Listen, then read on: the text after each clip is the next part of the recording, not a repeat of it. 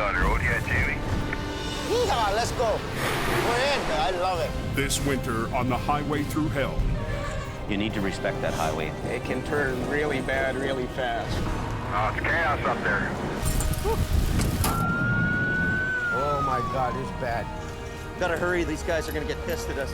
Close, there's no option here. Get going. Pressure's on.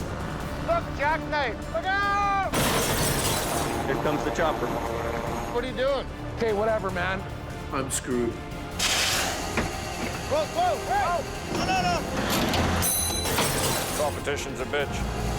Oh! Pretty damn good. No! It's his ass, not mine. Oh, that ain't good. Welcome to winter. In the rugged mountains of the Pacific Northwest, there's a highway like no other. Don't come flying down that hill. An unforgiving, white-knuckle ride. She was some slippery this morning, holy shit. Carved into some of the steepest terrain in North America. If you haven't traveled this highway, you don't understand it. Highway 5, Coquihalla. It's bloody dangerous. The chain plane's going up on the coast. Every day, thousands of truckers must run the gauntlet. The avalanche is hitting the road right in front of me. When the weather's good, the Coquihalla Highway is an engineering marvel. But when the weather turns bad, It's like the Bermuda Triangle of truck accidents. it's a highway through hell. And then it just went boom. Keeping the coke open takes an army of men and machines. When the highway shuts down, the world shuts down. And a last line of defense. 54-150. Davis en route. That's the big one. A fleet of custom-built heavy rescue trucks. Get out of there. Whoa, whoa. And a team Somebody's gonna tag somebody today. willing to tackle any disaster Watch out! the mountain throws at them. I don't think there's a record company anywhere in this world that can do what we do. Because closure is not an option. Winter's here and we gotta deal with it.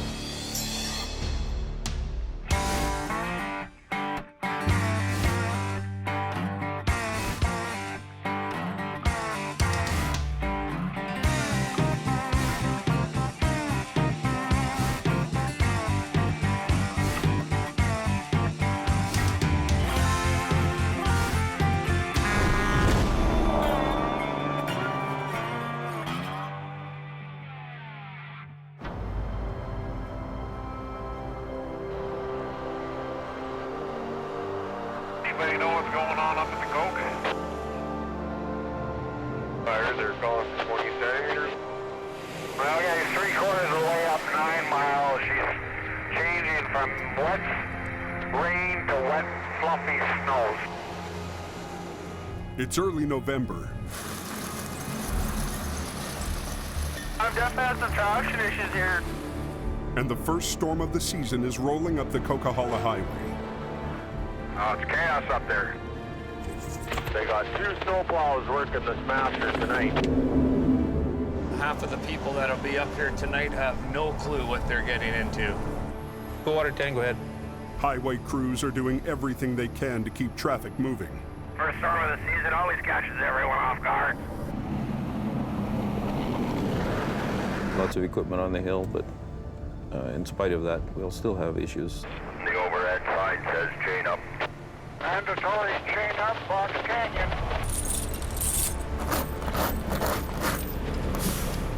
Snow's coming down so hard you can't see. The chain-up areas are backing up onto the highway. Get him on, don't send the truck!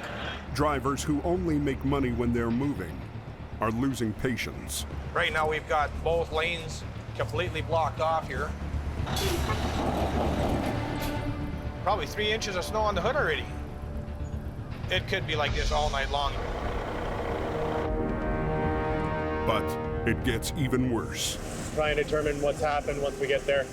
A semi has jackknifed just below the summit. Now we have hundreds of vehicles in the lineup because of this guy. Just getting up to the semi now. They're about a kilometer apart from the original crash. There's one truck that hit the ditch. Got trucks spun out all over the place. It's all plugged up. Welcome to winter.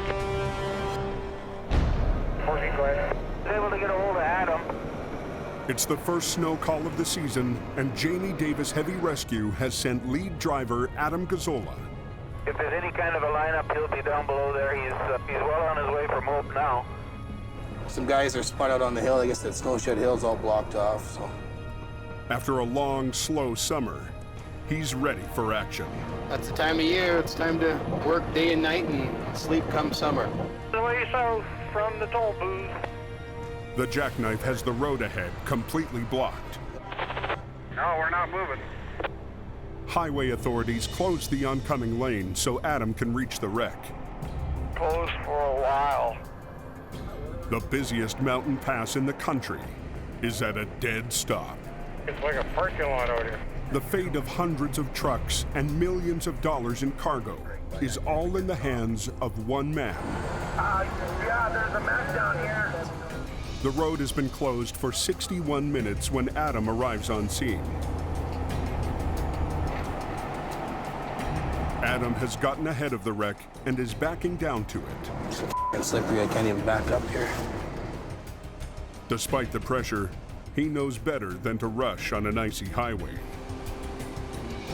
You just don't know the hidden dangers under this snow. Okay, see if you can make a hole for me there.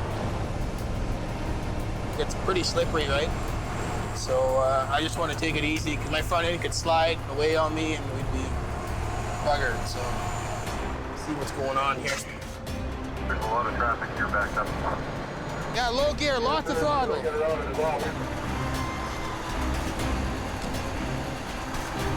What should be an easy pull-up turns into a tug of war with a fully loaded semi. You could blow a rear end or snap a dry shaft off. I think I'd be nice and easy with everything. Just have kind of a gentle touch. Lost the throttle, David, lost the gas. You have to help me, okay? So much ice here, I can't grab any traction. Patience pays off when Adam's chains bite through the ice and snow. Is this highway open yet? Just to advise, the Jackknife semi has been straightened out by Jamie Davis Towing and sent on his way. That's what happens when you drive through the highway through hell.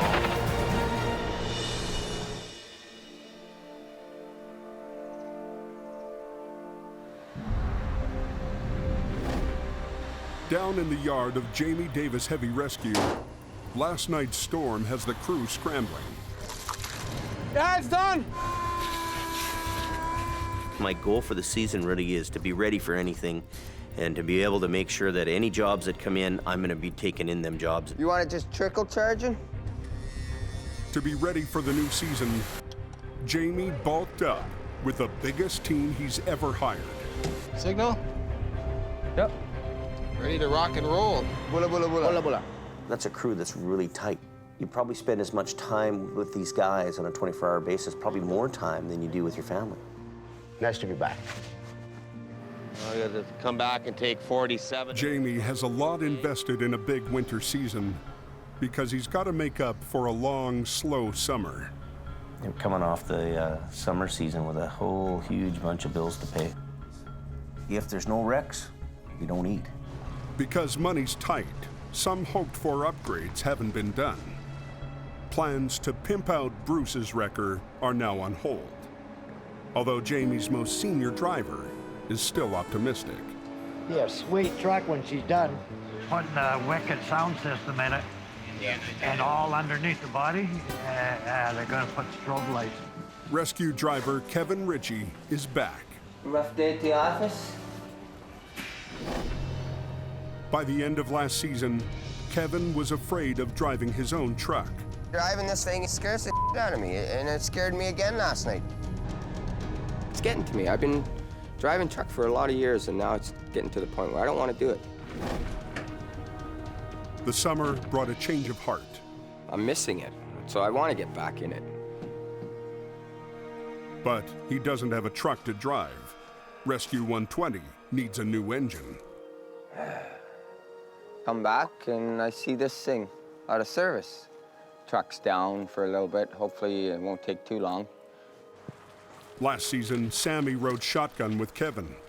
This year, he'll be riding in the Rotator. Or tell Jamie to get that, get that thing going quick, man. We'll get her going. I guess I'll be Adam's swamper, maybe. Yeah. Jamie lets me. Yeah. But Kevin's not the only one with his eye on that position.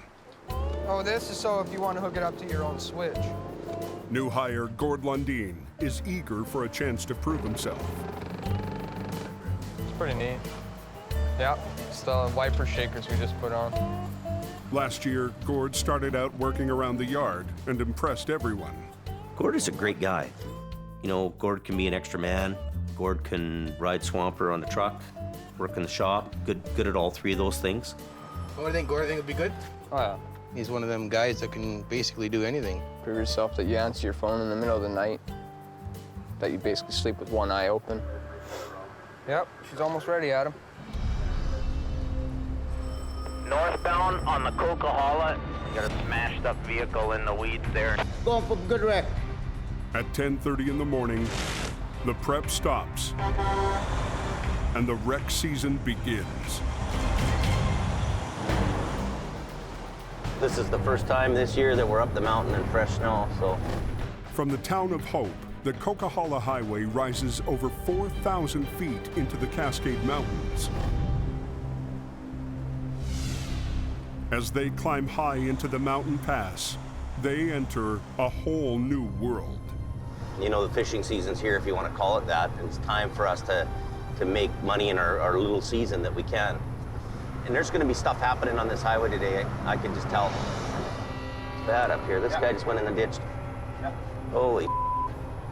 We've got icy road conditions, really what it is. I mean, you can't say anything much more about it. Look at this ice fog.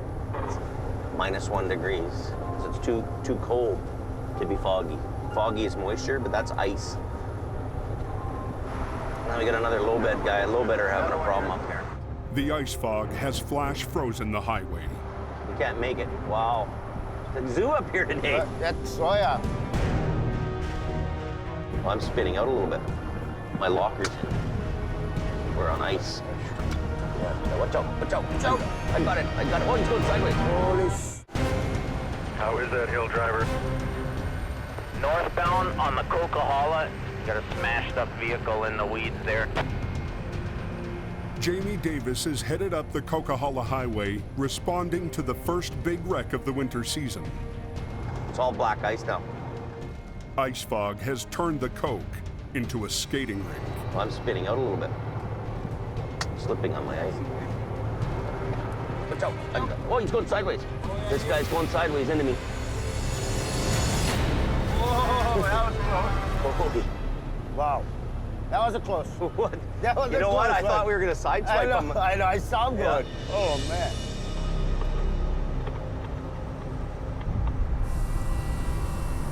That's our wreck right there.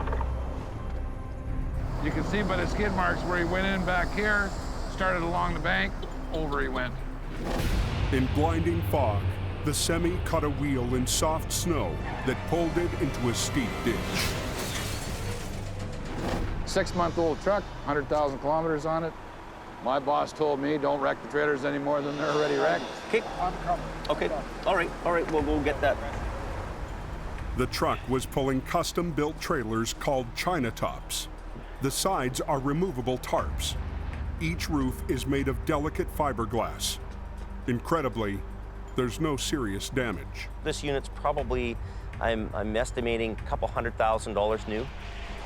And the truck belongs to one of Jamie's oldest customers. I have to make sure I do all the right things. We're not talking about some fly-by-night company here. We're talking about one of the highest-end trucking companies in BC. He wants to recover the trailers without causing another dime in damage. So the first thing we have to do is see if it's loaded or not. That's the first item in business. Recovering the trailers will be easy if they're empty. It's 2x4s, 4x4s. They're not. Holy moly, a lot of lumber.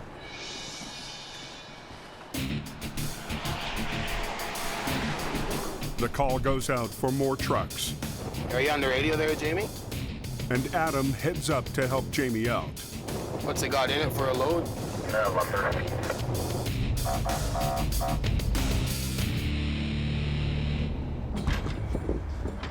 Okay, let it go. Okay. To deal with it. The trailers are filled with bundles of lumber, now on their side. See, the roof is intact on here. And likely, I mean, the extra cost of that would be bizarre if they had to pay that. So what you guys should do is right now, I'll get up there and move that part one way. Okay. I'm gonna opt to unload this trailer before we move it, because, you know, the guy's gonna say to me, the customer's gonna say, well, why did you just pull that over and wreck my side? And the customer doesn't want his trailers wrecked any more than they have to be. It's a tricky job, and Jamie's going to need help. So what I wanna do is get a stiff boom crane here. He's about 75 feet from the road or 50 feet from the road. And it's a little bit too far away for our rotator wrecker to reach to lift the load out. Turning over a job this early in the season is not easy. You know, the crane company's gonna take a good portion of the revenue from that wreck. So our company doesn't make a lot of money on that recovery job. An hour later, help arrives. Crane's here. With a long-reach construction crane. And we could get him to come right in here like this. A few minutes later, Jim Lasser and his salvage crew are on scene, trying to figure out how to recover the lumber. It's like a giant jigsaw puzzle. You take the wrong bundle out, they would fall over and go through the roof of the trailer and damaging the trailer, or worse, damaging a person if they're in between. I have to loosen one strap at a time, because if I undo these, they'll blow right through the roof of the trailer. Yeah, it's a bugger. Boom down a little bit then. We're trying to suck it tight, hold it, suck it tight, hold it, and then lift.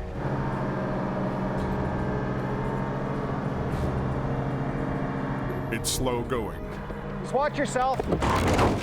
The bundles keep breaking apart. Don't loosen it. Watch your back. Oh!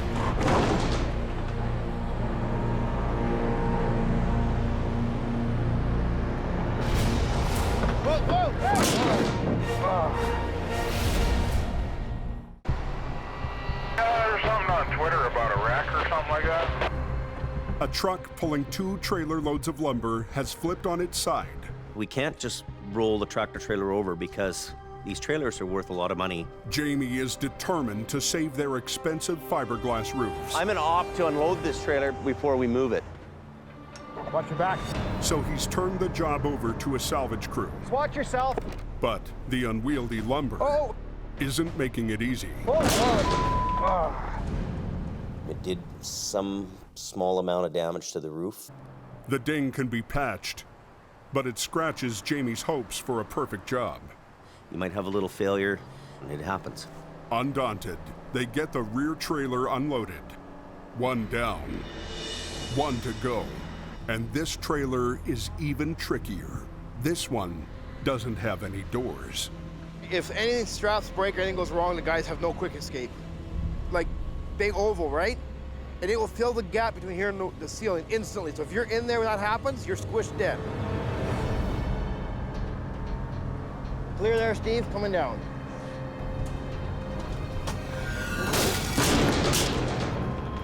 See, that's exactly what I didn't want to happen. Lucky nobody's in that gap there. Hello, Jamie. Can somebody get a hold of Jamie? Holler and get Jamie to come down here for a minute.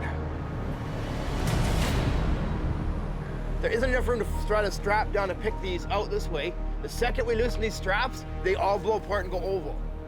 That's why I was wondering, if we put all the straps back on, could we tilt this back up onto its wheels? Jim wants to pull his guys out and flip the whole unit as is. I will sacrifice 100 roofs to save a person. Jamie still wants to save the trailer. So we could set all up for this whole thing and start doing the pulling and all the rest of it, and then have trouble. But at the end of the day, I'm the guy who's going to answer to the customer for whatever goes on. So I hate to say this, but why don't we just hand bomb them? Hand bombing is your last resort.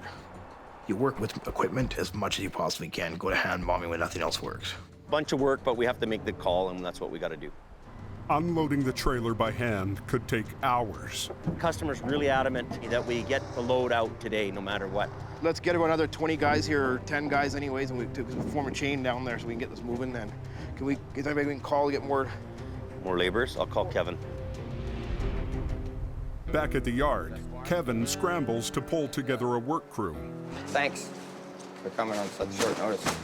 Short one guy, he tries recruiting Jamie's stepson, Brandon. I have more traffic on my clear descent. Last season, Brandon worked part-time for Jamie. This is a boring job. It's a cold job. It's depressing out here. Look at this place. But his heart was never really in it. Occupying myself as a tow truck driver for the next 10 years to 20 years? This season is no different. What are you doing? Hanging out. Jamie just called and he wants to know if you can go up there and help them guys. He knows I don't have any work gear yet. Well, you call him and you tell him you can't go. All right. Let me know before these people leave. I will. So you guys ready to go? Just waiting for bags, eh? I got a bunch of guys that are ready, willing, and able to go to work. And when I call them, they race up and help us. And then you got Brandon just, I can't go, I'm too busy, or I gotta go to the gym. To not have his work gear ready. All summer, he should have had it in a corner hanging up. I'm just phoning my mom right now to see if she knows where my stuff is. Hey, do you know where my work boots are and stuff? No, you don't? Okay, can you phone him because I don't want to tell him. It's Juliet Creek. Past the toll booth about just over 5 minutes. Okay, thanks, guys. Hey, Kev? Yeah. So, My guys are ready to go now. I phoned my mom, and she said, I have no work gear right now, and I can promise you this, that I will have my work gear on Friday. Okay. So you got 2 days. 2 days. Okay. Brandon, do I count on him? Not these days.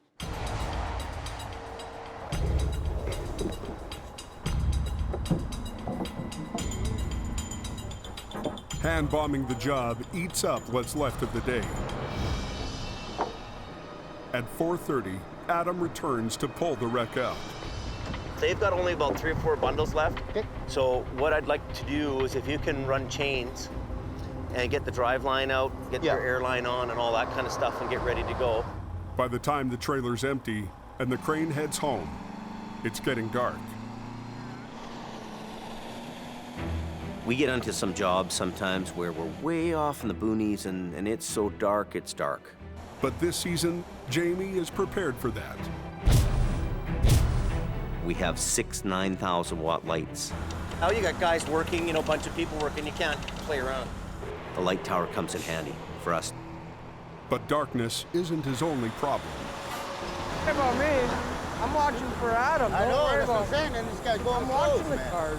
The roads are damp right now and it's starting to freeze up. So we don't want to be on the highway in case the road freezes and somebody panics and hits their brakes and causes an accident. If the road freezes, highway authorities will shut them down for the night. Well, we're just gonna run this deck winch to the back of the trailer and back. Need you to hold them cables up so I can back up. Take the hook with us. Okay. Because the trailers are on their side, they can't be disconnected.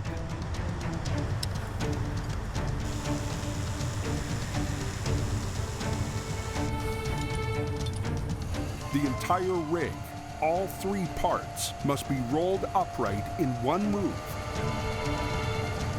without shattering the china tops.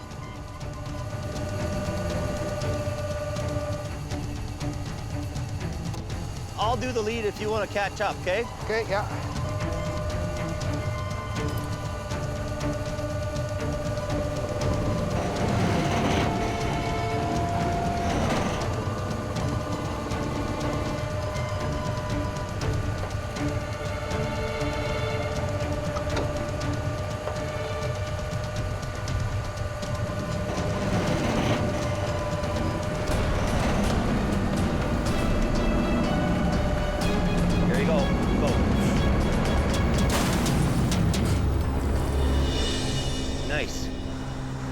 That went really good, eh? Oh, yeah. Yeah, I'm happy with this. Yeah, lucky that it boomed down.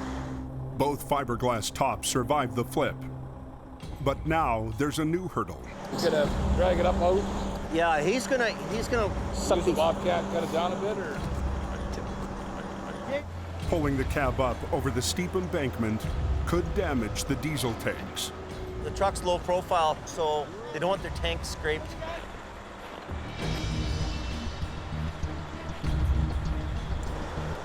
Maybe it's gonna be a little tough. That's always a tough spot, isn't it? Why don't I come in here and I lift this front end up and over for you? Okay, so what, you want to have 2 trucks on it then, or 1 truck? Yeah, you just stay there with you. You stay 2, right? You pull, and I'll lift it up at the same time as you're pulling, and I'll come with you, right? So I'll keep the front end in the air so we're not dragging it. Okay. And we'll try to get it in just up in here. I'm gonna back up a little bit, and I'm gonna cut her over here, okay? Repositioning the trucks means closing both lanes of traffic. Nobody, I just got all the traffic plugged, so go ahead. Okay, thank you. Now every minute counts. Eager to get the job done quickly, Jamie rigs his lines directly onto Adam's chains. It's not textbook, but it's fast. Jamie hooked to my same chains to lift the truck up so it would clear, and I was gonna pull at the same time. It was kind of a hokey deal. I don't like this. It's just stupid. Adam doesn't like it that there's 2 pull points on the same chain. He doesn't think it's safe. This is sketchy, man. No. Tell him to stop. You're not alone, man. We're frustrated. I want to lift. That's all I want to do, just to get it over the hump here. Jamie has had to shut down the Coke to pull a B train out of a deep ravine. Go a bit, a little bit. He's worried about damaging the diesel tanks. So he's rigged onto Adam's chains to lift the cab over the edge. Okay, tell him go ahead. Pull. It's not textbook, but it's quick. No.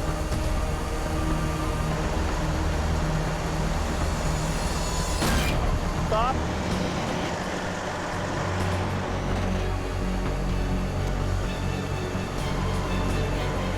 As Jamie swings his boom, it edges closer to the Rotator's new light tower. Stop. I gotta put the light tower down. Around, man. Holy. Let's put the thing down, we can pull it out. I'm gonna swing back this way a bit, okay? Get your cables off, just pull the thing out. You don't think it'll drag the fuel tanks, though? Nah. Wow. The lineup of traffic is quite long. Okay, tell him go ahead. Pull. You gotta hurry, though. These guys are gonna get pissed at us.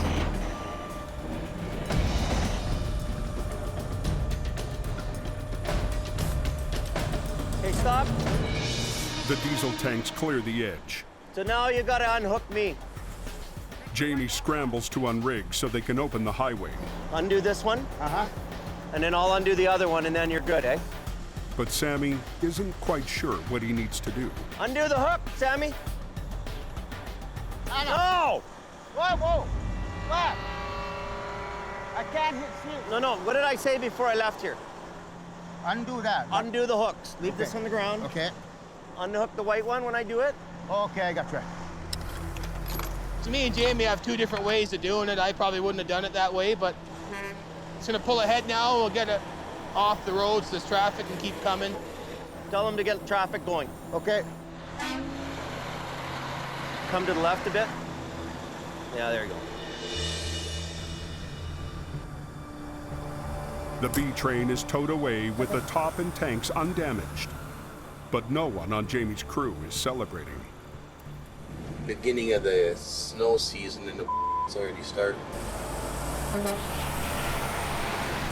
We were rusty after a quiet season. Turned into a bit of a show. Right now, we're not totally a team. And when you get out at -30, you need that team to function properly.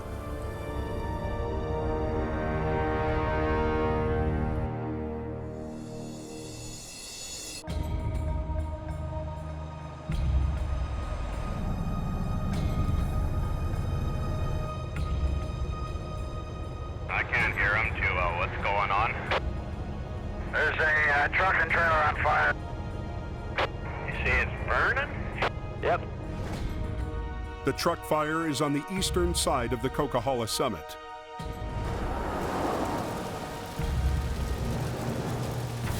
Well, what causes these? trucks to caught fire going off hill. That's very strange. Probably a fuel line or an oil line or something probably let go, hit the manifold, and up it went. The fire department hasn't responded because up here, there isn't a fire department. Keep your windows rolled up, probably toxic. Oh yeah, it's stinky up there. Oh yeah, it's stinky right up and over the top. By the time Adam arrives, the flames have spread from the cab to a refrigerated trailer filled with groceries. I don't want to get all dirty and stinky. Truck's burnt, the trailer's burnt, so that's a couple $100,000 there without the cargo. Looks like bottles of what?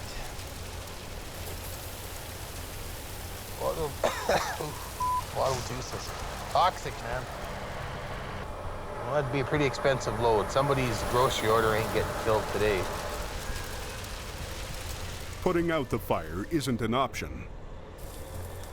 It's too cold to get a fire truck up there to put it out because it will just ice the whole highway up. Whew. Before he can move it, he'll have to wait for the fire to burn itself out. Yeah, well, we might as well get some traffic control here. Okay, you bet. This thing will burn well into the morning.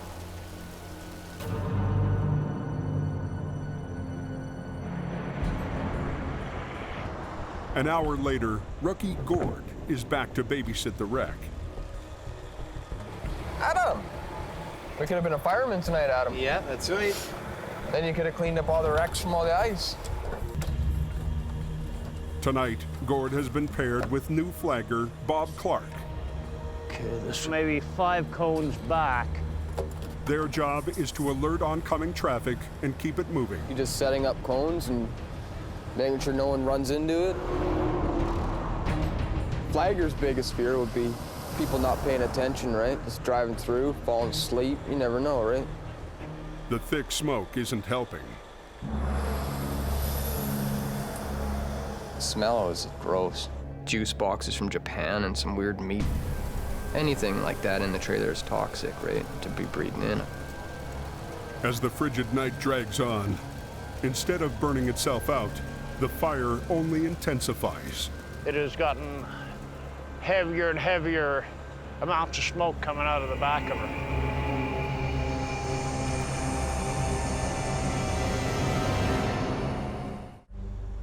Rookie flaggers Bob and Gord spent a long, cold night guarding a load of burning groceries. So they got the right 2 lanes blocked off.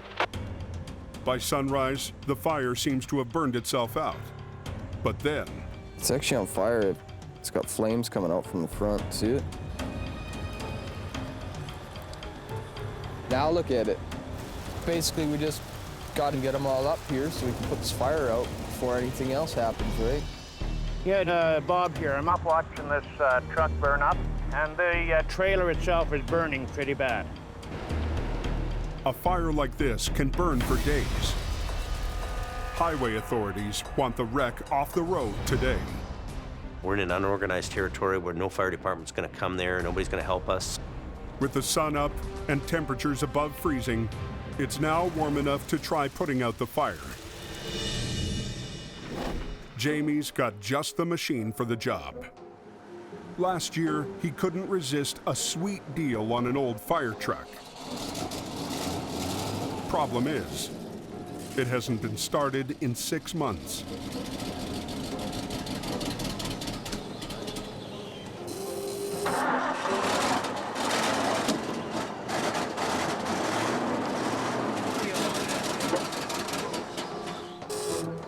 She's a cold one.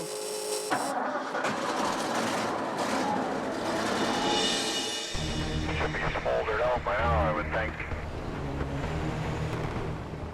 Adam is first on scene. Has the fire truck left yet or no? Oh, it's still burning away here. But Impatient to get things going, he decides to separate what's left of the cab from the trailer. Stinky, stinky stuff.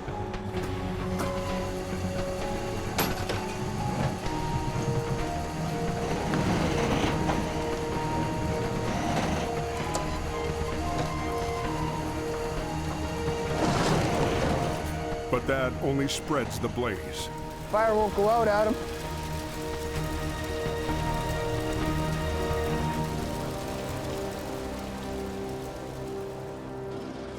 Down the hill, Kevin has managed to get the fire truck moving, but with 7 tons of water in the tank, it's slow going. No sense turning the lights and sirens on because everybody will be passing me anyway. But we'll get there. Up at the fire, Jamie arrives. His Rotator came equipped with a respirator and a fire suppression foam system. Can you help me with it? And this is a perfect chance to try it out. I need to turn the bottle on. Can you pour me some more hose?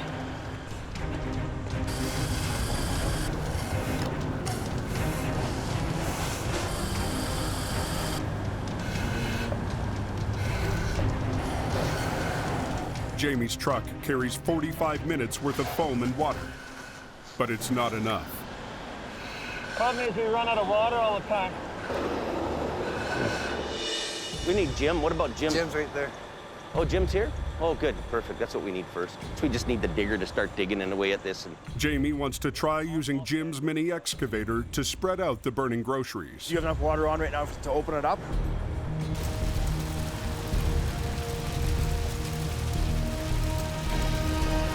I think we just start digging. Jim dives in and takes a crack at the fire, but it's a bit too close for comfort. So you're getting very, very close to something that's actually on fire.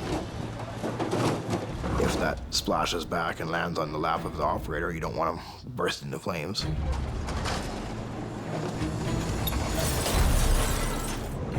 Right on the hill, too. Finally, the fire brigade arrives.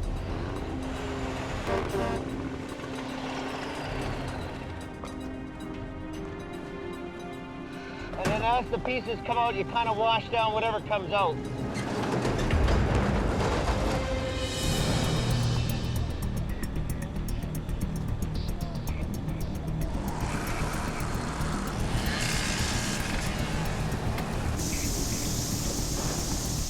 Isn't this fun? Oh! Right, I'm happy to be here. Get to play out and fun and drive my second best truck. If you can't come out here and have fun, then why be here? Traffic's now squeezed into a single lane. And highway authorities want a deadline for getting this wreck and Jamie's crew off the road. 4 o'clock, end of the day kind of thing. Okay. But the fire is still a long way from out. On a big commercial truck fire, you have to get an excavator, dig through the rubble, and actually extinguish every piece that's in that wreck. That's quite a task. As Jim pulls the wreck apart, he's slowed by a minefield of boiling juice bottles. Is that enough? He's got enough. You done? You know, basically all the little spot fires that are inside the trailer are out. Hardest part about being a firefighter, putting the hose away. Still got by though, right? The left lane's open. Where can we go on this? It's past 3 o'clock before enough of the fire is out to start recovery. Good to go. All that's left of the cab is a charred chassis. We're gonna bring it over this way. It needs to be hauled away on a flatbed, but it's in no condition to travel. So you have to be very careful how you load a burn job. They tend to have a bunch of loose ends all over it. Is it hanging over at all? And things want to blow off. I mean, you can't have a motor falling behind you and stuff's coming off. Pretty good. Chop saw this. Hey! Rubber! Rub! Rub! Robert! You gotta watch your sparks, man. Don't hit the truck. Go this way. That's right. What are we doing time-wise now? We said 4 o'clock. It's 3:42. He's got 18 minutes to figure out how to move a trailer that's been burnt to a crisp. Watch you guys back!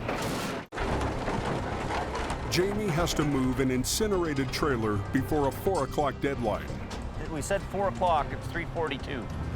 He notices that the back wheels are still intact. What do you think You guys chop saw this, flip this over like that, make a couple places for Adam to hook up, and tow it. That wouldn't be a bad idea. Could cut it all up and take it all apart, but the wheels are still good. Might as well just haul it home. They chop saw what's left of the trailer in half, and then stack the front half on top of the back. Beauty. But the airlines were burnt. The rear brakes are locked. The airlines are obviously burnt. You need air to release brakes. Truck brakes are powered by an air piston. It expands to release the brakes. Without air, the brakes close tight. The only way to release them is to manually pull the piston open with a caging bolt. So that's what we refer to as caging the brakes. So Rob's gonna do the front two. Last season, Oh, no. Rob struggled to prove himself at car towing. But I went to pull it out, though, and it wouldn't come. These aren't really made for lifting. I know, that's why I had to change. I had to change as tight as I could go. But this season, Jamie's giving him a second chance to find a place on the team. Have you ever caged a brake before, Rob? Yeah. Oh, Pretty big boy. Once in a while, I gotta throw him the odd hard job just to keep him motivated. around, man. Not working? No, man. I've been under them trailers a gazillion times, so I'm old and I'm the boss. I don't have to go there no more. I'll just pull the pins and pop the pins out. Give me a chop saw, man. This is When all else fails, he chop saws through the push rod. It's kind of like the last resort that we would do. And it wouldn't go in, so I just cut him. Like my knees are soaked. I can't even feel my kneecaps. Really? Yeah, they're numb. With traffic backing up, Kevin jumps in to get the last brake unlocked. He's having a hard time too with this one. I had the first one.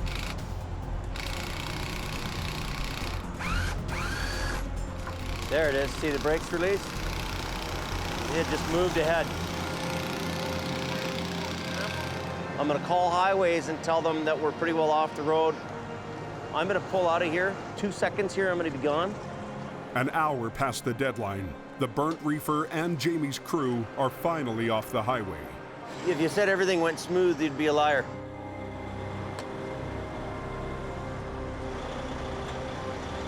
We just barely, got away with, by the seat of our pants on this job. You never know what you're doing in this business. So you don't know what it's going to be like. You have no idea of your income. You have no idea what your workload's going to be. You have no idea what the weather's going to bring. It's as good as going to Vegas.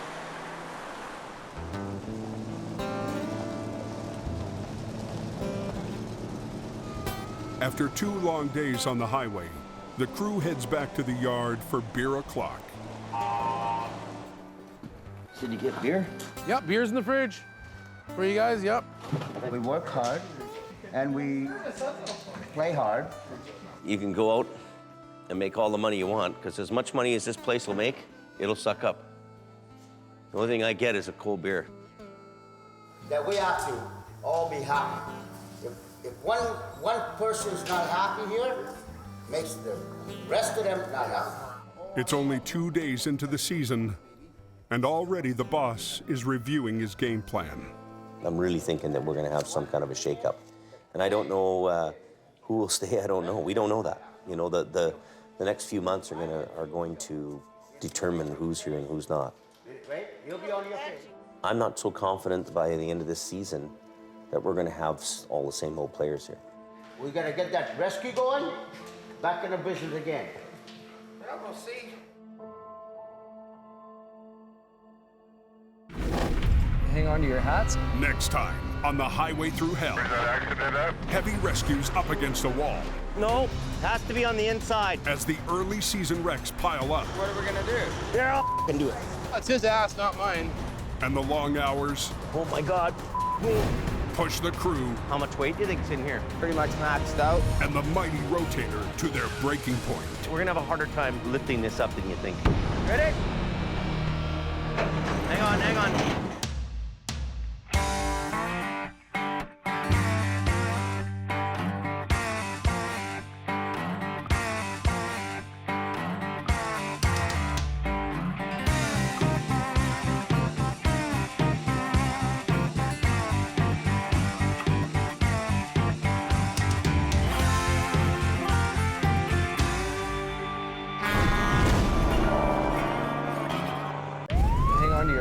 This time, on the highway through hell. Where's that accident at? Heavy rescues up against the wall. No, has to be on the inside. As the early season wrecks pile up. What are we gonna do? Yeah, I'll do it. It's his ass, not mine. And the long hours. Oh my God. Push the crew. How much weight do you think's in here? Pretty much maxed out. And the mighty Rotator to their breaking point. We're gonna have a harder time lifting this up than you think. Ready? Hang on, hang on. In the rugged mountains of the Pacific Northwest, there's a highway like no other. The Coquihalla is an engineering marvel. But when the weather turns bad... Look out! It's like the Bermuda Triangle of truck accidents. Keeping the Coke open takes an army. When the highway shuts down, the world shuts down. And a last line of defense. Jimmy Davis en route. A heavy rescue team ready to tackle any disaster. Because here, closure is not an option.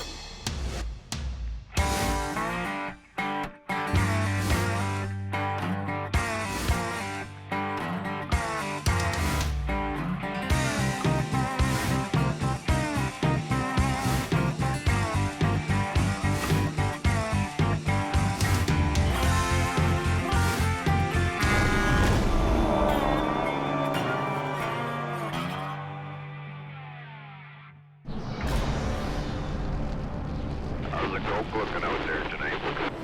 Whew. Wind's blowing so hard. She's stored really good on the hill. Compact, snow, ice. Yeah, it gets pretty nasty up there. When they get snowing up there, bad things happen. It's still early season on the Cove. We're just going to head up a little bit further up the road here. Despite the bad road conditions, some drivers can't resist putting the pedal to the metal. Look at this guy. He's going way too fast for the road conditions. That's how accidents happen. I give you a ticket for $167. Go ahead. Police have launched a crackdown on speeders. Here we have a vehicle. He was doing 95 kilometers an hour. 22's 1011 BC marker. These road conditions, you should not be driving that fast. There's an accident up there. And almost on cue, at 8 p.m., the mountain claims its first vehicle. Hang on to your hats. So right now we're just traveling to a single vehicle crash that's occurred about 3 kilometers south of the snow shed. We got a snow layer on top, which is really treacherous. Right in Avalanche Alley. Half the highway is blocked by this freshly flipped SUV. His tire is missing. The occupants were unhurt and kicked their way out before help arrived. I believe they must have undid their seatbelts and again come out the front windshield. As we can see, it's popped open. Don't drive the Coquihalla. Just don't drive it when it's like this. We're in the middle of that friggin' snowstorm. Not very much fun. Down the mountain, word's out that the Coke is a mess. Truckers coming from the west face a tough choice. Looking a little rough tonight. They can gamble on the steep, slippery Coke, or take a back road. Well, it's decision-making time. There's only one way to go, man. There's number 3, that's it. Number 3 is in pretty good shape. Well, I'm going Highway 3. Highway 3 is an older 2-lane that snakes through the mountains to the south. The 3 seems like a safe bet, at least this stretch. But an hour and a half east of Hope, nasty little climb, there's a jackknife. Traffic has just ground to a dead stop. Apparently they've ordered a tow truck or something. Jamie Davis's lead driver, Adam Gazzola, is on his way to reopen the road. Adam, you have a safe one. Yeah, you bet. Have a good day. Yeah, so what are we gonna do with the highway closed? I guess you have no idea how long it's going to be closed, eh? On what time the tow truck gets their drivers, that's when it'll be open. Takes you an hour and 25 minutes just to get up here in good weather. The roads are pretty so I was going to take my time here and make sure we get there safe. Oh, I just lost a wiper, man, I tell ya. The delay doesn't go unnoticed. How long ago did Jamie Davis go by? Not a soul in sight. For Adam, this is turning into one of those nights. Everything just kind of comes crashing down at once. Trucks breaking down, you're tired, and people screaming at you because you're taking too long. It's like, what else can go wrong, you know? With Jamie spending more time in the office, Adam has had to take on more wrecks. Well, there's not really anybody else here to do the work. So I just keep putting this business first in line. Over on the Coke, Ken Monkhouse is patrolling for cars in trouble. I did 5 tows on Friday. You can make a good living doing car towing. You just have to do it properly. Ken started working for Jamie last season when he traded big city towing for life in the mountains. It's not like you're going to work and you're making 20 bucks an hour. You're getting paid commission, so gamble didn't pay off. If this was a lottery ticket, we'd be throwing it in the garbage right now. Icy, icy, icy. After a rough start last winter, he's feeling confident that he finally has the Coke figured out. I'm hoping to do about 40 grand this winter. And I'm just gonna go out and do whatever it takes to win it. Back on Highway 3, Adam arrives at his wreck. You're back at it again, eh? To get into position, he needs to turn around on the narrow highway. Wrecker's backing down to him now. I'll be a couple minutes. And 50 of us stuck there because the roads were all closed. I think the Earth has done 2 revolutions since we've been sitting here. How about thanks for showing up, eh? Adam, you having fun yet? The tow truck is up there. Adam gets his wrecker in position and wastes no time rigging up and starting the pull. Just sitting here waiting for this road to open. Just keep her in low gear. Just help me out lots. I'll see if I can just drag you up, okay? Is this highway open yet?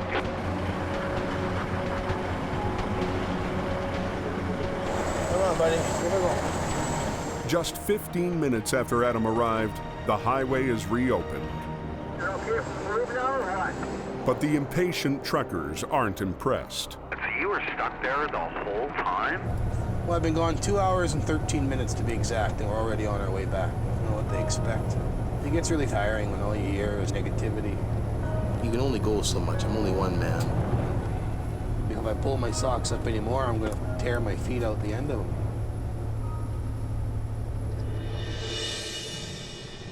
Back on the Coke, Ken responds to a call to rescue a 4x4 that's stuck in a snowbank. Yeah, no, he's got it. A rival tow company has beat him to it. But the young driver seems unsure what to do next. Hey, buddy! I'm a little outgunned here. Hey? I'm a little outgunned on this one. Yeah? Yeah, you want to pull him out the way you went in? Try and stay as close to it as you can. Yeah. And then we can go from there. I'll give you a hand, I don't mind. The 4x4 is jammed into the wet snow.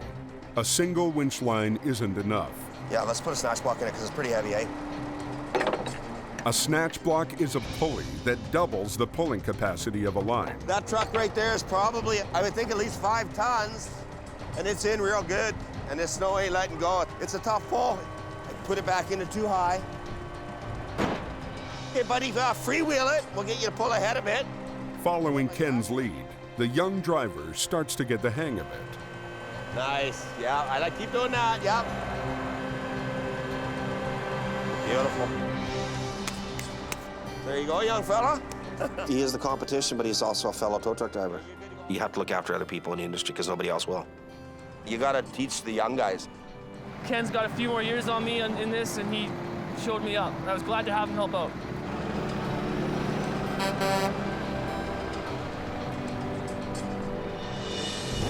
Meanwhile, on Highway 1 west of Hope, Jamie is called out for a semi that's found itself in a tight spot.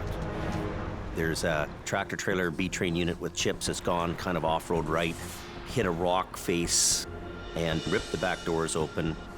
The rear trailer, called a pup, is stuck in a drainage ditch. Before they can tow it, we're hooked into the main frame. Jamie needs to lift it out with a rotator.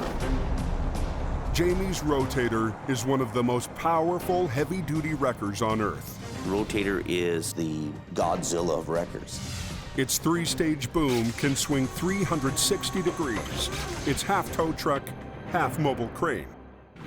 So we've got to lift the pup trailer, load it up, and put it over here. I'm gonna back up on the back section and deal with that. Yeah, we just need to have a closure in this lane. I'm all hooked up, ready to go. I gotta get out in the lane here a little bit to lift, right? So yeah, we're just waiting for Bob. Just up the highway, Jamie's new flagger, Bob, was sent to drop flares and shut down the lane. You've been gone a long time. Think Bob's okay? Kevin decides to find out what's taking so long. Drop it on the ground. Put it on the ground? Oh, yeah. Okay, let's hold them. No, don't hold them. Drop them on the ground. Do you have a chain and cinch, Adam? Before the trailer goes anywhere, Jamie wants the back door secured.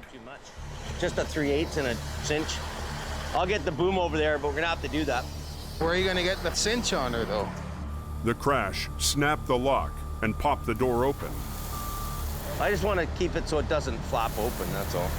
Nowhere to load in here, like. But there's no place to attach a strap. Jamie lifts the back end of the trailer away from the cliff so they can reach the far side. Can we do something with that now, do you think? I don't know what you're really gonna... Well, no, I don't want to try to shut it. I just don't want it to pop open anymore. Keep sliding, what am I gonna do with it? I'll hold it, but... We could use a bungee cord, maybe. No, it has to be on the inside. Like, we're wasting our time. He was just focused on getting that door secure while the door wasn't going anywhere. We could have had it off the road by now. After 10 minutes of trying, the door is still open. What are we gonna do? But Jamie won't give up. Obviously, there's got to be something we can do here, you know? Get up top and run it from up there. I can't get up there. Let's just spend another 10 minutes and do it right. I don't do heights. But I will. I'll go up top, so you don't have to worry about it. I was getting frustrated with this thing, like, how can we have 3 guys here and we can't strap a back door? But on a dangerous highway, a little frustration It's his ass, not mine. can lead to big trouble. Oh my God. I'll go up top. Frustrated that his guys can't secure a jammed door, We're wasting our time. Jamie takes matters into his own hands. Give me this end.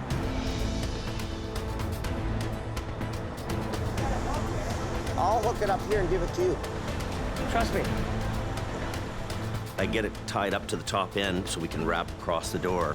Maybe go through that, down into the frame.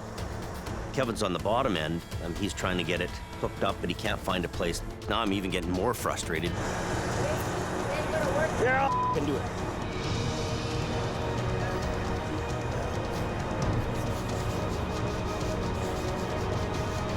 Oh my God.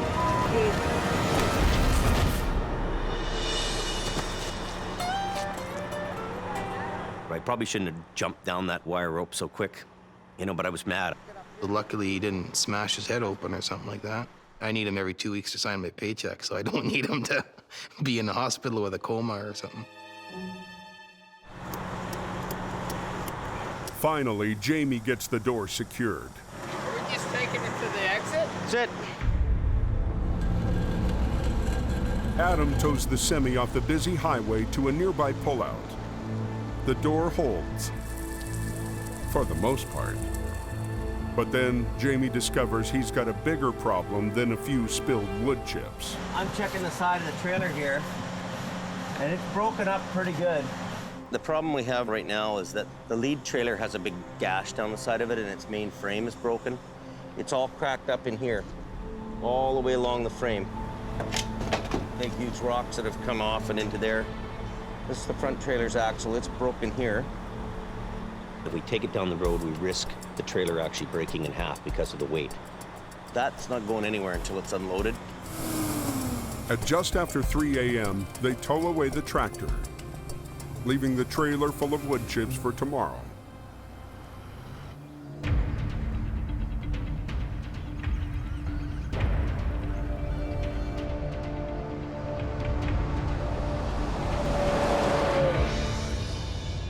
This season, Jamie has put Ken Monkhouse in charge of the car towing division.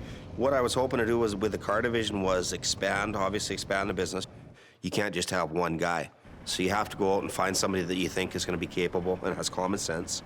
You have to train people. You have to take the time and show them the proper way to do it. Today, he's picking up a used one-ton tow truck that Jamie's bought for his stepson, Brandon. So this is going to be his truck. So we'll give him one that's not so nice, and if he smashes it up, then we won't cry as much. I think Brandon will be fine. We just have to give him lots of training, that's all. He gets a pretty rough ride around there sometimes. So we got to give the guy a break, give him a hand up.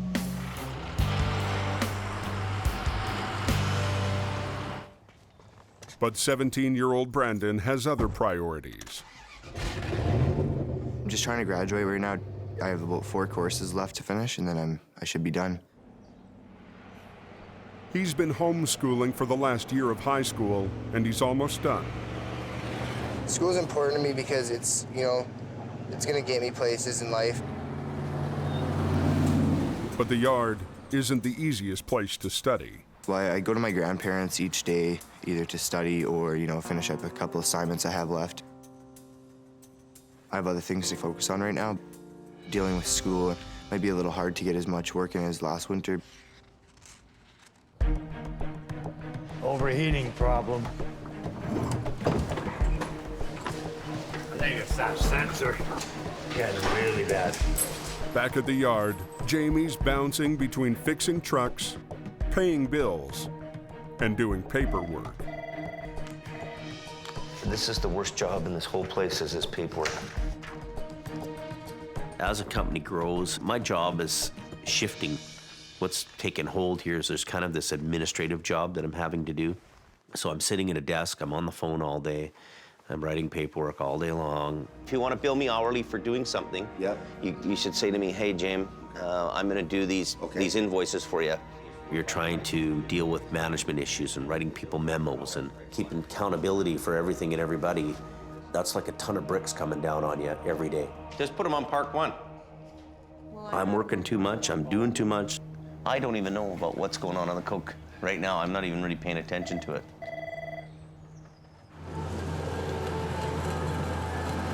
Over on Highway 1, Jim Lasser and his salvage crew are unloading last night's wood chip wreck. This trailer's ready to be moved, but it can't be moved with the tractor. It has to move with the tow truck. The far corner hit the rock face and it's bent down too far. Jamie has sent Adam to pick up the trailer. But when he arrives, nobody is quite sure what the plan is. You think it'll tow to Kamloops like it is? I didn't think it was going to go to Kamloops. Yeah, Jimmy said to me they want to take the cargo to Kamloops and dump it up there and bring it back and take it for repairs. Yeah, I don't know what the hell to say. Who's running the show today? I don't know. Pulling Jamie up. $48,000 basically out of our bank account. And when you have those kind of bills and those kind of costs, Jamie Davis Towing. Just wanted to confirm what the plan is on the pup trailer. I haven't heard anything. When you get called out, you should be able to go there and do the job and have everything that you need to do the job. It doesn't make us look very professional. For now, Adam decides to tow it back to the yard. You roll it ahead, we'll clean the chips off it. Okay, I'll pull it ahead here. But he's barely moving before there's another holdup. One wheel still locked. The brakes on the lead trailer still haven't been unlocked. Go down the road to that, DOT will pull me over. Is this tire been here yet? Nope. A local tire company was supposed to come and unlock the brakes earlier this morning. Has anybody even called that we know of? No idea. This whole job's been a bit of a cluster since we started, an hour late. What does Jamie want me to do? A waste of time. I'm taking off out of here. I think I'll just leave the thing here till tomorrow.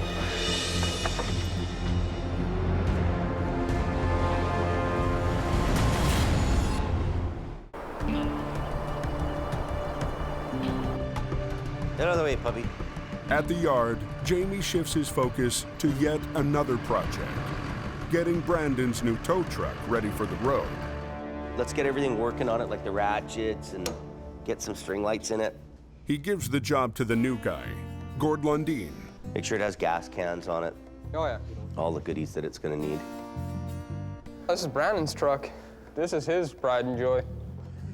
That's what they say, but I don't think he'll be driving it, though. I think it'd be good for him to learn on it, if he wants to learn. I've never had anything handed to me. I'd have to work for everything I wanted. I mean, I've been working since, what, 11 years old. Look what he has, look where his parents are, look where he lives, look what his parents do, right? But some people just don't want to do stuff like this, right? Well, I don't know how to tow or I mean, I'm willing to learn. I'll do whatever. If someone wants to teach me, I'll learn.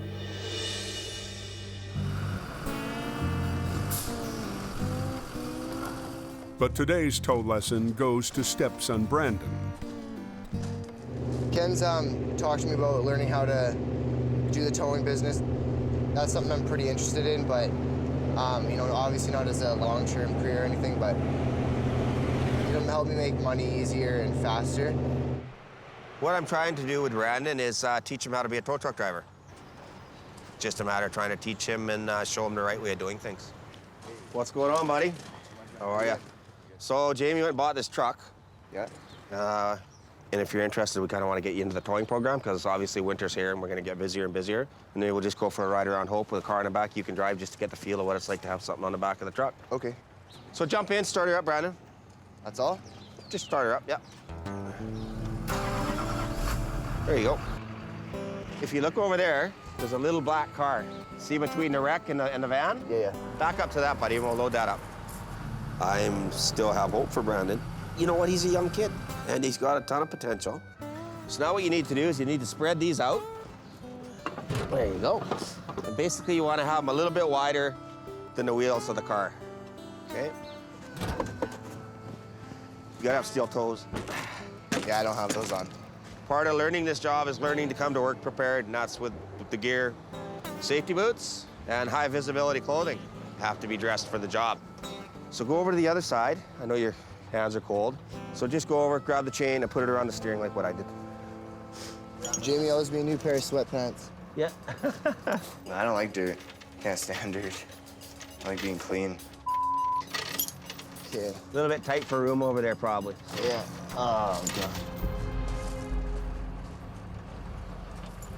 You know what? You know it might be a little. That, this is like $200 worth of clothing. That. I'll show you some. No way. Anyways, you got the idea. You can't be driving that truck like that. You gotta have work boots on, you gotta have coveralls. You can't be in there doing the job. So go get geared up. If you're going for a ride with him, you gotta have the right stuff. And you're like you're on your way to the gym. You have to have coveralls, work boots, and look the look. Have you got your coveralls at home? I don't get paid enough to do that. Let's go. Yeah, if Jamie says we can't go, we can't go. I'm not gonna go at all then. You don't have coveralls at home? No, I don't like. I don't get paid enough for this kind of. So.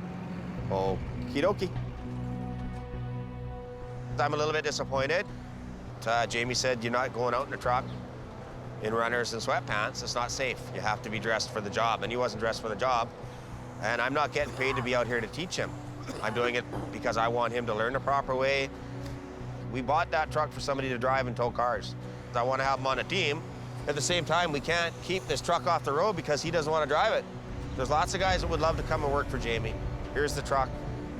We need somebody in the truck. Yeah, roll over. Yeah, some guy there flopped his can. Just as the day is winding down, Jamie gets a call. In a normal person's world, it's the end of the day. For us, it's time to get to work. Everybody's pretty well rolling to this. No Brandon, not available. I'm not answering his phone. Get a rack up there on the street. Tonight was supposed to be Adam's night off. I actually had some plans made. I was gonna take my wife out to the movies. My family, they sacrificed a lot for this job. I could just turn the calls down, I guess, but I'm always scared that I'm not gonna be able to make ends meet. Instead, he's got a date with a flipped semi on Highway 3. Duty calls, you must go.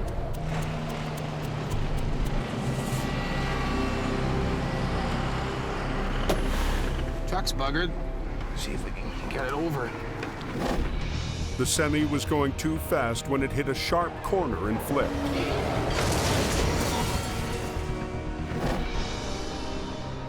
These containers can really be deceiving. You don't know. Could be loaded really heavy, could be loaded lightly. We don't even know. How much weight do you think's in here? Well, I would say it's probably pretty much maxed out. That's a bit of a touchy deal. Think so? The flip trailer is called a C-can. It's made of two parts, a rolling chassis and a box.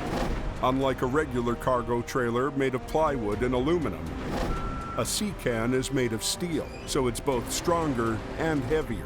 You know, it could be a loose load in there, maybe the load shifted, and he's probably got, I'm gonna guess 60,000 pounds in there, something like that. So, maxed out. If the C-can is fully loaded, even the Rotator might not have enough power to lift it. we're gonna have a harder time lifting this up than you think. I think what we should do, Adam, is I should be in the lane, and I think I want you to give me a hand lifting it up on this corner, right? Just to give us that extra lifting power, okay?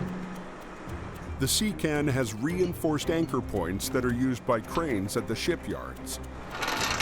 They're also good for attaching winch lines. So you see there's a total of 6 winches. So we're gonna use the 2 main lines to lift, and we're gonna use the 2 smaller ones to let it down, and we're gonna use these back ones to pull the tractor over. The Rotator's 2 main lines will lift the topside, while Adam's wrecker helps lift it from below. Jamie's other winch lines will catch the weight of the tractor and trailer as gravity takes over. Got them closed down? To do this safely, they need to totally shut down the highway.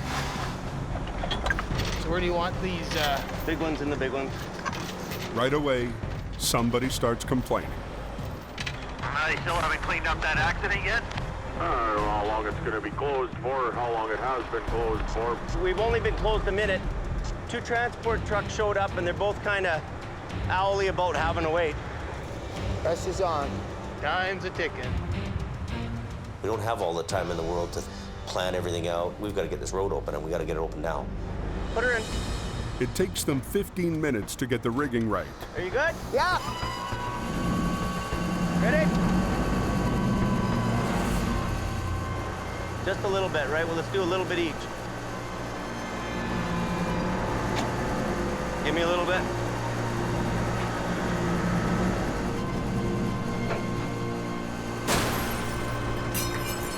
Hang on. But less than halfway through the lift, Jamie spots a problem. The C-can is top heavy. There's a real issue here. And Jamie is worried he's about to lose control of the load. We're pushing the envelope here. It's a big risk working with a load that has a high center of gravity. Once the roll starts, it can be nearly impossible to stop it. Once you've got that big weight up there in the air, there's no going back. Hang on.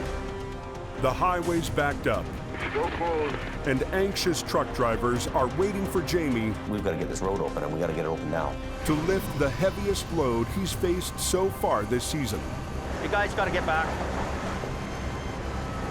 It's pushing his Rotator to its limits. Letting this thing down is the problem. We don't want this thing to come crashing down. It can do a lot of damage, right? He's worried that he'll lose control of the top-heavy C-can.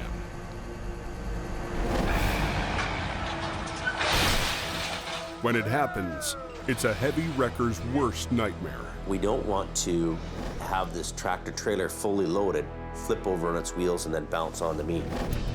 Despite 2 wreckers and 8 winch lines, it's not enough to hold the weight back once momentum takes over. You actually have to get off, because it'll take you sideways, right? So undo yours. They want to carefully ease it onto its wheels, but that will require a re-rig. You know, to be nice, keep that chain on and go down low. You control it. Put your boom in and down, 2 lines. Instead of pulling up, Adam rigs his cables down low, ready to hold back tons of momentum.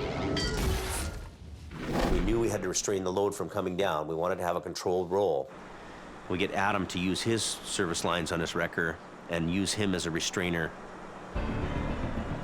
Ready? Want me to keep tension on them lines? Yeah.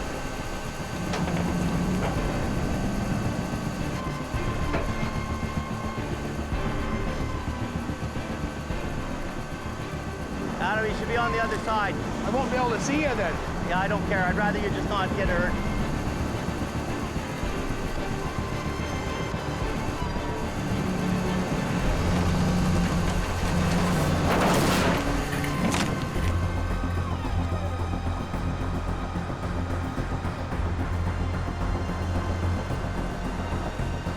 Go, Adam, let him go.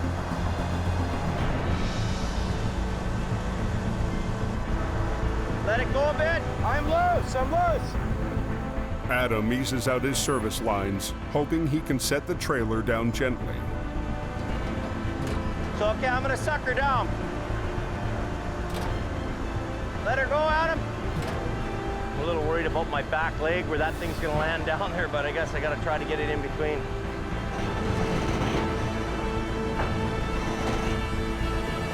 Good, Adam. Pretty damn good. Whew. You okay? That was nerve-wracking, eh?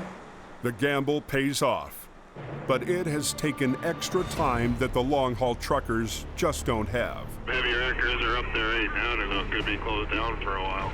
Now we've got to get it off the road as quick as we can because we've got traffic backed up. Can you get up top and unhook? The heavy rescue crew scrambles to get the web of winch lines unhooked. I can't get up there, Jamie. Yes, you can. I don't do heights, that's my problem. For the second time this week, Jamie has to play acrobat. Drop it. You're not going to catch him.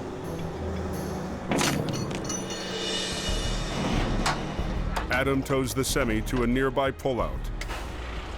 The brakes are dragging, but he can open the road. And traffic finally starts moving again. That actually went pretty well, eh? Yep, nice. Get home for beer o'clock. Traffic's back open, running. The whole tractor trailer's off the road. All they need to do now is tow away the wreck. Up, up. Okay, it's all yours here, big boy. Adam unhooks the damaged cab to tow it away. Outstanding. Jamie brings in his own tractor to haul the sea can to its destination. But they don't get very far. The container shifted over. Look at that. It's rubbing right on there and it's smoking. And here too. I just put 8 brand new tires in this truck yesterday. More cost, more expense. I haven't even paid for those tires yet. Well, should have done a walk around. When the heavy sea can flipped, the trailer frame underneath twisted and is now bent. We thought we could get away with just getting it back to the mill because he wasn't far away from the mill. But now it's got to be unloaded here. Watch yourself. Any hope for getting home for beer o'clock is now gone. What we're going to have to do is come back, lift the container off, put it on a low bed. Jamie must now spend the night planning for one of the most difficult and dangerous procedures in towing, a deadlift. That's a huge, huge lift. The exhausted crew heads home, knowing that as tough as tonight's recovery was, tomorrow's will be even worse. Well, I might take tomorrow off. I got to see what the weather will be like, and if there's no snow in the forecast, I'm gonna take off and do something. Go see my movie, yeah, maybe. As usual, I probably won't. I'd rather make money, I guess.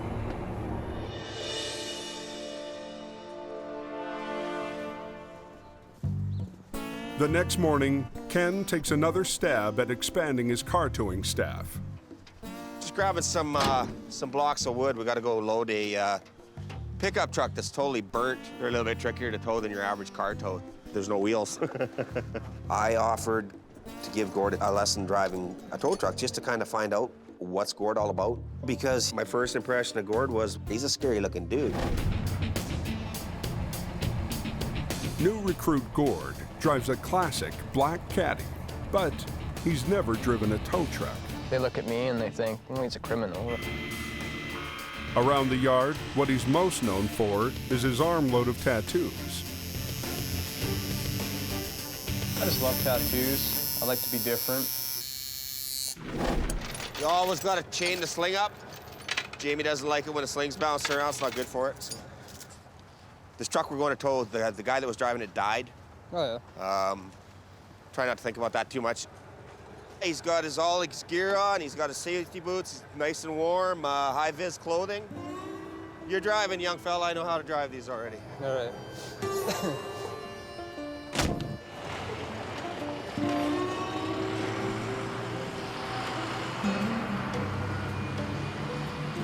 Gord's a quiet guy. He doesn't emote much. He doesn't have a lot to say. Gord doesn't need to say anything because I'm teaching him. He's not teaching me. Stop. Go ahead about 1 foot. Right there. Normally, you start them out easy. I took Gord on a job where somebody had died in a vehicle. It had set on fire. It had no wheels, and it was at the police detachment. So no pressure there. This is called doing a chain lift. It saves your sling belts. If you got jagged metal or whatever, it's all sharp. It doesn't cut these belts. Okay. Lift it right up, though, because now we're going to have to block it up to get the dollies under it. About there? That'll work. They just lock in there or just sit in there? They sit in there, and then when we lift it up on the bars, the weight of the vehicle holds them down. Lift it up quite a bit more. I'll tell you when to stop. Stop. No. If you want to pull ahead, and then I'll close the gate. Yep. It's looking good.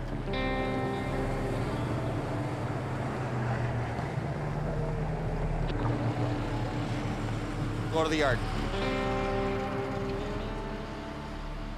When we got the vehicle here and we reversed the process, he remembered how to do everything. Yeah, no, you're doing good, Gord. I'm real impressed. I didn't have to do a thing basically other than just watch him unload the vehicle. So that tells me that the guy's got mechanical knowledge and common sense. Now you know how to tow burnt vehicles on dollies. I figured it out. He's an awesome teacher. You should be a driving school instructor for tow trucks, right? Good job, buddy. Thank you. You did good. I come to the conclusion that if Gord wants to be a full-time tow truck driver, I would gladly have him in the automotive division. Got high hopes for you. Thanks a lot.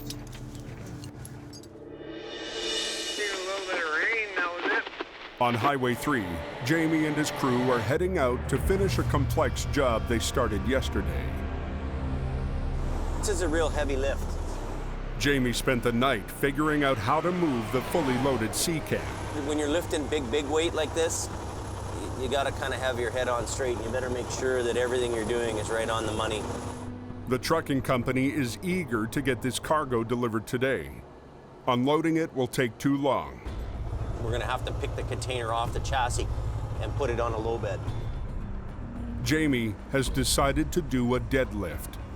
What can go wrong? Anything can go wrong. If I destroy the truck and it's my fault, it becomes my nickel. You don't want to have anybody hurt. We don't want to have any issues. I don't want my wrecker to be destructed. Jamie estimates that the C-Can weighs well over 36 tons. In a perfect world, with its crane arm completely retracted, the Rotator can lift twice that much. When you're lifting that kind of weight, you want that boom to be in as tight as it can be. You don't want it sticking way out. Okay. But because the C-Can is so large, Jamie needs to extend the boom, and that cuts the lifting capacity of his Rotator. We're estimating we're gonna be 6 to 10 feet out from the truck. He has to make sure he gets the math perfect. When you're gonna do a really heavy lift like this, we gotta make sure we're right within all the charts and the safe working load limits of everything. This crane has to be at 30 degrees in order to reach its maximum performance. There's an angle indicator up there. It's telling me I'm at 40 degrees right now. So we're gonna get her back down to 30 degrees. If we were dealing with a little bit less weight, might not be so critical, but when we're doing a max lift like this, we gotta make sure. If you have any weak link in this chain or any component that doesn't meet capacity, that's gonna be the failure. And the failure is gonna kill somebody. Every link matters. Even the chains. So we're talking about grade 100, and our working load limit is 26,000 pounds. So 26 and 26 is 52. It's not enough.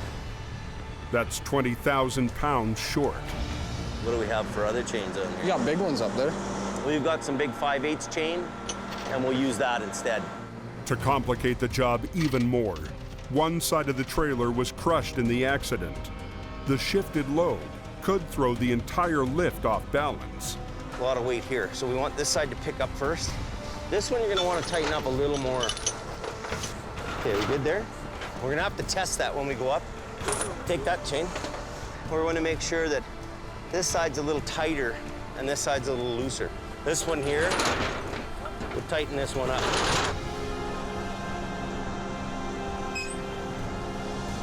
With every detail checked and rechecked, it comes down to Rotator versus C-cam. I'm gonna suck the boom in and get ready for the lift. That'll be the moment of truth. Okay, are we ready to go?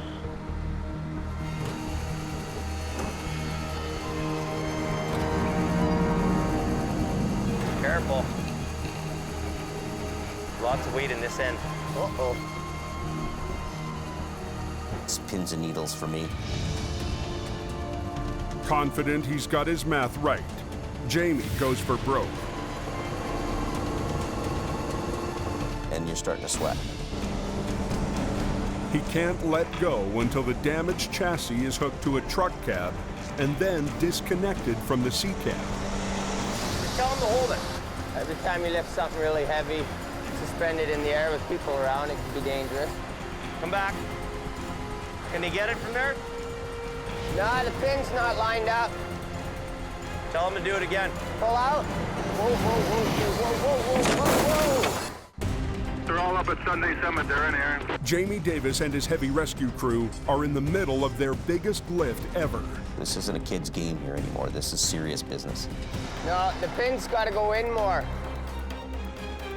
Jamie's under pressure to get a 73,000-pound C-can back on the road. We went too far. The Rotator has the load suspended, so a new tractor can drag the twisted trailer frame free of the container. Tell him to hang tight. Hang on.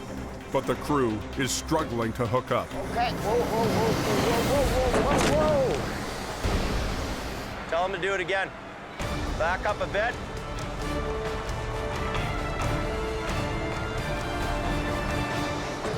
Okay, you're good, buddy. Do the landing gear. Up? Yeah. That's good enough, just to get it out of the rig. You want him to go? Okay. Now I got goosebumps when that weight's all hanging there like that. That's a lot of weight. I'm pretty impressed. If the Rotator's boom fails now, it would total Jamie's truck and the container. Twisted that container is. With the trailer gone, the container hangs more than a yard above the ground. Are we ready? While they race to back the low bed into position. Coming back. Try to get it right on the money because I can't swing it. This is the scary part. Whoa, whoa! I tell you, when that thing's that high in the air and it's that much weight, I want that low bed under there and I want that thing down as fast as it can go down. Okay, I'm gonna come down. I'm stressed out. I'll be happy when this job's over. That sound of those cables stressing out like that. I don't like that sound. Too scary. good here. You think there? That's pretty good. Yeah! What would Sammy would say? Take it and go. And I was so impressed. So I was like, wow, this is the biggest lift that this truck's gonna do. I bought the meanest machine in the world. It's finally had its calling. For all the frustrating jobs this season, Jamie finally gets to chalk up a full-out victory on the highway through hell. Next time on the highway through hell. Nightfall coming on. Coming down like crazy. We're supposed to be getting 60 centimeters of snow tonight. A car, a semi. Was dragged from almost a mile. Hold up! A terrifying ride. Hold that. A blizzard of wrecks. Look out! Sends heavy rescue Dirty. to the brink.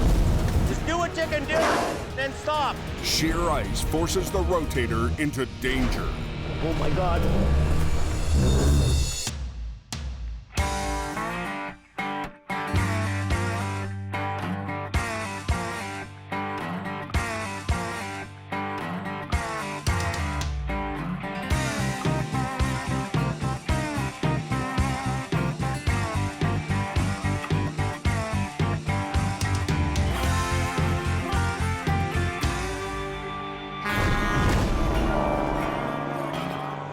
This time on the highway through hell. Nightfall coming on. Coming down like crazy. We're supposed to be getting 60 centimeters of snow tonight. A car, a semi. Was dragged from almost a mile. Hold up! A terrifying ride. Hold that. A blizzard of wrecks.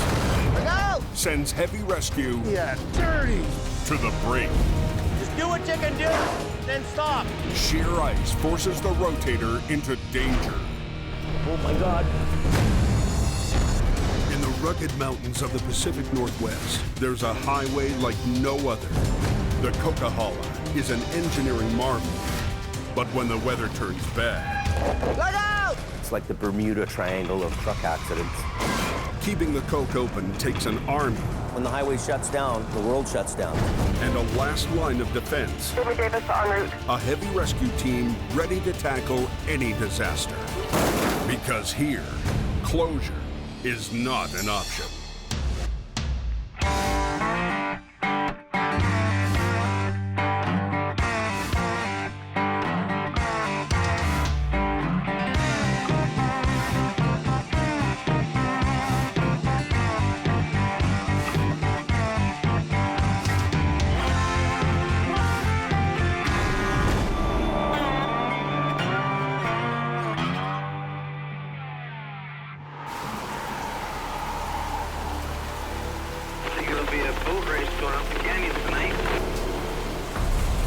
Torrential rain is blinding drivers on Highway 1.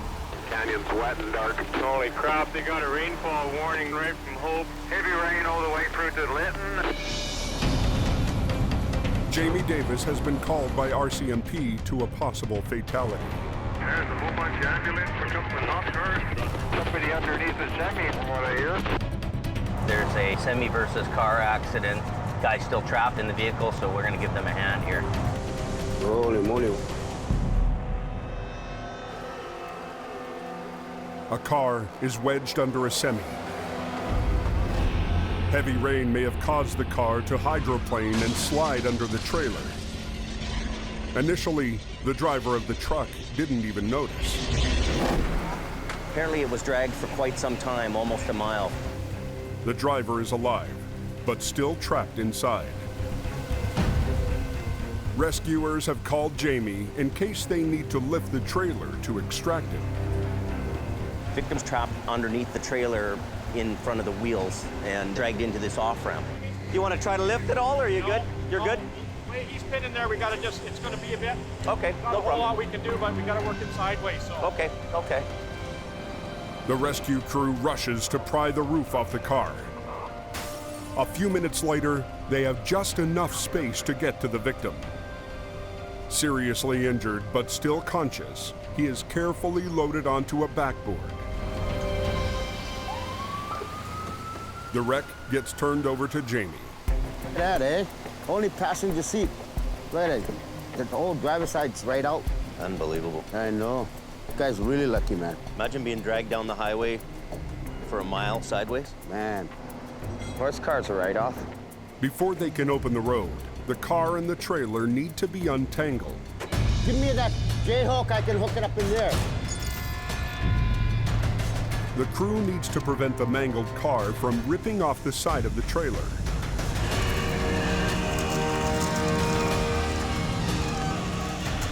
Tractor trailer doesn't need to be towed.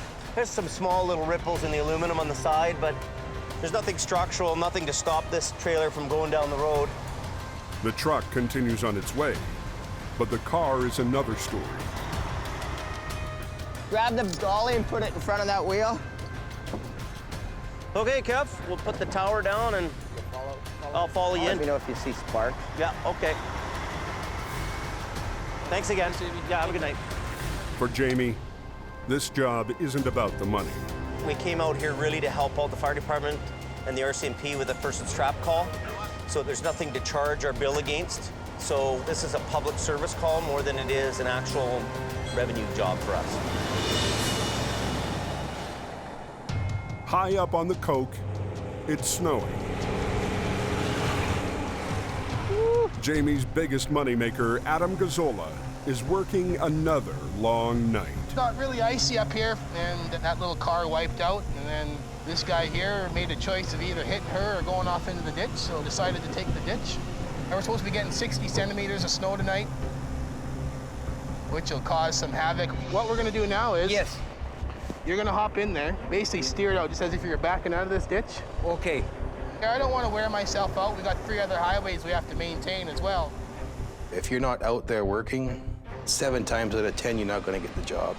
It's what I've done now for 17 years, and I think it's starting to wear me quite a bit. Looks good. Wow. You happy? Very happy. Okay. Thank you. Just be careful up there, she's slippery. You know, I've been up here all day, roaming around, doing the odd job here and there, so we'll just see what happens. A nasty cold is going around, and Adam is its latest victim. I've been sick for 3 days. Sore throat, feel like I got sandpaper in my throat. For Adam, winter is already taking a toll, but relief may be in sight. Like, we're getting another guy to help out, so hopefully that works out. I just hope he can work enough to help me out and pick up the slack.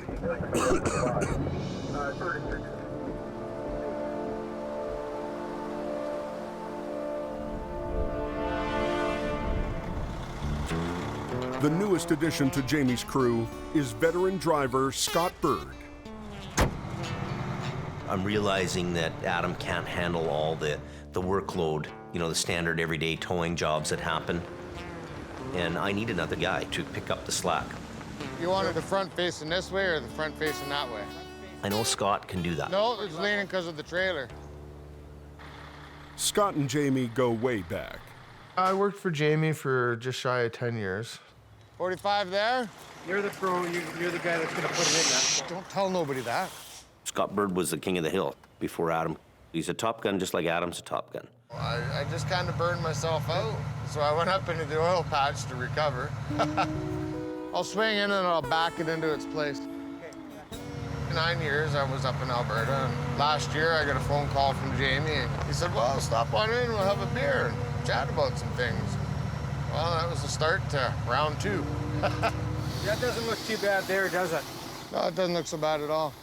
Scotty has done the mountain thing. He's been here before, and my mindset is, okay, I know I can give this guy a truck, and I know he's gonna go produce. You know, he's a big wrecker guy, understands the business.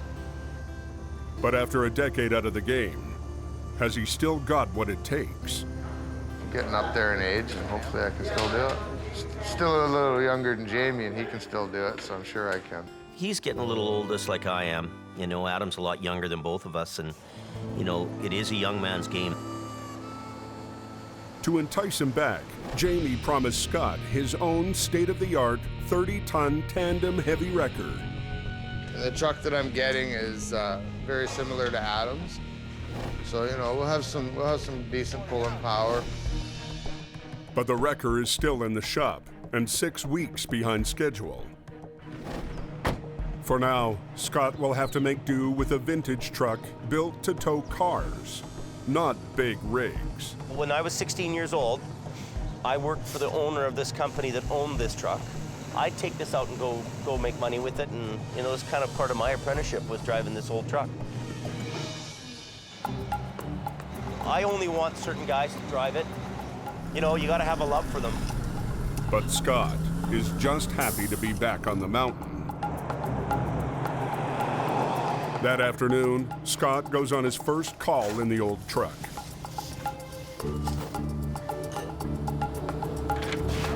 But the winch line is a tangled mess. I'm really getting unimpressed here. People can't take care of their The last person that headed out on a winch job, his rat nested the line up on me.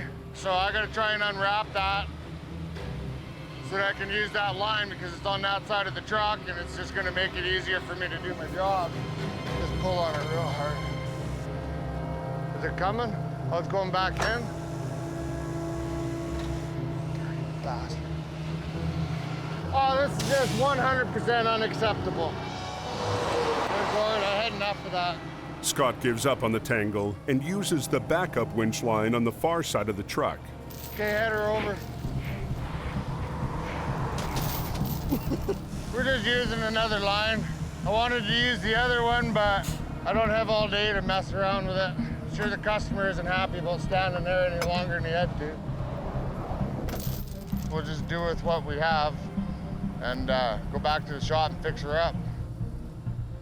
But the awkward rigging tests the limits of the old truck. Oh, she's torqued.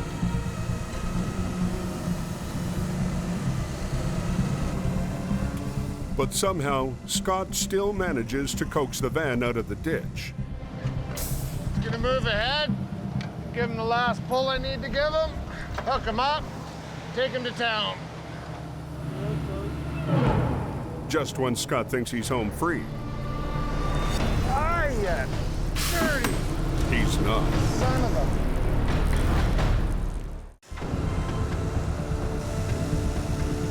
Veteran driver Scott Bird is trying to wrap up a simple job using one of Jamie's vintage trucks. But the old gal isn't quite up to the task. Son of a... A hydraulic line bursts, and now he can't raise the wheel lift.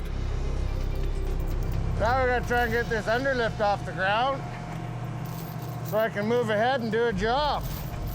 Scott improvises using the winch line to raise the wheel lift. Then he uses the same line to get the van back on the road. You can break lines with old trucks, you can break lines with new trucks, but the odds are stacked against you when you're running old, right?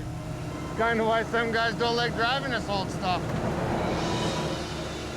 There's been a few little incidences on this job. Not too impressed. What do you think? You think we can get back into town like that? No. Son of a... Scott gives up and calls Jamie for help. Hey, buddy. Yeah, I can't get the wheel lift to come up. It broke while we were doing the recovery. It won't go up at all? I've got it about an inch off the ground, but I won't be able to tow this feller. Send Rob up here in the 440 just in case. Yeah. Well, Rob's coming to save your ass. It's always the old guys we have trouble with, eh? I get to go save Scotty's ass today. Mr. Pro. But it's sure funny how now the truck's broken, so obviously he did something wrong. So I get to go up and save the day. Bring back the other vehicle, which will be fun. Scott's, I don't know, personally, find him too bossy, and then, you know, like just the way he rubbed off on me, just don't like him.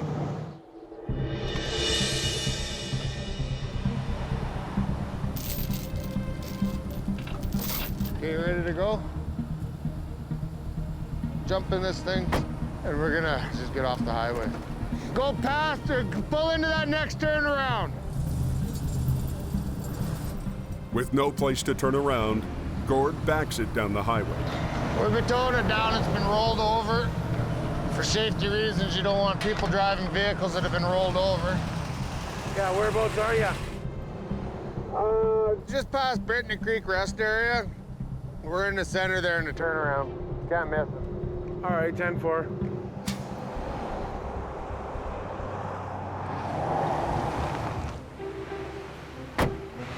Hook him up and go. Make sure you run your chains tight. He's fairly heavy. Okay, yeah, I know. Good. Crank that boom up a few more notches too. Get him hooked up. Let's go. Chop, chop. Both of you. Okay. Keep coming back, Rob. Hey. Okay, come on back, Rob. Rob, what are you doing? No, don't stuff it under anymore. You want that T-bar to be right here. I know what I'm doing, Scott. This has to be shorter. No, it doesn't. Okay, whatever, man. Scott positions the sling so its chains don't scratch the bumper. What's the matter with that? Okay, let's get off the highway.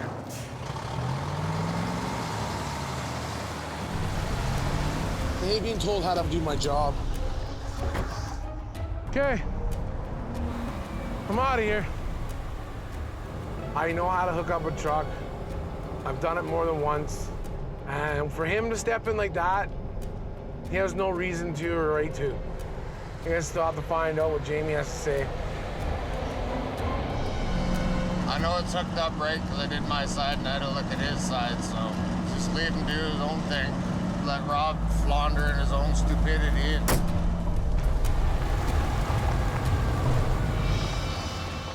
Back at the yard, Adam notices another problem with Scott's vintage truck. What the hell happened here? Oh, no.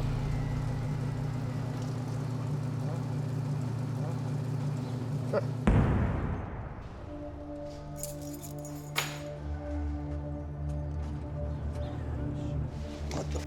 Did they wreck my nice little truck already?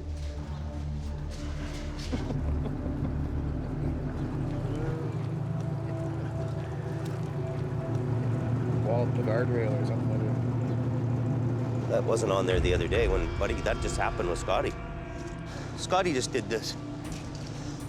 He had to, and he didn't tell me about it. What are you laughing about?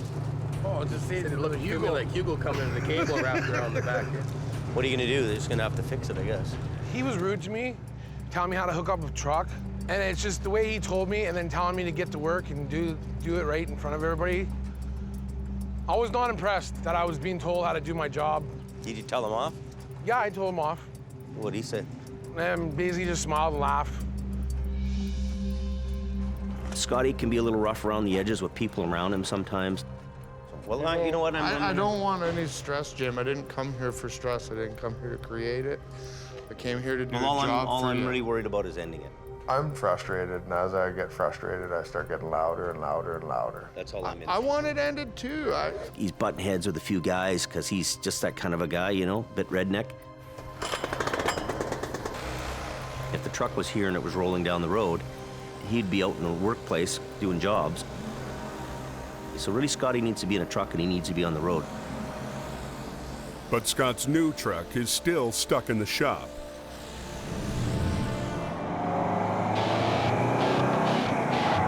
The next day, Jamie has a brainstorm. An opportunity came up to buy a used truck that would kind of relieve the pressure for us right now. This morning, Adam picked up a used 1985 GMC 5-star General.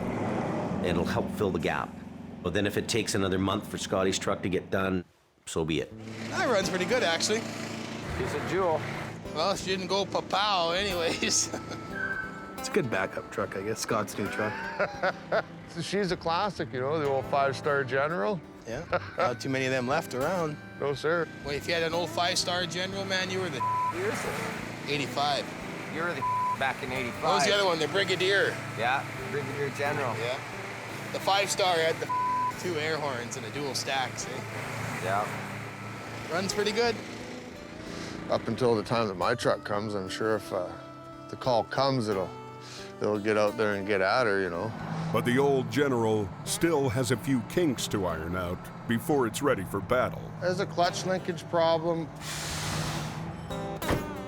It's probably going to be a couple of weeks before it's ready for the road anyways. And I got my fingers crossed that my truck will be ready before then. Scott's not the only one who isn't impressed with the new purchase. Jamie's oldest driver, Bruce, was counting on his own record getting an upgrade. Now, Jamie promised to pimp my truck out. Almost $14,000 of stereo equipment, $13,000 in chrome. 8-inch chrome straight stacks. It's gonna bark when the Jake goes. Bruce was supposed to leave in his truck this morning on a long-haul job to Alberta. Hey, Bruce? Yo. Why is this truck here and not on its way to Alberta? I'm starting to think to myself that we're on Bruce time. No. I figure on leaving about 5:36. All right, I'm thinking you're on your own page. You're on Bruce schedule. I'm finding that he's having a harder and harder time, you know, kind of keeping up the pace.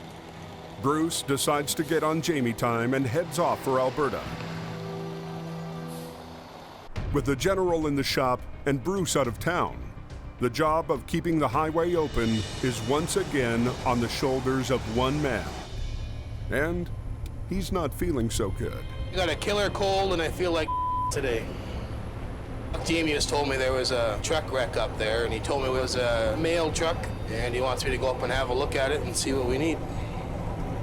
Well, there's our mail truck right there. A loaded semi hit ice on a sharp corner and slammed into a concrete guardrail. Holy is he ever lucky, eh? The concrete dividers likely saved the driver's life. Wow. Something else. But it totaled the truck, snapping nearly every wheel along the driver's side. Holy is he ever lucky, eh? Adam is struggling with a nasty cold and a nastier wreck. A semi full of mail didn't make a sharp corner on Highway 3. It crossed into the oncoming lane and hit a concrete barrier. Something else. There's no way he can tow it. Well, it tore all the axles out, twisted them up, down, sideways, took both frame rails, bent them, even knocked out the steering axle. You know, there wasn't too much straight iron left on that thing.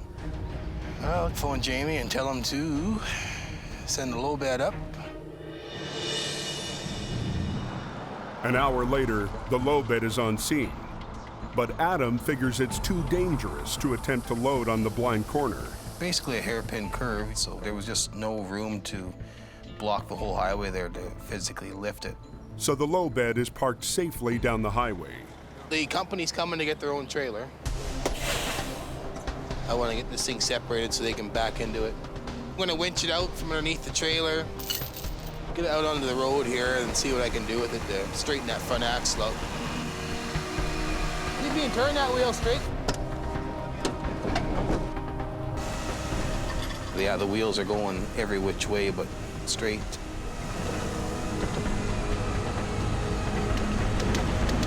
Everything was just busted off. He drags the crippled cab away from the trailer.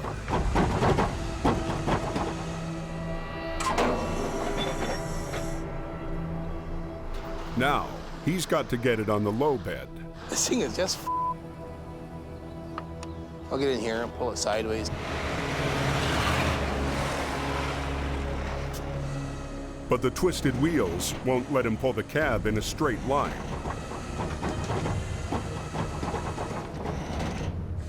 So Adam lifts the two back axles off the ground. He'll try to guide it on using just the front wheels. See, now we got the tires of crooked. That's gonna be a bitch to steer. Chain here. He uses chains to try to lock the front wheels in place. So we got the wheels straightened out just to get it movable enough to get it onto the low bed. And so I had to try to back it on there. Well, we'll give this a whirl. Now he has to back it blind up a ramp that's only slightly wider than the cab. I'll get as close as I can.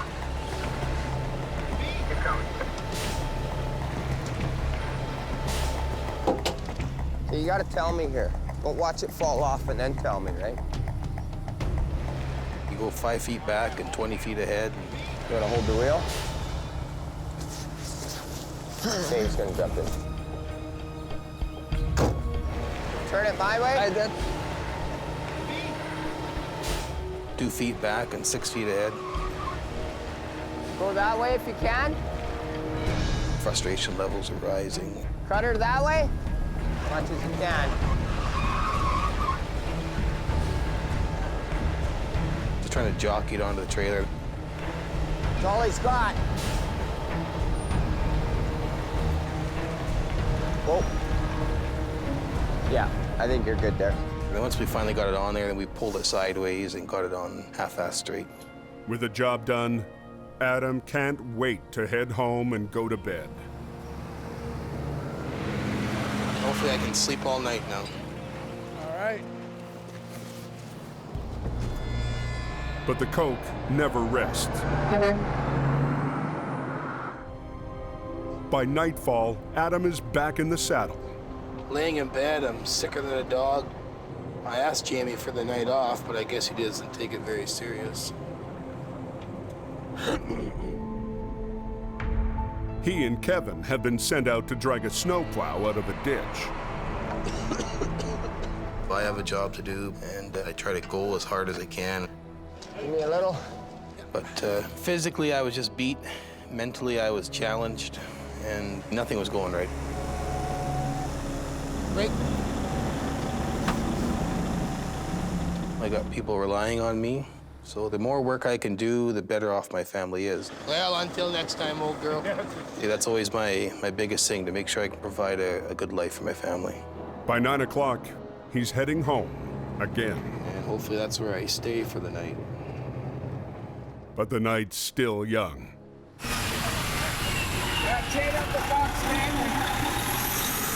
Trucks are backing up in the chain-up area. Hey, Stefan, Richard here at VSA Coldwater calling. We're backing up onto the road, and you may have heard we've gone up to a moderate avalanche hazard. Supervisor Richard Enns monitors truck traffic outside the snow shed. They've got chains on, but they're not quite adequate. They've only got single chains on when they really need triples. So that's why they're having issues. This guy might not make it. Keep going, buddy, keep going. Yeah, he's done. Yeah, so this is a perfect example here of what not to do. Forget it, buddy, you're done. Al Quire in Quarterton. Yeah, Al, we got another one spun out here on the bridge. He said he's gonna back up and try and straighten out and go again, but I'm not that confident here. Jamie's main competitor, Al Quiring, has been up on the hill doing tow-ups all night. Big green to the rescue.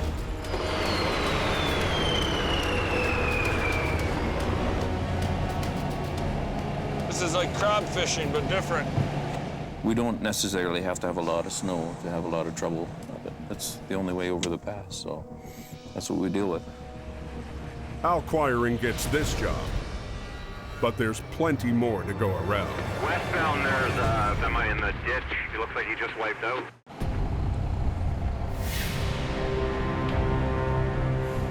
You on the radio, Adam? Non-stop wrecks You on there, Adam? and a nasty cold are wearing down Jamie's top guy. I had a sore throat, I barely got any voice left, sinus headache. When you work your guy into the grave, what's the point of that? I don't know. He just takes me for granted sometimes, I think. Just bounced off the no post that went into the rhubarb there on the rock face. One lane is closed, and the weather's getting worse by the minute. These roads are worse than when we were out here earlier. They want Adam to disconnect the cab and get it off the highway. They just want us off the road right now.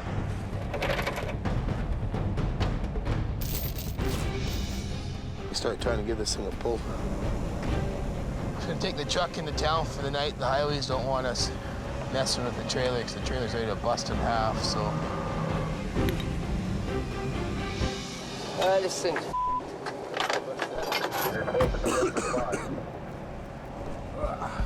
It's basically wore me out. I'm to the point where if I don't make some kind of change, I'm not going to be any good to anybody.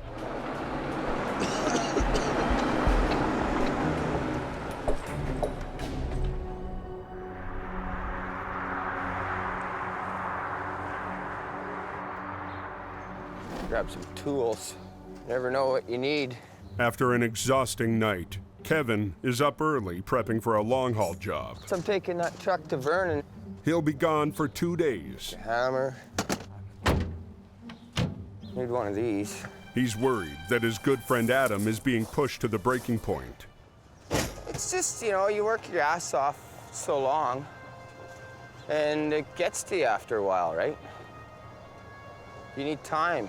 Sometimes you don't get that around here.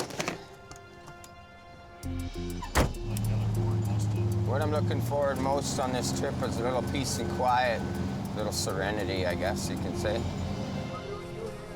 He makes one stop before leaving town. Adam has decided to play hooky.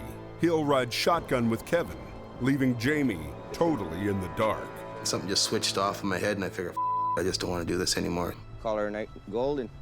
And it's I just wanted to throw the towel in. I was just done with the place. I'm on the day off. Let's get out of here. Poncho and Lefty, here we go.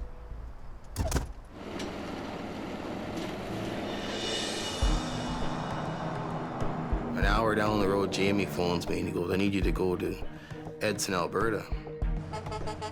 And I told him, well, I can't. I'm already with Kevin and heading to Calgary.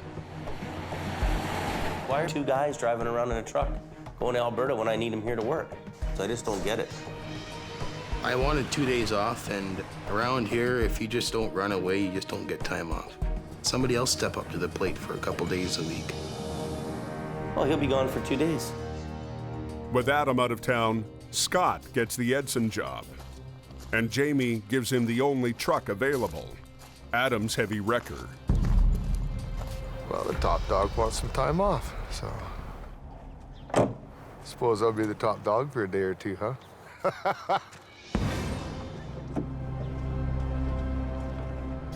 You get back into the big truck and everything just starts to flow again. So I don't think that there's going to be anything to worry about other than just dealing with it like it was my own truck.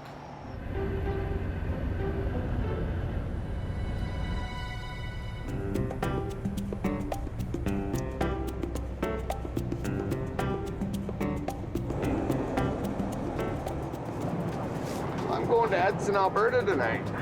Yay-hoo.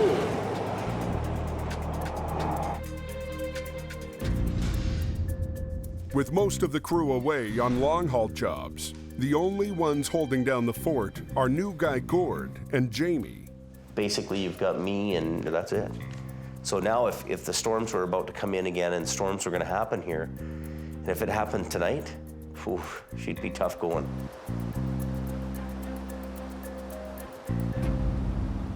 Sure enough, later that afternoon, a call comes in for an overturned construction truck. The job is over 90 miles away, on the far side of the Coke, outside the town of Merritt.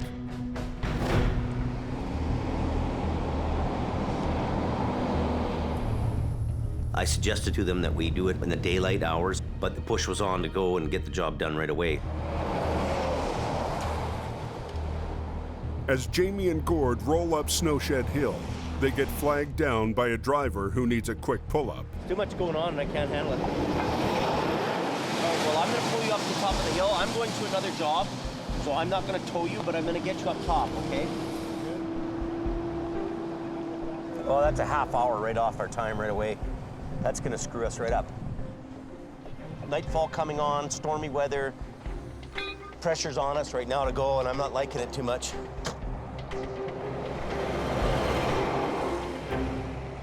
By the time he reaches the client, it's getting dark. And he finds out the job is actually 20 miles down a remote dirt road. Whoa, see that? I just about went off the road there. We're talking about an old off-road road that's, mostly traveled by pickup trucks, not machines that weigh 80,000 pounds. So right off the bat, I'm getting the heebie-jeebies about this call. This is like a goat's trail, this place.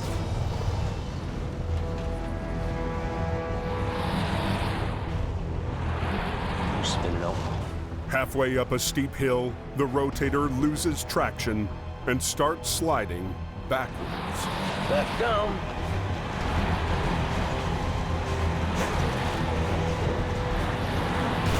Oh my God.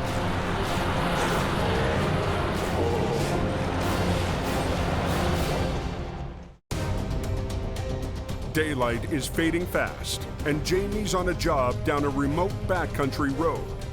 Right off the bat, I'm getting the heebie-jeebies about this call. This is like a goat's trail, this place. But halfway up a steep, icy hill. We're spinning out. Okay, we gotta back down. Oh my God. We start spinning out and the truck starts sliding backwards. So I quickly get off the brakes and steer it out and let it go on its own.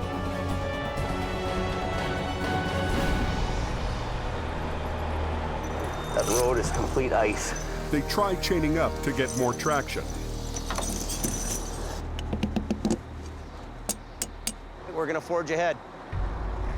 This time, Jamie engages his lockers. Lockers are up. We better. It's icy right here.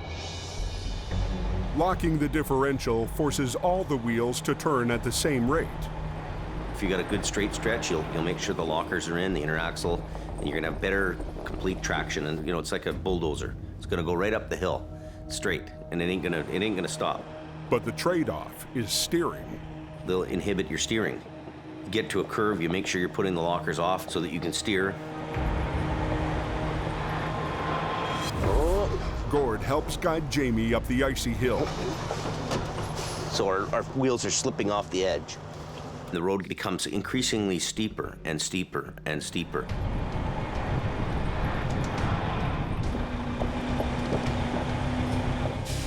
He gets to the top, only to find that the ride down the other side is even more dangerous. Unreal. What am I doing here? Well, we made her to the top, but now this other side is really scaring me. Gord just fell down, look. I've had enough. That truck's worth $700,000. It would cause me unbelievable financial pain if that truck goes off the edge. Never mind one of us getting killed or something on this job. We cannot go any further. With no place to turn around, Jamie decides to abandon ship. We're actually gonna park this truck up around the corner here for the night, and we're gonna stay in Merritt for the night and be back here in the morning. You can pretend you're the hero and the guy that saves the day all the time, but when you're getting to the point where you're jeopardizing yourself, your equipment, your guys, it's time to say no. Back in Hope. An RCMP call just came in. Jamie's wife Sherry gets an urgent call. Tractor trailer flipped over on its side. Wood is everywhere, blocking both lanes of traffic. Anybody copy? Holy cow, looks like a war zone. Axles and tires and lumber and crap everywhere.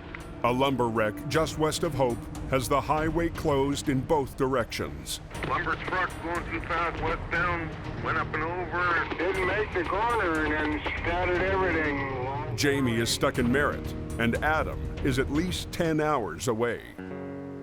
Hello? Anybody out there? Anybody copy? Scott's not due back until tomorrow, Hello? but on a hunch, he decided to come home early. Tractor trailer flipped over on its side, blocking both lanes of traffic.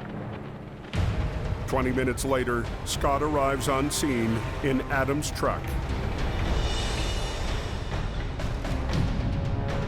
truck is laying partway over a cement barrier in the middle. It's on its side. Both the trailers are upside down.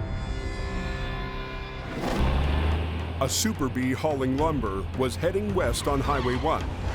The driver lost control and hit the center barrier. I heard the guy did make it. He's just shaking up. Better get Jamie Davis out there so he can clean it up quick.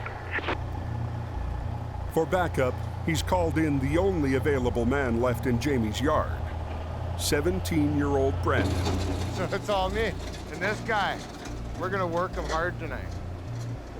Okay, Brandon, come on over. Salvage expert Jim Lasser heard the call and has come to the scene. Try that, tilt it back. Flipping a B train normally takes at least 2 heavy wreckers. Scott's only got 1. Jim was, oh, we could rotate this and rotate that. And it's like, well, we don't have a rotator. Where do you want this one? After 9 years away from heavy rescue, Scott is eager to prove he still has what it takes. I say, oh, God, what am I going to do? I did this for years and years and years. Why am I getting panicked? I just kind of walk around it once or twice and see if you can come up with something that sort of makes some sort of sense to it all. The trailers are too mangled to split apart. There was no way that I could get in to release any of the fifth wheel plates to do it separately. So he has to flip the cab and both trailers at the same time. I just knew what I had to do. Just straighten it out, flip it over, let's go. He comes up with a plan, something he's never tried before. Using the concrete barrier as a fulcrum, the 2 winch lines from Adam's truck might be enough to flip the entire rig. I had the bonus of the concrete barriers being between me and the trailers. I could use it as an anchor to start them trailers on their rollover. We're gonna suck it into the wall. We're gonna flip it over the wall back into this lane. The truck is sitting on top of the guardrail right now, and it's got a tendency to want to go that way. So we're gonna take it over that way. Well, you're pulling heavier that end, right? What's that? Yeah, if you go up and turn around. Well, actually, let's just give this a whirl. I wanted to go that way, but he says that he thinks the way it's sitting will do less damage by going that way. Well, maybe they felt that I was rusty or whatever, but I just put them off to the side and said, no, this is the way I'm gonna do it. Hey, is everybody out of my way? Cab's just lifting up now. But I didn't need nobody telling me what to do, you know? This is what I do. But nothing ever really goes as you intended to. Hey, is everybody out of my way? A messy lumber wreck has the highway closed in both directions. Cab's just lifting up now. With only Adam's truck to work with, Scott has come up with a daring plan to flip it using the concrete barrier for leverage. It's a bold move that could either make or break his comeback. I was a little bit nervous. We had 1 truck to work with, and that's what we worked with. Okay, everybody.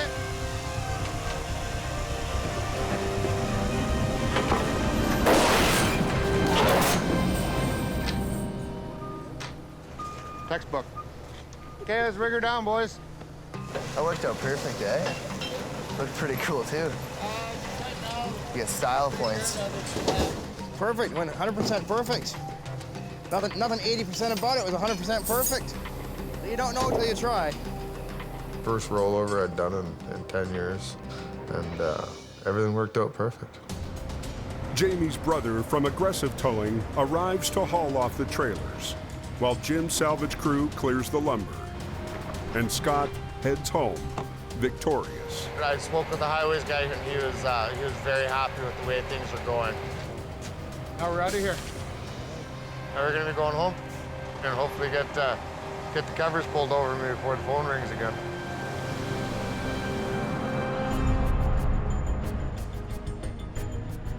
The next morning, Jamie returns to his abandoned Rotator. You know, sometimes you gotta know when to walk away from a job, and I'm not gonna risk my truck going over the edge or damage to the truck. It's not worth it. So we're gonna call our quits and just head back to the shop. With no space to turn around, Jamie has to use his backup plan. Not for the faint of heart to come down a road like this.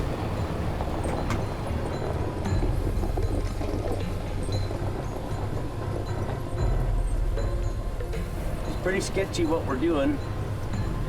This truck is all it can do to hold itself back. By the time he finally makes it home, it's well past sundown. Oh, what a frickin' 2 days. I am just done. Tell me all the good, the bad, and the ugly. Jamie gets the lowdown on Scott's return performance as a heavy rescue operator. Trailer was right upside down in the fast lane, and he just tightened it up against the guardrail. And the trailer stood up, come right up and over, and the rear just followed. Really, eh? Just picture perfect. Just click, click, right over. If that was on its side in the canyon somewhere and right flat on its back, it'd be all you could do with 3 trucks to try to get that over. Yeah, it was just perfect. Jamie's old buddy Scott is on the scoreboard. What was really great is that Scott was here. He handles the wreck, it's all done. So having that extra experienced hand has really taken some pressure off us. At least I've got Scotty backing us up. But his MVP Adam is still missing in action. You know, I feel his pain, I really do, but what can I do? Watch it, buddy. Next time on the highway through hell. He's going like a son of a... 45 tons of lumber jams the Trans-Canada. Oh, this looks bad. Going too fast. While another wreck teeters on the edge. And a complex recovery. I don't know why we're doing it like this. Brings tensions to a boil. I work 24 hours a day. Tearing open a rift between Jamie You're gonna badmouth me on the wreck, right? and his top dog. I don't need this job. Maybe I'll pack up and leave.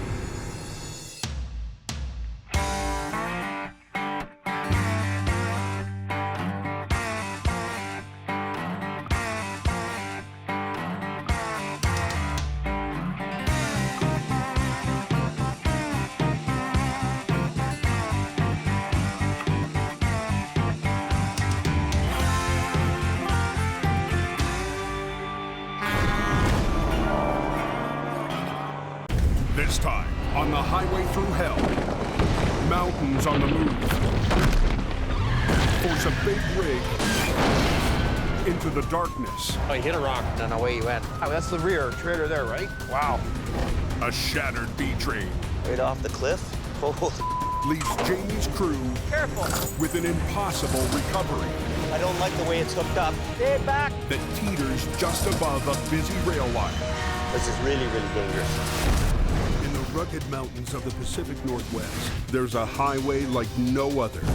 The Coquihalla is an engineering marvel. But when the weather turns bad, Look out! It's like the Bermuda Triangle of truck accidents. keeping the Coke open takes an army When the highway shuts down, the world shuts down. and a last line of defense. Jimmy Davis en route. A heavy rescue team ready to tackle any disaster. Because here, closure is not an option.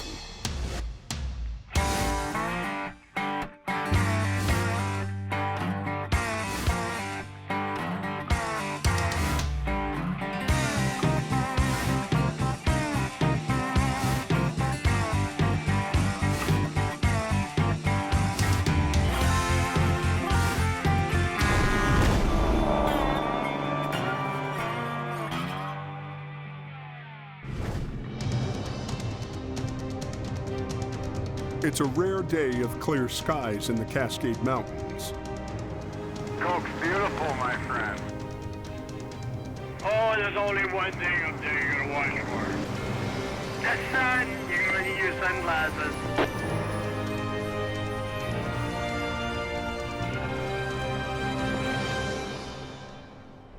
Ready to rock? Jamie and crew are taking advantage of the good weather. Today, they're recovering a loaded trailer that was left behind during the last storm. You know, it's been sitting there for 2 days, and the weather hasn't allowed us to pull it out because we couldn't be on the highway in the snow. The wreck happened on a tight curve just north of the Ladner Creek Bridge. I wonder how much weight is in this thing. The truck jackknifed coming around the blind curve and slid into the ditch. Okay, let's do her, Sam. Okay. The cargo is still inside, bags loaded with millions of tiny bits of shredded, recycled plastic. It's a difficult unload job. The bags are broken apart. All it wants to do is break apart and spill its load all over the road. And then once past the accident scene, just flying, driving like idiots. We got a pretty tight space here. A blind curve and speeding traffic make it too dangerous for a salvage crew to unload the trailer. Well, it's really tight. So Jamie needs to get it out with the cargo still inside. I might just have to drag it out on its axles out. You can picture it like a big bag of jelly beans that we have to get up on the road. You got a snatch block, and then back to the deck here. His plan is to use a wrecker at either end to carefully winch it out of the ditch and hope it holds together. We could start pulling on it, she could just break apart. So we're kind of taking a bit of a risk here, and we're trying to see if we can get it up and out of there without that happening. Ready to go? Think she'll come out of there?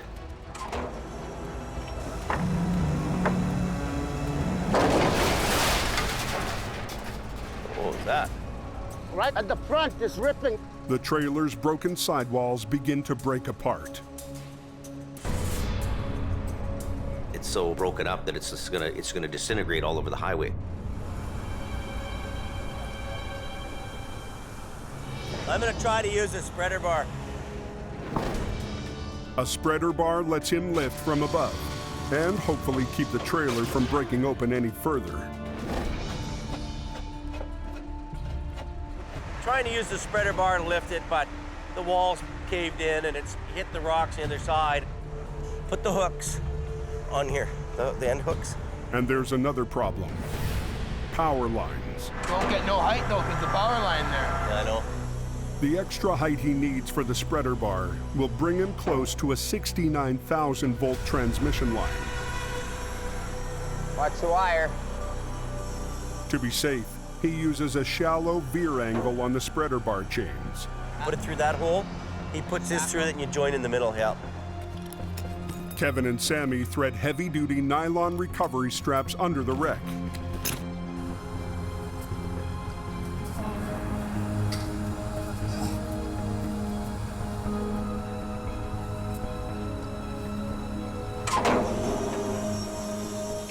As Jamie lifts, Adam pulls. This front barely holding together.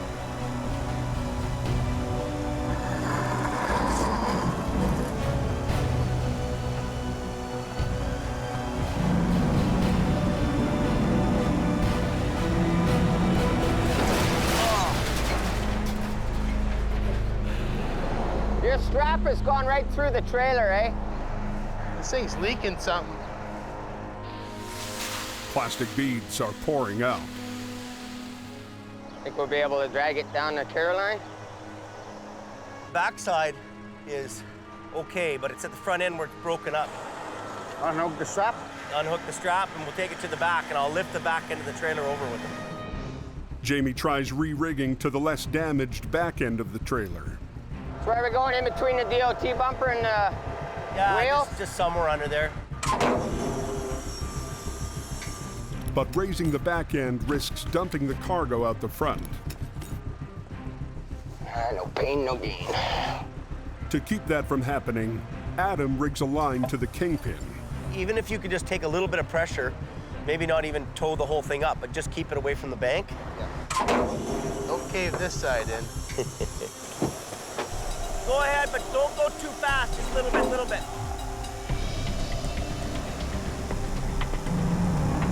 This thing's ready to, destruct as it is, so I don't want to put too much pressure on it.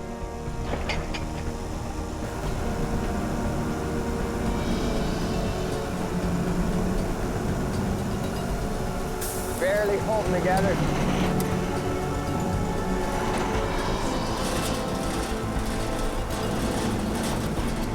Okay, just stop. Just unhook that now. Basically, it's out of the ditch. The product's still in there. With the front end demolished, there's no easy hookup for Adam. What the guy supposed to do with that thing? Hey, look at that.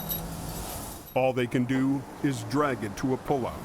This thing's gonna be scraping, like he's gonna lift some of the pressure off this, but we're gonna be real lucky if that thing gets down to the pullout down there.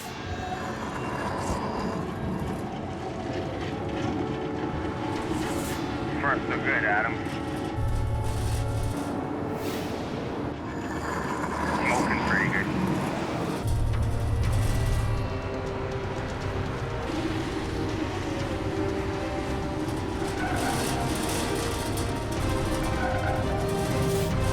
Probably hot.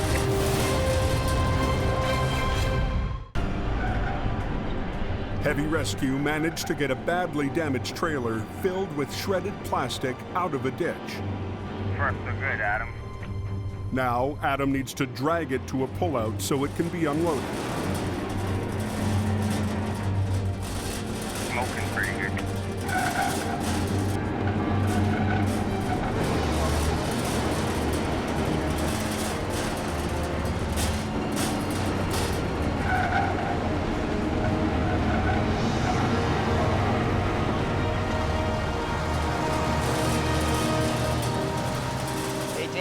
We're safely off the road now. If you want to tell Bob, he can start tearing down his lane closure. We got it off. That's good. Surprised that made her. I was more worried that the floor might start catching. That was sketchy, eh? To the north, on the Trans-Canada Highway, the good weather is creating a new problem. Lots of water. The river's running down all the hills, and lots of rock moving. Route 1 runs through the steep Fraser River Canyon, with train tracks below and towering cliffs above. During the winter, ice works its way into the rocks. As it melts, rock faces above the highway start to break apart.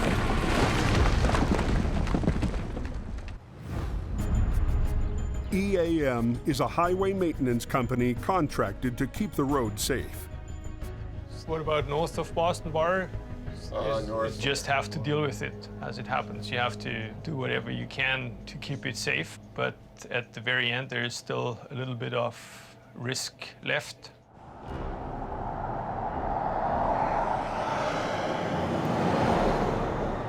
It's Foreman George Davidson's job to patrol the Trans-Canada, looking for signs of instability.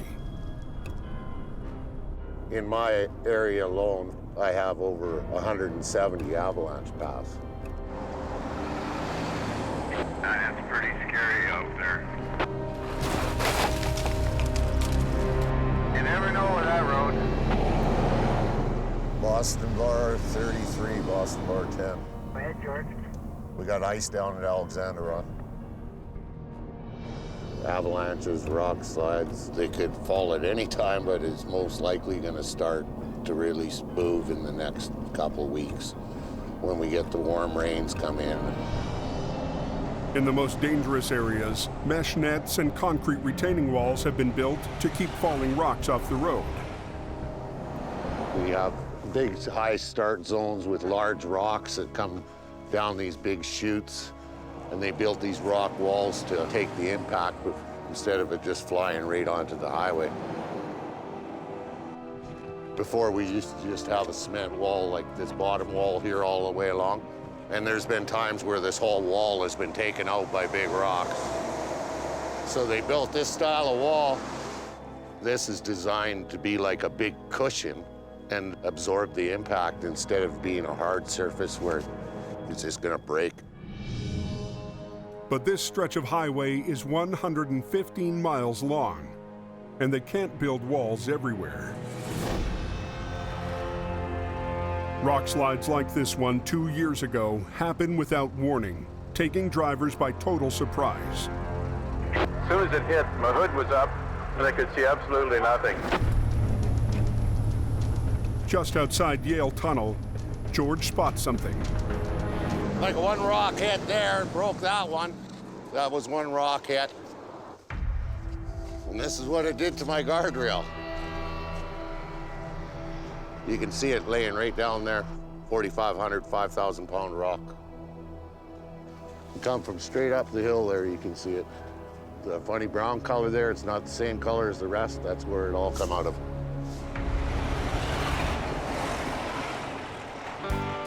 Back on the Coke, Jamie needs to unload the damaged trailer before hauling it back to town. But first, somebody's got to get inside.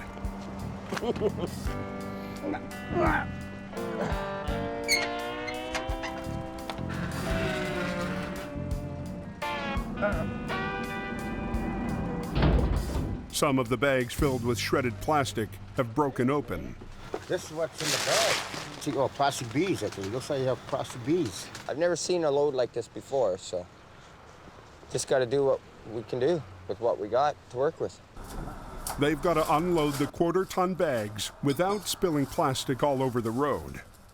We're gonna put those big totes on here, about 6 or 8 of them. He's gonna take them to the shop. Lacking a forklift, Jamie finds a creative use for the Rotator's boom arm.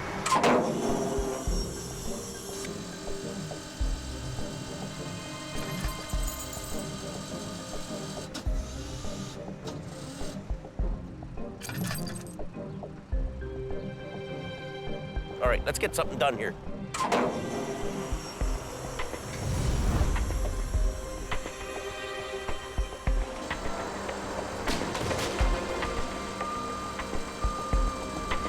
I'll put it on your passenger side.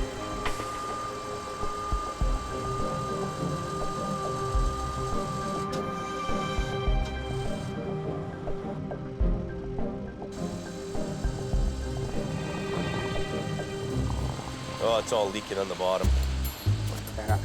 Sammy improvises a quick patch job. Let me put one more. I'm afraid of this one bursting. Like, you should go back. This one's a real ugly. It works. Sort of. Not that bad. What do you got? It's because you put the cardboard in there. Yeah, cardboard would help. They get the cargo out, but they can't tow the trailer with the landing gear dragging on the highway. Cut it up in small pieces, I guess. So they use a bobcat and a chop saw to rip the front end clean off. If he gets that corner off, then he can flip it,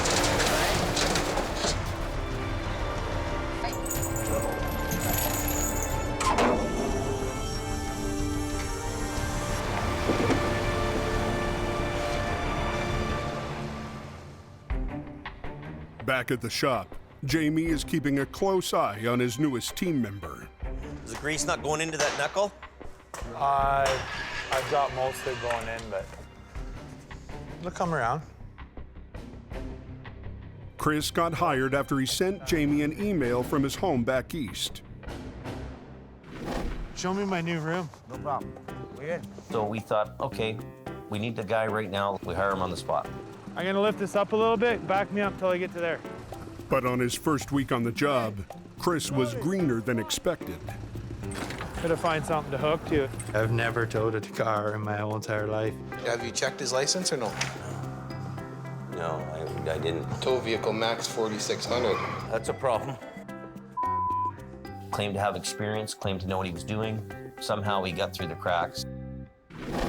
Put some spray lube in there, in those rollers. Jamie still hasn't decided if he's going to keep Chris around. You know, he's working around the shop a little bit, but I don't know if he can earn a living there. I just want to come here, tow, make Jamie proud, and here I am.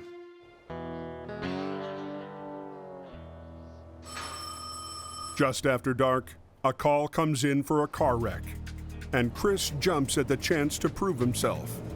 Jamie's behind everybody that works for him. When you have a boss that's back, like got your back 100%, like, you know, you should have his back 100%. I got his back, man. He's awesome.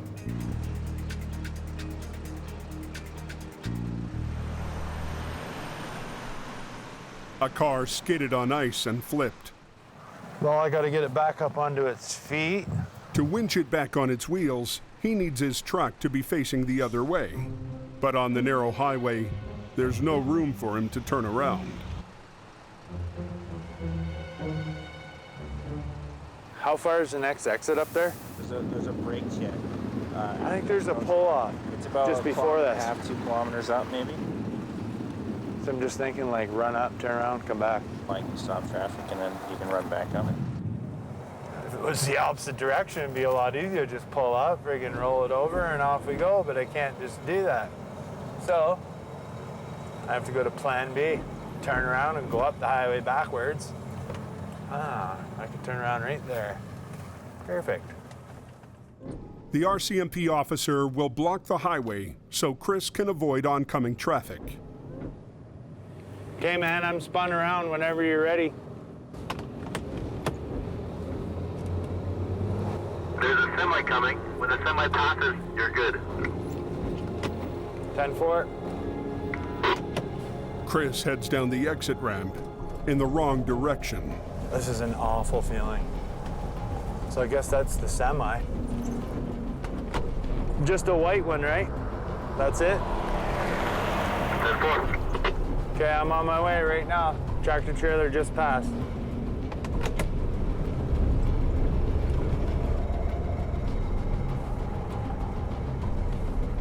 This is an uneasy feeling. You're driving on the wrong side of the highway and oncoming traffic, full well knowing that the oncoming traffic isn't coming.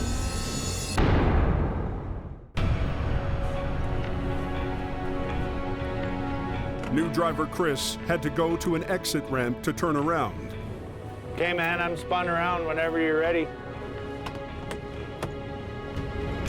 He's about to get his first taste of driving down the Coke in the wrong direction.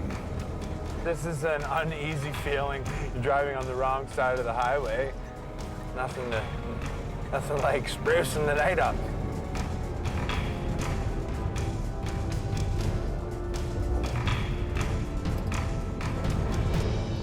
Well, I'm gonna run the winch cable down to there, then I'm gonna pull the freaking car down.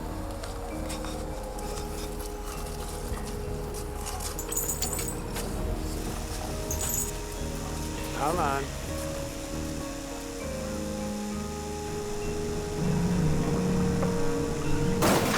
Sweet. Law of gravity works every time. Unlike his first attempt at car towing, this one goes smoothly.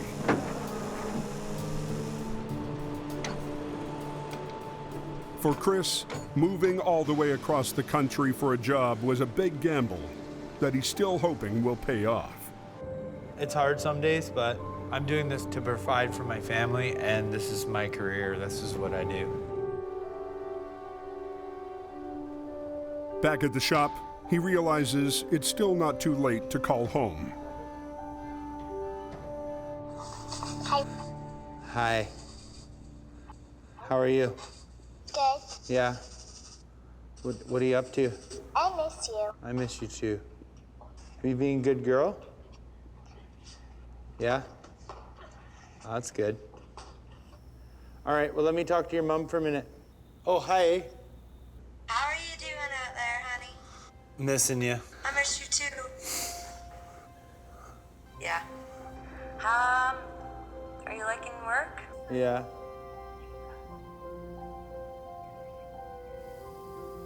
But I gotta get these kitties off to bed. All right. I love you. Love you too. Okay. Miss you. All right. Bye. Good night. I'm here. It sucks, but what do you do, right? Do what you gotta do.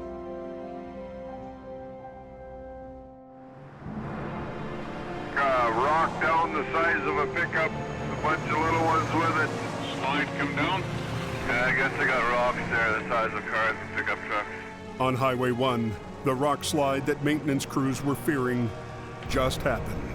We couldn't see where it was coming from, and there was smaller stuff rolling down the slope constantly, so I couldn't allow traffic to go through. Probably come from about 500-600 feet up. Traffic is stopped, but the rocks are still falling. There's some loose rocks up there, so the danger area right now is right here, so we're gonna move away from it. Yeah, we're not moving. Are the rocks that big? Yeah, it's the rocks the size of cars. It's gonna be a long one. They clear the road, but they can't reopen it until a geologist assesses the stability of the cliff. Just basically trying to figure out where the rock fall started from, to make sure there's nothing left up there to come down. 70–80% of the time they sort of do their thing and that's it. He gives the okay to open the road, but the crews that monitor Highway 1 remain on high alert, and for good reason. Last season, a rock not much bigger than a basketball caused one of the worst wrecks of the winter, sending one driver to ICU and a second truck over a cliff.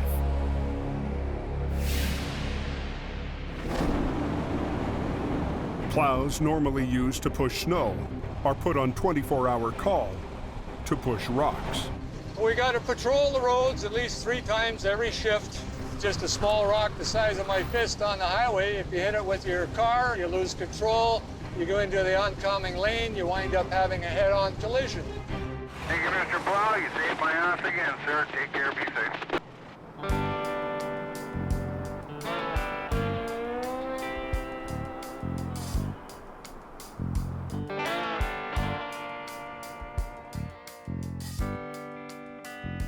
So, put all that in there. Chris is spending the evening alone in the shop.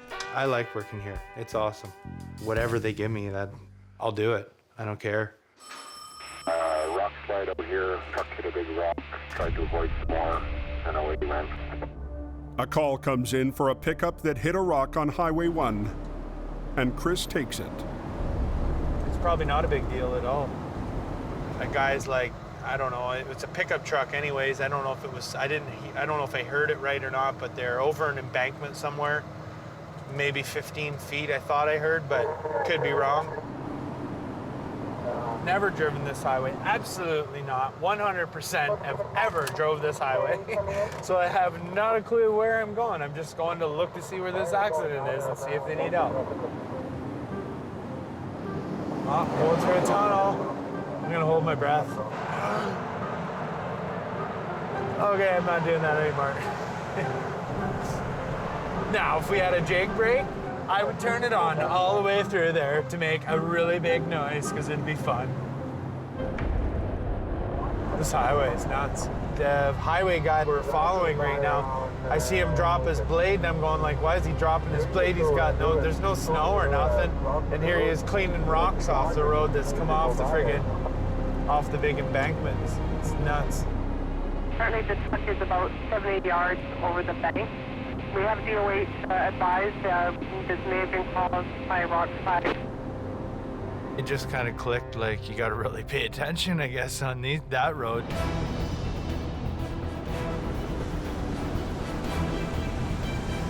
It's a call out for Hope Search and Rescue for a semi-truck that went over the embankment. I've on scene advises a couple of truckers have sailed down to the driver and have made contact. New driver Chris is responding to what he thinks is a minor call. It's a call out for Hope Search and Rescue. But it turns out to be a lot bigger than he expected. For a semi-truck that went over the embankment. I'm just gonna pull over in front of you guys. Just pull over in front of there. They're still doing the investigation, so. 10-4. Thank you.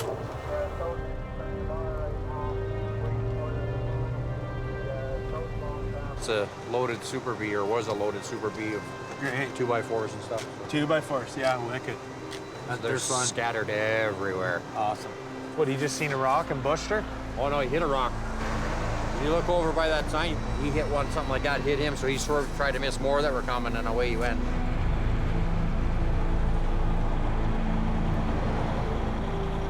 About halfway down or so was one of the trailers and a bunch of lumber around it, 2x4s and stuff. The cab's pretty smunched up. The guy crawled right out of it looked like the back of the sleeper. Okay. And we found his lunchbox, and I think I got his logbook. We brought those back up. I didn't see any signs of anybody else. It's not long before the big boys arrive. Where's Adam? Truck and trailer broke apart, and the truck and the lead trailer was so far down I couldn't even see it with a flashlight. So one's there and one went past that way. That's the rear trailer there, right?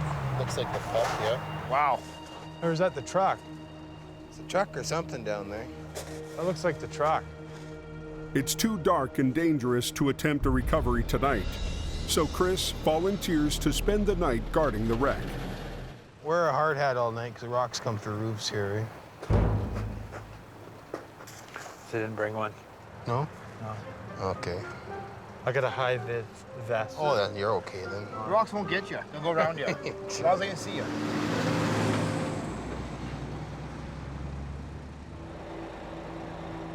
The wrecks here are like absolutely crazy. There's nothing compared to the hills here.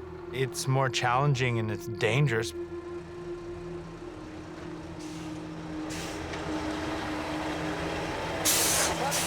it up to that wide spot and get off the road more. You'll get hit where you're at.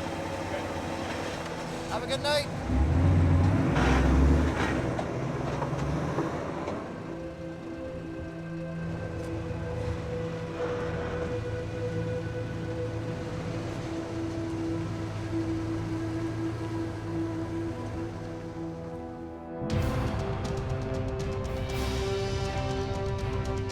First thing next morning, Jamie's team mounts up. Okay, we'll see you over there. Okay.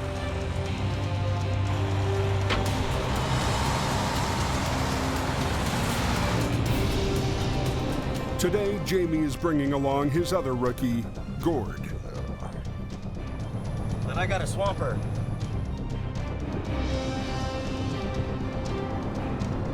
All those wreckers were heading up there to pull that wreck out. I don't know, that's right around it, boy. That'll be a horrible ride.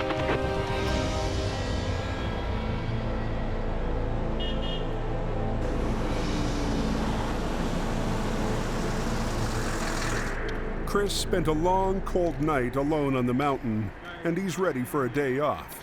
I'm feeling like a bag of donkey. But Jamie needs him back at the shop. I feel like crap. We have nobody in a small truck around there, so maybe if you just stay around there and help her with the small stuff if something happens, if you can. Chris may be looking a little worse for wear, but Jamie's starting to see the tow truck driver in him.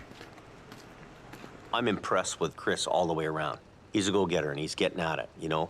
You need guys that are going to get up and go in the middle of the night and get out there. You know, if he keeps his head down and he's at it and he's steady Eddie, I think he'll go a long ways. But if Chris wants to be a heavy rescue driver, he's got to dress like one. Hey, where'd you get those pajamas from? You were wearing them up here? Well, I have my coveralls on, but... Oh. So to have a nap, I thought I would... Wear your pajamas. Yeah. Them are sexy. Yeah, they're nice, Daddy. Oh, babies. What? No. Anybody laugh at you? No. Okay, buddy. All right. See you later. Yeah. So this is where he went over? It looks like he went right over here. Right off the cliff. Holy that truck's down a long ways, eh? It is, yeah. The Super Bee hit a rock, swerved, and went off the edge of a cliff. It's got to be, what, 200 feet down? It's being held by a few trees 200 feet down. But the bigger problem is the active railroad track 200 feet below that. Is there one coming through right now? If we disturb something, it tumbles down onto the train tracks. We can derail this train, or we could interfere with the train's operation. Someone has to climb down the cliff to attach winch lines to the wreck. A perfect chance for new guy Gord to prove how good a swamper he really is. Nice knowing you, buddy. Yeah, thanks, guys.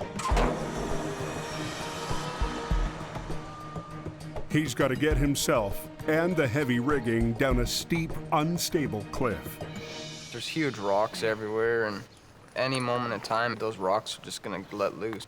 It's pretty hard to hold the cable and haul a big chain down, right? It's backwards.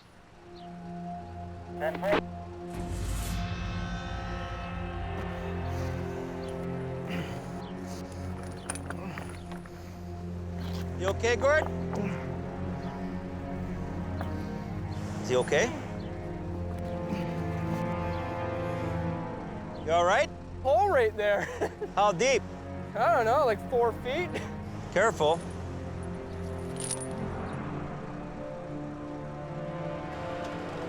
I don't know if we'll have enough cable for that. I better get up on top and look. 20 feet from the wreck, he's almost out of line.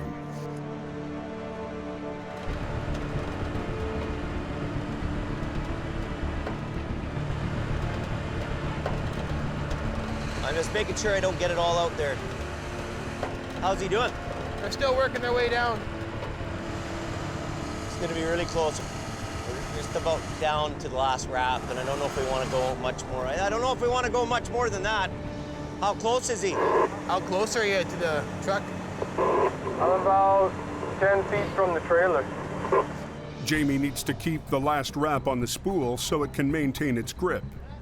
So Gord tries to stretch it the few extra feet he needs. Yeah, I might hook onto the trailer now. Just pulled like an extra 5 feet. I just hook her on somewhere that will give her a bit of a pull and get it closer.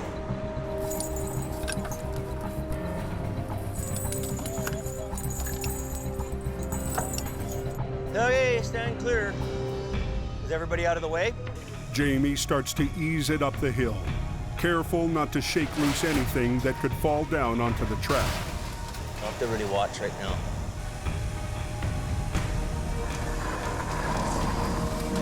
But after only 10 feet, the wreck gets stuck. Wonder why it's hanging up. He tries pulling harder, but no luck. Well, it's hanging up on a rock, so we don't want to push it too much. The cable can only take so much stress. Coming out. Last year, a simple recovery got a lot messier when rocks snagged an SUV and snapped Jamie's cable.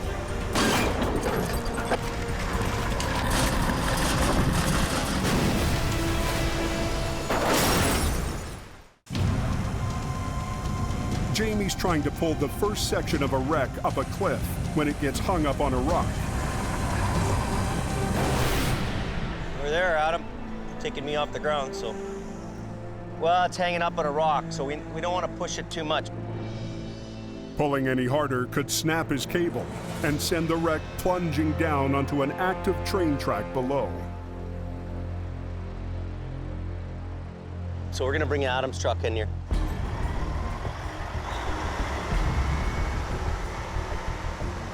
With 2 trucks and 2 lines, they can maneuver the wreck around the rock.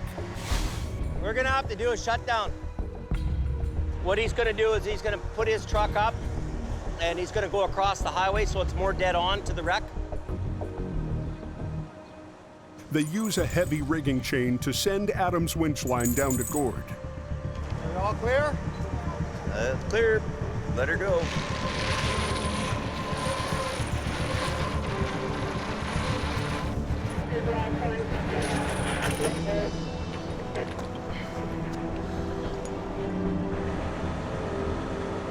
That's it. Yeah, we're about 24 feet too short.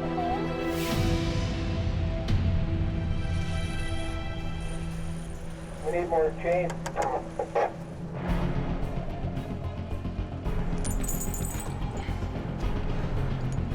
Okay, you guys ready? Yeah, go ahead.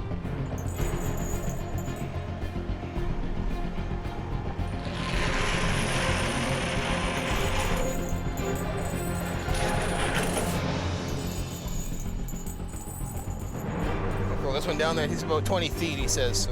Stay back, Gord. Okay, here it comes. It actually jumped off.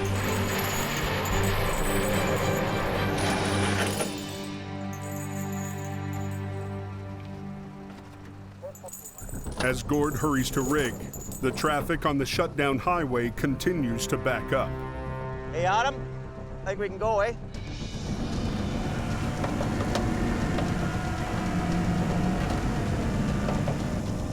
Jamie and Adam play off each other's lines to wiggle the wreck loose from the rock.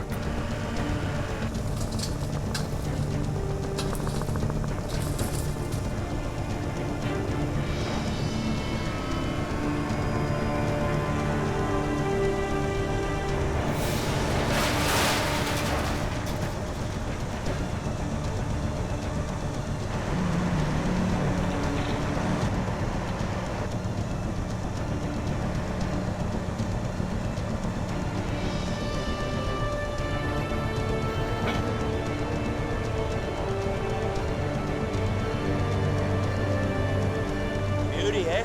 Got her now, I think, Billy.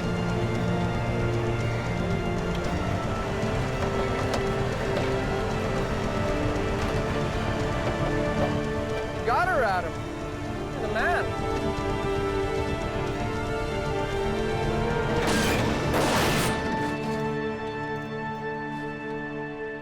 Boom all the way out, suck it up, I'll unhook it. We'll just get her down the pull-out.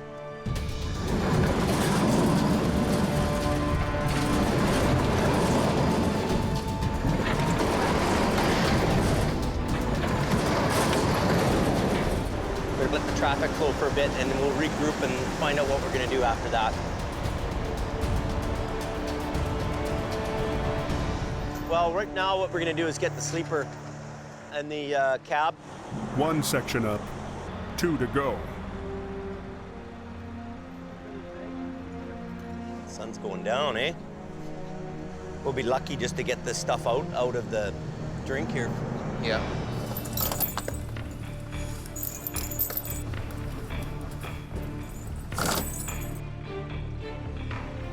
Jamie. Go ahead, Gord. Go ahead. You can pull.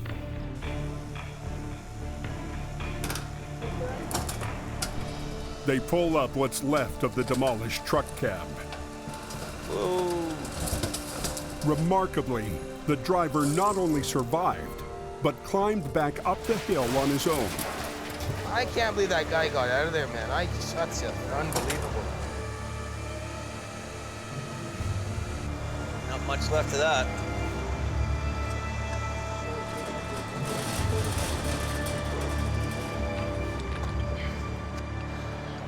His radio's actually underneath his dash there, and his microphone was there, so he did call for help.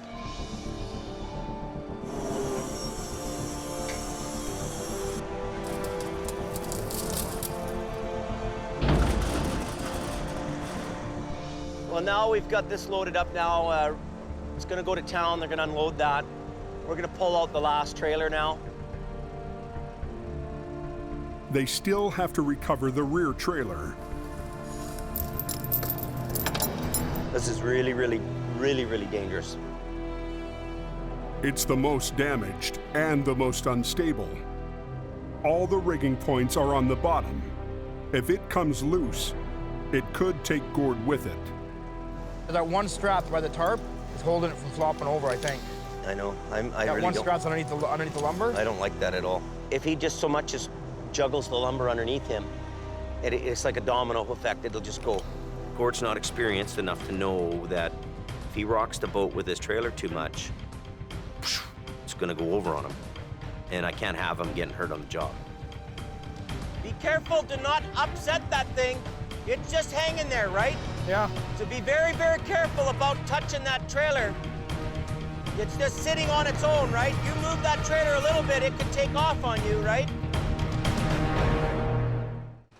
Rookie Gord is trying to rig up a trailer that's barely hanging on to the side of a 400-foot cliff. So really think about, before you touch it, where you're gonna hook up to it. Yeah.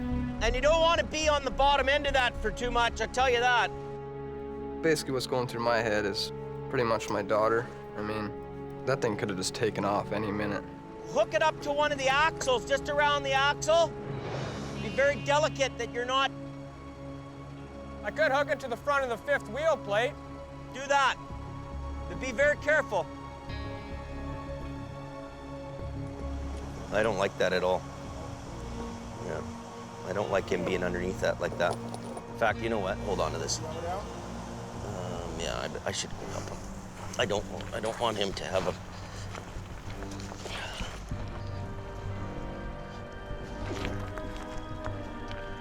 This thing is so dangerous, like, it's wickedly dangerous. Let me see this one. I could have stood on the wrong 2x4 and that trailer could have went down the hill with me. And Jamie saw it right away and he came down. And I gained lots of respect for him. So imagine you wouldn't want to hook up on the bottom side of this. You know, that decides to go or something, you know what I mean?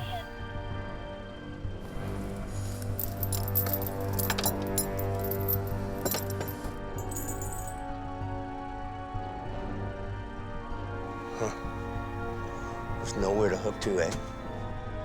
With no good options, he rigs to the corner of the trailer frame.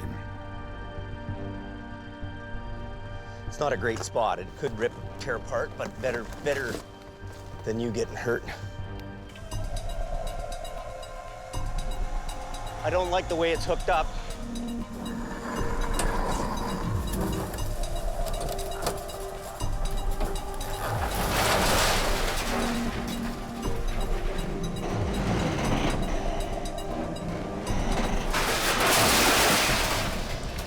Where we've got it hooked up on the corner of the trailer is really not the greatest. So there's a good chance that this thing could pop out. So we got to be really careful of that.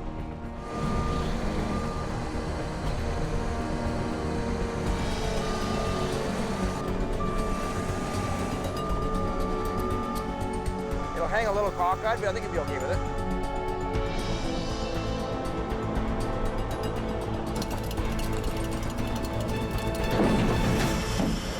Isn't that beautiful? Gord's doing a good job today. I'm getting better. Yeah. That was my biggest wreck that I was swamping on by myself, so it feels good when the boss trusts you to go down the hill and do the job. This wreck really rates up there with the wildest ones of the year. To be able to pull a wreck off like this is amazing.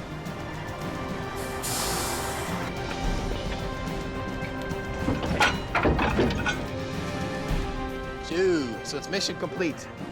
You know, this engine's firing on all cylinders. We've got gear, we've got the team, we've got the new guys. You know, we're the best of the best in the industry to deal with this kind of stuff. I don't think it gets any better than that. I really don't.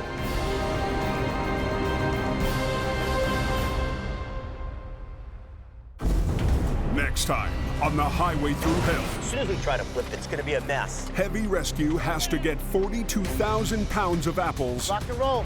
off a vital bridge. Whoa. Tensions between Jamie and Scott I've got to cut costs. reach a boiling point, I wasted my whole winter.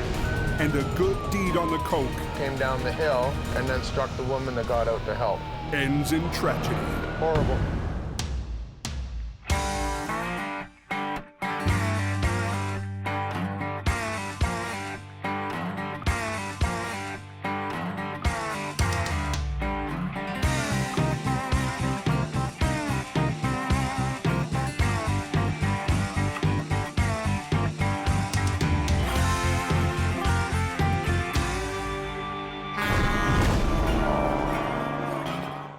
This time on the highway through hell, 4 inches of ice.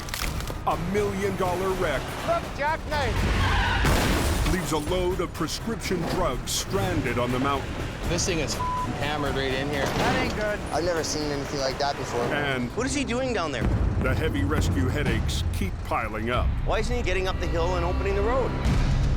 Tell me what you're doing. forcing Jamie to get tough Why are you up the hill? with his most senior driver. In the rugged mountains of the Pacific Northwest, there's a highway like no other. The Coquihalla is an engineering marvel.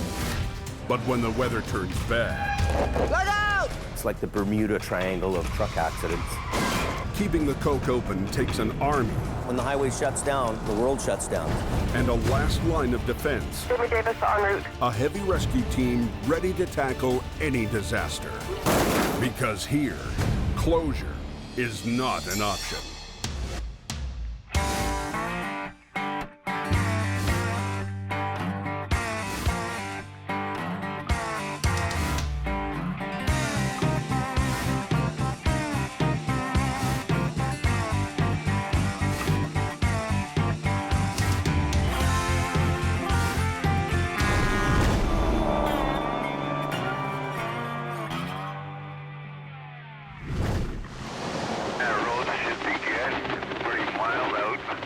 By 7 p.m. here, it's supposed to be 0 degrees.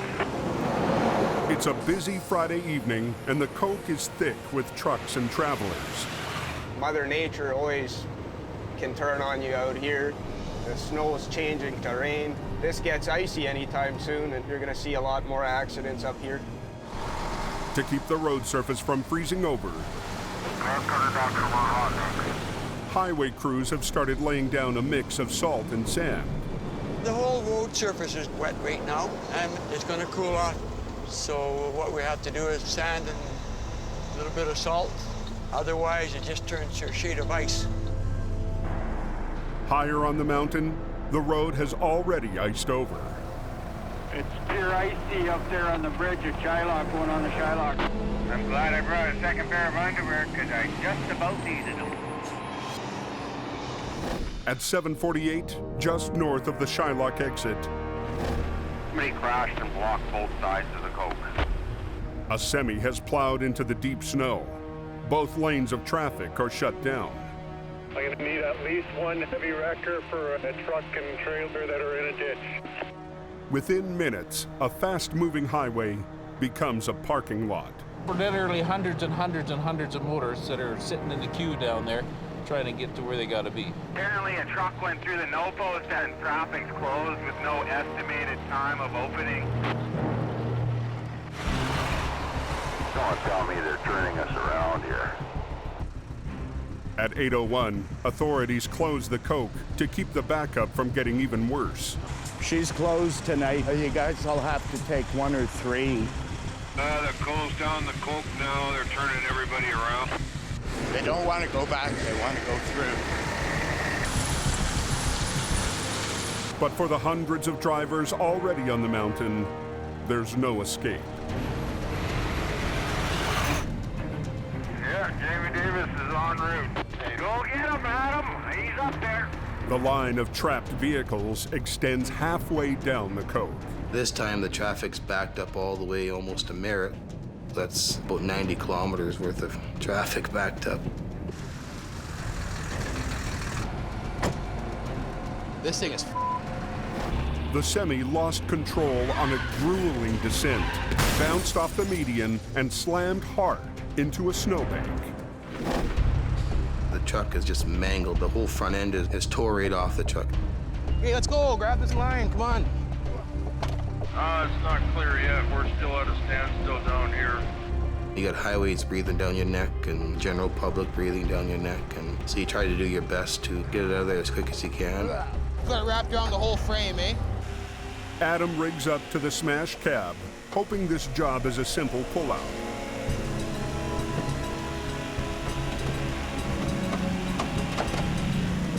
But the wreck won't budge. Ain't moving. When the truck hit, the hot engine melted the snow. Well, it's buried right into the snow. It quickly refroze, trapping the cab in a block of ice. It's like concrete in there. She's so far in the snow there, just can't do it with one truck. So Kevin calls in the cavalry. Oh, this is pissing me off. You got service? I got one bar and I don't want to move. Jamie heads up in the Rotator.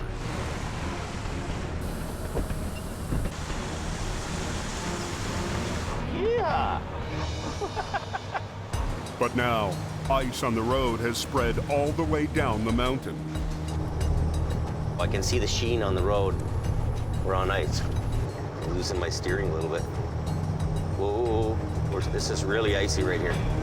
Hang on.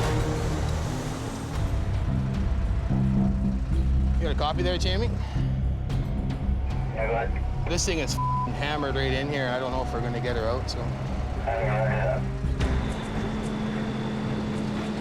By the time Bruce and Scott arrive, traffic has been at a dead stop for over an hour. These guys get together on the back end here. We might get something going. Adam wastes no time getting them hooked up to the semi, hoping 3 wreckers will do the trick. Now he's gonna be stuck here, you watch. Without James, Bruce can't get traction. Come on, you stupid. You're gonna have to chain up, Bruce. Bruce doesn't like using the heavy-duty chains. Well, I was gonna do that once I got the hook on it and then pull ahead. Bruce is getting on in age.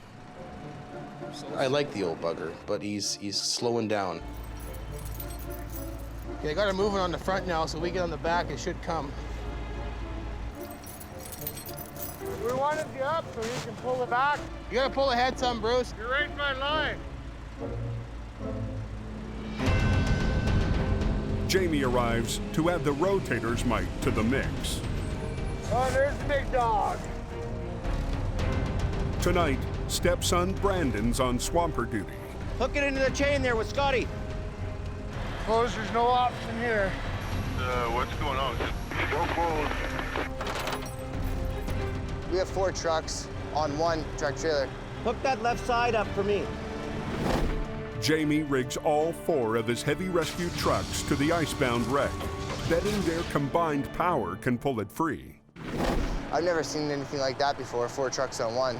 You good to go, Scotty?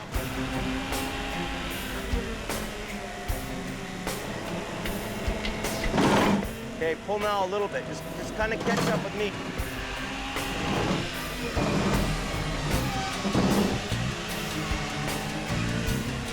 Keep going. Pull. It's like pulling it like through a cement wall. We got a lot of trucks in this thing. It's just planted in there, man. It's just like cement. That's unbelievable. Okay. Keep pulling. Whoa, whoa, whoa! Whoa, whoa, whoa, whoa! What's the matter? The wall's cracking all the way up. The force of the pull is ripping the trailer in half.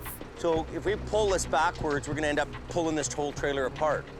So there's a lot of force pulling this, but there's something holding it back. It's kind of down and hung up on something. Would say was in it. There's $500,000 in pharmaceuticals. It's got pharmaceuticals in it, $500,000. If they keep pulling, they'll dump the load all over the highway. Hey, did they open up the coke yet? Hundreds of drivers have now been trapped on the remote highway for 2 hours. Southbound is still completely shut. In the freezing cold, it's a dangerous situation. We're frustrated. The RCMP want it fixed now. I'll get out of the way. Well, can you move the barriers out of this lane? The wreck scattered concrete barriers in both lanes. Okay, I'll move all that stuff. If they can be moved, traffic should be able to squeeze by. To put it through there, back into itself, do the other one on the other side. Whoa, baby! Bad spot we're in here right now. Highway's completely shut down, so people are a little ticked off that they gotta wait.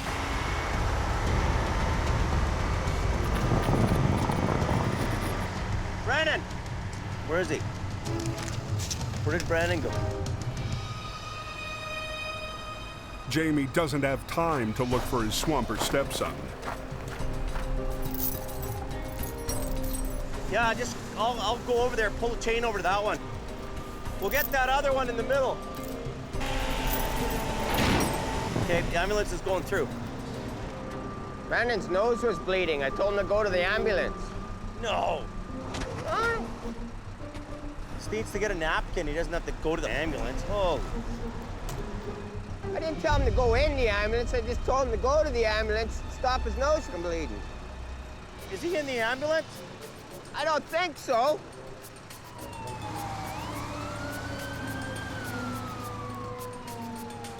The cold, dry air and high elevation are biting on Brandon's nose. It's just the time of the year. I always get this once a year. But as soon as Jamie gets his youngest crew member back, his oldest decides to take a nap. They're letting you through now? With the barriers out of the way, Yes, sir. the backup begins to move along the ice-slick highway. Pretty slippery. I can't even get up here. Look how thick it is. Here's the actual road here. Trucks coming. What is that? 4 inches of ice. Watch your back, watch your back. Ooh, I don't like the look of this guy coming here. Look! Look, jackknife! Look out! Look out! They're letting you through now? A 55-mile traffic backup is finally starting to move, but it has to cross a nasty piece of ice. Pretty slippery. I can't even get up here. It isn't long before someone starts sliding. Look, jackknife! Look out! Look out! Well, we got her stopped. Oh, just sheer ice. Just a skating rink. Yeah, it's very, very bad, very bad. The Jackknife shuts down the southbound lane again. Hook him up with a toe pin. We'll just straighten that guy out. Thank God it wasn't going too fast.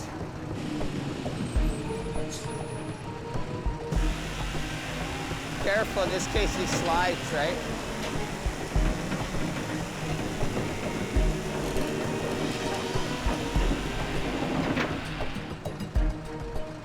Want him unhooked? Yeah, unhook him, I guess. Very slippery. Oh, it's slick out here, Jamie. Oh, it's bad. A little dicey.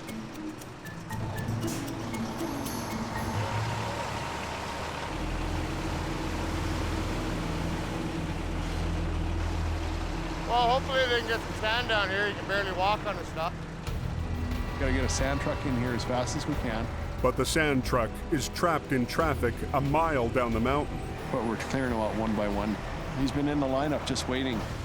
To prevent a pileup, police send the trucks through one at a time. Okay, send the next one.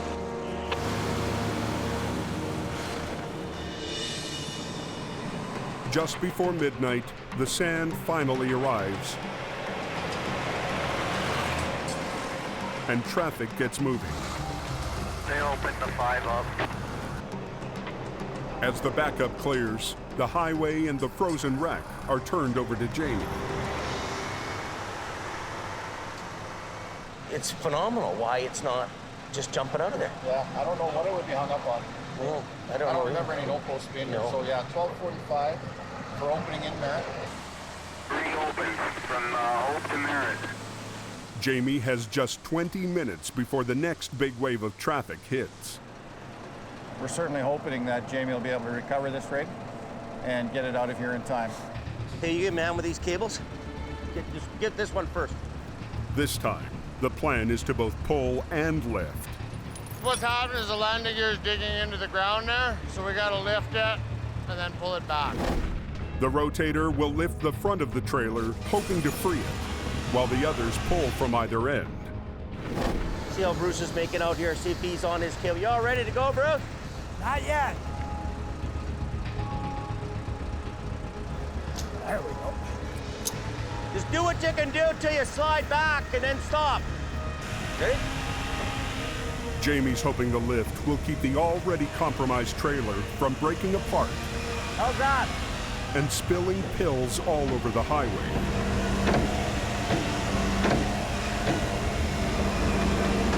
Hold it. It's actually bending the truck frame as we're lifting it up. Why is this thing not coming? It's just bending in half, this thing. Either it's hung up on a guardrail underneath there that we can't see, or it's cemented in there by the snow. With traffic on its way, Jamie decides to keep pulling. Yep, let's do it. Pull. It's just like something's underneath it or something. These two lines are real iffy. Everybody come out. Get out of there.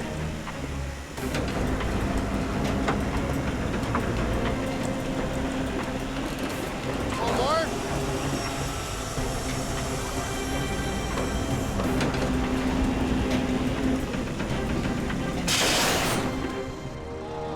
The end of that, baby. The cab begins to break apart. But they keep pulling. We're getting pretty close. Okay, stop. More, we got it broken loose now. We got her now. There was some kind of a culvert down there. But it's bizarre how hard that was to get out of there. So I'm gonna get out of the way now and get out of Adam's way. Southbound traffic is just 10 minutes away. They still have to get the semi off the road and to a nearby pullout.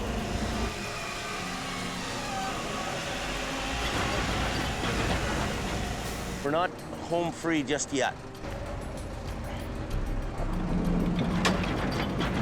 Too slippery. The trailer's air brakes are locked. He's got to actually physically drag that out from underneath here.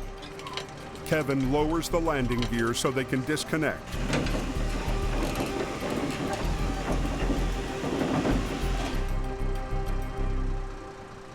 called a front end lift crooked toe. Adam gets the wreck and its $500,000 cargo off the road, just as the wave of traffic arrives.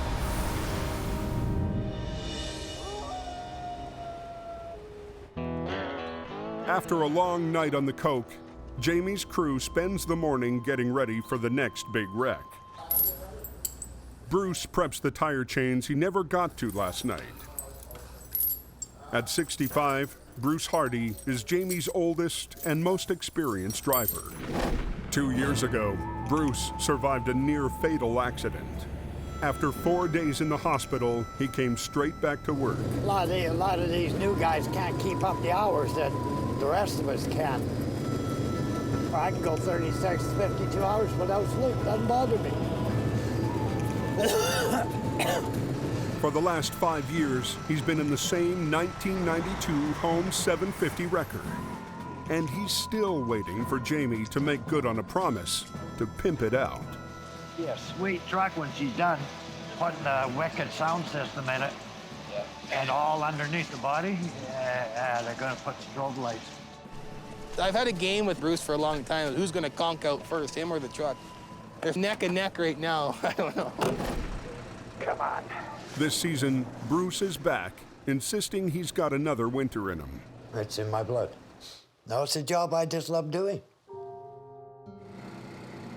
But Jamie's not so sure. I worry about Bruce all the time. He usually gets some truck stop or in a parking lot or pull out somewhere in the highway, passed away. Bruce is a great guy, but when the snow flies, Bruce isn't exactly the snow shed warrior. Case in point, tire chains. I don't like chaining up, period. Jamie is trying to have him around for a few more years, but it's hard work, and he's getting older, and his health isn't as good as it is. We kind of want to preserve him, right? We don't want to kill him. Bruce may be slowing down, but Rob is stepping up to new responsibilities. Jamie put me in charge of the flagging. It's not the first time Rob's been in charge of a crew. The first time was on a chicken farm. And my job was basically to make sure that nobody was playing football with the chickens, with the dead chickens. Farmers don't like it. Doesn't matter if the chicken's deceased or not, but you're horsing around, you're on the farmer's time. Well, that's cracked, that's no good. With the flagging truck stocked up, Jamie sends Rob to handle a police tow. Yep, 70 impound. An unlucky speeder is heading to the impound yard. I guess he was doing 156 in 100 zone, no driver's license, so it's gone for 7 days. The only speeding ticket I got was I was doing 10 over. And that's it. 156 in a 100-kilometer zone. That's ridiculous. You do 100, you get to your destination at the same time. You know? We've got enough speeders, and we gotta get them off the road. No kidding.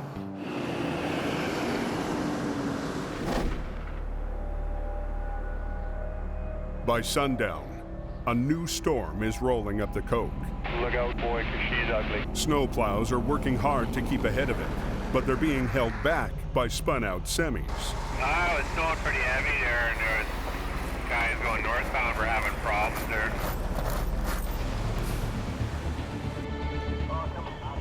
Jamie sent both Adam and Bruce to help keep things moving. We're going right up slow. Bruce comes up on a struggling semi. Yeah, he's chained up. That's good. He decides to let him fend for himself. A little farther up the hill, Adam's got more spinouts than he can handle. They lost count. It's good there. When will the madness end? Adam's about to head up to the next job when he spots Bruce parked down the road.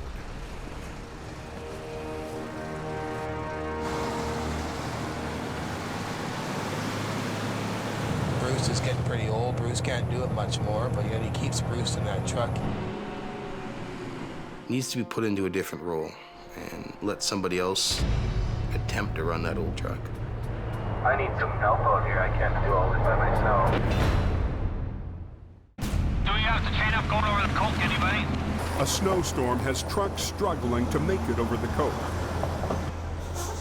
Adam is hustling to clear a backlog of spinouts when he sees Bruce doing not much of anything. Bruce is getting pretty old. Bruce can't do it much more, but yet he keeps Bruce in that truck. I need some help out here. I can't do all this by myself. Jamie had hoped for a night off, but it looks like that's not going to happen. Well, Bruce is probably not chained up, and I don't even know why he went out here. What good is he sitting in the lineup of traffic with the rest of the helpless bastards? Why did he even leave his house? Why did he even jump in my truck? Making me look like a fool out on the road. These trucks don't like the snow. That good old Canadian winter. When things are Armageddon like this, you gotta be a warrior. You gotta get it done. Not far up the hill, he finds Bruce parked on the shoulder. Here, look at this. In your truck there, Bruce?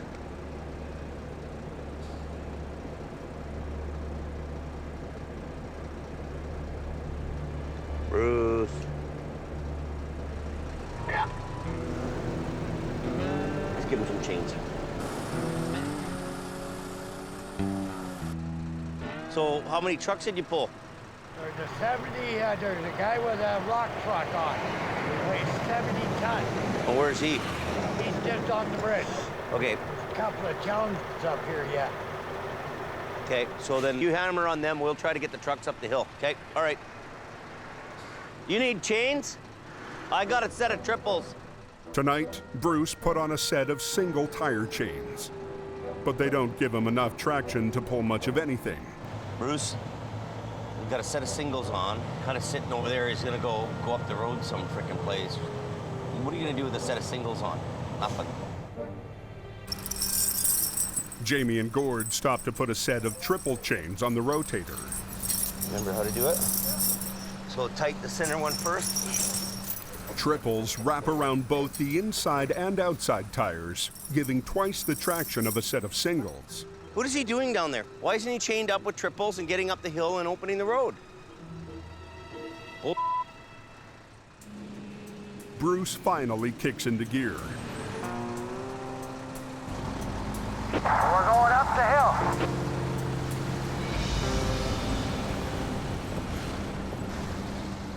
Bruce driving up the hill with a loose set of singles on his truck. Like, what's he gonna do? What is he gonna pull up with a set of singles? Nothing. Might as well be down at the shop, stoking the fire and drinking beer. Jamie heads up the hill to find a parking lot of spun-out semis. Like, who do you pull first? You kind of got to go to the guys that are blocking the highway, right? Imagine out there, James. There's Adam coming down the hill. Is there something actually blocking the hill here, Adam? There's a big wide load up there, yeah. Okay, I'll go get him. At the head of the line is an oversized trailer hauling a 70-ton mining truck. You check chains, I'll hook up. You're about the biggest badass load on the hill, so we're gonna get you first, I guess. Pulling a load this heavy is tricky. Both drivers will need to move in sync. A sudden jolt could shock load and damage one or both trucks. You gotta go in low gear. Yeah, don't change gears. I'm just gonna go in low too. Yeah. Okay, you ready? Okay, buddy. As soon as you lift off a little bit, I'll let her go. Everything okay there?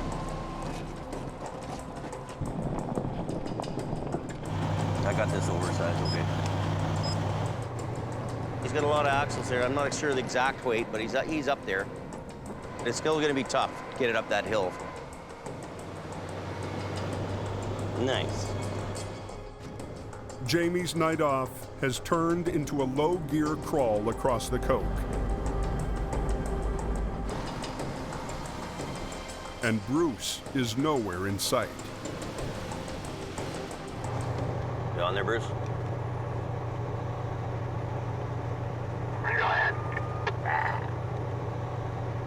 Are you get those other trucks out or not there? Hey, we're gone. It looks like they got themselves out. In a weird kind of a way, he adds to the problem in a snow event. He's not clearing the highway, this guy. He's screwing the highway up. He's part of the problem. And that drives me nuts. Heading home. Eventually, Bruce passes by on his way home.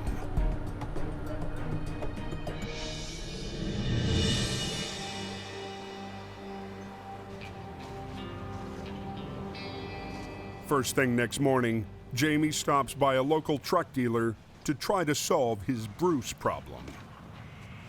This truck's actually nice, you know that? It may not look nice to you, but it's nice. Bruce needs to be driving this. This will be easier on his back and lifting and all that kind of stuff. And it'd be easier for him to drive around than driving them big trucks, you know? So that'll help him.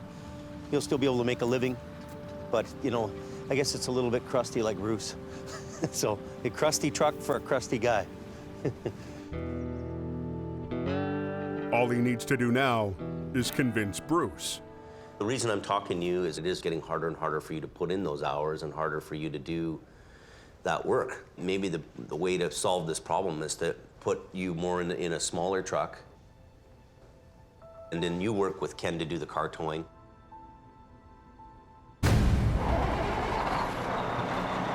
Bruce leaves the meeting, gets into his old Holmes wrecker, and drives off.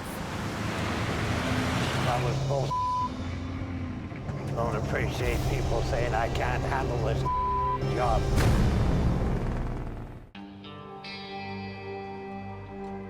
Jamie's staffing problems are piling up faster than the snow. I just got a call from the RCMP. They're telling me that you have a serve prohib notice on your driver's license. So that means you're prohibited from driving. And he's coming over here right now. Turns out Rob has one too many speeding tickets. You know, you're gonna be out of a job if you don't have a license. You can't drive tow truck, you can't drive your flag truck, so you're done, right? You basically firing yourself.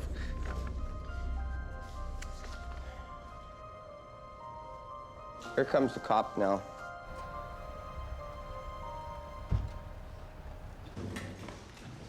Okay. Well, you can wait in here if you like. I just gotta go to the car and finish up the paper. Okay? I'm screwed. I'm royally screwed. Because I have no income. Without me, I pay most of the rent. Bobcombe Road, or there's a truck in the trees there. In the shop, Kevin takes a call for a wreck out on Highway 1. He must have just missed the guardrail and went into the ditch there in between the two lanes. We just got a call for Jackknife Semi, so I could really use Rob right now because we need a traffic control guy. So, you know, he's been doing a good job and he's been trying to get his things together there, but it's just a little bit too little too late. They're prohibiting you from driving for a period of 4 months starting today. You have to understand, though, if you get caught driving after 6 p.m., you'll be arrested. So it always my luck. Just whatever. I don't know.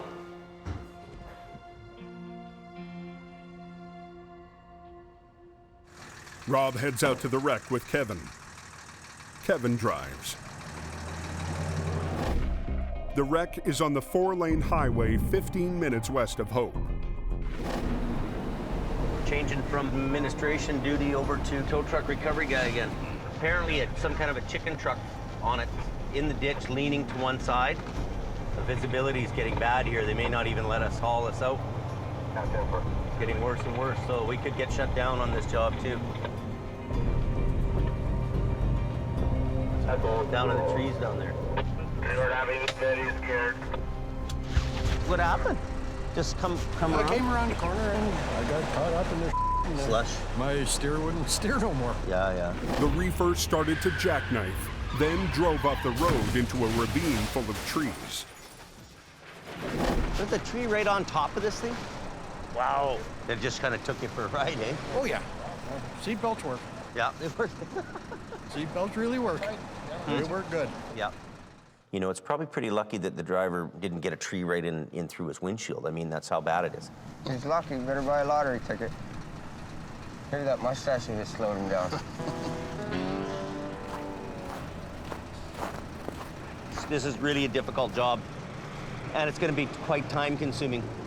Weather conditions, accident, the whole works. So, this is a lot more involving than we think it is. We're going to have to get a crew in here to chop all the trees from on top of it, and then we might even have to pull all the guardrail out to move it out. Are you going to cut tonight and lift tomorrow? That's kind of what I'm thinking we should do. All they can do tonight is leave someone to guard the cargo, a trailer full of frozen chicken. Rob can stay here with that thing? Has he got lots of gas in that truck? Turns into a pumpkin at 6 o'clock, though. He turns into a pumpkin? Yeah. At 6 p.m., Rob is going to lose his driver's license and probably his job. But he doesn't even make it till then. I don't know what I did to my back, but it's killing me now.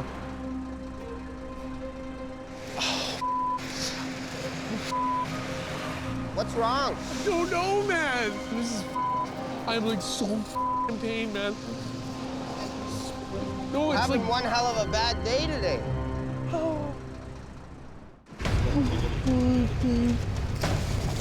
Just hours after losing his driver's license, Rob is sidelined by back pain. No, it's having like one hell of a bad day today.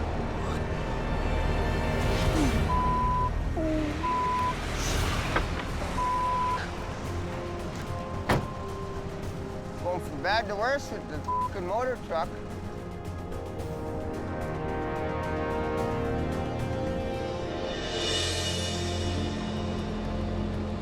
The next morning, Bruce shows up in his old home's wrecker.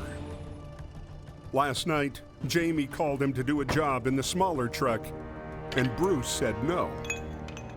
Oh, Jamie called me, but go up and flip a car back on his roof. I said, why can't Ken do it? I didn't go. It's just that I just crawled in the tub. But the headache with Bruce is going to have to wait. Jamie has his hands full with news Rob has filed an injury claim with workers' comp. What happened on the same I don't day? know what I did when I lifted those signs. I don't know if I grabbed it and twisted the wrong way or what, but it just, boom. I can stand for 5 minutes and then that's it, I'm done. I gotta sit down. Don't you think it looks kind of funny to your boss though when you have a compo claim the same day? I'd rather be working, Jamie, I tell you that. This is not a good time for this to happen. This is like right at the end of the month. Can you lend me $1,000 for now? And then I can just pay my rent and pay the bills? Oh. And I'll give you a check then. Yeah, I'll pay it back. I always do. Well, you need money to live, right? Yeah, I'd rather be back at work though than doing this. Thank you. And I'll let you know more what happens. But yeah, I mean, faster I can get better, the better off I am, because I'd like to come back to work. I just don't want to be off like this. This just gets to a point of stupidity where, why am I doing this?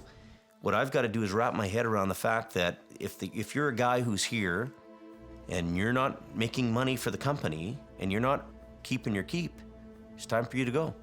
I can't run this business like this anymore. I can't have the tail wagging the dog.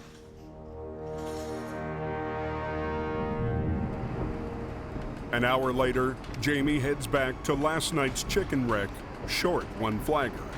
So I've got all these guys around me doing what they feel like doing. You know, all this stuff can't come at a worse time.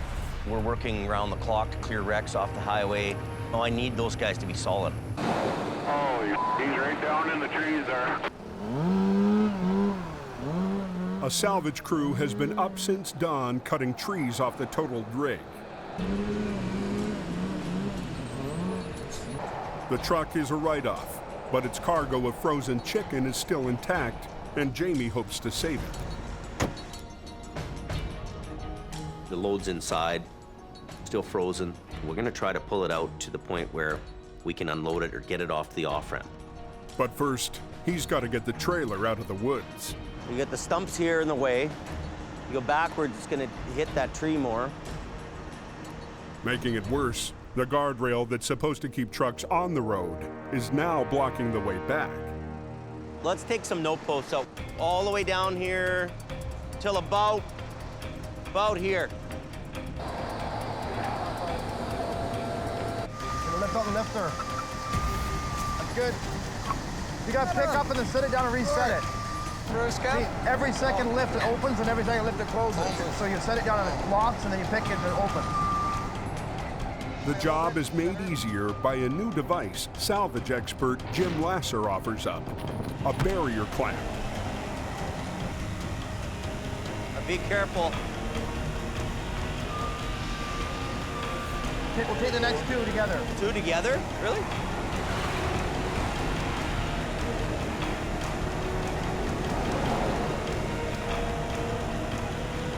That should give us enough to come out, I think. As trees are cleared from the far side of the trailer, Jim uncovers serious damage. The other side of the trailer is so badly crinkled and wrinkled from the trees and all that the integrity's gone. The trees have actually damaged the trailer so bad that the sides are now weak and they have weak points on them and it's actually torn up the side of the trailer. A trailer is just like a tin can or a beer can. You put a little dent in the side of it and it loses its integrity. I'm almost not wanting to put a strap over because I kind of think that the side would collapse. If we try to, do a lift on it when it's all damaged, chances are it's going to break anyway. So let's just winch it back the way it went in. Why don't you load up what you can load up until it pulls you back? If the total trailer rips open, tons of frozen chicken will spill into the ditch, adding hours, perhaps days, to the cleanup.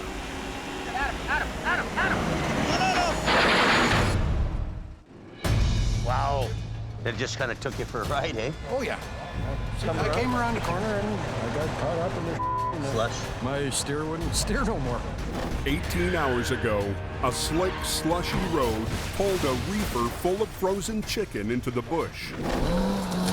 Crews have spent the morning cutting trees away, so Jamie can pull it back onto the road. Let's just winch it back the way it went in. Let's give her a shot, see what she does. Why don't you load up what you can load up until it pulls you back? We don't know if it's going to make it out loaded or not. It's a 50-50 chance. Good to go?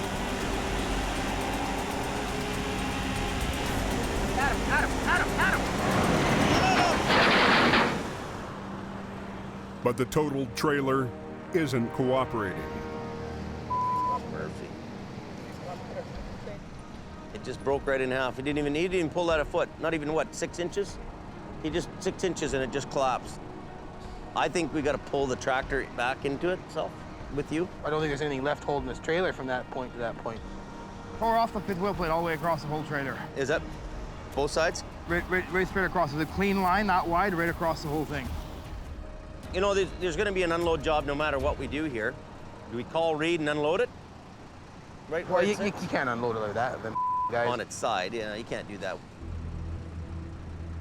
I don't know what the answer is. I mean,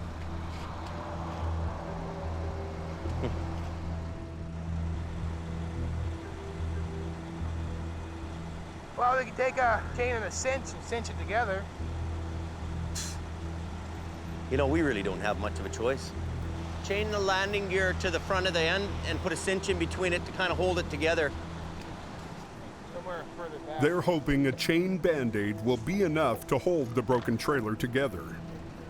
It means we're chaining the trailer up right now. We're going to try to get it up to the top of the road. If we can't get it to the top of the road, we have to unload this whole thing right here. There's one.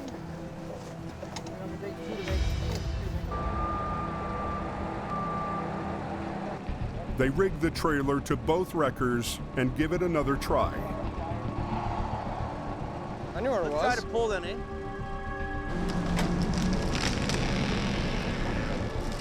It's a snapping and crackling over there really good, eh? Kind of scary. Hey, wait and stop there. Sounded like the wall gave in. Well, it's still good. Still intact. How's the bottom one? Is it okay? Far side's still tight, this side's loose. It's a slow, painstaking pull, but the patched trailer's holding together. It's coming. So far. Just a few more feet.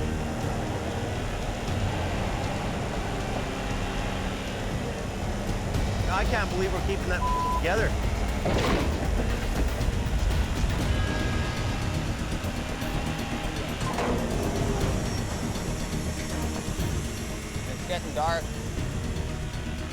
What you can't see, I have visions of something just breaking and flying up.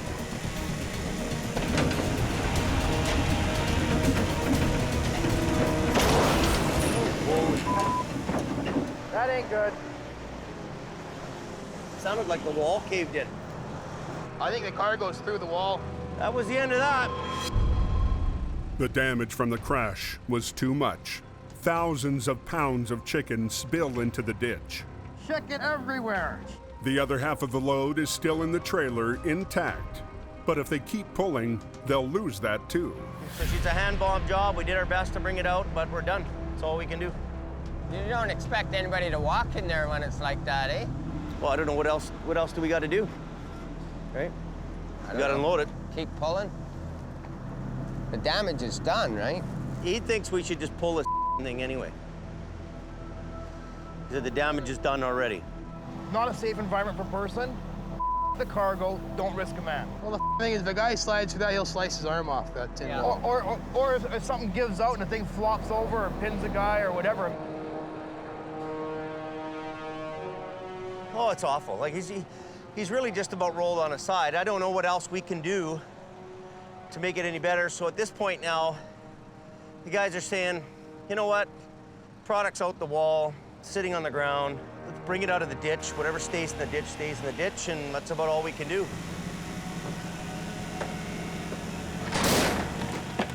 You know, we've been trying to be delicate with this thing. We've been trying to, you know, finesse it out of the ditch. You know, at the end of the day here, you can only do so much. You know, sometimes the patient dies.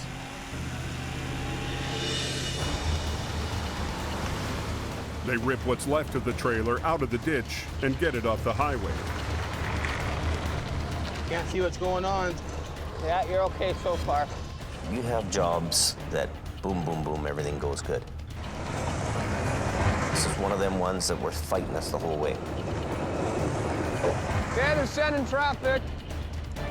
Sending traffic. Just a month into the winter season, and the highway through hell is taking its toll.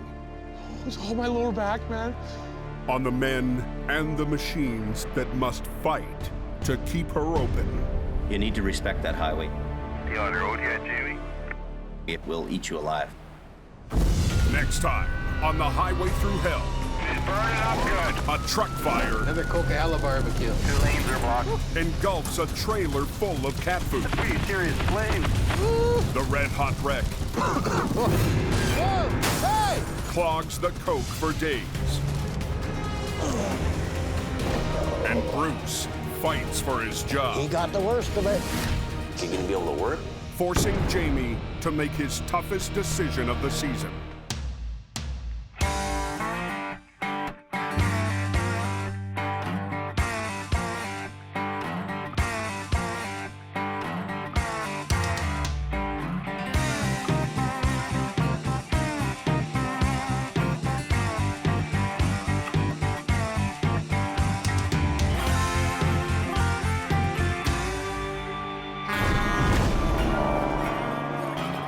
This time, on the highway through hell, He's going like a son of a...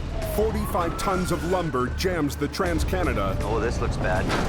Going too fast. While another wreck teeters on the edge. And a complex recovery. I don't know why we're doing it like this. Brings tensions to a boil. I work 24 hours a day. Tearing open a rift between Jamie Yeah, bad mouth being the wreck, right?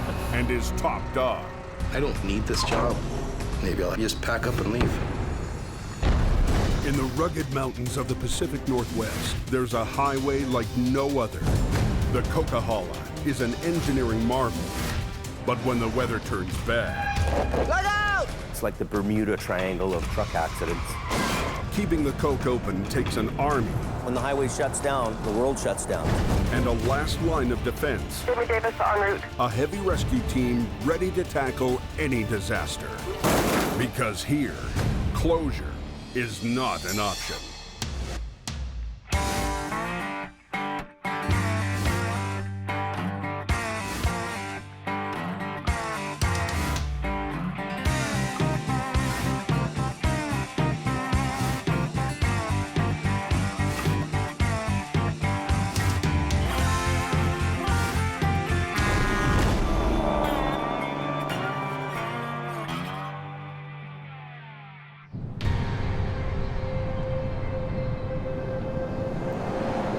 Heavy snow on the Coke has trucks diverting to Highway 1 through the Fraser Canyon.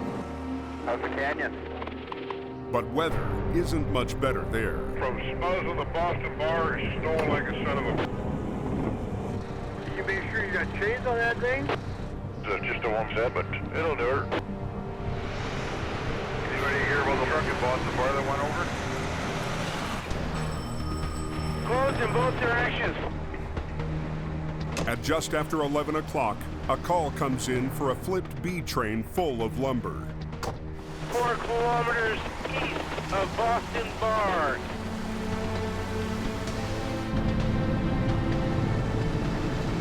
There's a semi flipped over load of lumber, and it's blocking all lanes of the highway. Yeah, just another day for a tow truck guy. The wreck has closed down the Trans-Canada Highway just outside the town of Boston Bar. The weather conditions are really bad here, getting worse as we drive out. With snow pounding down in the canyon, the heavy rescue crew must be extra cautious.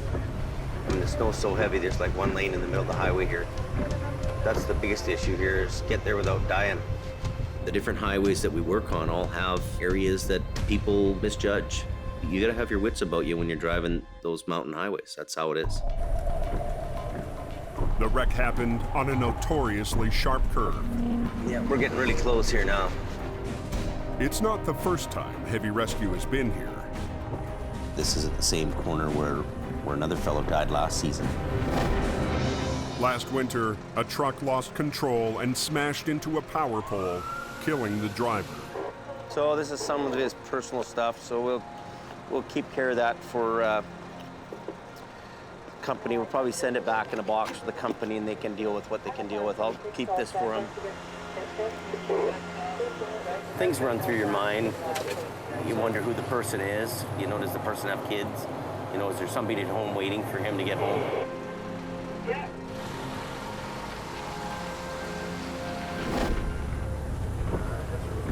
This one, a year later, basically to the day, is a little bit spooky. The B train, hauling 2 trailers, hit ice, clipped a barrier, and flipped. This time, the driver survived, but the load is all over the highway. Okay, here we go. So yeah, that's a lot of lumber, eh? Where does it go, all in this guy's yard? These people's yard? Wow. My house was 20 feet from the road where the wood started coming flying off the highway. Then it flipped on its side, and there were sparks everywhere, and there was wood flying everywhere, and I ran. The spilled cargo is blocking access to the wreck. Jamie can't do much until a front-end loader clears a path. I don't know if they interfere with the lumber. But with only one front-end loader available to move 45 tons of wood, it's slow going. After 20 minutes of shoveling 2x4s, they've barely made a dent. The lineup of traffic is getting worse by the minute. Okay, come on out of there. Yeah, come on out. This delay to the overnight freight run means millions of dollars of cargo won't be arriving on time. Yeah, the road is completely blocked. Feeling the pressure, Jamie figures if he can't get to the wreck, why not bring the wreck to him? You know what we should do? I'll come over here. I'll drag it this way and then you get on that side now. How's that? Okay. Kev, can you get the cable back? So I'm gonna back up and then I'll go over there. Jamie decides to pull the wreck up the road so he can flip it.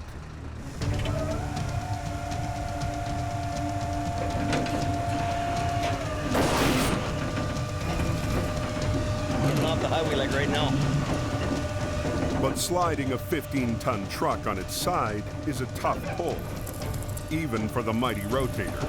What's it look like on the other side? I'm the daddy. They get it clear of the lumber. Stop right there, stop right there. But now, they have to get it on its wheels. Throw the brake on, Kevin. Scott and Gord arrive just in time to rig up the wreck. It's right here, Adam. Is it? They can't disconnect the trailers while they're on their sides, so they'll have to flip the entire rig all at once. Yeah, I can grab the back one line in each, eh? I'll come right here, then I'll just get on the tractor. They've traded one problem for another. The new spot is one of the narrowest sections of the highway. If he goes over a bit... We're kind of having issues with space. We don't have enough room here to get the trucks in the right spot. Normally, they'd put their wreckers on either end, perpendicular to the wreck, but the road is too narrow. Jamie has to position both trucks near the front. It's not the ideal angle, but it's all he's got. I'll come right here, Jim.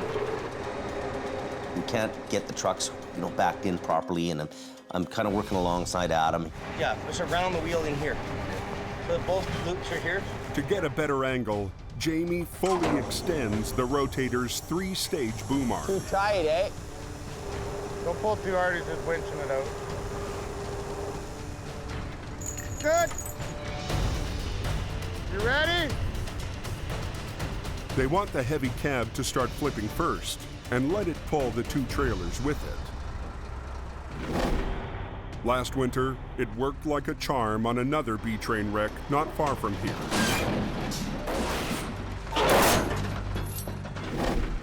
Let's do the back one, Adam.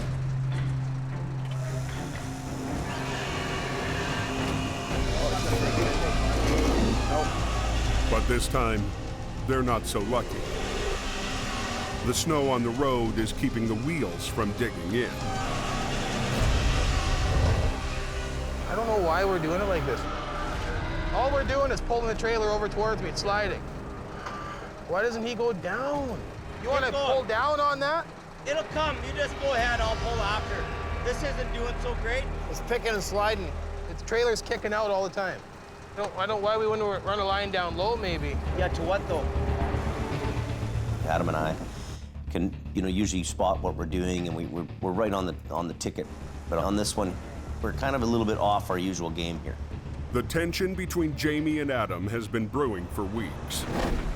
You can only go so much. I'm only one man. With Jamie spending more time in the office, Adam's had to take on more responsibility on the highway. If I pull my socks up anymore, I'm going to tear my feet out the end of them. They run me to my breaking point. I work 24 hours a day, 7 days a week. What about me? I have a family, I have kids. Don't I deserve a couple days off? Woo. No, I'm to the point where if I don't make some kind of change, I'm not going to be any good to anybody. 2 days ago, Adam skipped town without telling Jamie. Something just switched off in my head, and I figured, I just don't want to do this anymore. Jamie and his top driver have barely spoken since Adam got back.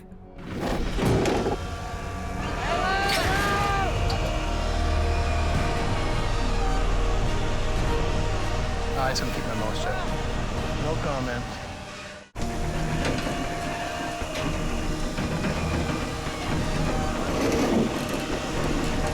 A flipped B-train has Highway 1 backed up for miles. I don't know why we're doing it like this. Heavy Rescue is struggling to flip it back on its wheels. But on the icy road, it just keeps slipping. And Jamie's top guy is losing patience with the boss's plan. Why doesn't he just pull down on that thing? I'll get a chain and we'll anchor off to the back. New driver Scott Bird gets an idea.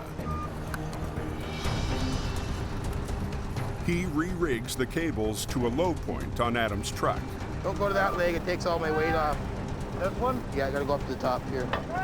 By pulling down instead of sideways, the back trailer should flip first, bringing the cab with it. Go ahead, pull the back one. Look out! Look out, guys!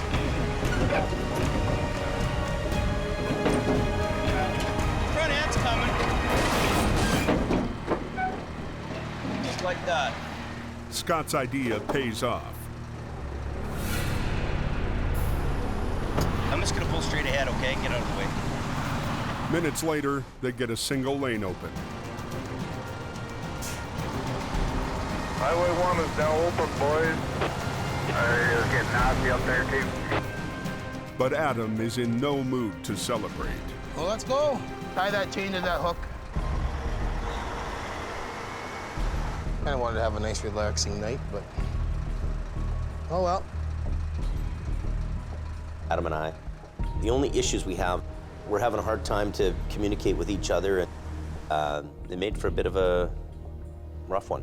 You know, I don't even care. I hook on this thing, and I'm done my job and going home.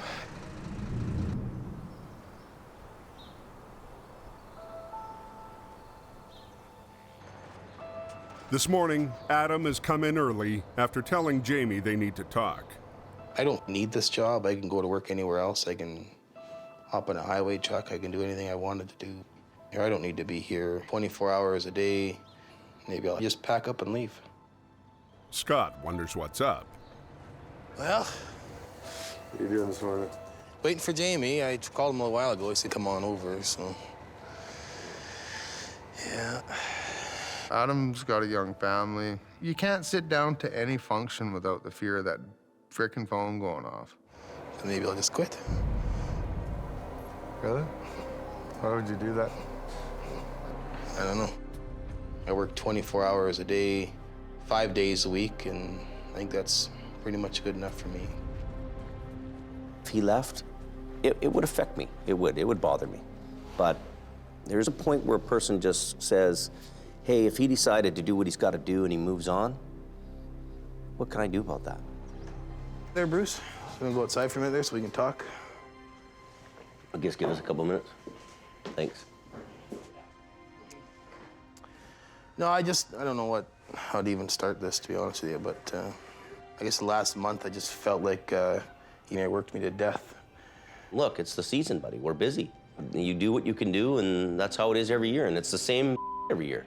I understand that, but I got to listen to what you say, and I try to respect you as much as I can. But it just seemed like... You're the only guy shouldering the whole place.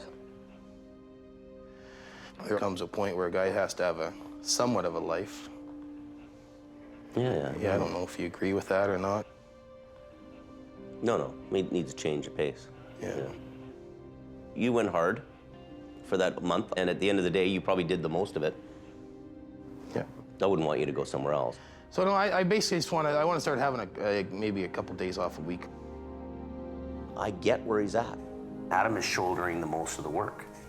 And we've come to the realization that we need another guy to help Adam, do that workload that he deals with. That guy was supposed to be Scott, but the new truck Jamie promised him still hasn't left the assembly shop. I had everything lined up, ready to go. Didn't happen. In the meantime, Scott's been bouncing between Jamie's smaller, older trucks. I'm really getting unimpressed here. And he's getting tired of it. Oh, this is just 100% unacceptable. Ah, yeah, dirty.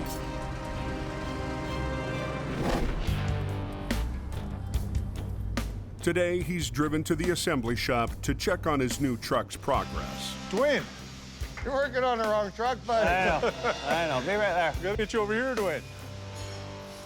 So this is the truck. It has a 600 horsepower Caterpillar in it. It's got a 20,000-pound front axle. It's got 46 rear ends with lockers. The wrecker's brand new. It's a 30-ton Century wrecker. Every full load bell and whistle on this thing, it's got everything. Because it never shiny, eh? Oh, it's gorgeous. Shiny stuff. Chrome flares, lights, light rack. Yeah. Shiny.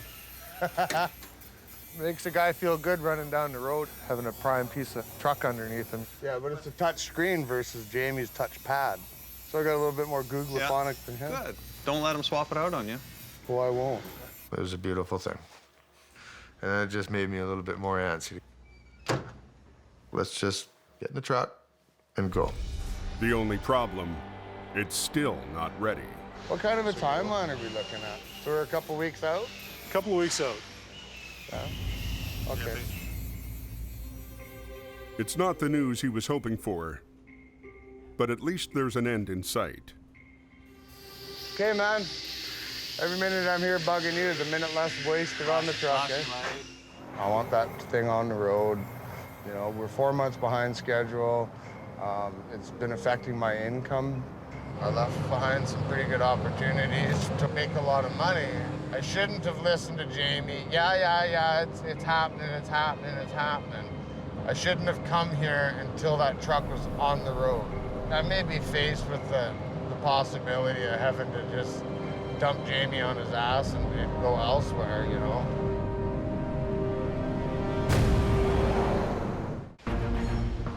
New driver Scott Bird joined Jamie's team with the promise of a brand new heavy record. What kind of a timeline are we looking at? We're a couple weeks out? A couple of weeks out. Yeah. But it's months behind schedule, and Scott is losing patience. I may be faced with the possibility of having to just dump Jamie on his ass and go elsewhere, you know.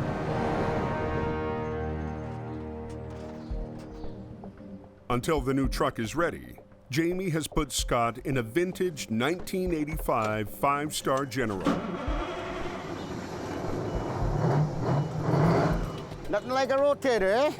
Who needs a rotator? We got this.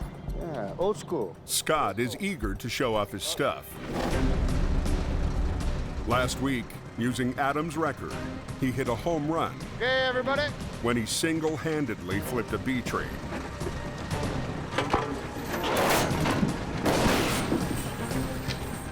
Textbook.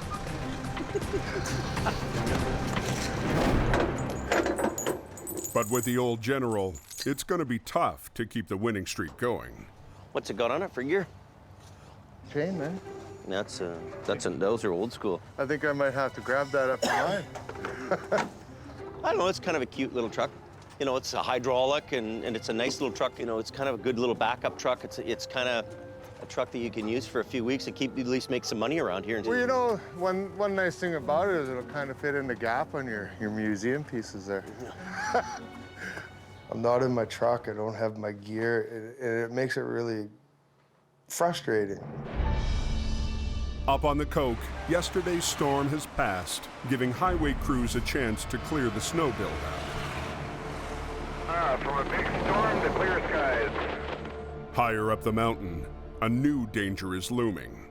We got a runner here. There. That big wall. You see it? Last season, the Coke was shut down when an avalanche hit the highway. Closed. High hazard. Highway's closed. These vehicles must be out of here right now. Avalanche observations, size 2 naturals and roads to granite. It's trending warm. It's the full-time job of a team of avalanche technicians, AvTechs, to keep the snow from reaching the road. They monitor the more than 50 active avalanche chutes that stretch above these mountain highways. Here's the snow shed over here. These two paths are a real concern for us because this is often where traffic gets backed up. Their exposure to the avalanche hazard goes up exponentially when you're stopped. Just yesterday, there was a deposit that was 60 feet from the road. It's not just an office job. Today, they need to get a closer look at a section of the snowpack, 1,500 feet above the highway. And there's only one way to get there. All right. We're gonna go right through here? Yeah. What do you think? Dig above that little tree? Yeah. Snow piles up in layers of different densities. There's a slight layer in here. Avalanches happen when a heavy layer breaks free of the snowpack underneath. The area is known for getting a meter or more of snow overnight. That'll produce avalanches relatively quickly. 17 to 38. 17 to 38. What they're looking for is a weak layer.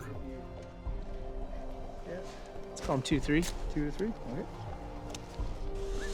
If they find evidence of instability, And start it away. they could drop percussion bombs to trigger a controlled avalanche. For right now, the snowpack seems stable. Guys ready? The Avtex will keep a close watch on it. More weather is on its way.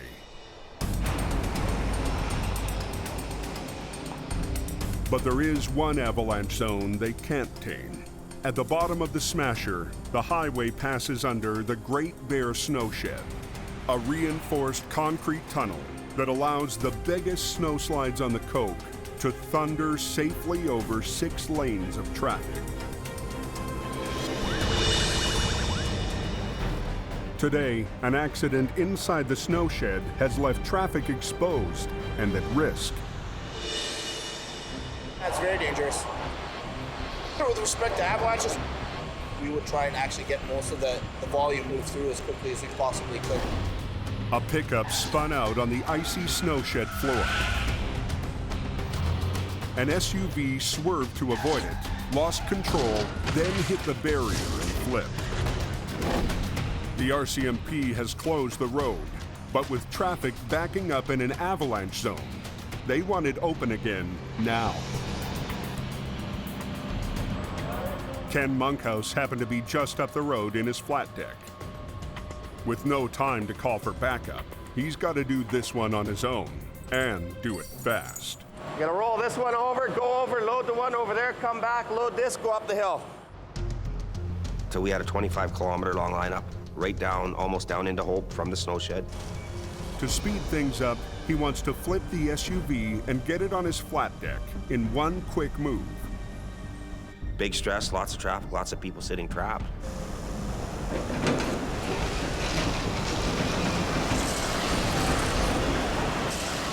But the road surface is too icy.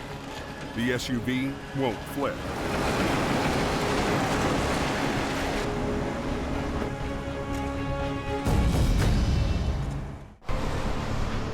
A long line of cars is backed up in an avalanche zone. Inside the snow shed, Ken is racing to get the Coke open. You've got all these people, they're in the worst possible place you could ever be in, and it's a sheet ice inside the shed. But he can't clear the wreck if he can't flip it. Ken re-rigs with a 2-point line, hoping he can swing the SUV into a position where he can get it to roll upright. When the shed was built, engineers embedded electric warming coils in the pavement, but due to safety concerns, they were turned off years ago. Even with 2 lines, Ken can't get the SUV to flip. It wouldn't dig in, it wouldn't flip over. So he tries something else. I knew that I had to have an extreme low line to the back end of the truck to get it to come over. To pull down on the flipped vehicle, Ken rigs to the low point of his flat deck. He's betting it'll force the rubber on the tires to dig in. I'm looking around, I'm seeing the look on the cop's face. We know it's turning into a gong show. You know, we gotta nip it in the bud because this is taking way too long.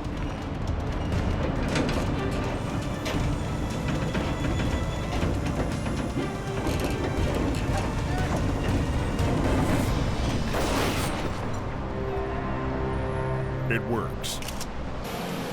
He quickly gets the other vehicle on his flat deck, hooks up the SUV, and the highway's open. It was extremely embarrassing that it took me as long as it did. I've done recoveries like that in 3 minutes. It was still a win. Nobody got hurt. Everything got done. Nobody got killed. No avalanches.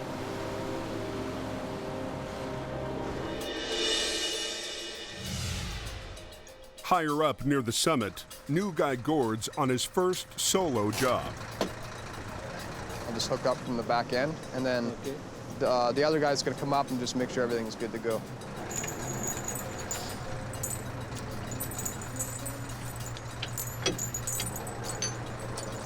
I mean, I'm not used to being up on the hill like that, right? It's my first winter ever. So, I mean, I'm thinking, oh, how should I hook it up? These gloves suck. They're actually freezing. My hands are sweating, so they're starting to freeze, yeah. Ken stops by to check on his apprentice. You, Gord? Oh, I got it all hooked up, just making sure you have a look at her. And When I started driving tow trucks, most tow truck drivers were big, hairy guys, leather vests, lots of rings. Lots of yelling, lots of fighting and crap like that, and I wasn't like that. I looked out for the brake lines and everything. Looks good, buddy. When I look at Gord now, I see myself, 25 or 30 years ago. Whenever you throw four-wheel drives to the back, automatic or standard, always make sure it's in neutral, especially with the automatic. Okay. Okay, up a bit more. In neutral? Yeah, it's in neutral. In neutral? Yep. Is it in neutral? Good. Turn the heat on, huh? Beautiful. All right. Gord definitely has the tow truck DNA.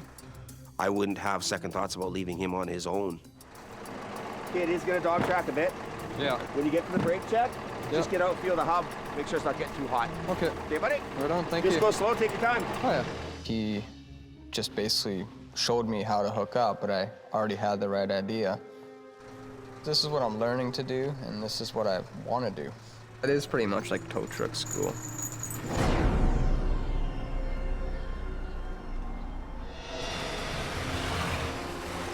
At the base of the Coke, an oversized load has been waiting for traffic to clear. We're 106 feet 6 inches long, 1510 high, and 177,000 pounds gross. Destined for a mine, the huge steel cylinder had to be cut in half to transport. That's not like hauling your average load down the highway. Wide loads test the limits of highway infrastructure. Recently, an oversized trailer clipped a head beam on a bridge in Washington state. A section of the structure collapsed and 2 cars fell into the water. They get huge money to haul those loads. There's a real risk. With the risk comes reward. It's a large, large responsibility. The big concern is that the oversized load has less than a foot of clearance through the Great Bear snow shed. Because the shed ceiling is sloped, the load will only fit if it's in the left-hand lane. Height-wise is a bit of an issue going through the snow shed there. We have to take the left lanes just so that we can fit underneath. There's all kinds of things that can go wrong. You just gotta keep your fingers crossed, nothing does. Alrighty, we're ready, let's get going here. All right, 10-4. By law, the oversized load requires escort vehicles in the front and back. Okay, you're about 3 feet off the right side there, Dale. The convoy stays in the right-hand lane for the slow drive up, so traffic can move around them. Okay, you got an 18 coming up fast on you. Alrighty, I'll give him a little more room here. 10-4. He's coming right up on your road.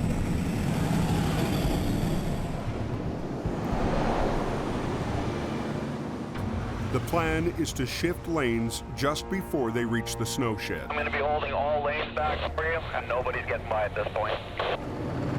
Alrighty, I'm just going to keep this gear at this speed. Okay, that mobile parking lot's coming down on your left.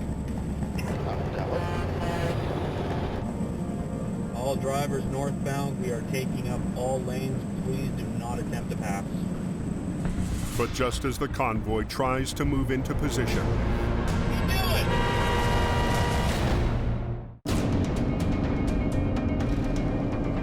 an oversized load is headed for the snow shed. The right-hand lane is too low, so to clear it, they'll need to be in the left. Even though I've been doing this for almost 25 years, it still makes you nervous. All drivers northbound, we are taking up all lanes. Please do not attempt to pass. But just as the load driver is about to switch lanes to the left, What are you doing? he gets cut off. You got a 4 that just decided to sneak on by. He's coming up on your left.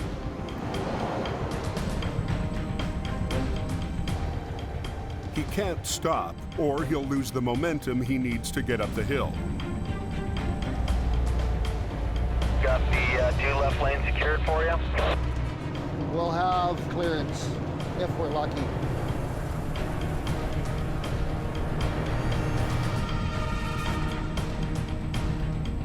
All right, you are in.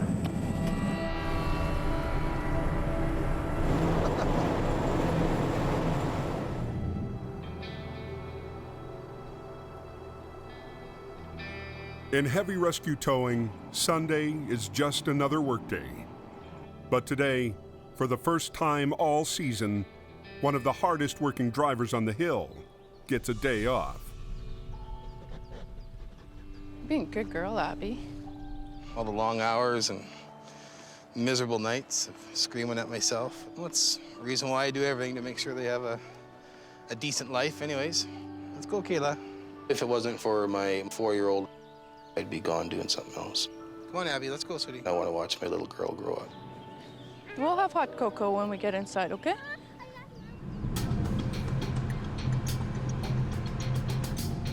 Adam's not the only one putting his family first today. Rookie driver Gord's traveled to the city to visit someone special. So what's happening? Hello. Come here. How are you? Good. Yeah? I haven't seen my daughter for about 3 weeks now. I think about it every day, right? Gord's daughter lives with her grandparents, so he can work in Hope. Come here. Jump really high. As high as you can. Oh, yeah. It's awesome to be here, because being up there all the time and just miss a lot of this. Gets a little tough. Gotcha.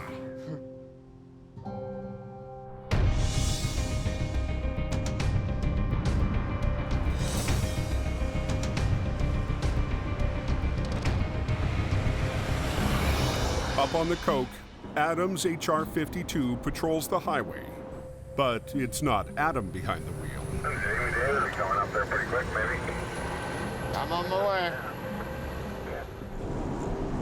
With Adam off, Scott's working the weekend shift. It's Adam's truck, it's not mine, you know. I don't plan on taking Adam's job away from him, but it's nice when Adam decides to take some time off. Wonderful. He spots a semi broken down inside the snow shed. Well, we're gonna stop and check on this guy because he is in a pretty dangerous spot. Well, here comes Jamie Davis here. I don't know if he's here for me or not. Hey, what was your name? Dave. Dave? Okay, I'm Scott. What's wrong with it? Red. Blew the red on it. Oh, son of a bitch. Okay. Water problem. Little bit of a water problem. There's no cell service, so the driver can't call to authorize a tow. Just gonna pull this guy into a safe spot. It's just the right thing to do. Scott tows him anyway. We're gonna lift off to start it up. Just give me a little lift. Yeah. And then go into neutral. Sure, you want me to shut it off, did you say? Yeah, shut her off. Let's not hurt your motor. A lot of guys, they won't get out of their truck and help people out, but, you know, that guy sitting there is kind of dangerous. In the long run, it'll work out to our advantage. And, you know, he'll talk about it. He'll say good things about it. And when he's talking good things about it, there's 1,000 guys listening to the radios.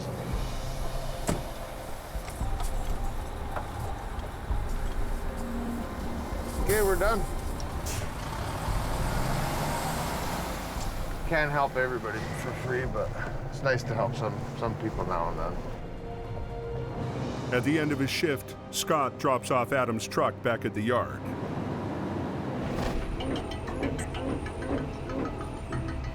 No scrapes, no dings, we're all doing good. Little housekeeping, got a little bit of garbage to get out of here. I'll finish my move out in the morning.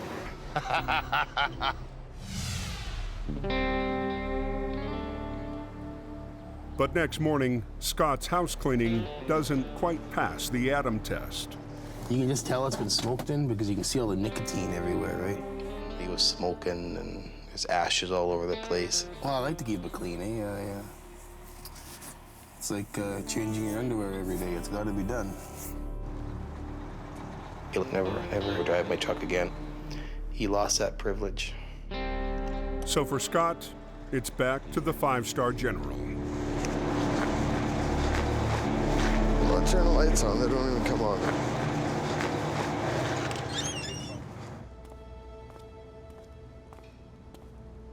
One of the main reasons why I came here is because I was told that I would be running a certain piece of equipment. Had I been offered the GMC General, I would have never come. Tired of eating bones, I want my steak.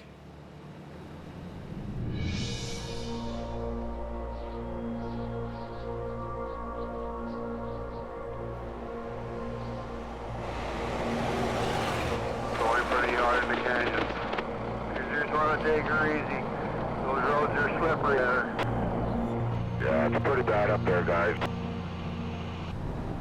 At just before dawn, a call comes in for a wreck on Highway 1.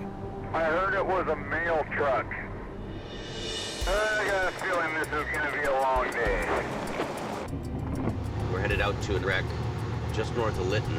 A mail truck is jackknifed and hanging over the edge. The wreck is an hour north of Hope near the town of Lytton. After 2 days' rest, someone else is eager to get back in the action.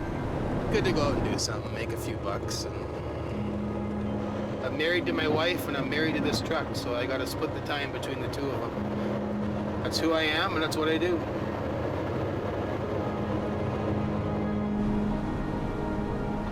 We're just on bare bones, guys here, me and Adam, and no helpers. Holy. These trucks don't like the snow. I think his passenger fender's almost kissing the passenger side of the trailer. Holy moly. Look at that. Straight down. Holy moly. Look at that. Straight down. A truck loaded with Christmas mail teeters on the edge of a cliff. Well, my Christmas present's in there. It's heavy. Yeah, it's pretty amazing, isn't it, eh? The truck jackknifed and crashed through the guardrail.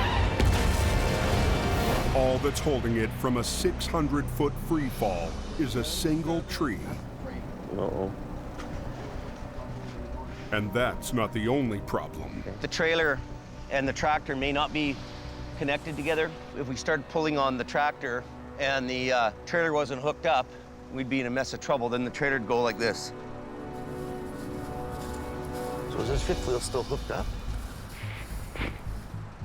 Yeah, it's on then. Wheel's on. Yeah, okay. But there's no frame here. That frame looks broke right there. He's buckled in half. Unbelievable. The trailer is still connected, but the fifth wheel plate holding it is cracked in half. Might be a cutter. Adam hooks up a line to secure the trailer just in case the tree gives way.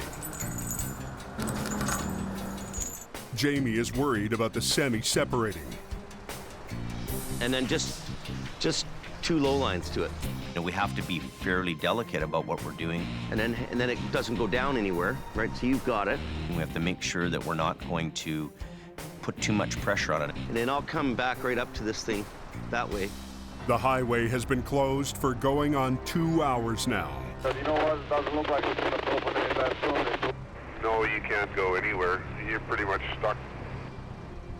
Whatever they're going to do, they need to do it fast. You know, we could have some troubles with this truck frame. It's a bit pretty flipsy-flopsy, so Adam will hold on to the back end of the trailer no matter what. We decided not to do anything much more with the trailer for fear of damaging it. His plan is to use the rotator to ease the cab out and hope the trailer comes with it. Okay, guys, you want to probably stand back a bit.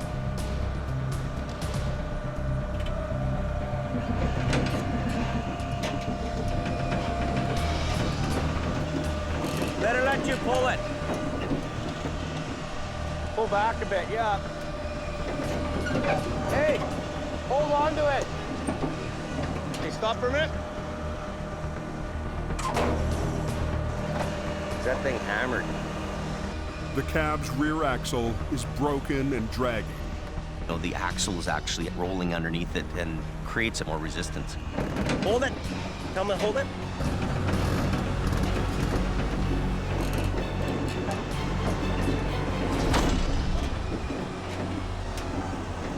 They get it out, only to discover that the cab is even more damaged than they'd thought. Wow, spare parts. I think she's like a Single axle now, eh, Bob? Yeah, you took her right out. Yeah. That landing gear okay? Wow. But the trailer's vital signs are good. Landing gear works. How do we luck out that way? So the trailer's pretty good then, really. You didn't rip it off. I know. The intact landing gear means another cab can hook up and get Christmas back on track. But first, they need to disconnect it from the fractured fifth wheel. Being a bitch, eh? I'm trying to pull the kingpin here, but the frame rails are bent right together. Like, holy Jaws lock around a kingpin, linking the trailer to the cab. When the lever is pulled, it should release the jaws. So when the jaws went around the trailer kingpin, they either bent or twisted somehow when the truck went down. Totally clear. Murphy. Adam tries using a chain to pull the release lever. What do we do? What do we do? Ready? What about lowering the trailer down a bit on it? Adam lowers the landing gear, hoping to shift the weight off the lever. Hold it. Nope. Nothing. A 5-minute job has now taken over an hour, and the highway is still closed. Until we get that fifth wheel unhooked from this tractor, we can't do anything. We're dead in the water. Well, it's a waste of everybody's time. Keeps the highway closed. Gets Bob mad at me. We're jerking around here. We're looking like idiots at the side of the highway trying to get the stupid fifth wheel out. Adam's getting frustrated, I'm frustrated. Did it move? I don't think so. What the? We don't have time to monkey around. It's starting to piss us off. Anything? Nothing. An hour becomes an hour and a half. This is like trying to unhook the fifth wheel from hell. We're cocked to this. What if we were to pull this thing straight so everything's, the whole unit straight? Could do. When all else fails, Jamie turns to the biggest tool he's got, the rotator. He lifts the front of the cab, shifting pressure off the plate, while Adam uses a ratchet to pull the lever. Right there. Go back with it. Oh, right, oh. Moving now, is it? Yeah, it's going. There we are. Got her there. Got her? You betcha. Brute force. Man is stronger than machine. After a nearly 3-hour shutdown, the Trans-Canada Highway is finally open. And for a change, Jamie is having a good day. Equipment's paying off, and the fact that we're in tune with each other is paying off. There's 2 guys, 2 trucks. You got the old hardcore boys. They're getting her done. Next time on the highway through hell. 4 inches of ice. $1 million wreck Look, jackknife. leaves a load of prescription drugs stranded on the mountain. This thing is hammered right in here. That ain't good. I've never seen anything like that before. And What is he doing down there? the heavy rescue headaches keep piling up, Why isn't he getting up the hill and opening the road? Tell me what you're doing. forcing Jamie to get tough Why are you up the hill? with his most senior driver.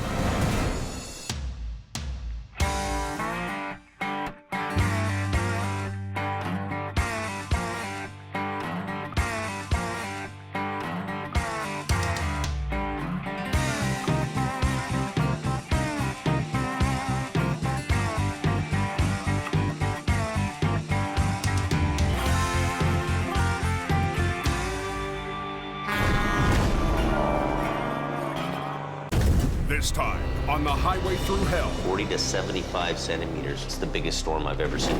the nastiest night of the year Oh my God, it's bad. Oh my God. becomes a nightmare. Closed until further notice. When a load of methanol Highly flammable. Is it leaking? strands drivers in an avalanche zone. Keep going.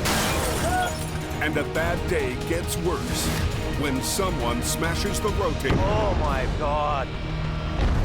In the rugged mountains of the Pacific Northwest, there's a highway like no other.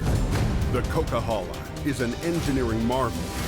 But when the weather turns bad... Look out! It's like the Bermuda Triangle of truck accidents. Keeping the Coke open takes an army. When the highway shuts down, the world shuts down.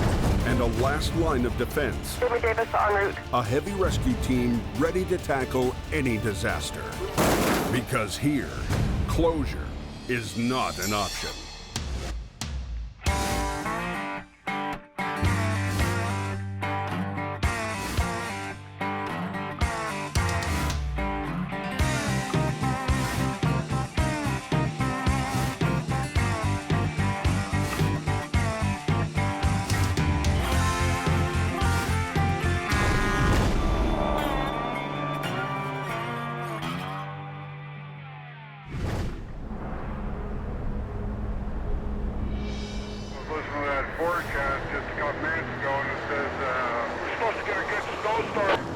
Forecasters have just issued a heavy snowfall warning. Anywhere between 15 to 40, 45 centimeters. 60 up on the hill, I'm thinking. A monster storm has been brewing in the Pacific. Oh, they're gonna get that 70 centimeters easy up there. It's about to run head-on into the Coke. There's an advisory out on the 5. Oh well, it's winter. Get ready to put on your chains. Water tango head. Yeah, he's also put a travel advisory on stating heavy snowfall. Yeah, copy that. VSA Highway Maintenance has the contract to keep the highway clear. Hey Mike, we're gonna have replacements come. Yeah, I've already told them and have it all planned out. They'll be leaving our yard at 10. Up at the VSA maintenance yard, extra crews have been called in to get every available piece of equipment ready for the coming storm. You should be good to go. With a fleet of plows, sanders, and blowers keeping the roads clear of snow, the only thing left to take care of is the unpredictable trouble that comes with every big storm. Way up on top, she's coming down like crazy. On the Smasher, several semis can't make it up the steepest part of the hill. Because of the grade here, as soon as they slow down or come to a stop, they're done. The spun-out rigs have caused a traffic jam, blocking VSA's plows from clearing the still falling snow. If there's the volume of traffic there, there's nothing we can do about it. There it is, the Green Goblin. But one guy is in the right place at the right time. Jamie's longtime rival. Highways guys want me off, get them off the road, we'll get them off the road. Come up here properly equipped, they don't have this problem. Run back. I'll just pull you right out of there. This will be easy. An early start got him a front row seat. Just another day in paradise, really. I don't even know what's going on the number 1 or anywhere. It's busy here, though. Oh, boy, this is going to be good here. And if it's something impeding the flow of traffic, Big Green's going to go down and hook onto it with its plasma magnetic pulling capability there and car whisper that baby right off the hill. As soon as we're going, start shifting gears. He's surprised that Jamie's crew hasn't made it up here yet. Well, I don't know where they are. I haven't seen them around. It's kind of odd. They're probably in bed sleeping, making cupcakes. Probably making cupcakes. Down in his yard, Jamie Davis has been watching the storm gather strength for 2 days now. Ooh, it's already coming in. Daily accumulations could reach 40 to 75 centimeters. It's a huge storm. This could be the big one tonight. This is the biggest storm I've ever seen. But tonight, Jamie is not going anywhere. My 5-year driver's license expired. It kicked in for me that day. I need to get it renewed. I need my driver's license pretty big tonight. The timing couldn't be worse. A call just came in for a wreck on the Coke. And he's forced to turn the keys to the Rotator over to Scott. You gotta look twice before you do something. You don't want to have an incident in a shiny truck. Driving on ice. It's only -3. That's not a beautiful thing. Come over the overpass, you'll see it. Ken called for backup. Get at her. A Jeep tangled with a semi. The guy that was driving this went to the hospital, but I guess the big truck doesn't need to be towed. Turns out, Scott isn't needed. Well, there's supposed to be a little bit more of an incident than it is, so... Keep going, monkey. Get her. But he's not worried about lack of work. And if we're gonna get 2.5 feet of snow, there's gonna be more than enough cookies for everybody. Higher up on the Coke, the storm is getting fierce, and the plows are struggling to keep up. I'll have to go back and forth here a few times. You can only plow so fast. You can go down the road and 15 minutes after you've gone, it's totally covered again. It's amazing how fast it accumulates out here. While the plows wage war with the storm, Jamie is stuck in the office battling bureaucracy. And the quest was on to try to find a doctor, and that turned into a gong show. Welcome to Doc Medical. Please listen carefully as our menu options. I can't get my driver's license renewed because I can't get a medical done because I can't get a doctor. Unbelievable. Is there a walk-in in Chilliwack somewhere? Yep. Nobody will do a medical exam in Hope, so we're going down to Chilliwack to try to get a medical exam done. While Jamie heads an hour in the wrong direction, the storm is unleashing its fury. No matter how much sand we put out, it's immediately covered. The single-blade plows are losing the battle with Mother Nature. But not to be outgunned this season, VSA has a new weapon on the mountain. They call it the tow plow. 26 feet long, the blades. The biggest piece of snow removal equipment ever deployed on the highway. We can clear fog line to fog line. This giant plow can clear 2.5 lanes in one pass. It'll do the job of 3 plow trucks, right? Because it tows a computer-controlled trailer that swings to the side, more than doubling its reach.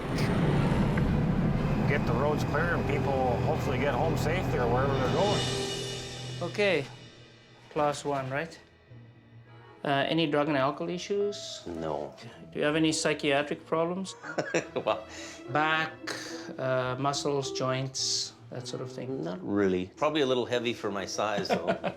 I don't have any reason to say you couldn't work tonight. I say now I can get out of that office and get back out to work. Thank you, sir. Appreciate it. Got it. Back to work. We're gonna head back up the Coke. The Coke is calling me. Hello? Within 5 minutes, he gets a call for a wreck. What's going on? One semi knifed over in the ditch with a load of lumber. Yeah. The other one's a tractor with methyl alcohol. Yeah. It's leaking too? Oh no.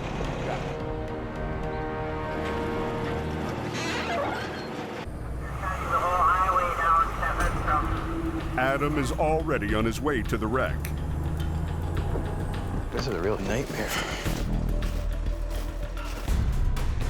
Back at the yard, Jamie suits up.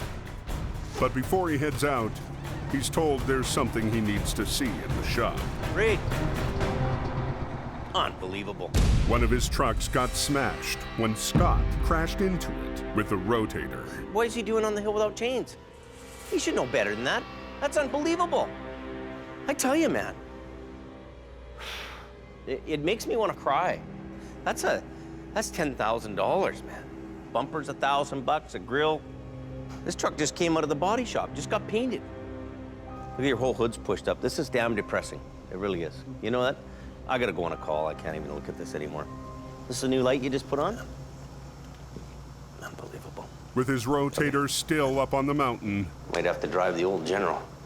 Jamie's only choice is to drive the aging 5-star General he bought for Scott. Take it and Come go. on, let's just go. So, while Scotty has my truck, I've got to drive the old truck because he's out in mine smashing it up. This morning, Scott was supposed to change out a broken headlight. Why is this thing not working like that? There's no headlights in the truck. Man, oh man. Look, here we go.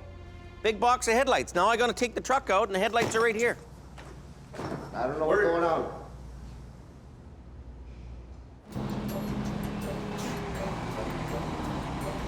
Why am I changing a frickin' headlight now? Why am I changing a headlight when it's snowing? Why would this happen in a snowstorm? Okay, let's just go.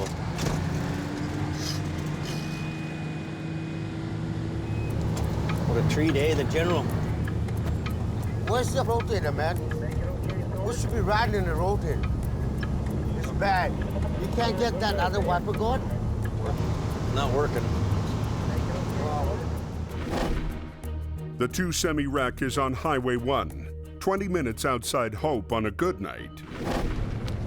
But tonight, the road ice is so slick that traffic is barely moving. How come nobody's moving? I don't see anybody moving. Should we get that radio and listen what's going on? Any word on Canyon? Closed. No further notice. Closed due to high avalanche hazard. Avalanche techs closed down the highway, so they're saying, hey, it's not safe to be here no more. But in the meantime, we have to clean this wreck up. So shut the road down, but we're still there. Oh my God, it's bad. Oh my God. A high avalanche risk has closed Highway 1. It was the icy corner there. 6 miles up, a two semi-wreck is blocking the escape route in both directions. Is there a hole in the trailer? So we don't know if it's leaking. Adam arrives to find lumber all over the highway and a trailer that was ripped open in the crash. A B train lost control on the ice and hit a semi that had stopped to chain up. Turns out, the trailer is loaded with canisters of toxic methanol. There's a significant amount of risk. We are dealing with highly flammable, very toxic substance. Because methanol is heavier than air, a leak could pool on the ground. I'll read you what it says. May be fatal if inhaled, ingested, or absorbed through the skin. Highly flammable. Will be easily ignited by heat, sparks, or flame. Okay, it is leaking for sure. Well, it's pretty toxic in there.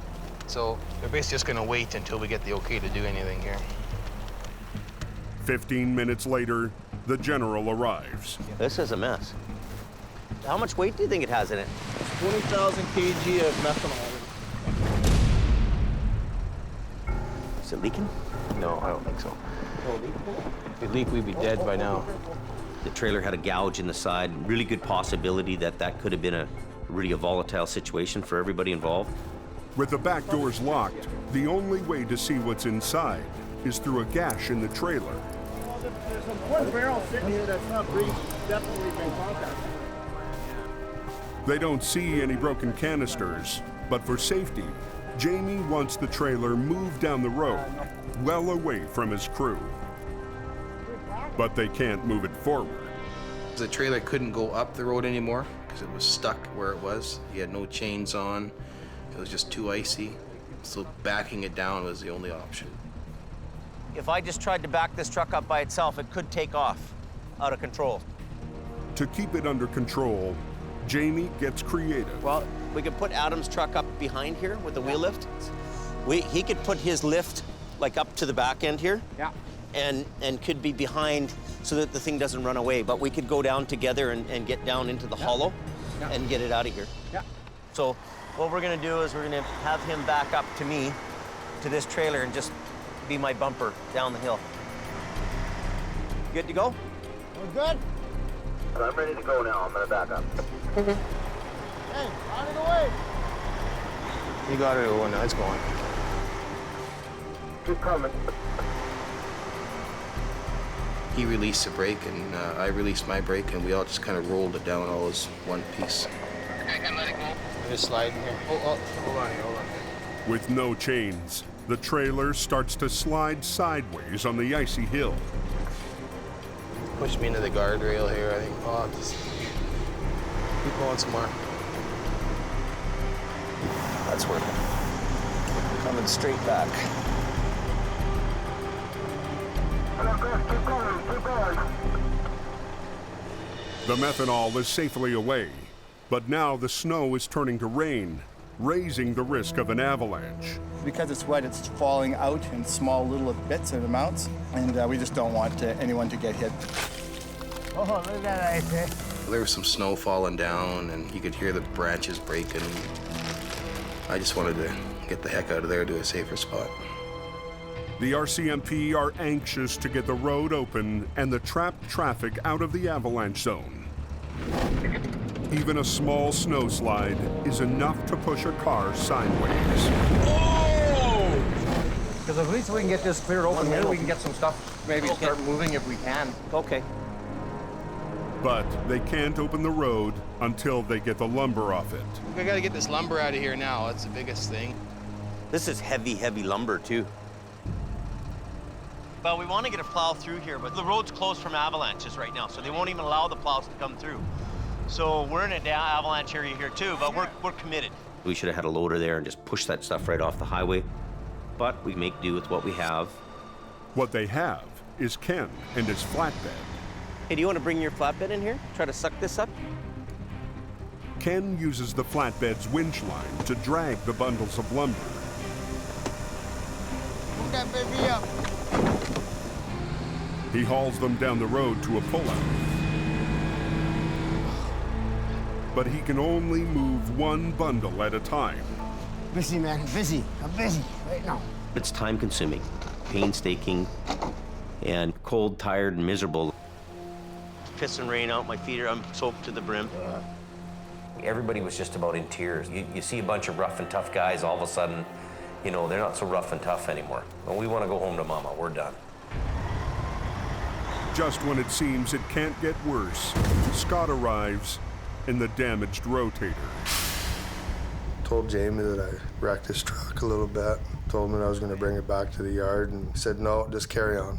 Nothing you can do about it now. So show me what you wrecked. Right here? Oh my God. You pushed the whole body out. When you see your truck that you just paid $729,000 for, and it comes in, it's all bent up, it's pretty disheartening. It's depressing. Oh. When Jamie went off like that, it just made me feel like a pile of. With dozens of vehicles trapped in the path of a potential avalanche, the Rotator is tomorrow's problem. It's gonna be a long night if you get there at all. Right now, they've got to get a half-loaded lumber truck off a concrete guardrail. Let's get these guardrails out of here. We're gonna try to pull this concrete block out. They're all kind of together on one cable. The concrete blocks have a steel cable running through them. Jamie figures if he pulls the cable, all the blocks might come with it.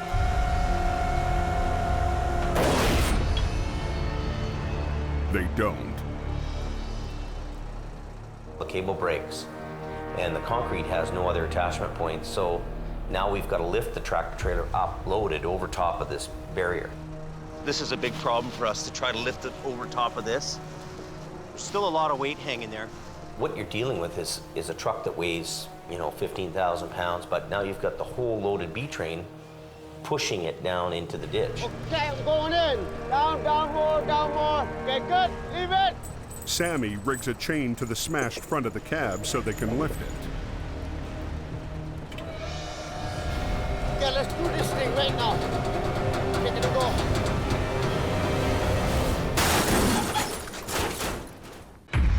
Okay, I'm going in. Okay, good. Leave it. It's the nastiest night of the season so far. Avalanche hazard. Traffic is trapped in an avalanche zone. Highway 1's closed.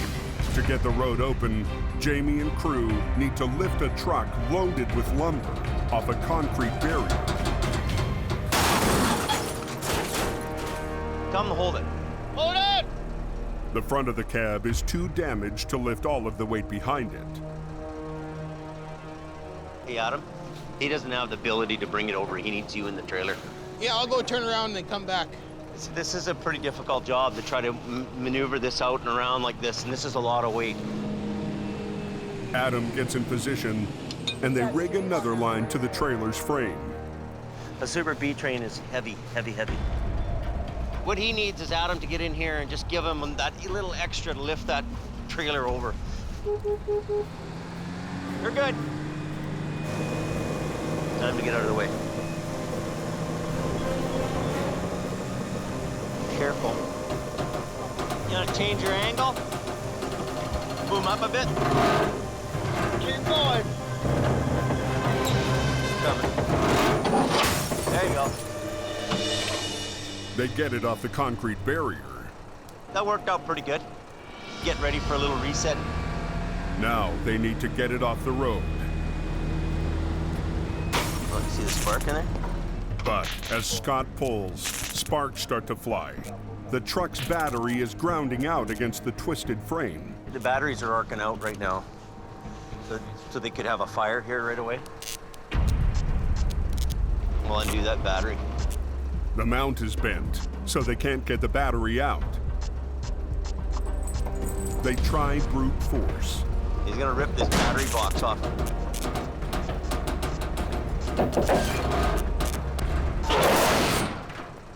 Oh, well, I think it might do. It's not touching the grounds anymore. But Scott pulls it straight so they can tow it away. Okay, let's get it done, man. We'll get out of here, man. Okay, stop there. I think we're good. Let's get out of here, man. I've had it. After a brutal battle, the wreck is off the road, and the backed-up traffic can finally escape from the avalanche zone. But nobody's celebrating. That lumber wreck is the, you know, it's the make you want to quit the business job.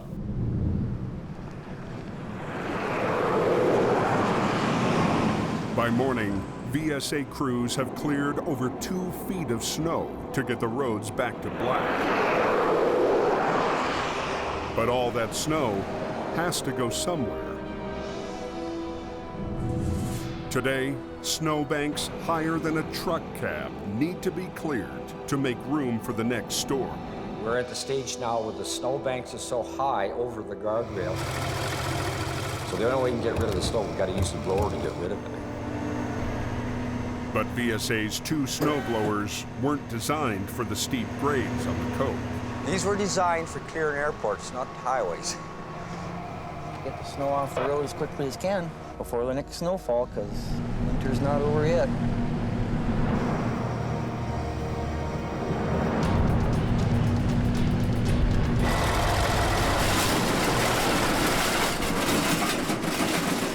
We're gonna have to shut down. The blower sucks up a tire chain that's come off a big rake.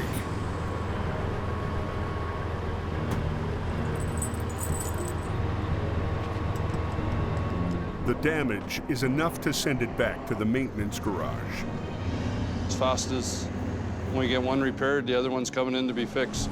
For now, VSA has only 1 blower to move over 125 miles of snowbank. Mother Nature, you never win. You can fight her until hell freezes over, you're never gonna win. Back at the yard, Jamie's got his own headaches, lining up repairs for the 2 trucks Scott smashed up yesterday. Scotty slipped my legs up on my truck, or smashed the left front fender off it. You know, you can do so much good stuff and just look great doing it, and, you know, you feel good about everything, and then just in a blink of an eye, everything can just go so terribly wrong. Smashed the back of the box and $10,000 damage. When you see your truck that you just paid $729,000 for, and it comes in, it's all bent up, it's hard on a guy. Let's not talk. You know what? I'm gonna pay for that. I'm paying for that. If you pay for it, I'll get a repair. Everything with Scott's a problem. He's not earning me money, he's costing me money. And I'm starting to think, you know, this isn't working out between me and him. Scott isn't Jamie's only headache. They called me and said, you might want to phone your tow truck and find out how they towed it. And I said, well, okay. Yesterday, Bruce did a routine job for a longtime client and somehow managed to damage the customer's truck. No problem, I'm here for you. Sounds good. Thanks, Paul. Bye. You bet. absolutely unbelievable. That could be $15,000. For the last 2 weeks, Jamie's been trying to get Bruce to move into a lighter truck. He needs to wind down a little bit and move into something a little easier. But so far, Bruce has refused to give up his home's heavy wrecker. I just told him that was bull. I offered him the job in the smaller trucks. He basically tells me to go blow it out my ass. So I have no choice. Too big, man. I have no idea, Bruce. I only work here, buddy. Hey, Bruce, hey, do you want to come in the coffee room there for a minute with me?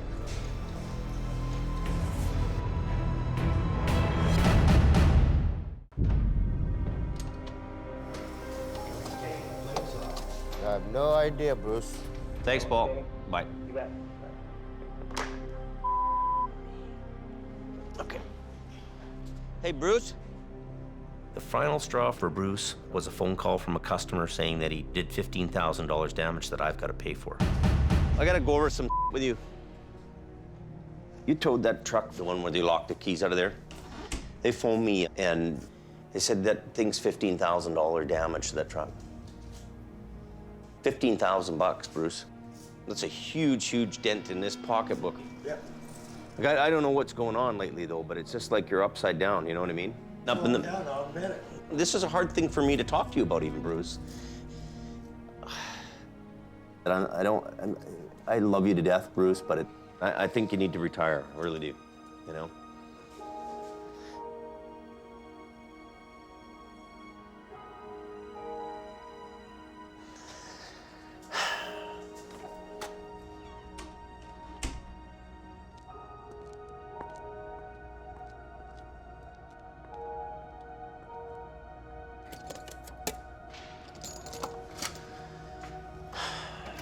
Hard day.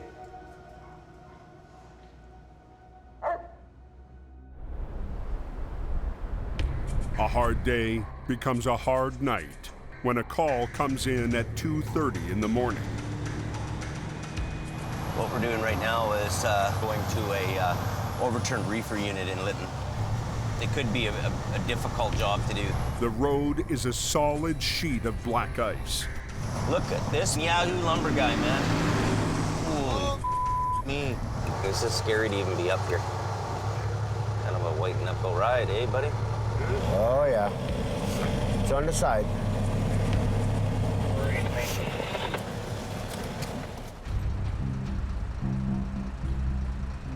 Coming around the bend, and the truck and trailer started to jackknife. The trailer spun 180 degrees, then slid into a ditch.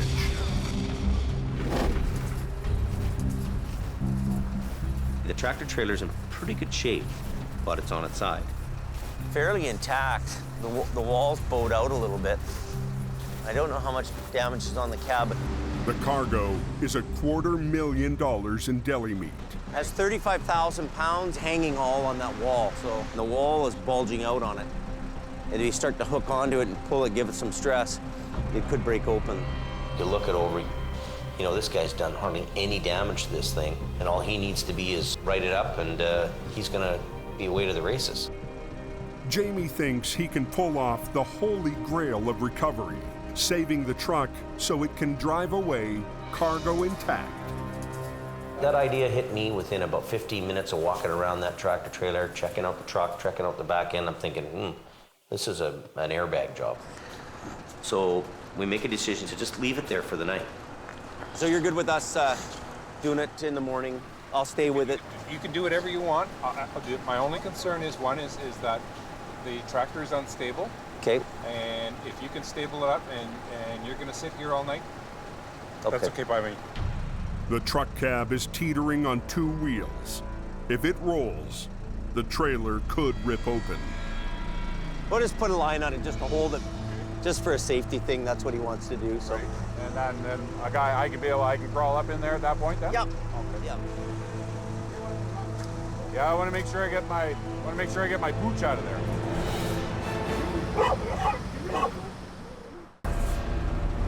He was pretty shook up when we hit that ditch, man, I'll tell you. He was jittering pretty good.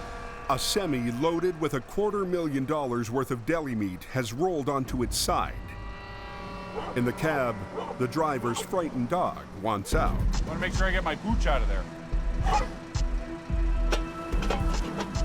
The driver can't get to the dog until the unstable cab is secured with a safety line. That's it. Okay, so you're secured on there now. Yeah.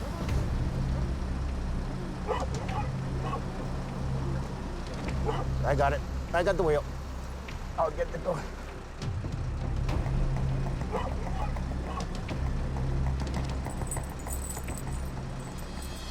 Nice dog, eh? Thank you. I got you. Good. I got you. Oh. Thanks, man. Yep, no problem, buddy. Yeah, no, it's okay. Dog's out. Somebody has to stay with the unit. It's got expensive load of meat in it. So Sammy and I are gonna bunk down and end for end in the bunk tonight. Time for bed. Come on, Sammy, you ready to go to bed? Let's do it. All right. I'm tired, eh? Are you? Oh, yeah. You didn't make the bed yet.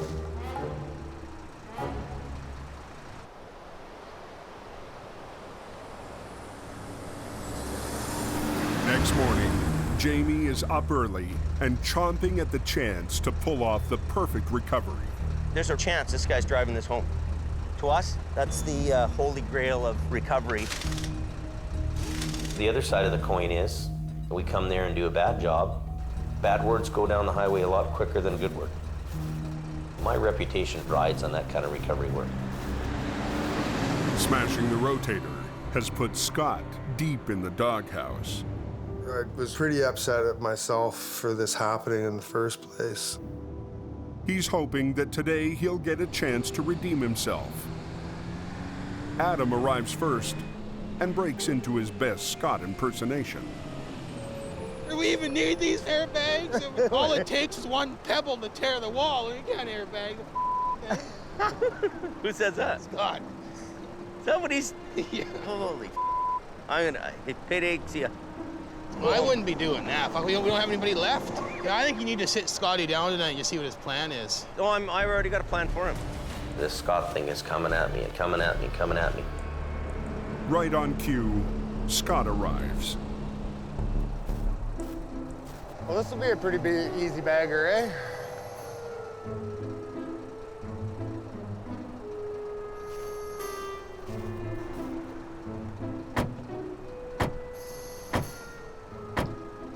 Hey!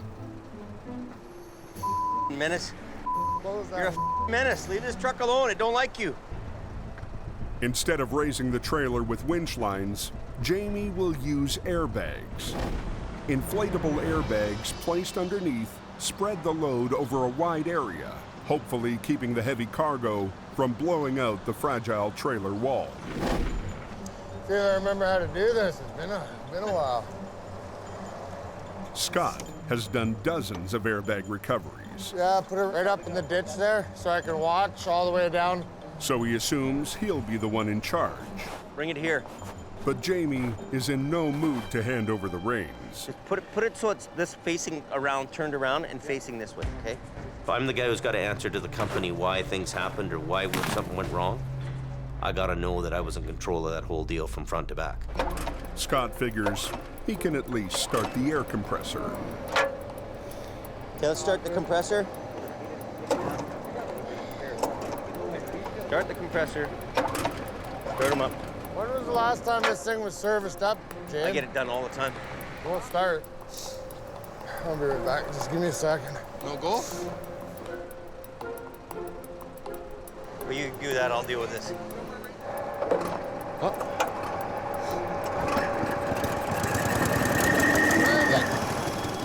The rest of the crew unpacks the air cushions.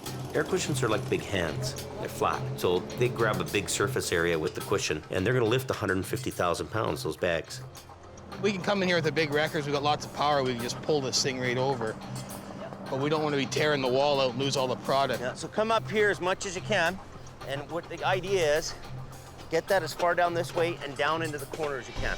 Twist, twist, twist. Turn, turn, keep turning. So even though this load's, hanging here in the balance, it could break at any moment, this wall. You know, there's still 37,000 pounds hanging on a shoestring here in the trailer. Easy for a trailer to split in half. Look at the ripple in here. I didn't see that before. So give me that in. The hoses connect to a valve block that controls the airflow into each bag.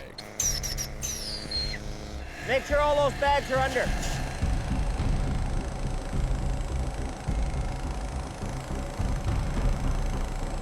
You gotta watch where you're pushing.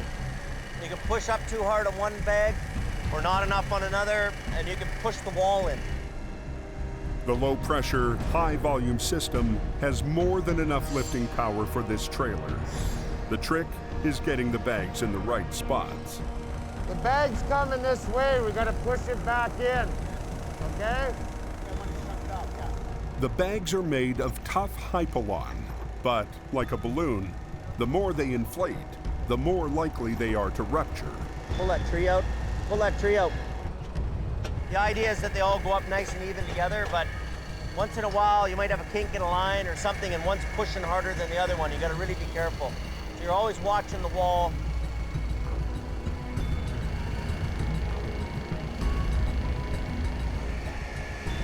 We're equalizing all the pressures now. Now it's do or die right now. We've got to stop now. I want Adam to kind of start pulling on the rear end a little bit. Okay, and I'll be right back. Don't move anything, because this load's worth a lot of money. Okay? So there's only one guy makes that up. It'll be me, okay? All right. So the bags lift that trailer up to the point where they can't lift anymore. And then basically what happens is the wreckers pull it over the rest of the way. And then you gotta poke it up over top like that, okay? Tell them to lift that boom up. Straps are used instead of chains to put less stress on the fragile trailer. You want the boom up? Well, try to swing it so it's got some tension to it. Okay. Normally, they would position the booms directly above the trailer, but they can't because of low-hanging power lines. Hey, you're pretty close to the power lines, too. If the cables or booms so much as touch the 69,000-volt line, it could electrocute anyone near the rotator. Hey, Scotty, no, you gotta be away. I know, I'm going in and out. No, away, you're going right up towards the line if you can see it. Hey, stop. Jamie was really concerned about how I was putting the boom close to the power wires. You gotta stay away from them power lines, buddy. Yeah, I know. Scott notices one crucial detail that gives everyone a little breathing room. Those are media lines down below. The power is the 3 on the top there. Yeah. There were more communication wires. I felt that I was safe being away from it, and when I pointed it out to him, it was pretty much the last that I heard about it. Yeah, just a little bit. The load begins to shift onto the wheels and away from the weak sidewall. You guys got it. So there's gonna come a time when this gets to its happy spot. Those bags are gonna go poof, they're gonna blow out. When they blow out, he turns the machine off, and then the wreckers do the rest. Almost there. Let a couple more, let them do their thing. Just let the bags start popping out, and I'll give you the moment. Real close. But then, the perfect recovery starts to slip away. Oh. Just let the bags start popping out, and I'll give you the moment. When you're getting to that critical moment, when it's up in the air and it's just about to flip over, those are pins and needles for us. Real close. $500,000 worth of truck and cargo have reached the critical tipping point. Ice on the road is causing the wheels to slide. We need gravel. And Jamie needs a fix fast. Got some gravel here? We need gravel because these wheels are slipping out. He shovels gravel under the wheels. See that wheel slip out? If that trailer skips out, we lose the whole load. You're gonna make it or break it. And if the trailer falls off the bags, splits open, meat all over the place, loser. Go a little more, Adam.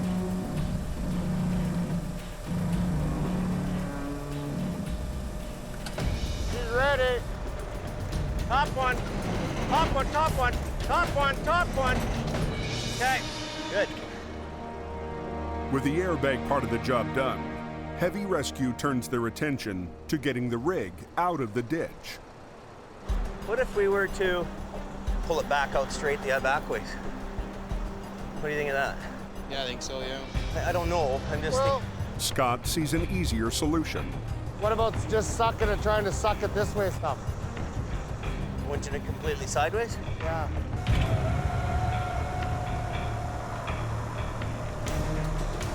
Crank it as hard as you can, yeah.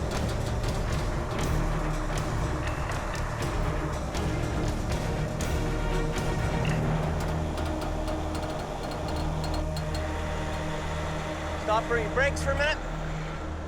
Is that ever nice? Beautiful. That's the best job of the season.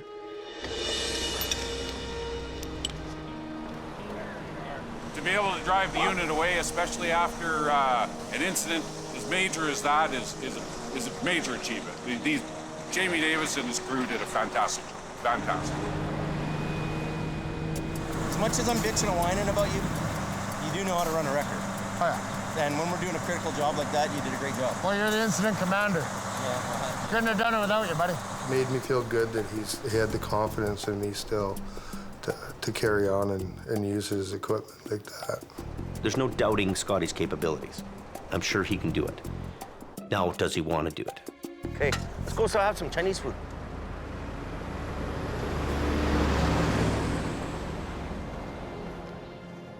Later that afternoon, It really wasn't my fault. The truck did it all by itself. Scott is asked to explain how he damaged Jamie's prized rotator. I just put those spades down, and I just lifted it a few inches. 2 nights ago, Scott parked the rotator on a steep hill directly above the flatbed. He flipped the ice cleats down to stop it from sliding, but they kicked out. Did you have the spades down? Yeah, and I wasn't lifting the tires off the ground. I was just getting some space so I could get in there with the chain so I didn't scratch all the chrome up. You know what? Now that you tell me that, if you'd put the spades down without any kind of traction on them, like a cleat or a... Well, I put those little beanies down. And they pop out all the time. As much as I'd love to yell and scream and say it's Scott's fault, I'm a realist too. I know that these things pop out. And that's exactly what happened, is they popped and... Anyway, it's spilt milk now. We can't cry over spilt milk.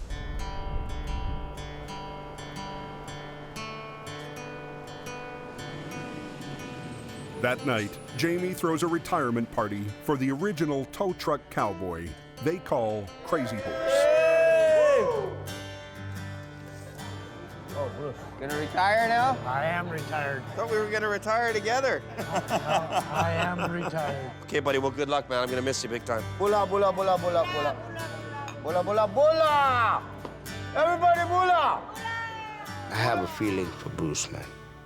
I hate to see him go. I'm gonna miss him. I'm gonna miss him hard.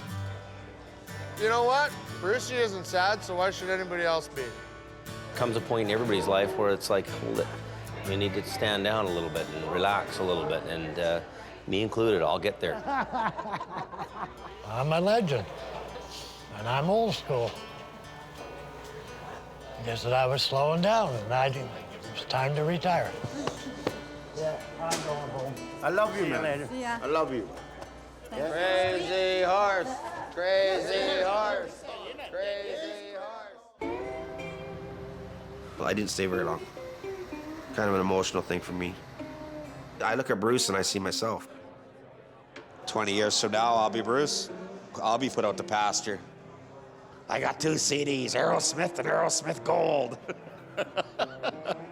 Oh, Brucey, how we miss you. Brucey, how we miss you. Next time on the highway through hell, a sheet of ice up here. A semi slams into a concrete barrier. That looks like a big mess. Shutting down the Coke's most important exit. Watch out! Whoa! A new driver joins the team. Oh my God. I don't think he's got the experience he says he does. And another pushes Jamie too far. You're just kind of dragging your ass. Go home. Need to start saying no. Plus, a massive pileup. Here comes the chopper. Sends air rescue to the Cove.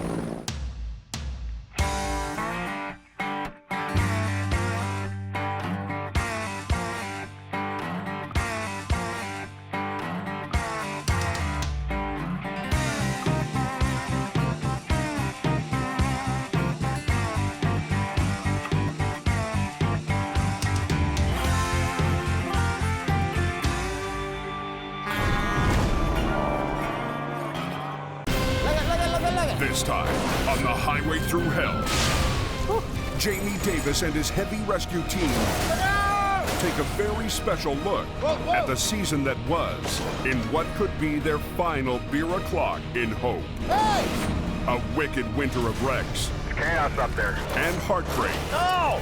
Forced Jamie to make the most difficult choice of his life. Everything around me has beaten me to the ground. He turns to his trusted crew. The reason I called you guys all in today. To decide whether to stay on the Coke. Look at that. Or leave. Money, money, money all up and down this road. For the rich towing grounds in Canada's booming north.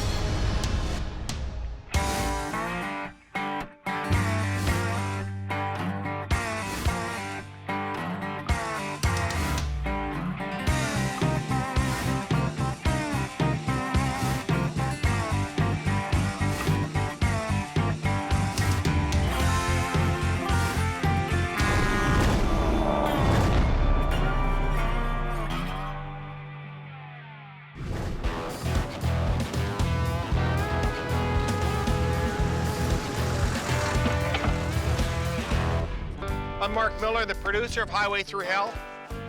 Welcome to our big pre-game show for our grand finale. I know everybody's anxious to see how it all ends, but we thought, what would be better than a final beer o'clock, a chance to catch up with Jamie and the boys, to talk about the season that was up on the Coke and some of the hard decisions that still need to be made. Cheers, guys. Cheers, boys. Cheers to the end of the season. I hope. Hey, Mark. One big episode left, big grand finale. What's it like for you guys? Now you've been on TV a year, a full season. Oh, it's great. I'm amazed at how kids enjoy the show. Kids start dressing up as you at Halloween. You know, you're either very frightening. Even just going grocery shopping, you got people following you through the grocery store. If you walk by somebody, you can just tell they're looking at you like, I know that guy. Some guy banging on my door 8 o'clock Sunday morning wanting free posters. So people know who you are. Oh, yeah. And I mean, I'm not as recognizable as these guys. I mean, but I get it a lot. My God, you got a good haircut. I got the same barber as you bastard. Well, listen, we figured that we would take kind of an unofficial poll of some of the top wrecks. We'll roll some tape, count them down, see if you guys agree with what our poll says. The Reefer started to jackknife, then drove up the road into a ravine full of trees. You got the stumps here in the way. You go backwards, it's gonna hit that tree more. The other side of the trailer is so badly crinkled and wrinkled from the trees and all that that the integrity's gone. Adam! Why was that such a complex problem, that one? The trailer was so structurally damaged. On the other side of the trailer, people couldn't see that. We don't think it's recoverable, but we'll try. So our goal really was to get it out on the road and get it upright so that it could be unloaded. Did the trees tear up the side of the thing, or? Yeah. It was just, you know, on a scale of 1 to 10, it was at 8 already, damage-wise. And, you know, we got 20% chance of bringing it out.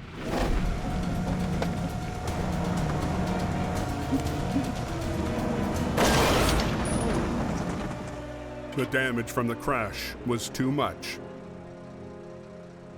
Chicken everywhere. That was the end of that. You know, and didn't make it. The patient died. Okay, let's go to the next one. Number 4. Look at that. Straight down. The truck jackknifed and crashed through the guardrail. All that's holding it from a 600-foot free fall is a single tree. So when you get to something like that, Adam, do you have to like look at it and go, you know, what's the point of failure? Where is this thing gonna let go? Well, you can only judge it from the top side. Like, I don't like going to the bottom side of things at nighttime. Why not? Well, if that tree breaks, that truck will be landing on top of you, so. That the trailer and the tractor may not be connected together. If we started pulling on the tractor and the trailer wasn't hooked up, we'd be in a mess of trouble. Then the trailer would go like this. Below that 100-foot drop is a bunch of houses down there, so you don't want that going down on somebody's house. Yeah. A truck that heavy is going to take out a house. Here's your mail. Yeah. Bam!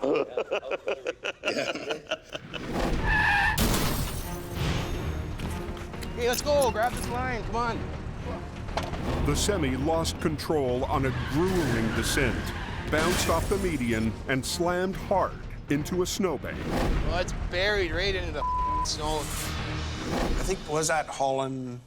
Pharmaceuticals, that's right. And that was a very expensive load of That was a happy wreck. Who was on that one? Me and Kevin got on scene first on that one. What did you think of it, Kev, when you first saw it?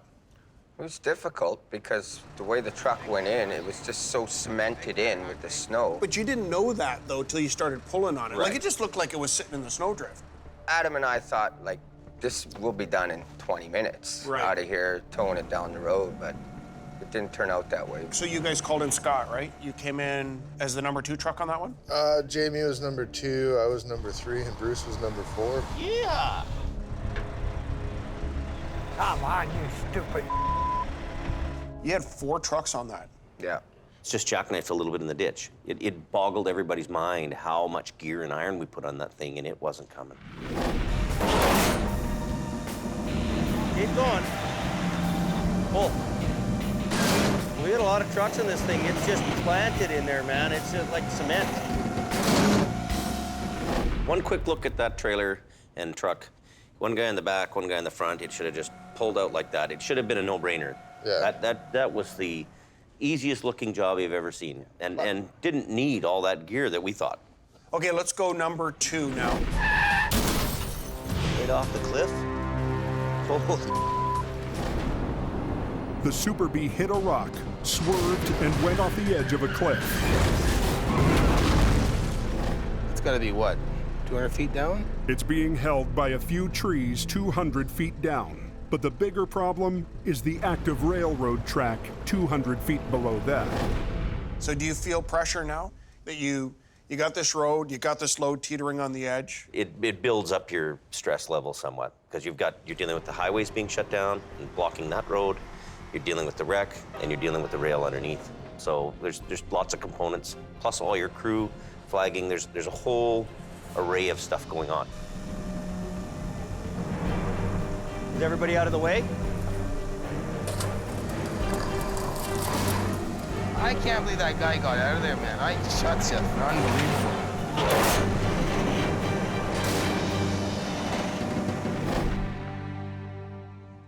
All right. Was there anything left of that truck? I mean, that was a mess, that one. Pieces.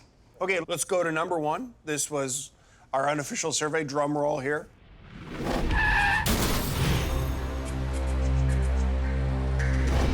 The trailer spun 180 degrees, then slid into a ditch. The tractor trailer's in pretty good shape, but it's on its side. Fairly intact. The walls bowed out a little bit. You look it over, this guy's done hardly any damage to this thing, and all he needs to be is write it up, and he's gonna be away to the races. Jamie thinks he can pull off the holy grail of recovery, saving the truck so it can drive away, cargo intact. This wreck here, number 1, was probably the best wreck of the whole season. I mean, to be able to upright a tractor trailer, probably worth $500,000. Yeah. That's recovery. Ice on the road is causing the wheels to slide. We need gravel. Just let the bag start popping out, and I'll give you the moment. She's ready. Top one. Top one, top one. Top one, top one. Okay, good. Good job. The guy can drive away. That's the best. That's of the when best. you drive away smiling the whole way. And then Makes the you word feel good. goes Yeah. around. Yeah. Right? It feels good, eh? I mean, that final shot in that scene, truck goes driving away. With the guy's little doggy in the front. Yeah, save that one. What would your vote be for the worst wreck of the season? Bell's Crossing. Yeah. Yeah, the lumber truck and the methanol truck was the worst night of the year. That was the worst one. We were soaked and cold. That Tired. was bad. Tired too, yeah. Stupid snow, it was stupid ice. Cold, it was warm. What a nightmare. Cold, tired, and miserable. Piss and rain out my feet. I'm soaked to the brim. Everybody was just about in tears. You see a bunch of rough and tough guys, all of a sudden, they're not so rough and tough anymore. Well, we want to go home to mama. We're done. The question is, was that really the low point of that wreck? Because I remember there was something else that happened there, unfortunately. Oh my God.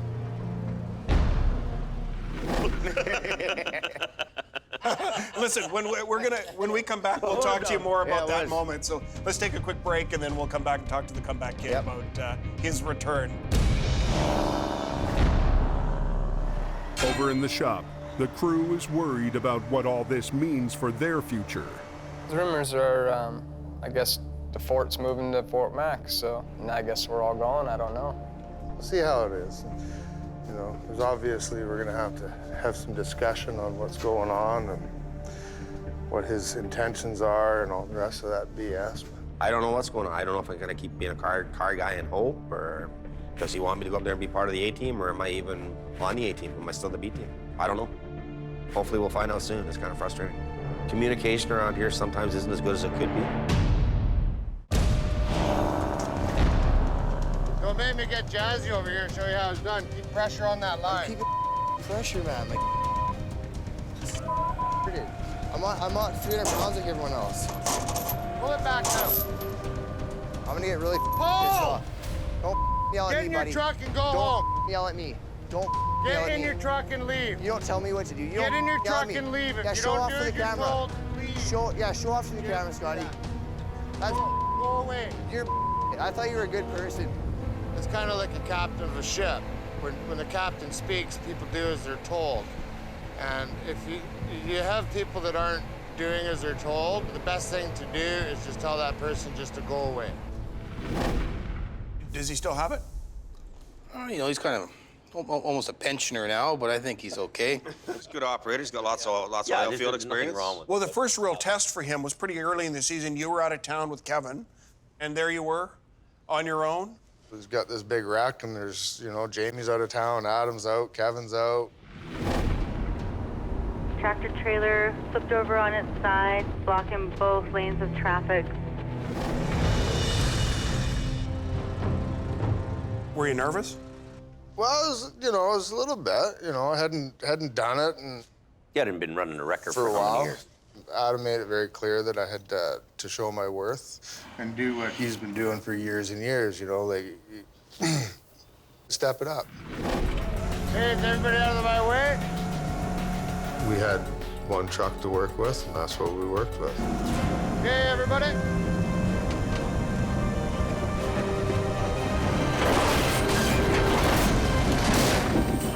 That was cool. Textbook. Okay, let's rig her down, boys. Nothing 80% about it was 100% perfect. You don't know until you try. It's like hitting a home run in your return from the minors. I think that's kind of like a grand slam, they call it. You felt pretty good, didn't you? I did. But how did he do? What do you guys think? You see that tape? He still got it. He saved the day. So that's the high point for you last year? That was my high point. Okay. Now I know we're going there. What's the low point? January 8th was the ultimate low. 2 nights ago, Scott parked the Rotator on a steep hill directly above the flatbed. He flipped the ice cleats down to stop it from sliding, but they kicked out. Now show me what you wrecked. Right here. Oh my God. You pushed the whole body out. The whole body's. Jamie, were you a little disappointed? Calm down. Easy. It was a tough one for me to stomach. So he goes from being the hero to kind of being the GOAT. The zero. In really a matter of couple of weeks, Days, maybe. yeah, within days. Yeah. It was bad, you know, like I knew, you know, I mean, for Jamie to kick me loose in a, you know, $750,000 truck, you know, it showed me that he had a lot of faith and trust in me to take care of it. And then, you know, when that happened, it was like disgusting. One thing I gotta ask you. Why weren't the chains on before you went down the hill? The roads were in great shape. And they appeared to be in great shape. The plow had been going up and down and sanding the hell out of it.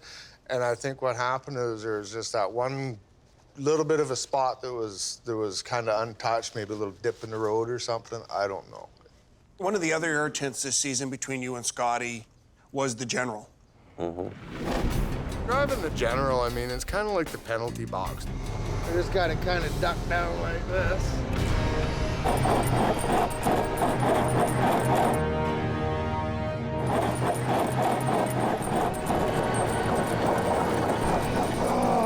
The General truly is an embarrassing truck to drive.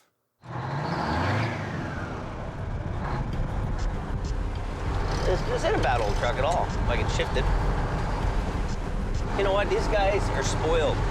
You know, you get a brand new truck, you earn that truck. I could take any kind of a truck like this, bubble gum it together, duct tape it together, and I'd make $250,000.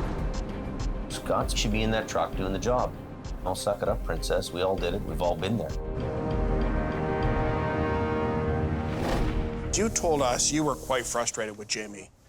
I was. Many times, getting in that General, it was a common theme. You were unhappy in that truck. And I would even go so far as to suggest you would have said, Jamie isn't doing enough to get me my new truck. So this is the truck. Is it ever shiny, eh? Oh, it's gorgeous. What kind of a timeline are we looking at? So we're a couple weeks out? A couple of weeks out. Okay. My personal thought was there could have been a little bit more effort put into making sure that truck was done, or trying to make it a little bit quicker than it was. You know, I'm just run off the beetle. Have you ever... Oh, God. Huh? No. Come on. I can't relax because there's so many things that people are always calling on me. I need to start saying no.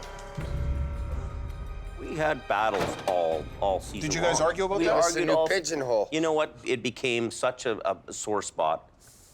You know, like, and I'll sit here right across the table from him and say, you know what, Scott? You're a good operator. You know what you're doing. Sit and have a beer with you anywhere. No problem. I don't dislike you. We don't have, but we got to the point where we were stressing and fighting every day of the week. Jamie broke the news that the new truck is built, but he can't afford to put it into service. You know, what do I do? I've got to cut costs. I can't. I've got to cut costs. This is the thing I'm wrestling with. It keeps me awake in the middle of the night. Mm-hmm. Right? Well, I'm sure it's going to keep me awake in the middle of the night.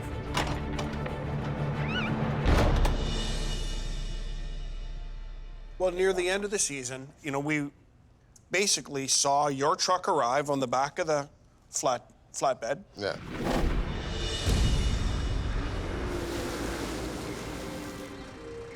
The only thing is, though, I can't license it and have it sitting here and me making payments on a truck that we'll hardly use. This thing will be $3,000 to $4,000 a month, and we won't license this till fall, if we keep it.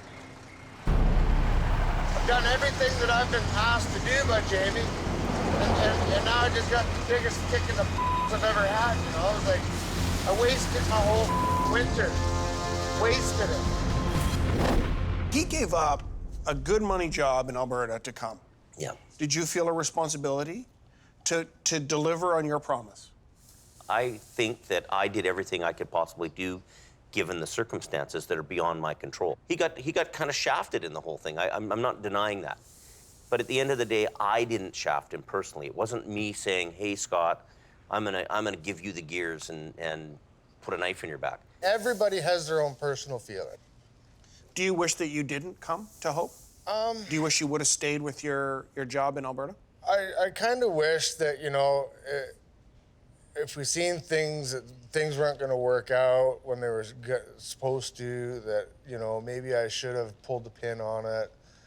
My question is, do you regret coming here? That's a tough one. It's tough to say. No, you know what? There's some bittersweet moments there. I mean, you know. And I'll be fair to Scott, too. There was a lot of times during the winter, he saved our ass on the job. Even though other people didn't fulfill their obligations to me, I committed to be here for the season. Point of the matter is the job still has to get done. Back at the yard, Jamie's got a surprise up his sleeve for Scott. Come here, you lying, cheating, thieving bastard. So here's the deal. Guy walks up in the airport. You're from that show, Highway Through Hell. He says, yeah. I'm not signing autographs. I'm the grumpy old fart on that show. And that's the way it is, and that's the way it's going to be. We got Bruce with us. Crazy horse. Welcome back, Bruce. Glad to be back. You started out, you had big plans this season. You're gonna get your truck pimped out. Another promise not kept, eh? Exactly. If there's no wrecks, you don't eat. Because money's tight, some hoped-for upgrades haven't been done. Plans to pimp out Bruce's wrecker are now on hold, although Jamie's most senior driver is still optimistic.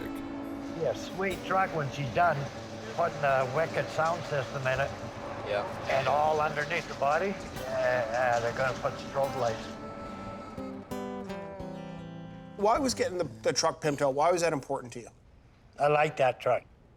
You see potential in it? It's a nice truck. Why didn't you pimp out the truck?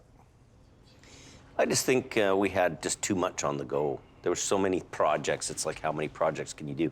Bruce, what kind of season did you have? Did you have some struggles this year? I had a few. What was the challenge for you? I was getting tired of getting up at 3, 4 in the morning. Bruce is a great guy, but when the snow flies, Bruce isn't exactly the snow shed warrior. I don't like chaining up, period. Now he's gonna be stuck here, you watch. You're gonna have to chain up, Bruce.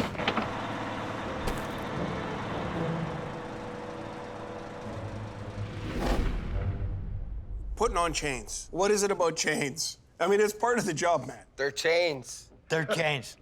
I won't put them on if I do not have to. There were a couple times when you showed up on the mountain, everybody else was chained up, you didn't have any chains on. I mean, you've got to know that that's going to get you into trouble, potentially, no? Gets me into trouble, I get into trouble. Caused me a few stressful moments. Why? Most of the time he was telling me to blow it out my ass and he'd do whatever the hell he wanted to do. So it's like, okay, how much of that can you take, right? So, you know, I've got Adam going hard and heavy, and I remember one night you were sleeping in a pullout somewhere, weren't you, on the highway? And it's like I'm driving by, putting my chains on, and I'm going,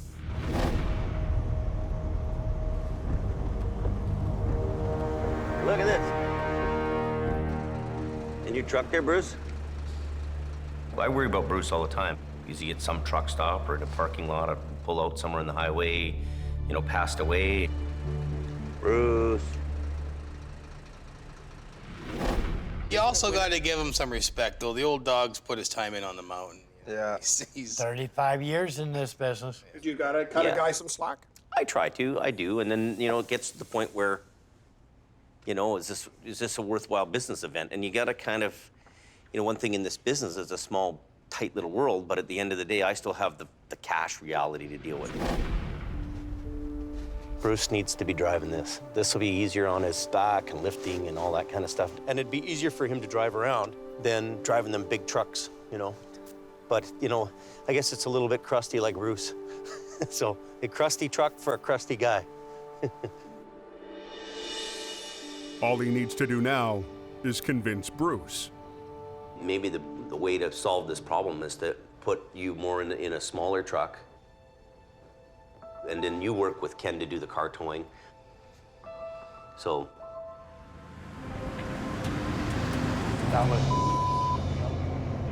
Don't appreciate people saying I can't handle this job. But what did you think? When you asked him to go to a smaller truck, he wouldn't. You were frustrated. I was trying to take the stress off him, put him in a job where he could still make some money. Ultimately, Bruce, at the end of the day, why is it hard for you to move into a smaller truck? I don't like small trucks.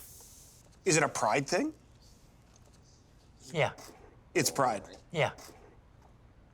There's more money in big stuff than there is in small stuff. You gotta do 5 times the work in a little truck. Exactly. The work is lighter work, though, too. Here's the thing. I mean, you know, picking those heavy chains up. You're coming back from 10 years off the job.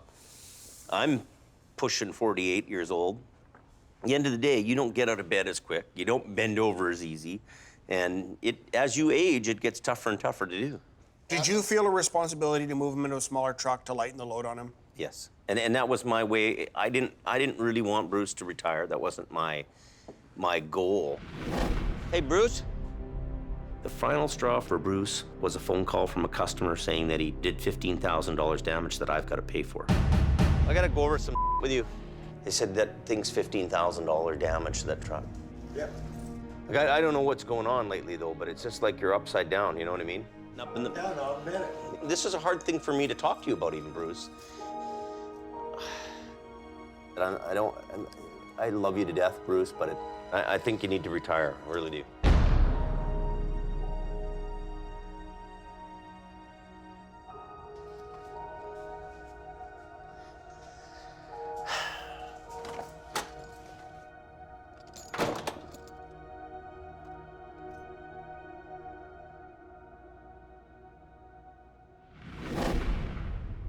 You had to make him retire. Had to. Not that I disrespected Bruce. Bruce is a trooper and a warrior in our business. You know, it is a hard thing for you to retire a guy out because you know what he's been through. It's a brutal, brutal business to be in. It's a hard one to say to a guy, hey, you know, I know you put in X amount of years, and to just say, hey, you're done. That's the worst possible thing you could have to do as a boss, is tell a guy he's retired. It really was hard. I had to draw the line and say, hey, you know what, Bruce? You need to be in a different job that's not gonna, you know, push you as hard. I mean, it's just like me. You think, is it nicer to drive around in a pickup truck all day or drive one of them big rigs? Let's take a look at the retirement party and let's come back and talk about it. Thought we were gonna retire together. Well, I am retired. Okay, buddy, well, good luck, man. I'm gonna miss you big time. Pull up. I hate to see him go. I'm gonna miss him. I'll miss him hard. Comes a point in everybody's life where it's like you need to stand down a little bit and relax a little bit. I'm a legend, and I'm old school. Guess that I was slowing down, and it was time to retire. Yeah, I'm going home. I love you, See you man. later. I love you. Yeah. Crazy horse, crazy horse, crazy horse. Few tears that night? Yeah. Oh, yeah. Who here had the hardest time dealing with Bruce's retirement? Probably Jamie. Probably Jamie, yeah. But you didn't really let it show, did you? Well, I tried not to, but I mean, you know, try to be the big boy, you know. Even watching this again here right now was kind of a bit of a tearjerker for me, really. Bruce, how do you feel being forced to retire? I wasn't really forced into retirement. I wanted to retire. Is that true? I've had it. Is that true, Jimmy? I've had enough of Gave me this. grief. But Day after day after day. Yelled at me, screamed at me, told me to pound sand, stuck your finger up at me, drove by me. Yeah, you wanted to retire. Yeah, sure. Well, listen, to old Bruce. Cheers, Bruce. Cheers, Bruce. Good to see you, brother. To all you did on the highway. Okay, so we'll leave it at that. And when we come back, we're gonna take a look at some of the new guys who joined Heavy Rescue. If I pick up, Jimmy, am I gonna flip over? I don't think so. Just go nice and easy. You just watch me. You guys want to stand back? Everybody out of there? What's going on here? Keep moving. Hey! Gord is a great guy. You know, Gord can be an extra man. Gord can ride Swamper on the truck, work in the shop. Good at all three of those things. He's one of them guys that can basically do anything. My first impression of Gord was he's a scary-looking dude. Gord definitely has the tow truck DNA. Got high hopes for you. Thanks a lot. He's a hell of a good swamp. You give him a task and he does it, and he does it right. Geez, Gord, that's a pretty good review. Everybody seemed to like you. Good job. How'd you feel about your first season? I loved it. I mean, getting taught by everyone, I mean. Is he a future Bruce? Possibly. 30 years from now? You never know. What do you think? Oh, yeah. You haven't got the right attitude. No, not yet. Oh, he's a little bit independent. I've noticed that. Oh, is he? Yeah. Yeah. What's the high point of the season for you? The lumber wreck. That When was. they sent you over the edge. Yeah. Nice knowing you, buddy. There's huge rocks everywhere, and any moment in time, those rocks are just gonna let loose. It's pretty hard to hold the cable and haul a big chain down, right? It's backwards.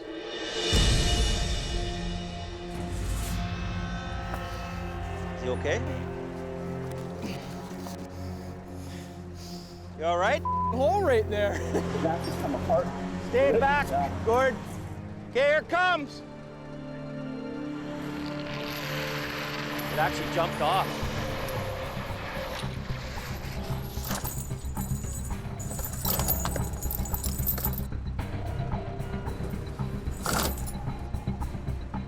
This is really, really, really, really dangerous. He just so much as juggles the lumber underneath him. It's like a domino effect. It'll just go. Be careful to not upset that thing. It's just sitting on its own, right? You move that trailer a little bit, it could take off on you, right? Go ahead, get the bolt. It feels good when the boss trusts you to go down the hill and do the job. That was the first time you'd ever swamped? By myself, yeah. Adrian said, you know what? Here's your work and get it done, right? You looked at it and you went, what? Yeah, I was like, wow, this is gonna be huge. You're not a giant guy, though. You're like you're a little guy. You're probably the littlest guy in the crew, right? Yeah. He's got a big heart. Oh, yeah, But a big heart, can that carry a snatch block and all that chain? Oh, yeah. Well, basically, my piercings hold me down to the ground, right? Oh, yeah, is that what I it won't is? fall over, so. Listen, one kind of surprising moment that we didn't know about you was we got to meet somebody kind of special in your life. Oh, my daughter, Addison, yeah. So what's happening? Hello. Yeah. How are you? Good. Yeah? I haven't seen my daughter for about 3 weeks now. Gord's daughter lives with her grandparents, so he can work in Hope. Come here. Jump really high. As high as you can. Oh, yeah. It's awesome to be here, because being up there all the time and just miss a lot of this.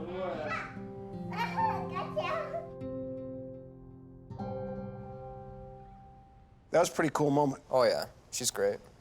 So another new guy who started, Chris, you came from Ontario. How did you guys find each other? They were looking for somebody. I ran heavy tow truck, and... We'll take it and go. We needed more help for the winter, so we thought, okay, we need a guy right now. We hire him on the spot. I'll even open the door for you, sir. Chris is confident he can handle whatever the Coke throws his way. Woohoo! I did the exact same thing in Ontario. Just want to rock out, that's my goal. In one of the episodes, you're driving up Highway 1. Oh, yeah. Adam had said to me, he goes, you got to really watch that road for rocks that will slash your tires. And I'm, okay. And then I'm cruising up Highway 1 to get to this wreck. Never driven this highway, absolutely not. 100% have ever drove this highway. So I have not a clue where I'm going. I'm just going to look to see where this accident is and see if they need help. And then I'm following a plow guy, and this plow guy's going around and he's got the blade down there. Like, there's like no snow, and you see rocks, and you could hear the rocks hitting the plow. How'd you feel about that? I was like, holy. It's obviously very different than what you're used to in Ontario. It was like, you call a hill in Ontario, these aren't hills, these are mountains. You gotta get that lift up before you drive it. Lock that thing up, man. Lock it. You don't need this. Lock it. How are you supposed to lock it? I don't know. You're the tow truck guys, man. Oh my God. I've never towed a car in my whole entire life. I'm not gonna lie to you, I didn't even know how to hook it up. You said your first episode on the show that you had never towed a car before. Never. Some people in that episode wondered if you were for real.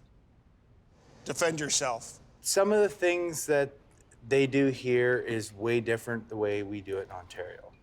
Jamie, some guys, some bosses might have thrown the guy under the bus. You stuck with them. Why? When a new guy comes in, I'm not so much about, hey, you're not top dog and you gotta go.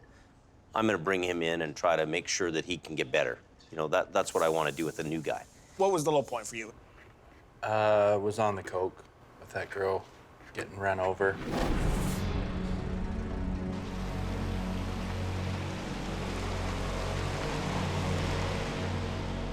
Another vehicle came down the hill, struck that vehicle again, and then struck the woman that got out to help and killed her.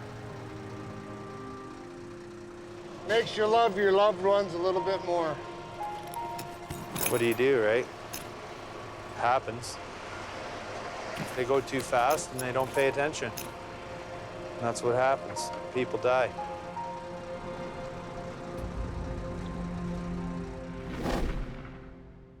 For you, that's probably the first time you've ever run into death at a wreck scene, right? No. I've been to a couple different fatals in Ontario, but not like that. That was a sad one, wasn't it? It was, I gotta say, it's probably one of the saddest incidences that I've had to encounter in all the years of towing, you know. She was a good Samaritan, got out to help. She was a nurse or something. Nurse. But I can't imagine it gets any easier for you guys. I mean, dealing with death, do you ever get used to it? When you come across that, there's an emptiness. You live with that emptiness for a while, you think about it. You know, 5 years down the road, you'll think about it and feel that same little bit of emptiness about it. Knowing full well that every one of these accidents is preventable. You agree with that, Jim? Yeah, I think a lot of times people are used to their small town and then they're not really, they don't understand the conditions and they're not really prepared for that sharp corner or that up and down. So they're out of their element coming to the mountains. If the roads are that bad, stay home. Go to sleep. Stay home. Do you think the show's changed people's driving habits at all? Well, I think over the last season, we really seen a marked, noticeable reduction in accidents all over this area. People have been way better prepared for traveling the highway. Yeah. Yeah. Well, maybe something good will come out of this then. Yeah? Yeah. Yeah. I hope a lot of the young people that watch the show are influenced in a positive way where they want to get involved in the industry. Thanks for Rylan. I love to sign posters for them at the different truck shows and interact with them when I can in between trying to run the business. Adam, do you want to sign this, buddy? See you later, partners. Thanks, Jamie. Let's say something funny to him. Sure, do whatever you want, yeah. Anything? Okay, stay out of the ditch. Make sure you tune into Season 2, the finale of Highway Through Hell, and watch me outsmart the competition again. Watch me kick Jamie's butt on the Highway Through Hell season finale. There it is, the Green Goblin. Well, I don't know where they are. I haven't seen them around. It's kind of odd. They're probably in bed sleeping, making cupcakes. Probably making cupcakes. Al believes in keeping his overhead to a minimum. Never once has anybody phoned my family's office and asking if we've got a shiny truck before we get a job. Al, is it really true? That's funny. One guy, one truck, enough to keep the Coke open? You've got to learn to do on your own. Like these guys, they run around and have all kinds of people doing different things. There's some things not at all, but it's... There's a good dig. Yeah. I've watched my grandpa tow on the same corners you guys think you need rotators and this and that for. I used to watch my grandpa do it with an old Home 750 wrecker. So Usually we're off the highway in a couple hours, and one truck, it'll take you all day to clear a simple B train. Well, what is more important? I mean, is it more important just to get the thing done fast, throw a whole bunch of iron at it? As long as you can get things opened up and be cost-effective to the customer. Cost-effective? Is there anything... Some days I wish I didn't start at all. Cost-effective. Is it not true that our industry already works at half price? Half the price compared to our neighboring jurisdictions. So how much more cost-effective do you need to be for them? Is it really cost-effective to make that customer on one wreck wait a whole day to get his truck off the road?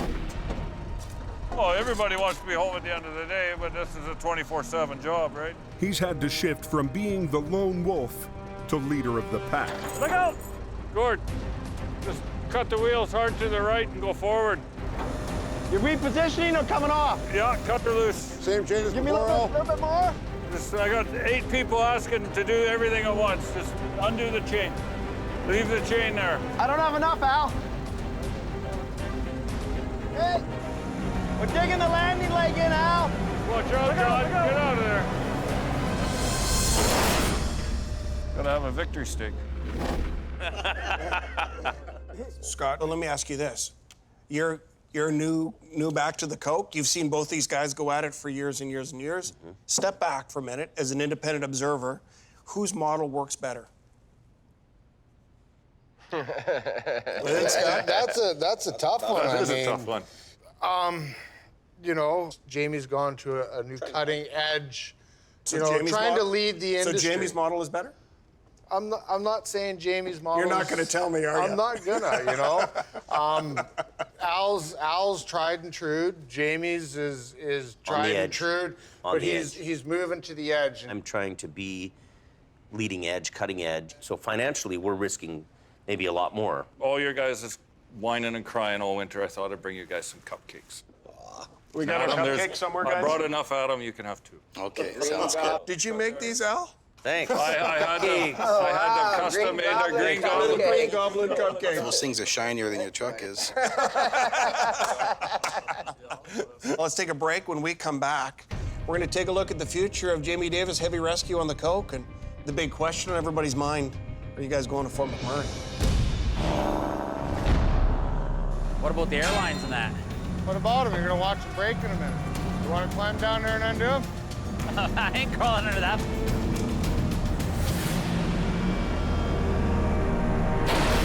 Whoa! Look at, look at, look at, look at, look at.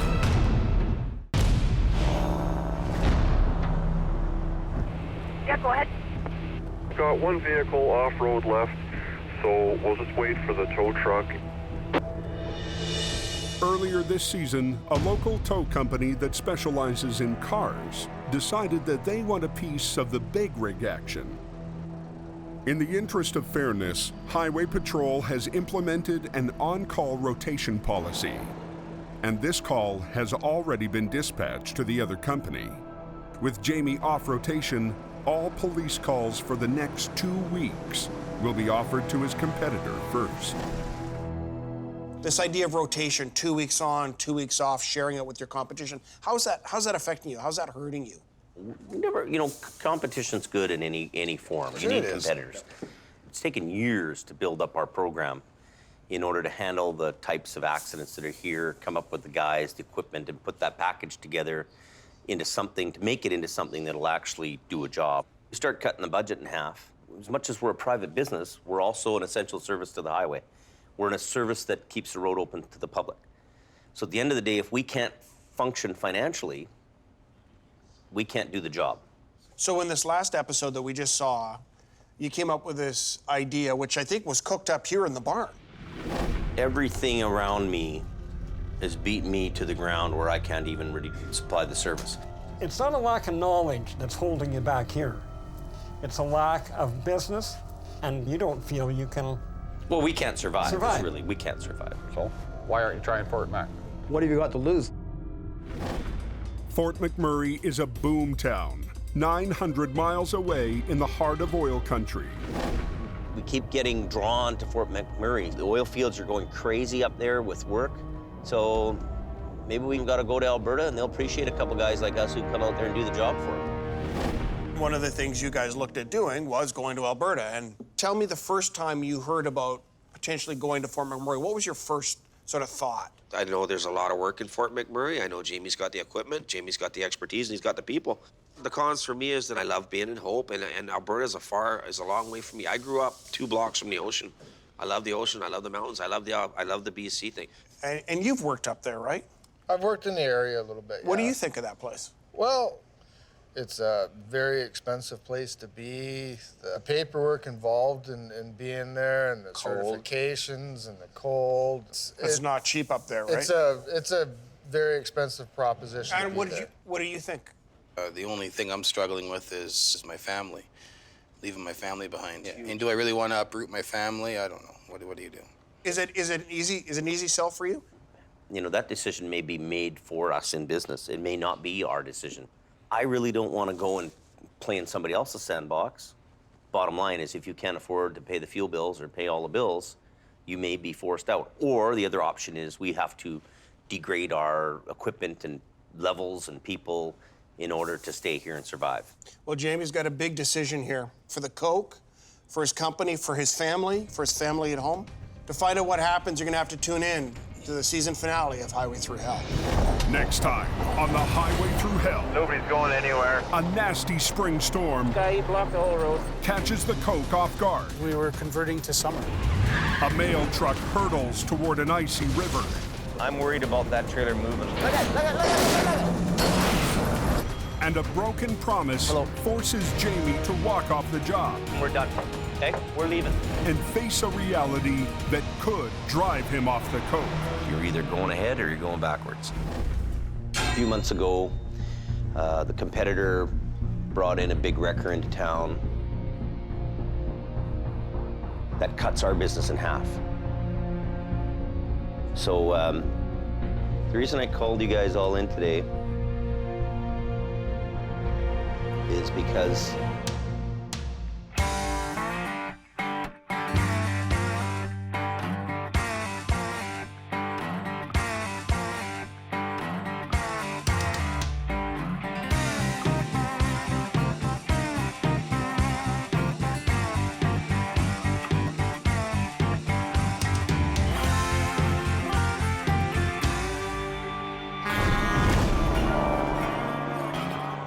This time, on the highway through hell, and a sheet of ice up here.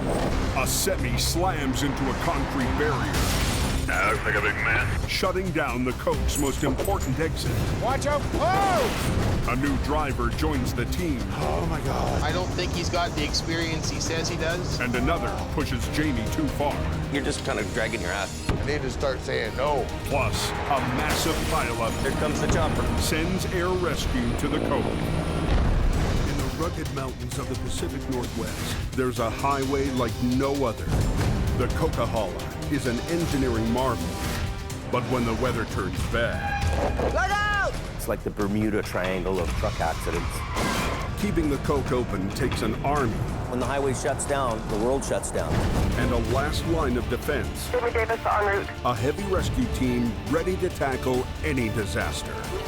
Because here, closure is not an option.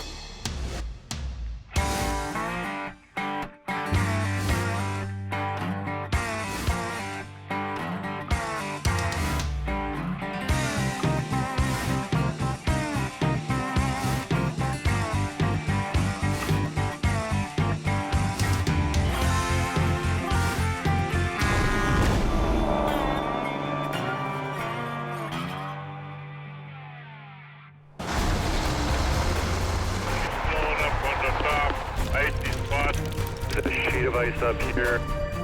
All I see, you're going to do is spinning going up. On the Coquihalla, an icy roadway has drivers on edge. See what they're driving on?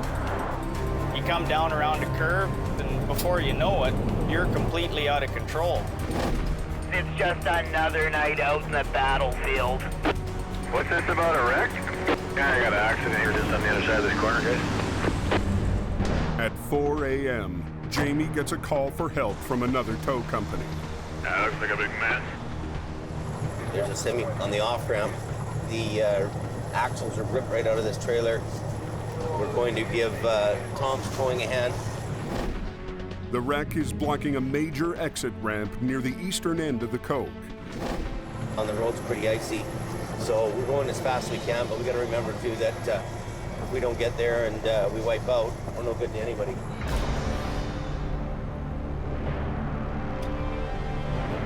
He just went around the corner and lost his wheels. Wow, unbelievable. As it took the ramp, the semi lost control. The back end fishtailed and slammed into the concrete barrier. The impact sheared off the trailer's two rear axles. So he's ridden this guardrail and he's knocked out 8 of them down there. But I think they weigh like 3,000 pounds apiece. If these guardrails weren't here, he'd be over there. Because space on the ramp is so tight, Tom from Tom's Towing needs Jamie's Rotator to get the wreck moved before morning traffic hits. The Rotator is the ultimate machine you can use if you want to quickly clear wrecks off of highways. What do you want to do? You want to hook the front, get it up, pull the truck out? Yep, and he can take the truck. The problem with this wreck is that we don't have any wheels under it. I'm gonna back up and turn around.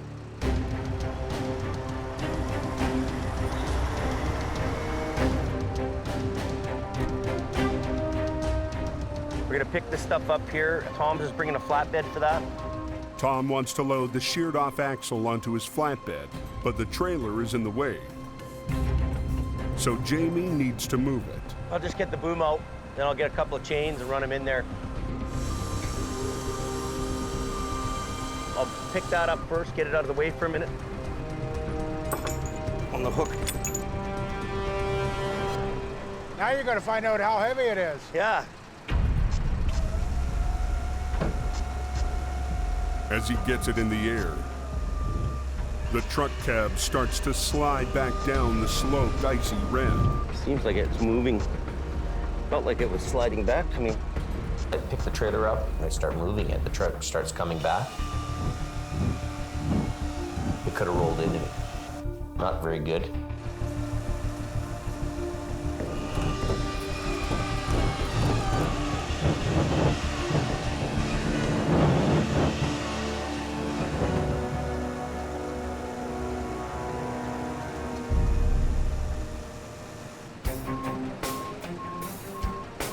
You can do it. A trailer's rear axles are mounted on a track, so they can be adjusted for the weight of the load. Okay, this is gonna flip around. When it hit the barrier, the whole assembly snapped off. It's just like comes off the end. Quite a lot of damage here just coming around a corner. Just set her on the deck. Is that good there? Yeah, that's good there. Did that all on your own. That's a good 22.5 too. Hey, it's a good one. We got a keeper. Next, they need to separate the tractor so it can be towed away. But they can't get the kingpin to release. Uh-oh. She's tight, Jamie. A kingpin locks the tractor and trailer together. The accident knocked it off center. Now it won't come loose. Just too much pressure, the pin against the jaws, because when he crashed and finally stopped, probably the truck kept on going. I'll need you to somehow swing the trailer ahead, eh? Too tight? Yeah. Still tight against the jaws. I don't know if I can swing it ahead. Sometimes when you lift it up, come loose. Jamie wants to use the rotator to lift the trailer and relieve the pressure.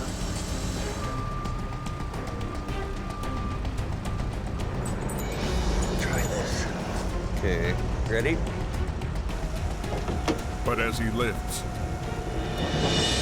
now the back end of the trailer starts to slide. Oh! That woke me up. So he sets it down. Trailer decided to move over a little bit on its own, kind of find its happy spot. We're having a little bit of trouble getting the fifth wheel because your truck's on an angle and the trailer's on an angle too. They're on the opposite angle, so there's a bit of trouble there. So what should we do then? Go up a bit? Oh, it's trying to level itself? Yeah, maybe lift up on this one. Yeah, I agree. Okay. Jamie tries again, using a second winch line to level the trailer. How about that?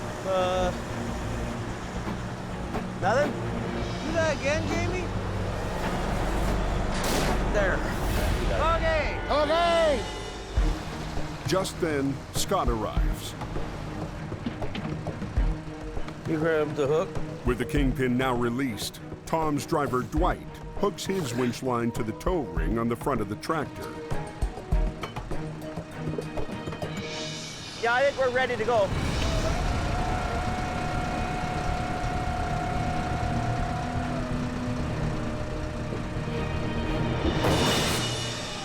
Dwight gets the tractor free, but the back axle is so twisted to one side that Jamie's worried it's going to roll over the rotator's outrigger. Okay, stop for a minute. I went over to my control to lift the leg and push it in so that he could clear it. He should take a good run out so he's got enough room to get behind. Okay, you take it more ahead. I'll just use the truck power. Watch out for Jamie. Oh! He just went around the corner and lost his wheels. Wow. A semi's rear axle sheared off when it slammed into a barrier on an exit ramp. Tom's Towing has called in Jamie and his rotator to assist in the tricky recovery. Yeah, I think we're ready to go. They get the cab separated from the trailer, but Jamie doesn't want its bent axle to run over the rotator's outrigger. Okay, stop for a minute. I went over to my control to lift the leg and push it in so that he could clear it. Watch out for Jamie. Oh! I knew it was gonna happen. What's he doing? How are you there? Just go. Keep going. About there. Good. Winner and still champ. I was more worried I about thought- you standing there. Yeah, well, I tried to get the leg in here so that he could clear it. That's what I was doing, getting the leg in. Oh, okay. And then I thought he was just gonna run ahead and freewheel. No. He just put it in gear and drove away. And I just by the hair of my chinny chin chin jump over top of the leg and get out of the way. Disaster averted. The job goes on. The cab's back axle is so mangled, there's no way to tow it. I guess we can't get this back axle off, eh? I don't know, I'll rip it off. Okay. Jamie wants to yank it like a bad tooth. See, this one's got to come out outside of the frame rail here. Yeah, there you go. Stand back on this one because it's going to be a bit of a rip and tear show here.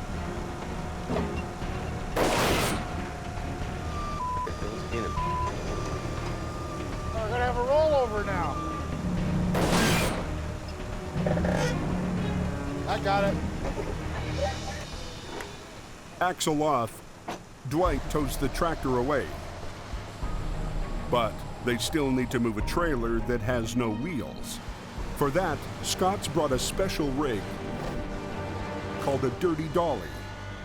Dolly that goes under a fifth wheel, and it allows a trucking company to haul 2 trailers at one time. We keep in the yard and we use it maybe once every 2 years. They could lift it onto a flatbed, but they're in a hurry. Morning traffic picks up in less than an hour. When the highway's closed, probably in everybody's best interest that we move wreckage as quick as possible. Hold it! Hold it! Okay, we're good. You don't have to go ahead. What I do, just spin that around and face it right straight back. Yep. The plan is to attach the dirty dolly to the front hitch, then tow the trailer from behind. Right around. Because they're turning the dolly around to use as a set of back wheels, they have to keep it from swiveling. Pick that chain here. Yeah. Through here. To do that, they use chains to secure it to the frame. If you didn't chain the dolly straight, it would pivot on the fifth wheel, and then you'd be into somebody else's lane. What you got going on there? I don't. Unhook that hook. For this to work, the chains need to be tight. Hey, Gord, lift up on it here. Tighten that up. Lift up on this. Lift up on it. You guys all good? Good enough. It may not be the best looking rig on the road, but it gets the job done. And the ramp open.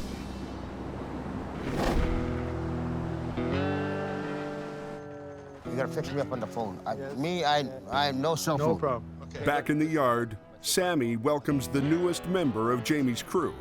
My name's Chris Harton. Show me my new room. No problem. We're in. Chris Harton is from back east. We'll take it and go. He heard about Jamie Davis and sent him an email. We needed more help for the winter, so we thought, okay, we need the guy right now. We hire him on the spot. One quick thing. We don't smoke inside, that's all. Yeah, perfect. Done. Sound good? Got it. Thank you very much. For now, Chris will be roommates with Sammy in a trailer in the yard. I'll even open the door for you, sir. Chris is confident he can handle whatever the Coke throws his way. Woohoo! I did the exact same thing in Ontario. Just want to rock out. That's my goal. Will put me right there. You know what? I have a feeling that you're gonna do it. With veteran Bruce just retired, the plan is to put Chris in the old Holmes wrecker. There you go. Better look after my baby. Oh, I'll look after it. Don't you worry. He better, or I'm gonna slap him. Can you see that? Chris Bear. Anybody come down off the Coke recently? It's snowing fairly bad and the snow plows are out. As the day fades, snow starts to pummel the mountain. Yeah, I got a feeling we'll be staying up today. All signs point to another long night on the Coke. Avoid driving in bad weather. Hell of a good idea. Adam heads up the hill so he can be in position when the wrecks begin. Something will happen, always does. All it takes is one guy with tires to cause some havoc.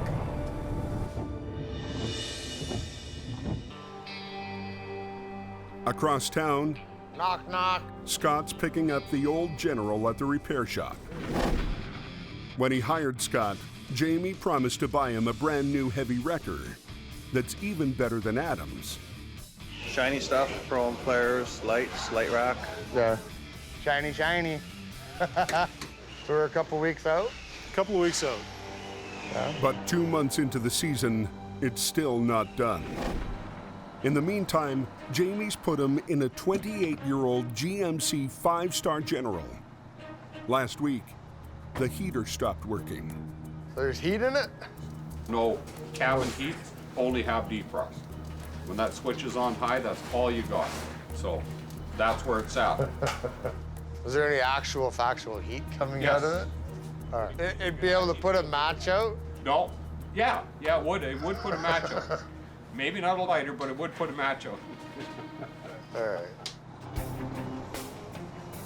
With a storm hitting, Jamie wants him to spend the night up on the coast. Running like an old truck does. Noisy and stinky. Driving the General, I mean, it's kind of like the penalty box. Nobody likes to be in it.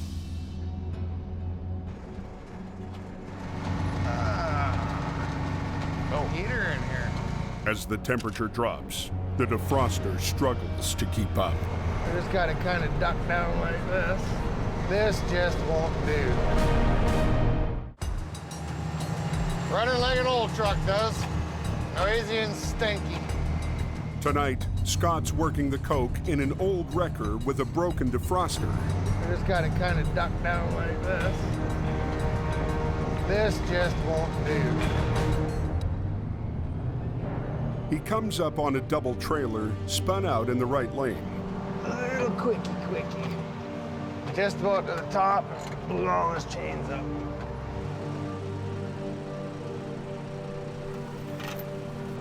It's a simple bread and butter pull-up. Okay, just come up on it and I'll just give you a little jump and we'll get her going. It's golden now.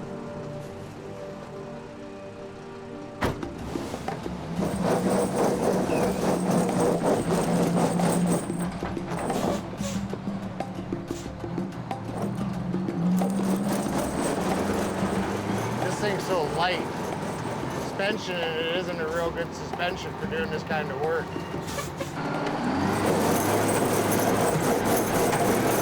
We're hopping a big time wheelie. The double load turns out to be too much for the old General.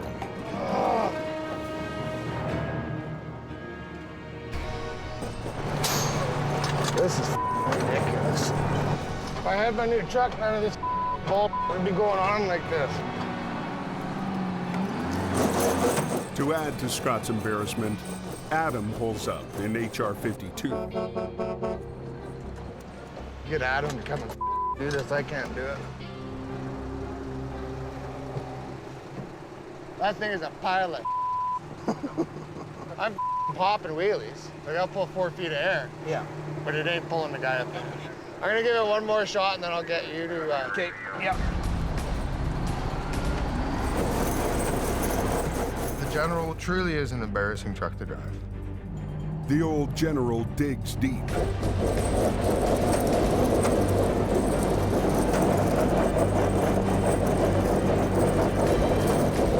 And somehow gets her done. If I had my chains on loose, I'd have torn them to right then and there. Scott manages to tow the semi to the top of the hill. But he's not feeling like a winner. Just write him up his bill here and send him on his way. He calls it quits and heads home early. I've decided enough jumping around like an idiot trying to get done because all it's doing is causing me grief. I could be sitting at home watching my TV on my nice couch.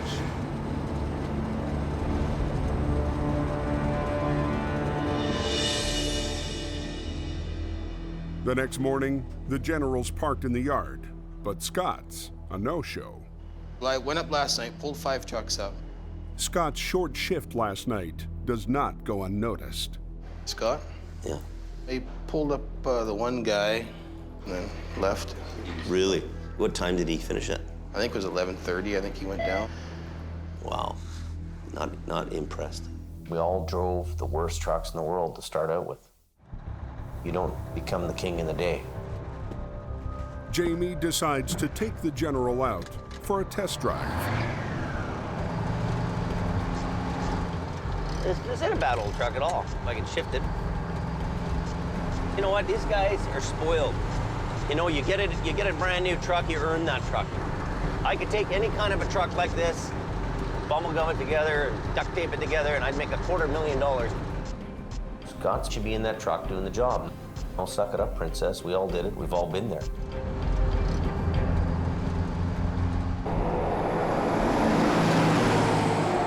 We got black ice report. High on the coke, wet roads and freezing temperatures are conspiring to create an invisible danger, black ice.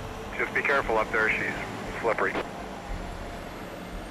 We came around the corner just as the truck went out of control and went into the ditch. About 5 minutes later, that car came along and went in the ditch on that side. The road was just a sheet of ice. He's going to help you, okay? There you go. You get a nice piece of weather, and people tend to, to kind of pick up their speeds again. Preventing black ice is something of an obsession for Highway Supervisor Blair Barr. There's been a lot of accidents recorded in this stretch along this rock bluff. Today, he's checking a stretch of highway that's notorious for freezing over. In the wintertime, they never see the sun, so the pavement actually stays really cold. It's a really difficult thing to treat. At VSA's maintenance yard on top of the coke, black ice is as big a problem as deep snow. We're going to have cars going off the road. They'll hit that black ice, all of a sudden they lose control and they go sideways. Hey Doug, so we got a flash freeze taking place. I'm wondering, can we get some juice made up? And we'll try and get it applied today before end of shift. Traditionally, road ice is fought with sand and salt. But this year, VSA is trying a new weapon, beet juice. It's really syrupy. Made from sugar beets, it lowers the freezing temperature of water by 36 degrees Fahrenheit. Tastes like soy sauce. It was something that was picked up down in the States 10 plus years ago. Usually they use it as cattle feed, and somebody noticed that it actually melted snow one day. At the end of the year, we'll end up putting well over 1 million liters onto the highway. We're gonna hopefully get that down in time before cars start going off the road. Cold air and a clear day bring a new danger to the coke, black ice. The road was just a sheet of ice. This season, highway crews are fighting back with a new weapon, juice from sugar beets. At the end of the year, we'll end up putting well over 1 million liters onto the highway. The beet juice is used on sections of the highway that get the least sun and the most black ice. It's changing the makeup of the snow, so it won't allow the crystals to freeze. So you can't actually form a layer of ice and compact that you typically see. Stays where you put it and does its job. This winter we've had as high as minus 35, and the juice kept the slipperiness away.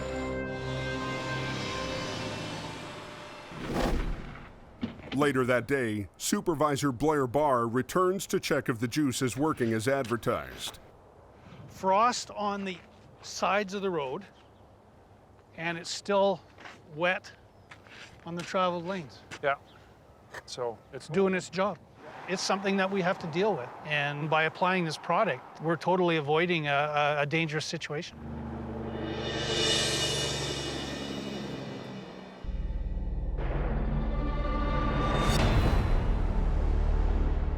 That night, Sammy is treating new roommate Chris to some of his homemade Fijian chicken.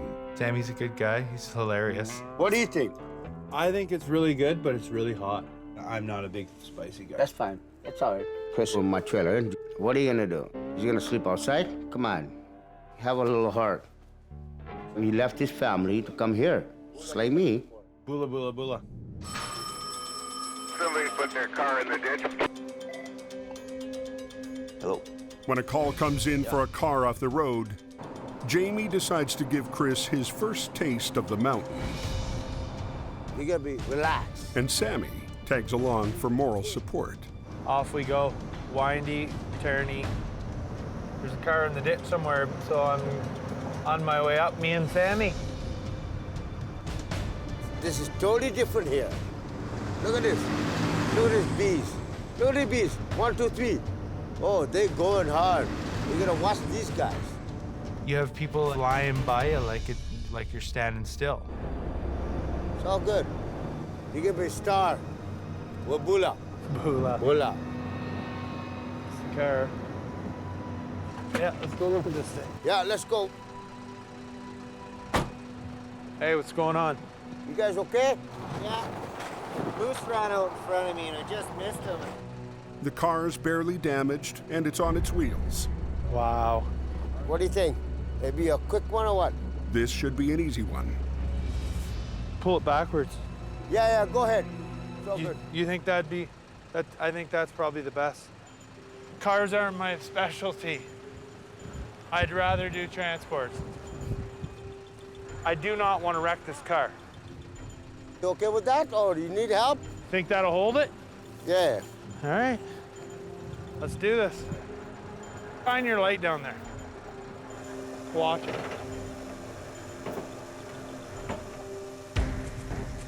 Little bit more, little bit more, little bit more. Keep going. Okay? Yeah, keep going. Oh, whoa. Okay, now, hold up. The car gets stuck on the embankment. I wanted to get it over a little bit more because this is cut out more. That's good. Leave it. Sammy, who has never towed a car in his life, starts coaching. Angle and take it away. That's all you gotta do. You gotta get the lift up before you drive it. Lock that thing up, man. Lock it. You don't need it. Oh. Well, lock it. How are you supposed to lock it? I don't know. You're the tow truck guys, man.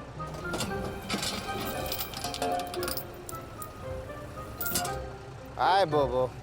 Bye, Bobo. Nice dog. I'm gonna hook this thing. Chain won't go in it. This is like a whole different ball game. What should have been a quick tow is taking forever. Pull it! But I'm trying. Keep going. Keep going. Come on. Go! I'm pulling. Chris finally gets it back on the road. Now all he needs to do is get it on the hook. Sammy. Yes, sir. I'm gonna lift this up a little bit. Back me up till I get to there. Hey, slowly. I'm watching you. Got it. Gotta find something to hook to. Nothing here. These cars suck. Oh my God. An easy tow clocks in at 2 hours and 15 minutes. You know what? Whatever. But Chris is just happy he got it done at all. I've never towed a car in my whole entire life. Not gonna lie to you. I didn't even know how to hook it up.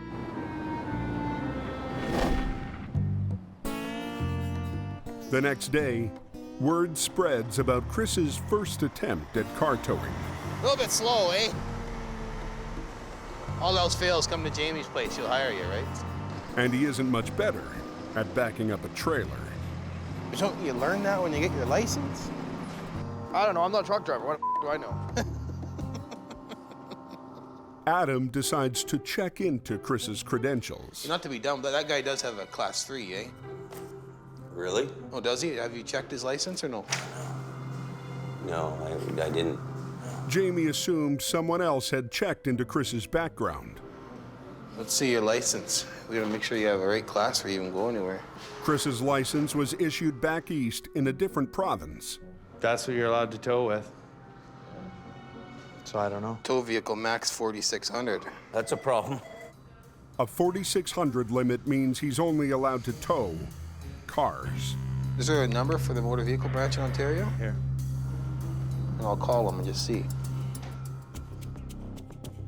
We're a tow company out here in BC. We're hiring somebody from Ontario. Well, he has a Class D license, so what does that mean he can drive? Okay, so 4,600 is the max he can haul. Yeah, wow. He claimed to have experience, claimed to know what he was doing. Somehow he got through the cracks. The driver's licensing here is way different than it is in Ontario, right?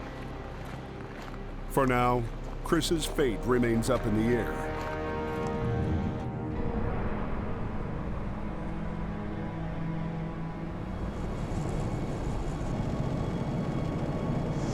I think Chris is a nice guy, but I don't think he's got the experience he says he does. All he had was a license to drive a car.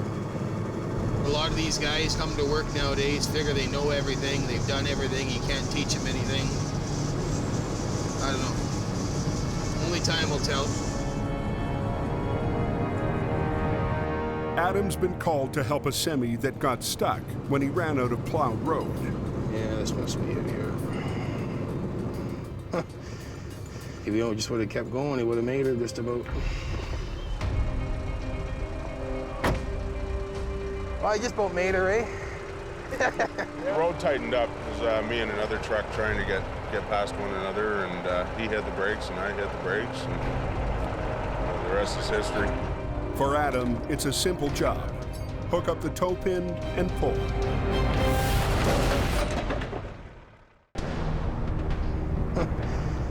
If he just would have kept going, he would have made it just about.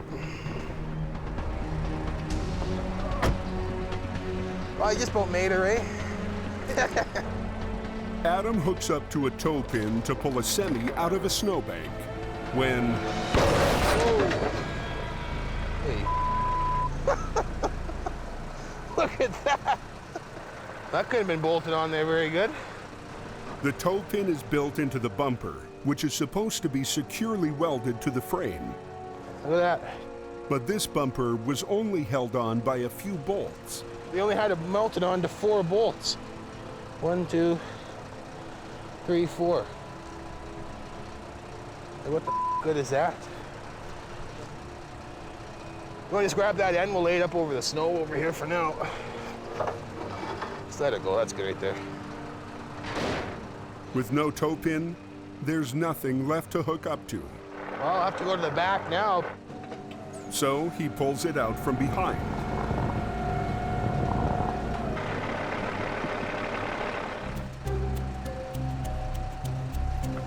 I can get out of there now, no problem. Yeah, if you can probably pull out of there now.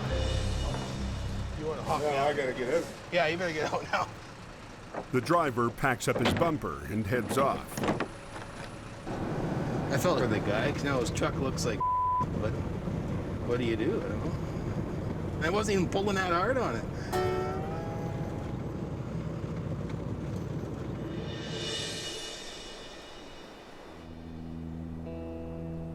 The next morning, after going AWOL for 2 days, Scott shows up for work and kicks back with newly retired Bruce.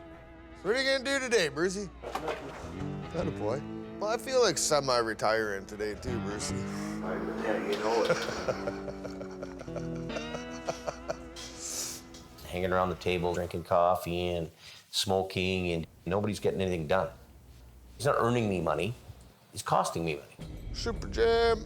Do you want me to find somebody to run the General if you don't want to drive it? I'll run it when we need to run it. If you don't really want to drive that truck, I have no can't problem have it sitting running there. the truck. Either tell me no, I'm not going to run the thing until my other truck comes. It doesn't bug me running it, but you know, like today, for instance, I came in and I got to go run over and help this guy do that. I got to run over and help this guy do that. You know, I'm just run off my feet. Have you ever? Oh God. Huh? No. Come on. I can't relax because there's so many things that people are always calling on me. I need to start saying no. You know what I think? I think you got to go home and holiday for a week, because you know what? You're just kind of dragging your ass anyway. You might as well just go home.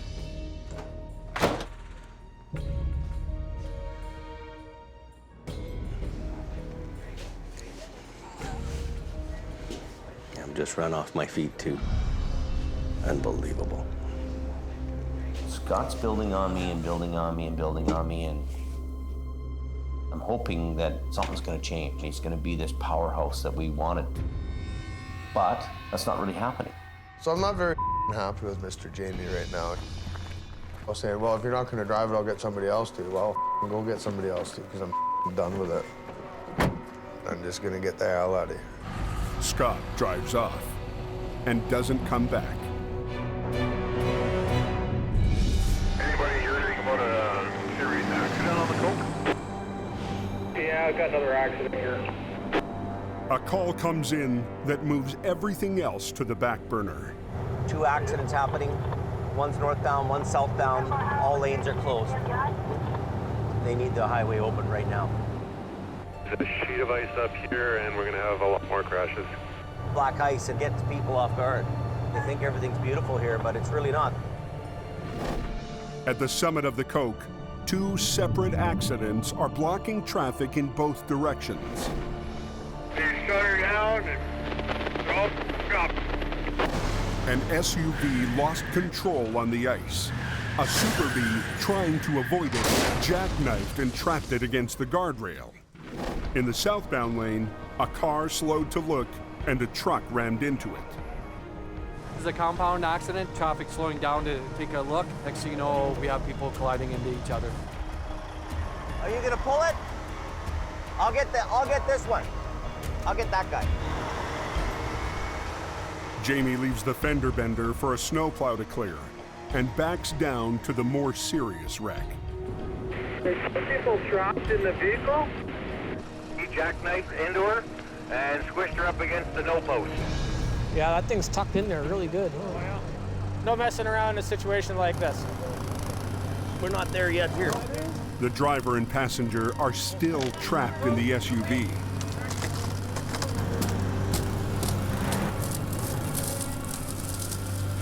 Fearing spinal injuries, rescuers want to backboard them in place. Do you want small cutters here? Small cutters. Salvage expert Jim Lasser is a volunteer member of Hope Search and Rescue.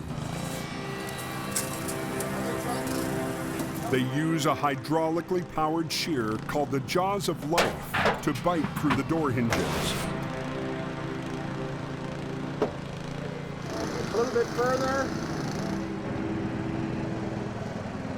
It's an hour to the hospital by ambulance when the highway's not covered in ice. So the decision is made to get them out by air. We're going to bring 2 helicopters. We're going to land one here and one up a little bit behind it. We're going to be bringing an air ambulance in, get these patients out, and get the highway open. Here comes the chopper.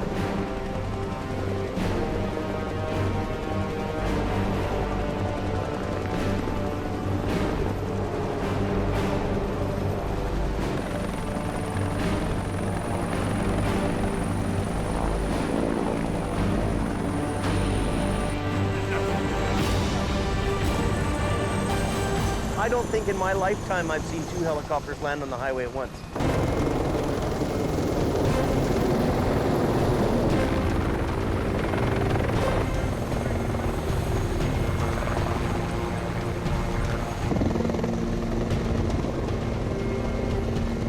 Man, they can land those things good. That job gives me goosebumps. 2 helicopters land on the highway at the same time. All these guys come running out.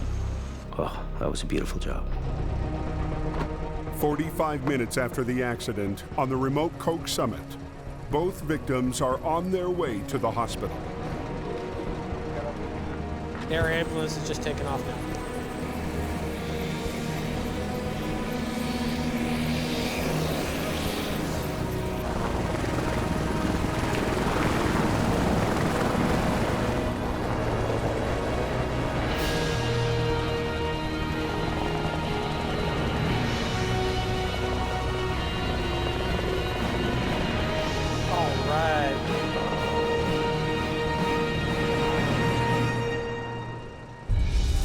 Now, the ball gets tossed to Jamie. We have 2 helicopters on the ground, so south and north are both closed. The traffic backup is the longest one so far this season. Get the hook in. Hundreds of vehicles have been at a dead stop for almost an hour. Coquihalla is closed.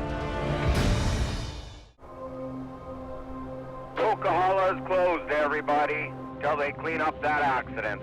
The delay to medevac victims from a wreck on the Coke has caused one of the worst traffic backups all season. Now, it's up to Jamie to get the highway open. It's showtime for us. We could start moving things if you're good with it. He's called Gord to bring a light-duty truck to tow the demolished SUV. Go around, go down the over ramp, come back, come on my side, and then you can get this out of the way. To get to it, Jamie needs to first get the jackknife truck out of the way. Yeah, Jim. Pull the yellow button, but make sure the red one stays in. Sammy makes sure the tractor's air brakes are on before Jamie moves it.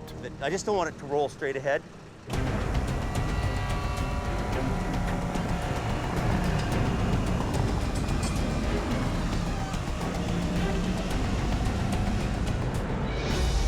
Okay, undo the front. Once he gets it straight, he's hoping it can be driven away under its own power.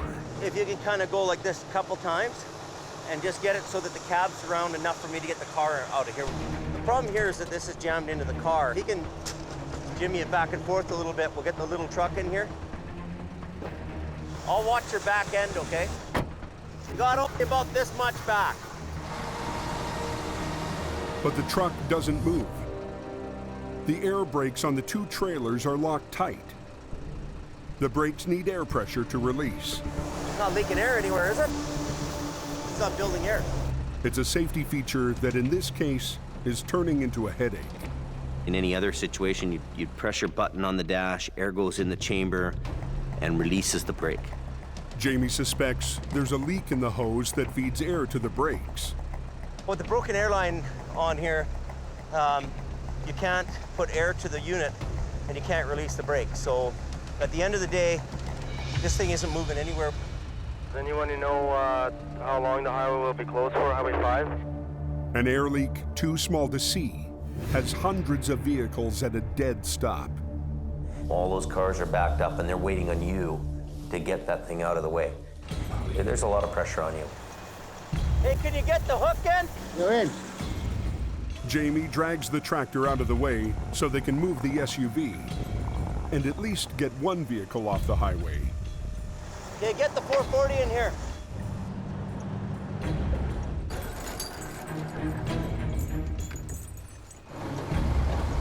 A little more, a little more, a little more. Keep coming. Go as far as you can. With the air brakes locked, Jamie's not sure how he's going to move the semi. I don't know where it's leaking from.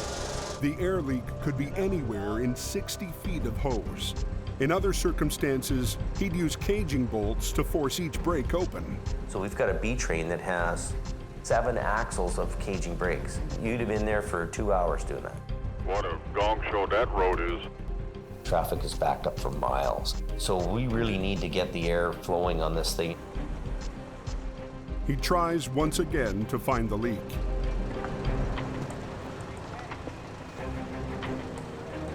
Well, there's an airline broke here. A fitting on a hose that connects 2 air supply tanks appears to be broken. There's one little fitting, one little airline, and that's stopping this whole thing from getting off the highway. Maybe we can jerry-rig it to get some air to go. So if you bend that line over, crimp it with a vice grip or something, I'll put a plug in there. It should work. Jamie digs into his bag of tricks. Okay, so we gotta improvise. What do we do? Let's have a look. Is it bent over nicely? We taped it up a little bit, and we're putting a brass fitting in here, so that's what we're doing right now. So it should be good now. You wanna try it, Ken? Yeah, it's all good. Okay, good. The brakes release. I don't even know if we're gonna get that out of there. But now, it turns out the tractor's too damaged to drive and will need to be towed. That's one side is low, eh? And the bumper's too banged up for Jamie to get his tow bar far enough underneath. Not gonna work. It's not gonna work. The truck's too low to the ground to get under, so I'm gonna try to just lift it. He lifts it enough to get blocks under the front axle. Hey, Sammy? You got a block? Yeah. Hoping this will give him the clearance he needs. Oh, no, this way, yeah, to the right. At the 5-way at Britain. Good. Good, good. Okay?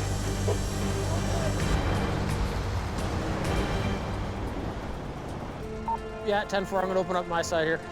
All right, you guys hop back in your bus. We'll get you out of here.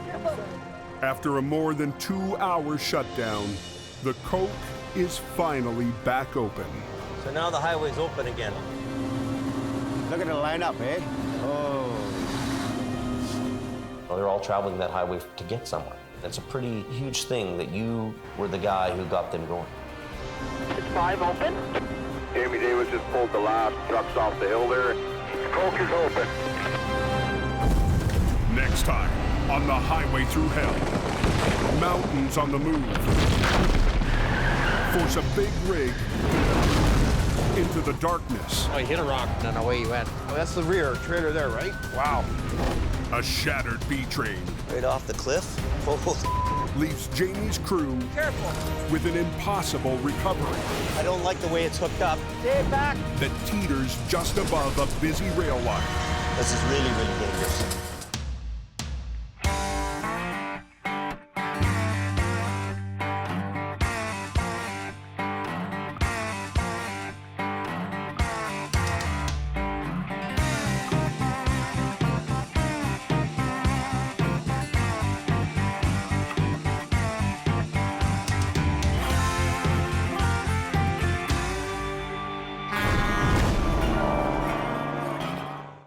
This time on the highway through hell, As soon as we try to flip it, it's gonna be a mess. Heavy Rescue has to get 42,000 pounds of apples Rock and roll.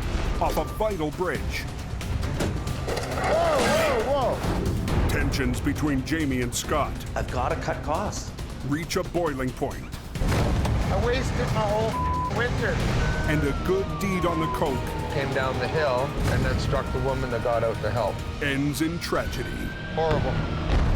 In the rugged mountains of the Pacific Northwest, there's a highway like no other.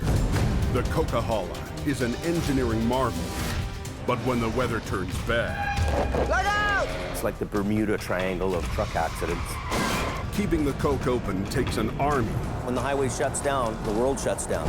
and a last line of defense. Jamie Davis en route. A heavy rescue team ready to tackle any disaster. Because here, closure is not an option.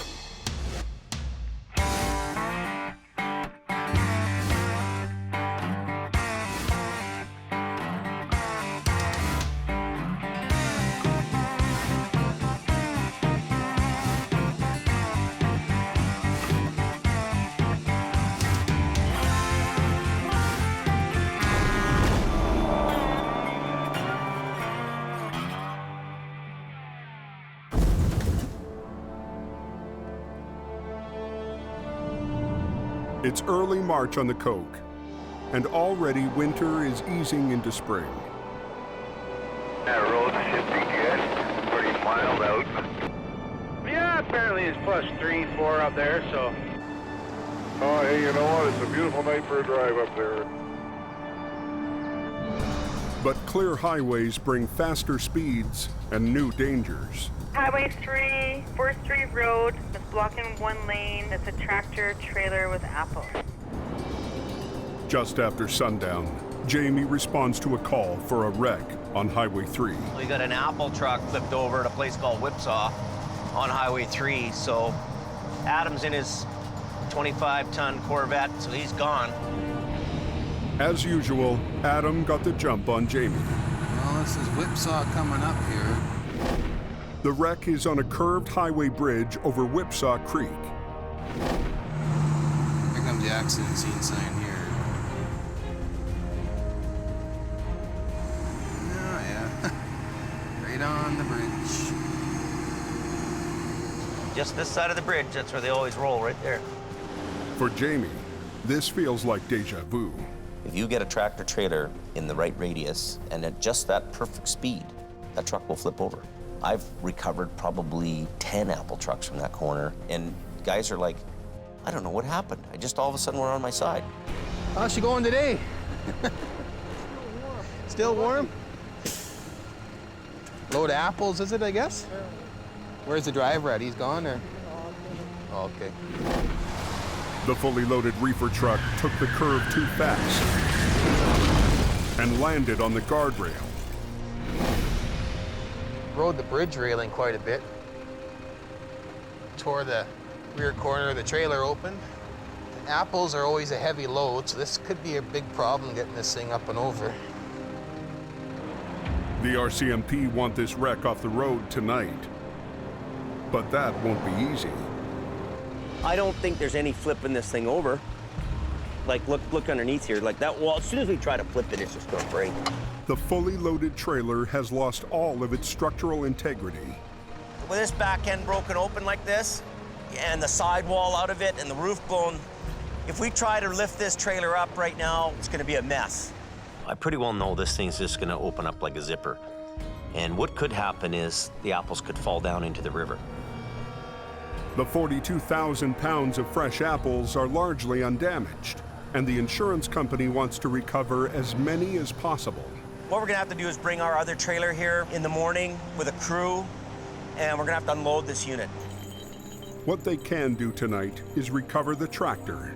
The tractor's actually blocking the highway, and the tractor's a repairable unit, so we've got to do what we can do to save the tractor and not have any further damage to it. What do you think of that? I don't think you're gonna get that pin out because the pin's on this side. You think so? Before they can flip it upright, they need to disconnect the kingpin from the trailer. Okay, so this fifth wheel, it's gonna have a lock on it, so you gotta kind of lift it up and then over. It might not come, might have too much pressure on it. Releasing a kingpin can be really easy sometimes, or it can be really hard. The pin needs to be very straight on with the plate.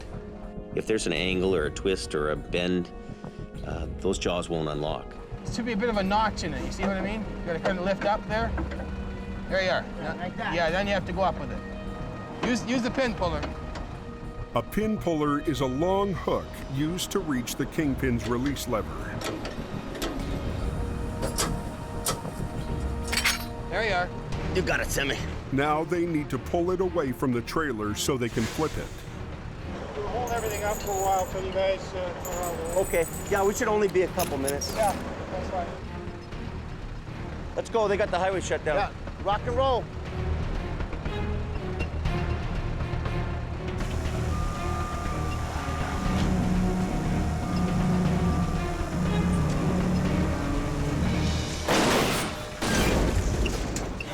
Yeah, baby. Bula, bula, bula, good.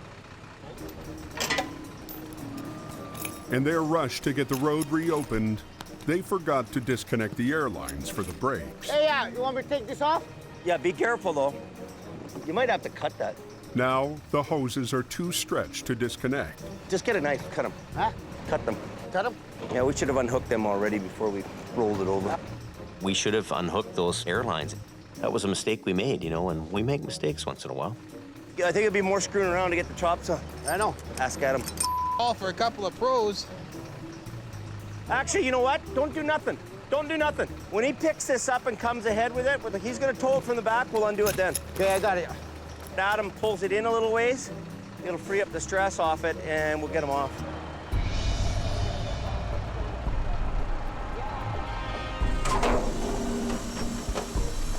Adam lifts the tractor to create some slack. That's one. This one is this way. If you can pull on it a little bit, my way, bring her my way a bit. Not gonna happen.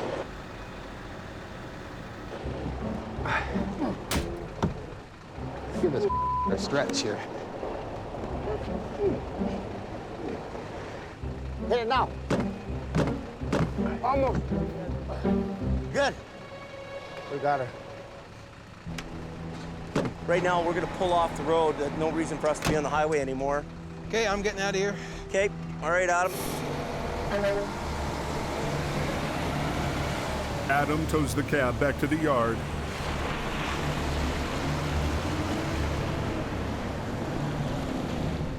And Whipsaw Bridge is back in business.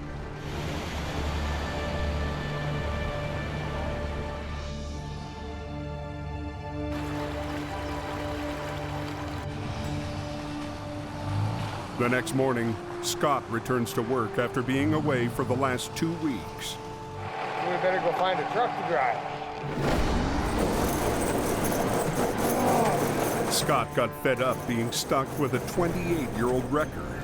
If I had my new truck, none of this bull would be going on like this. So he stopped going out on jobs. Do you want me to find somebody to run the General if you don't want to drive it? I'll run it when we need to run it. And that pushed Jamie's buttons. In my mind, he should be driving that General. It's all in the work ethic, it's all in the attitude. If you've got a good attitude and your work ethic's here, great. You know what I think? I think you go home and holiday for a week, because you know what? You're just kind of dragging your ass anyway. I'm not happy with what's been going on with him. We all took our turns driving the old trucks. You know, suck it up, princess. We all did it. We've all been there. Pretty much pissing me off. Scott took the hint and headed home to cool his heels. When I came to work for Jamie, I was under the understanding that there was a truck being built for me. And he's coming up with this reason why it didn't happen, that reason why it didn't happen.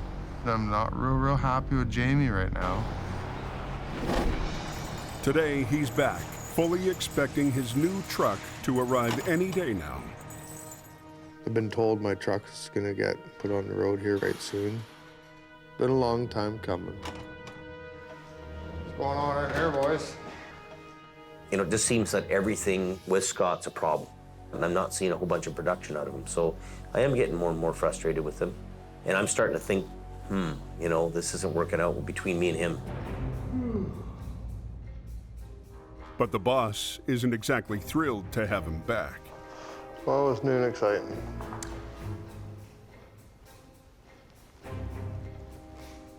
How was your days off? Good? Yeah, nice and quiet. Got a few little chores done.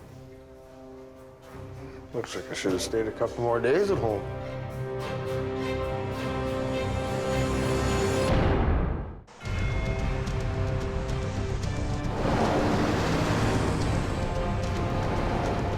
At Whipsaw Creek, a salvage crew led by Jim Lasser has begun unloading 42,000 pounds of apples. Take that gas and that up to give it to Sammy. Any salvage operation is really about recovering whatever we can recover that's valuable to the insurance company. Whatever you can bring back to them that they can make some money to offset their loss, that's the name of the game. The rear doors are too damaged to open, so their only access is through a hole in the roof. Look at this tobacco. Oh, my moly. That is pretty ugly. You know, those guys can't unload that like that. Oh, God. I'm just asking for trouble. Yeah. That's slippery. Whew. We can't have these guys, you know, hanging out the side and in the ditch and trying to reach up. I have to make sure that these guys are super, super safe and we can't have any kind of problems. Jamie figures there has to be a better way. I think we're gonna take a chance and at least try to get this thing up and over there, off the no post here. Getting the trailer off the guardrail will allow them to open the back doors and unload much faster. I would say there's probably 60 pallets. These guys have already done 5. You see, as soon as the back is open and the door lays down flat, I can drive the Bobcat right inside, right? Hey, Dave, put them both in there. Yeah. Okay. We're just gonna try to lift this when we get a chance. So. Jamie gambles that he can lift the broken trailer off the guardrail without it falling apart. Okay. If the trailer breaks open, the entire load could spill down into the river. Everybody's out, Jim? Everybody's clear? Okay. We're just gonna try to slide it.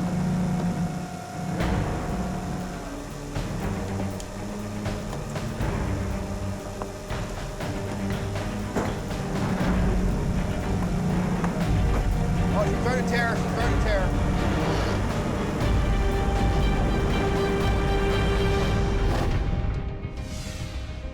To the north, on Highway 1, another crew is trying to keep something else from falling. Boulders. The warm weather is causing an uptick in rock slides along the Fraser Canyon. A week ago, a rock slide on this same stretch of highway forced a lumber truck off a cliff. Today, a team of scalers led by Mike Rastablasta Hall have to make this unstable rock face safe again.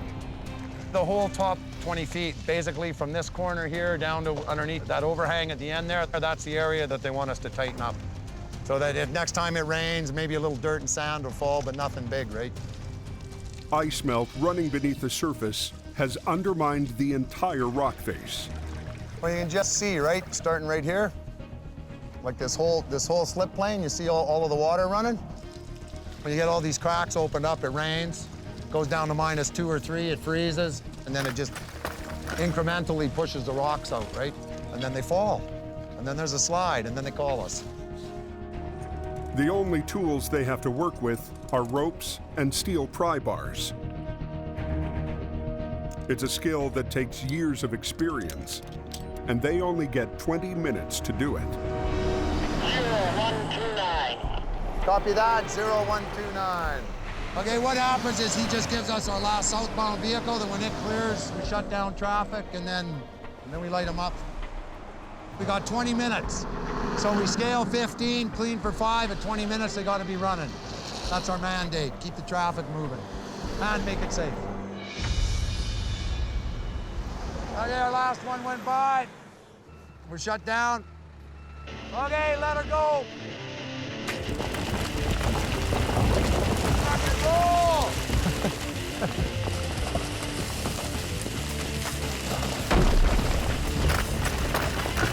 Hey, so you can swing over, try that big one to the left of Mario.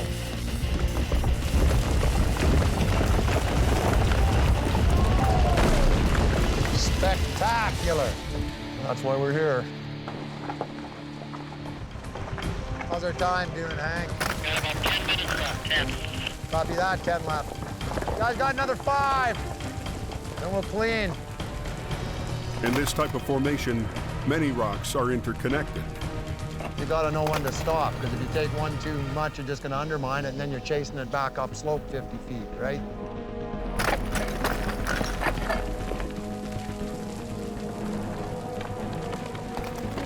Oh, he's gonna open up a show there. Drop. Back on Whipsaw Bridge, Jamie's attempt to lift a broken trailer off a guardrail isn't going so well. Oh, it's starting to tear, it's starting to tear. Where? These rivets here are popping down the road. Where is it popping? Right here? It These just started, rivets it just are started popping. popping. It was going here, it went click, click, click, click to here. They need some way to keep the trailer from bursting open. If we could get a strap around it, it might help hold it. Yeah, okay. We'll put everything on hold for a minute. We'll put the weight line and then on we'll that? let it down, and yeah, go over top. The heavy-duty nylon tow strap should act like a giant rubber band. Let's go underneath, Deputy. You go around the other side, pull that strap out that way. Watch your head there, Sammy. Yeah, if that comes down, it'll crush you like a bug. Take that and head that way with it. Be careful. Yeah, I'm booming out to get over the load.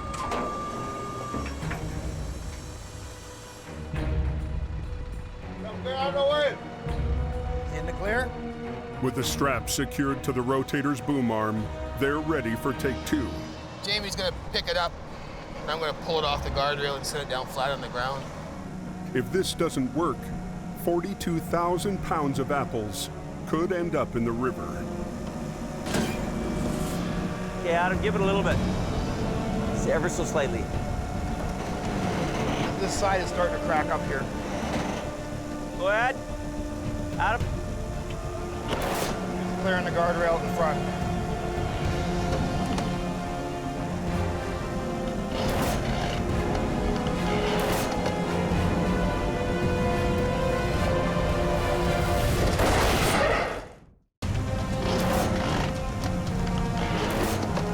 On the bridge over Whipsaw Creek, Heavy Rescue is struggling to recover a smashed wreck loaded with 42,000 pounds of apples. Top is just catching the railing now. Bit more? To get better access to the cargo, Jamie wants to lift it off a guardrail without it falling apart. Whoa, whoa, whoa. It doesn't work. And she just tore the roof off. wall cleared and the roof didn't. Now he can't set it down because crates of apples are caught underneath. Okay, so Jim, there's some boxes right here we need a few guys to take out. I'm not holding all weight, but I don't want to let them down on these boxes, you know what I mean? Yeah. So what we should do is try to get them out. At least that gets it more open for you. Okay. Okay, get the crew, get the labor crew. Let's pass it that way or pass it up this way and stack it along here. With the rotator still holding up the trailer, the crew scrambles to clear the spilled boxes. It's another delay in a frustrating recovery. There's 3 more boxes on the bottom and then that's good. Boxes clear, Jamie can set the trailer back down. Now, all they need to do is get the cargo doors open. Take it up a little bit. Good. Should work. Should work. Come this way a little bit. It'll catch in there. Stand back. Once again, the rotator comes to the rescue. Usually the big guy wins. Yeah, big guy. Usually the big guy wins. And I need a chop saw too. Yeah, there's one right here. Yeah, okay. Getting the bottom door off should take just a few quick cuts.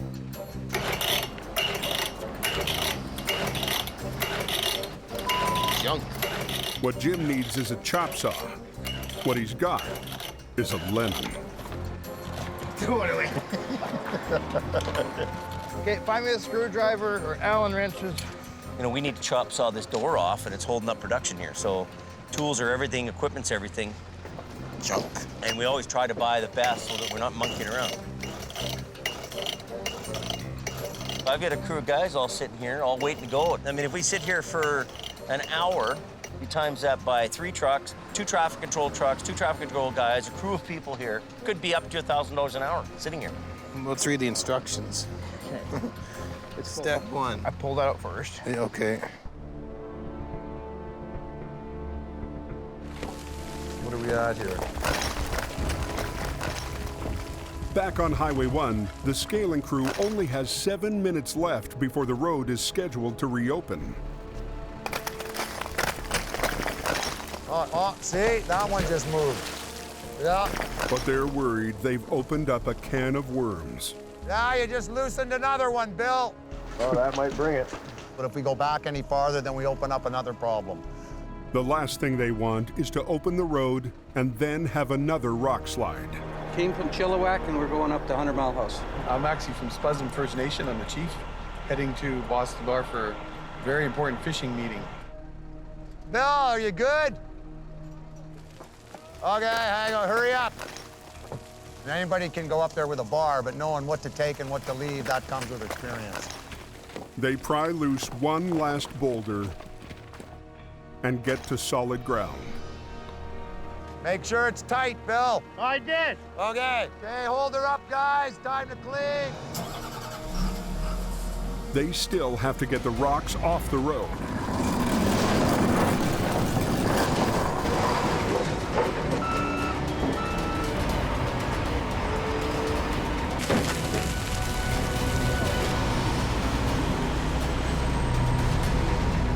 Okay, guys, let them run. Here they come. Yes, 20 minutes flat, and the highway reopens safely.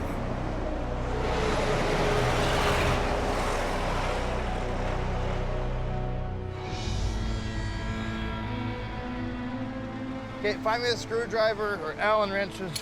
Back at Whipsaw Bridge, a huge recovery operation has ground to a halt because of a stubborn chop saw.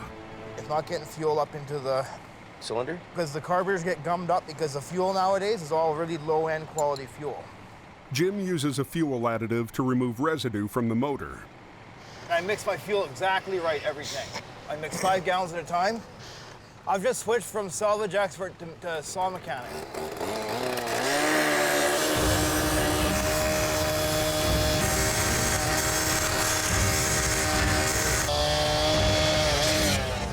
Now that should open it.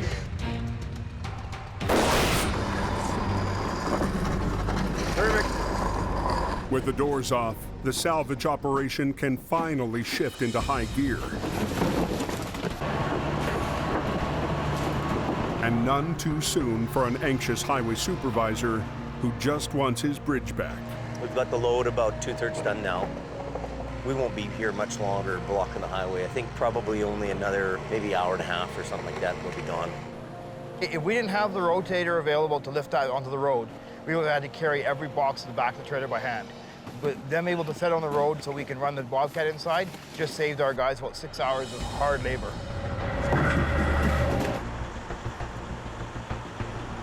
I need some straps. By mid-afternoon, the trailer's empty and the recovery phase begins. They need to flip the trailer back on its wheels, but it's a tight squeeze on the narrow bridge. We have not a lot of room to operate here. Then we have traffic to contend with too. Highways insists that one lane stay open, so Jamie digs deep into his bag of tricks and pulls out a rarely used maneuver. There's probably not too many guys remember it, but it's actually, there's a term for it. It's called a California end roll. It's when two wreckers get end on end to a trailer and they roll it in the lane. One wrecker would get on one end, the other guy'd be facing the wrong way in traffic on the other end, and they'd actually do a mid-air inversion. They'll lift the trailer together, rotate it in mid-air, then set it down. This way, they only take up a single lane and traffic can keep moving across the bridge. That leg? Yeah, blue strap on that leg and then the other end in the hook. Adam hasn't done a California end roll before. He's never even heard of it. It's not something you use every day. It's a rare maneuver. We're on now.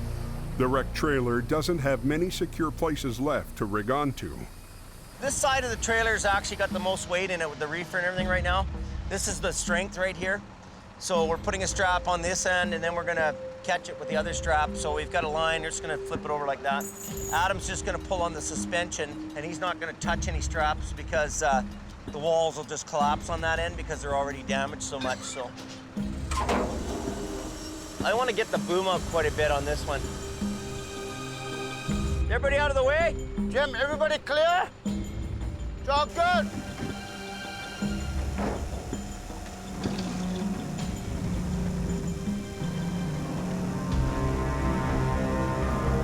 With traffic still moving, they get the trailer in the air. But instead of rolling, it starts to sway. Stop this traffic. The traffic coming? Stop the traffic. Yeah, hey! Everybody stop the traffic right now. The roll itself was happening a little too quick. I'm going about my business like I've done it 5 times, and Adam, it's a first deal for him, so maybe he was a little nervous. Usually your instincts are right. Better safe than sorry. Traffic stopped. Jamie and Adam get the swaying wreck back under control.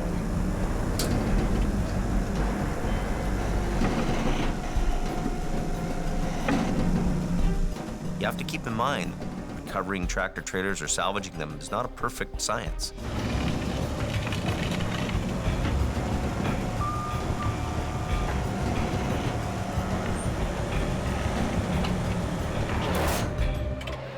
Perfect. Okay, we'll just unhook them. Let the traffic go, it's all good. 10-4, Jamie. The owner of this load should be really happy. There's a little tiny bit fell in the river, but this is top notch. Jamie and Adam picked up perfectly. Went good. Whipsaw Bridge is reopened. You guys are northbound, you guys are ready to one? But further up Highway 3, keep your distance. snowmelt is creating a new danger. The springtime, break out the shorts and gumboots. On Highway 3, snowmelt is causing a new problem. It's all wet, guys. Keep your distance. During the day, water is collecting in deep pools along the highway. 3, got water on the road. At night, as temperatures drop below freezing, the puddles turn into solid ice. I can throw you for a loop. They can be really dangerous because they're going to pull you out of control. It's up to Highway Maintenance Supervisor Stefan Bresch to come up with a plan to deal with at least half a dozen big pools. The snowbank is more or less waterproof. The water can't go anywhere. That's a concern. To get it cleared as soon as possible, the job gets turned over to the night crew. We're gonna get the water flowing.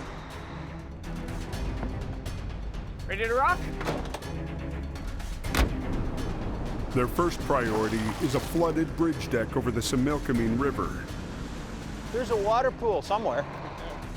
Cold air cools the bridge from both above and below. See how it's crystallizing? So this is one of the first places that freezes. It's a race against time, otherwise we'll be solid ice. Look, jackknife!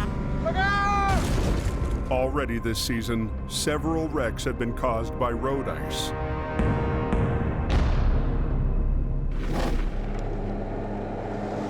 Tonight, the crew is lucky. The bridge is at a low spot on the highway, so this is one of the few places where engineers installed drains. We can free that drain up, it'll drain the water off the bridge. Why don't you scrape it with the loader, and then we'll see if we can't knock a scupper out. Using the front end loader like a giant squeegee, they temporarily clear the puddle, only to find a tougher problem underneath.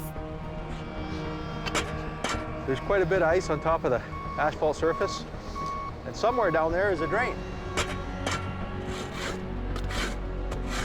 I can't see it. See if you can scrape some of that shelf ice off of there.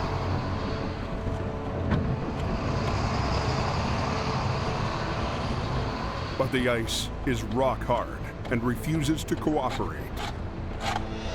We should have found the metal grate by now, and we haven't. The temperature's dropping a little bit, so it's freezing up a little bit now. If we don't have the drain open, it'll create almost like a big swimming pool right here on the highway. If temperatures continue to drop, by morning, this could turn into a skating rink. Is there only one on this deck or two?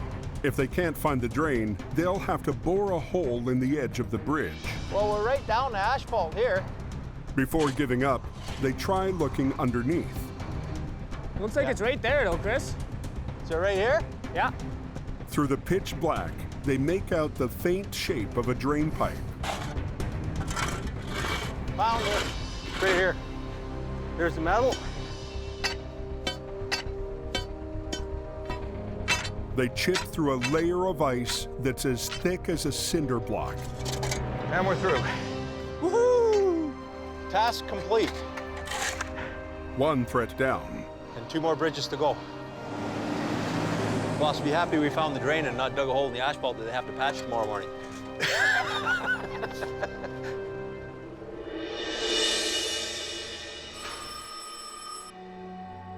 That night, a call comes in for a wreck that has shut down the coke.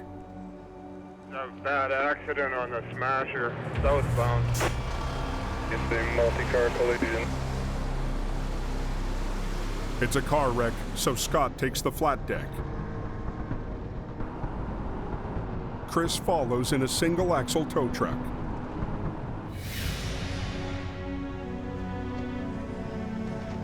Looks like they got wrapped up underneath the cement truck.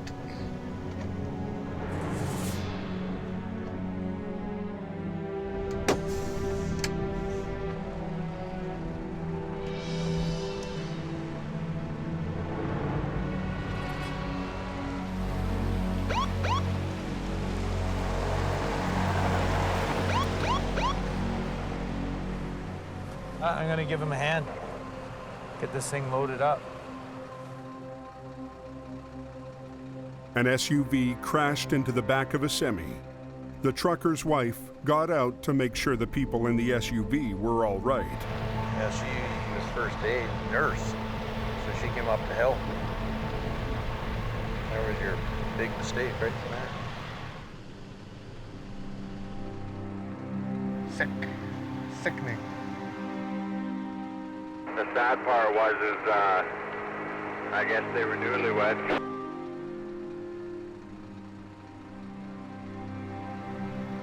Another vehicle came down the hill, struck that vehicle again, and then struck the woman that got out to help and killed her. The person in the vehicle that struck that one and then the woman just carried on afterwards down into Hope. They didn't stop. Freaking sad is what it is. The southbound lanes are shut down so a collision reconstruction team can gather evidence. Someone has unfortunately died here. And so we're going to do as thorough a job as we possibly can. Investigators comb through the wreckage, looking for paint chips or anything else that could help identify the vehicle that fled the scene. From our understanding, this vehicle has been hit twice, so we're just looking for some different marks of what the occupant would have been doing in the vehicle while the impact happened. Is there a possibility that we may have the road down for quite a while? Oh, probably more likely. I'll be in my tow truck for when you would need me. This vehicle hit the no post here, created these gouges. So we've measured the distance from the gouges to the final rest position of the vehicle. 90 minutes into their investigation, they get a call that solves the mystery. The original suspect vehicle that left the scene is the individual has apparently turned themselves in. All the physical evidence we can possibly get here, we've gotten it. As the investigation wraps up, Scott is cleared to load the SUV onto the flat deck. Really just a horrible feeling is all it is. Horrible. Makes you love your loved ones a little bit more. What do you do, right? It happens.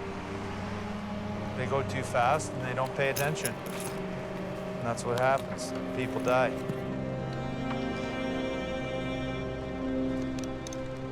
I don't think there will ever be a time where I enjoy doing this job when it comes to having to deal with that. Oh, right now the only thing I want to do is phone my wife and tell her I love her, you know. Life's precious and I wish people would start realizing that. So much needless people dying out here for no reason, none at all.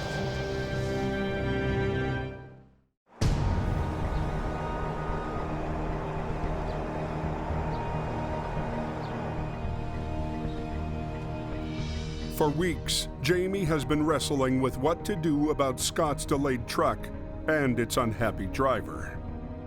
The idea was to have his new truck on the road before winter, but we're at the end of the season here, and where we started from and where we are now, two different things. I don't know where it leaves Scott. So Scott, have a seat, buddy. Have a seat. It's been kind of a subject I've been wanting to talk to you about. You know this new truck, so supposed to be ready for the beginning of the season, right? We've had a whole bunch of things transpire between when we started and where we are now, right? I'm really starting to wonder if we need it. You know what I mean? Where are we really at with it as far as season goes, right? We missed all the season pretty much. I don't know financially if we can hang on to that truck for the whole summer long and not work it. So the last 4 months have been nothing but bull or what? No. I gave up huge to come here, huge. And now to be, you know, kind of kicked in the teeth, you know, what do I do? I've got to cut costs. I've got to cut costs. This is the thing I'm wrestling with. It keeps me awake in the middle of the night. Mm-hmm. Right? Well, I'm sure it's going to keep me awake in the middle of the night. Yeah.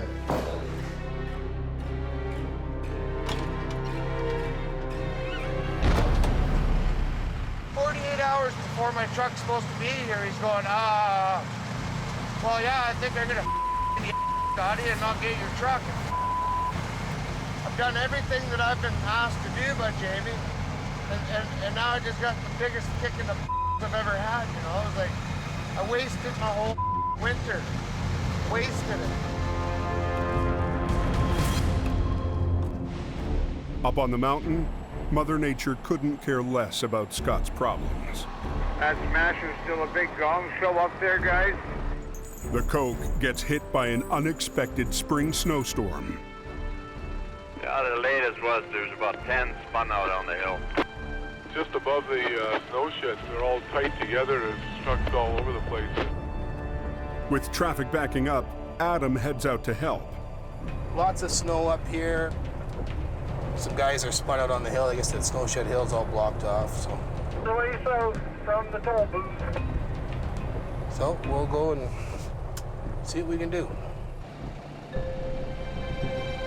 Oh, we got a loaded Super B. Jamie's biggest rival, Al Quiring, has been on the Smasher since sundown. I'm gonna tighten the cable up. You release all your brakes. Big Green to the rescue. This comes along like Pac-Man and gobbles up all the stuck trucks.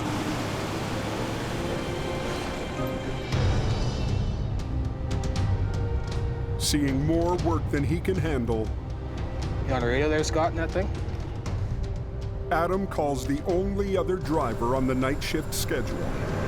You on the radio, Scott? You got a copy there, Scott?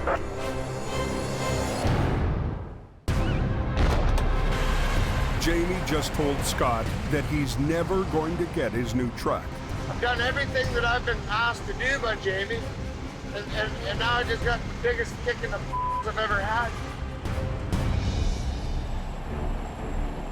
Up on the mountain, There's about 10 spun out on the hill. Adam's trying to get a clogged highway moving again. Just put it in low gear and give me lots of power, you know? Okay? You on the radio there, Scott, in that thing? He calls the only other driver on night shift for backup. You on the radio, Scott? In the 6 hours since Scott stormed out of the yard, no one has heard from him. You got a copy there, Scott?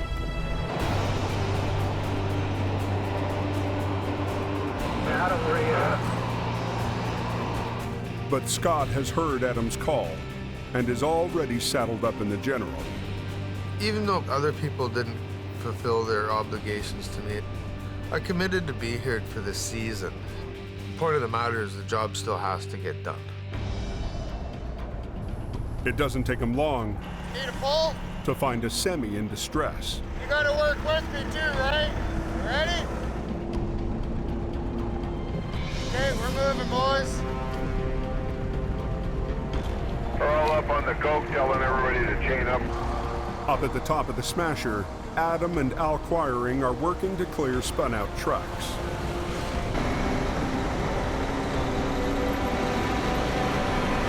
Blow a set of chains? Yeah, well. Still got something going south? No, I don't think so. Oh, they're making them chain up now. Yeah, so. Scott, you get the jackknife down there? Well, he just hopped in and drove it away for the guy. Well, there's one dumb right outside the snow shed there. He doesn't want to pay anything, so I guess I'll leave that one for you. Okay, see you later. Maybe pliers? Down the mountain, Scott's trying to move a semi with seized up air brakes. What he done here is he tore his supply line off for his trailer. But before Scott can finish, a highway supervisor delivers a message. Are you kidding me? Well, they said I can't work up here. Adam, you want to hear something funny? That guy stopped and said that we're not allowed to hook up this truck. He said that Scott's not allowed to tow on the hill. To do whatever the you want. Me, man, it's just. Adam turns his truck around and heads to the rescue. Pissed off is what I am. Well, we hooked up to a truck, and some guy was like, "You guys aren't allowed on this road. You can't tow." But Scott's not going anywhere. I'm up here working until somebody throws handcuffs on me and tries to haul me off. Until then, we're gonna go make some money. Let's go, Gordo. Within 5 minutes, Adam arrives to sort out what's going on. Yeah, Adam, we do have this organized. Turns out the supervisor didn't recognize the logo on the General and didn't want an unknown driver getting in the way during a snowstorm. Adam reassures him that Scott's on their side. Well, it is, because you know what? It's all about keeping the highway open, right? And you do a good job. Yeah. Do whatever you have to tonight. Okay, thanks. Heavy Rescue shifts back to doing what they do best. You pull over tight to that side for me? Absolutely. Thank you. Getting the highway open. In front of that, there's another one, like right jackknife. Just take her easy, partner. It's slippery and so, okay? Scott's here to do a job, so am I, so is Adam. We're just gonna keep going all night. You know, me and Scotty have probably done 4 or 5 jobs up here. Me and him have had troubles in the past, but it's a good part of the team as far as I'm concerned. Another one right up by Desdemona here spun out across the road. Okay, on our way. For Scott, it's been a long season of disappointment. I came here to do a job, His return to towing hasn't gone as planned. and I intend to do my job. But Scott is a stubborn soldier. I'm not going to turn and run from a fight. And the war on the coke is not over yet. I said that I'd be here for the winter season. I'll be here. I'll show them that I'm a man of my word.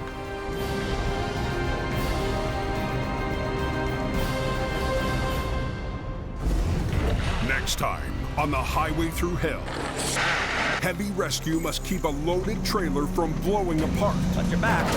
Oh, look at that. And the competition This is black gold. is knee-deep in Smells like poop. This is freaking gross. Get out of there.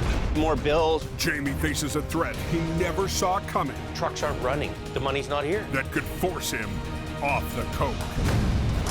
This is probably the hardest day I've had to deal with in years.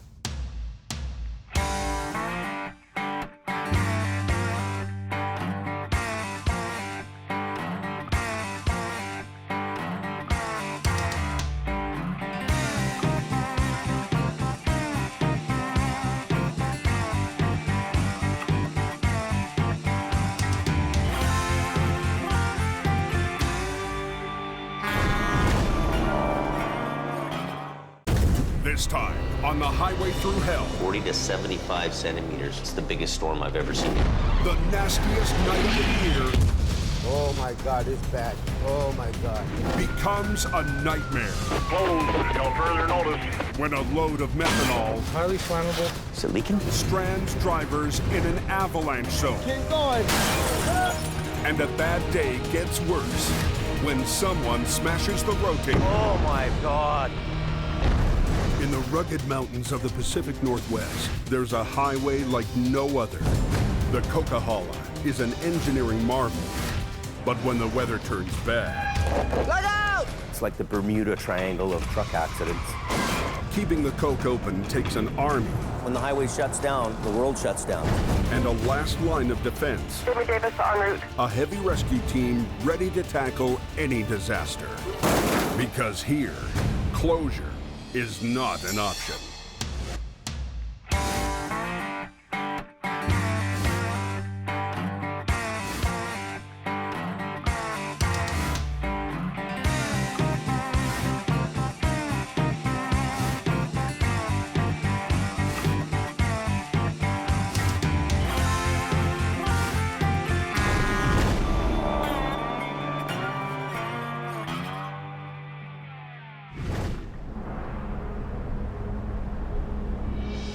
Listen to that forecast just a couple minutes ago, and it says we're supposed to get a good snowstorm. Forecasters have just issued a heavy snowfall warning. Anywhere between 15 to 40, 45 centimeters. 60 up on the hill, I'm thinking. A monster storm has been brewing in the Pacific. Oh, they're going to get that 70 centimeters easy up there. It's about to run head-on into the coke. There's an advisory out on the 5. Hello, it's winter. Get ready to put on your chains. Full water tank, go ahead. Yeah, he's also put a travel advisory on stating heavy snowfall. Yeah, copy that. VSA Highway Maintenance has the contract to keep the highway clear. Hey, Mike, we're going to have replacements come. Yeah, I've already phoned them and have it all planned out. They'll be leaving our yard at 10. Up at the VSA maintenance yard, extra crews have been called in to get every available piece of equipment ready for the coming storm. It should be good to go. With a fleet of plows, sanders, and blowers keeping the roads clear of snow, the only thing left to take care of is the unpredictable trouble that comes with every big storm. Way up on top, he's coming down like crazy. On the Smasher, several semis can't make it up the steepest part of the hill. Because of the grade here, as soon as they slow down or come to a stop, they're done. The spun-out rigs have caused a traffic jam, blocking VSA's plows from clearing the still falling snow. If there's the volume of traffic there, there's nothing we can do about it. There it is, the Green Goblin. But one guy is in the right place at the right time. Jamie's longtime rival. Highways guys want me off, get them off the road. We'll get them off the road. Come up here properly equipped. They don't have this problem. Run back. I'll just pull you right out of there. This will be easy. An early start got him a front row seat. Just another day in paradise, really. I don't even know what's going on the number one or anywhere. It's busy here, though. Oh, boy, this is going to be good here. And if it's something impeding the flow of traffic, Big Green's going to go down and hook onto it with its plasma magnetic pulling capability there and car whisper that baby right off the hill. As soon as we're going, start shifting gears. He's surprised that Jamie's crew hasn't made it up here yet. Well, I don't know where they are. I haven't seen them around. It's kind of odd. They're probably in bed sleeping, making cupcakes. Probably making cupcakes. Down in his yard, Jamie Davis has been watching the storm gather strength for 2 days now. Ooh, it's already coming in. Daily accumulations could reach 40 to 75 centimeters. It's a huge storm. This could be the big one tonight. This is the biggest storm I've ever seen. But tonight, Jamie is not going anywhere. My 5-year driver's license expired. It kicked in for me that day. I need to get it renewed. I need my driver's license pretty big tonight. The timing couldn't be worse. A call just came in for a wreck on the Coke. And he's forced to turn the keys to the Rotator over to Scott. You gotta look twice before you do something. You don't want to have an incident in this shiny truck. We're driving on ice. It's only -3. That's not a beautiful thing. Come over the overpass, you'll see it. Ken called for backup. Get at her. A Jeep tangled with a semi. The guy that was driving this went to the hospital, but I guess the big truck doesn't need to be towed. Turns out, Scott isn't needed. Well, there's supposed to be a little bit more of an incident than it is, so. Keep going, monkey. Killer. But he's not worried about lack of work. And if we're gonna get 2.5 feet of snow, there's gonna be more than enough cookies for everybody. Higher up on the Coke, the storm is getting fierce, and the plows are struggling to keep up. I'll have to go back and forth here a few times. You can only plow so fast. You can go down the road and 15 minutes after you've gone, it's totally covered again. It's amazing how fast it accumulates out here. While the plows wage war with the storm, Jamie is stuck in the office battling bureaucracy. And the quest was on to try to find a doctor, and that turned into a gong show. Welcome to Dark Medical. Please listen carefully as our menu options. I can't get my driver's license renewed because I can't get a medical done because I can't get a doctor. Unbelievable. Is there a walk-in Chilliwack somewhere? Yeah. Nobody will do a medical exam in Hope, so we're going down to Chilliwack to try to get a medical exam done. While Jamie heads an hour in the wrong direction, the storm is unleashing its fury. No matter how much sand we put out, it's immediately covered. The single-blade plows are losing the battle with Mother Nature. But not to be outgunned this season, VSA has a new weapon on the mountain. They call it the tow plow. 26 feet long, the blades. The biggest piece of snow removal equipment ever deployed on the highway. We can clear fog line to fog line. This giant plow can clear 2.5 lanes in one pass. It'll do the job of 3 plow trucks, right? Because it tows a computer-controlled trailer that swings to the side, more than doubling its reach. Get the roads clear and people hopefully get home safe there wherever they're going. Okay, class 1, right? Any drug and alcohol issues? No. Do you have any psychiatric problems? Well, Back, muscles, joints, that sort of thing? not really. Probably a little heavy for my size, though. I don't have any reason to say you couldn't work tonight. I say now I can get out of that office and get back out to work. Thank you, sir. Appreciate it. Got it. Back to work. We're gonna head back up the Coke. The Coke is calling me. Hello? Within 5 minutes, he gets a call for a wreck.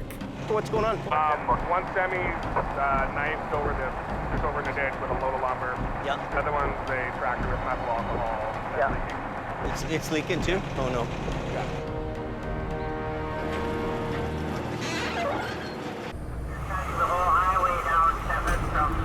Adam is already on his way to the wreck.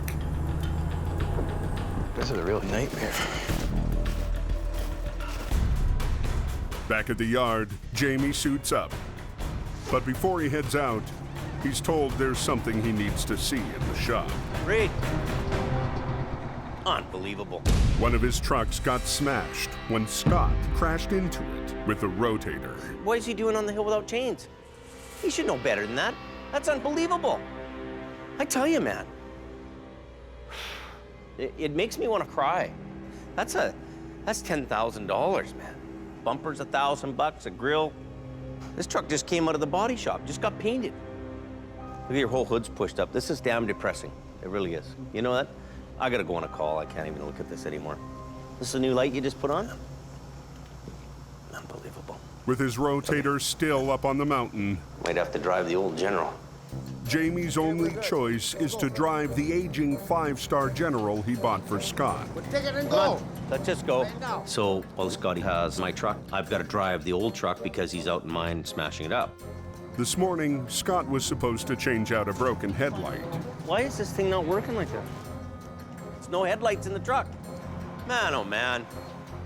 Look, here we go. Big box of headlights. Now I gotta take the truck out and the headlights are right here. I don't know what's going on.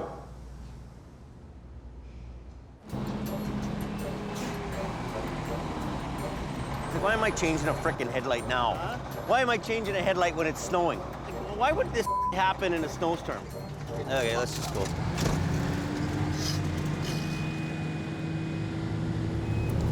What a treat, eh, the General? Where's the rotator, man? We should be riding in the rotator. It's bad. You can't get that other wiper going? Not working.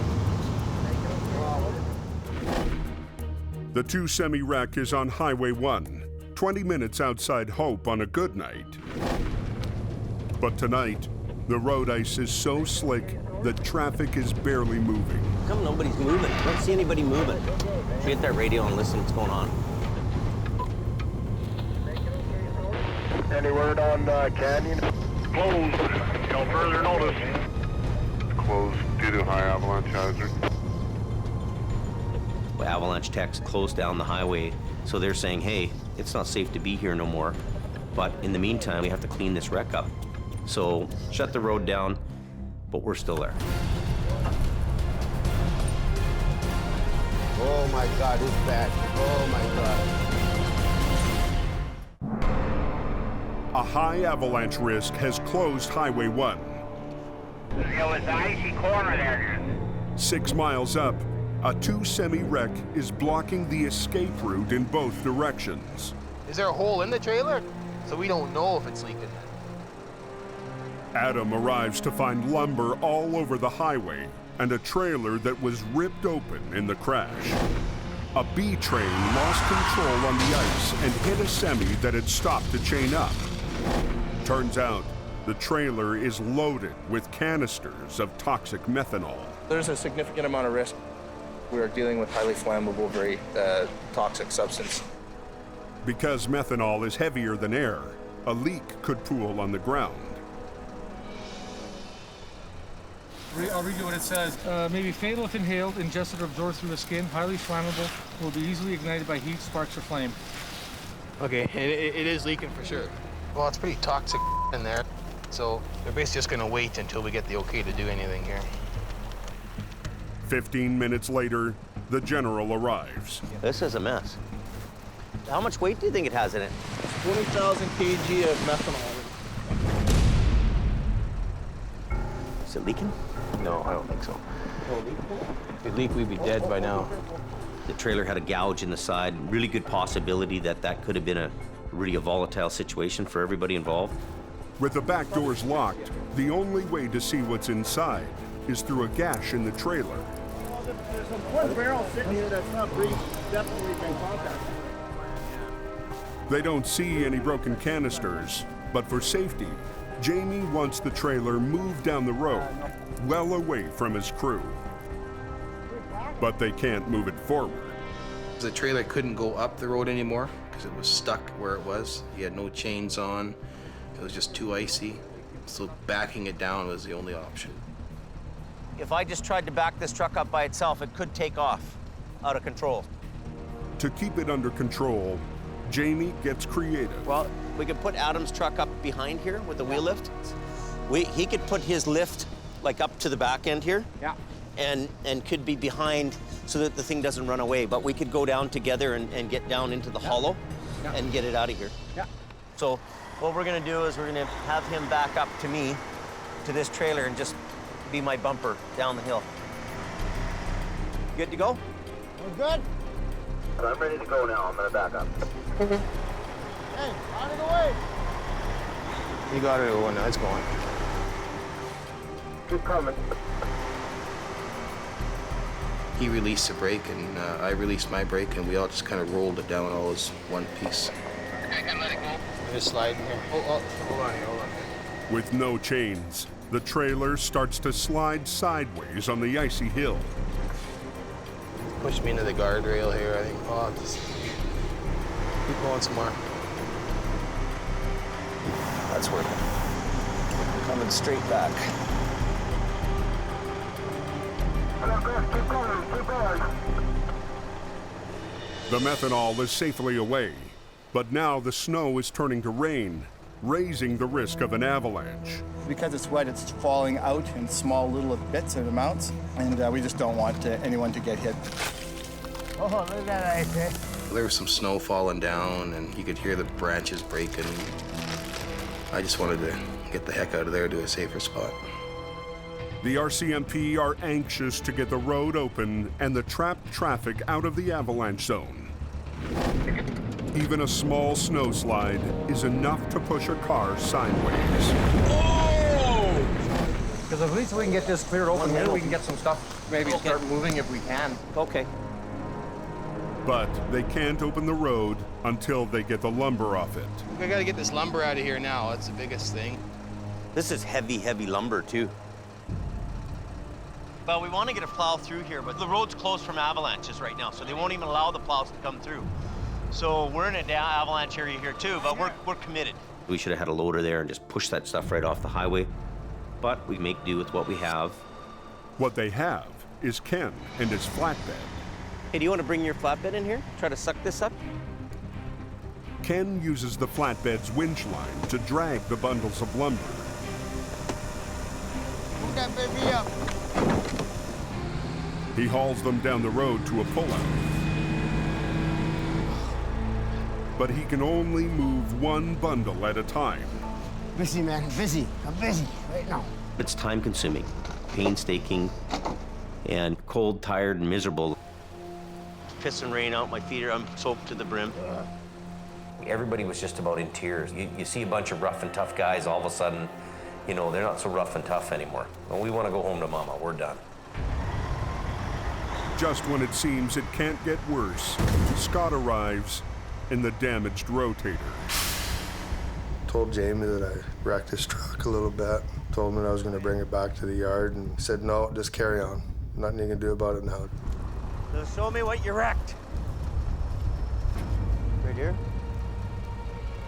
Oh my God. You pushed the whole body out. When you see your truck that you just paid $729,000 for, and it comes in, it's all bent up, it's pretty disheartening. It's depressing. Oh. When Jamie went off like that, it just made me feel like a pile of. With dozens of vehicles trapped in the path of a potential avalanche, the Rotator is tomorrow's problem. It's gonna be a long night if you get there at all. Right now, they've got to get a half-loaded lumber truck off a concrete guardrail. Let's get these guardrails out of here. We're gonna try to pull this concrete block out. They're all kind of together on one cable. The concrete blocks have a steel cable running through them. Jamie figures if he pulls the cable, all the blocks might come with it.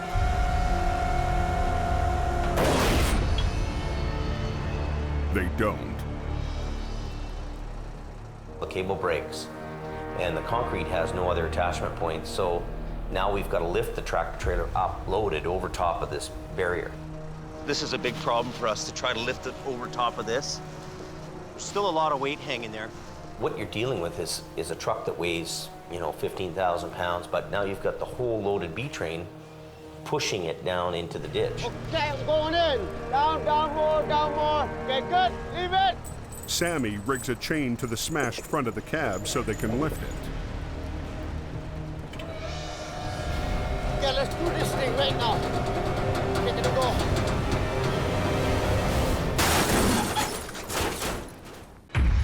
Okay, I'm going in. Okay, good. Leave it. It's the nastiest night of the season so far. Avalanche hazard. Traffic is trapped in an avalanche zone. Highway 1's closed. To get the road open, Jamie and crew need to lift a truck loaded with lumber off a concrete barrier. Tell them to hold it. Hold it! The front of the cab is too damaged to lift all of the weight behind it. Hey, Adam, he doesn't have the ability to bring it over. He needs you in the trailer. Yeah, I'll go turn around and then come back. This is a pretty difficult job to try to maneuver this out and around like this, and this is a lot of weight. Adam gets in position, and they rig another line to the trailer's frame. A Super B train is heavy. What he needs is Adam to get in here and just give him that little extra to lift that trailer over. You're good. Time to get out of the way. Careful. You want to change your angle? Boom up a bit. Keep going. Coming. There you go. They get it off the concrete barrier. That worked out pretty good. Get ready for a little reset. Now they need to get it off the road. Want to see the spark in there? But as Scott pulls, sparks start to fly. The truck's battery is grounding out against the twisted frame. The batteries are arcing out right now. So they could have a fire here right away. We'll undo that battery. The mount is bent, so they can't get the battery out. They try brute force. He's gonna rip this battery box off.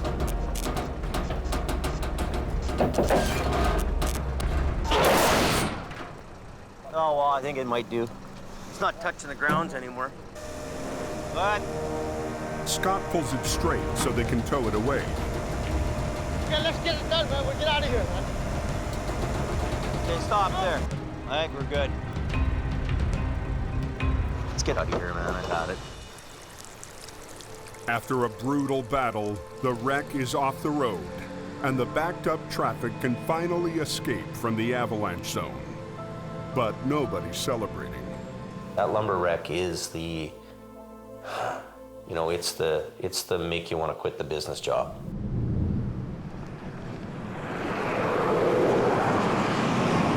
By morning, VSA crews have cleared over 2 feet of snow to get the roads back to black. But all that snow has to go somewhere. Today, snowbanks higher than a truck cab need to be cleared to make room for the next storm. We're at the stage now where the snowbanks are so high over the guardrail. So the only way we can get rid of the snow, we've got to use the blower to get rid of it. But VSA's 2 snowblowers weren't designed for the steep grades on the Coke. These were designed for clearing airports, not highways. Get the snow off the road as quickly as can before the next snowfall, because winter's not over yet.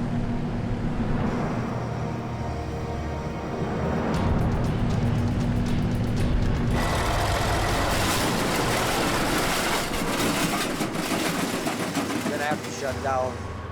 The blower sucks up a tire chain that's come off a big rake.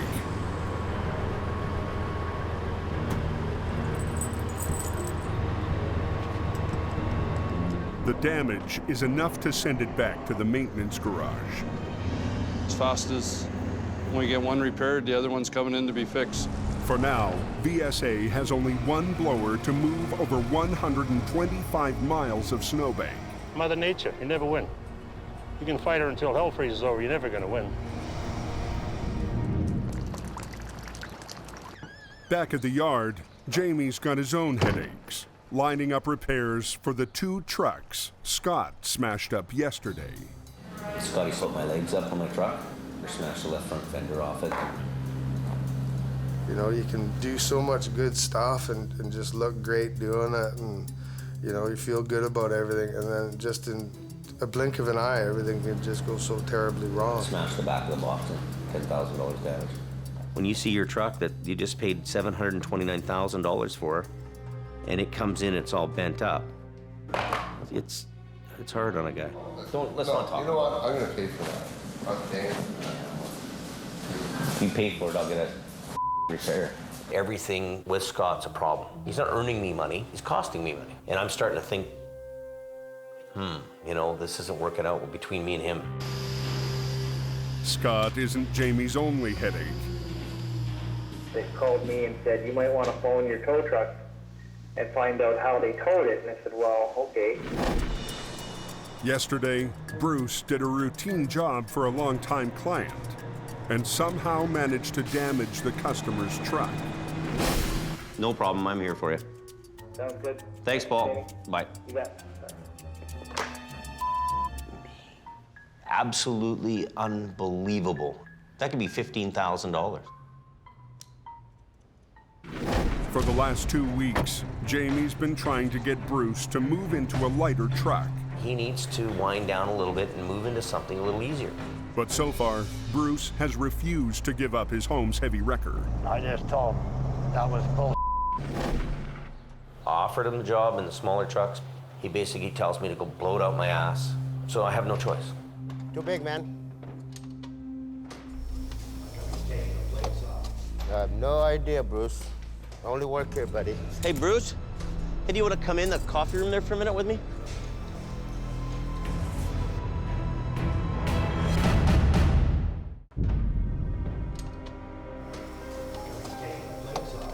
I have no idea, Bruce. Thanks, Paul. Bye. You bet. Okay. Hey, Bruce.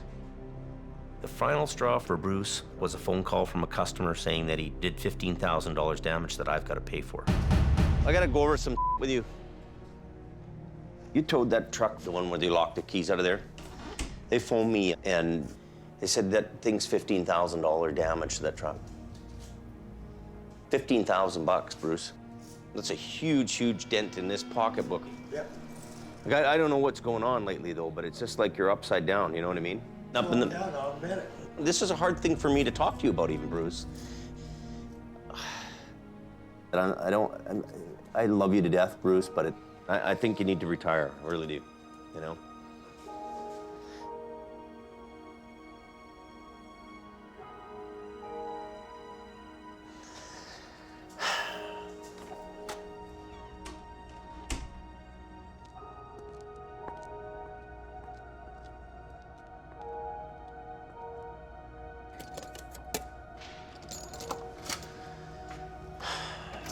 Hard day.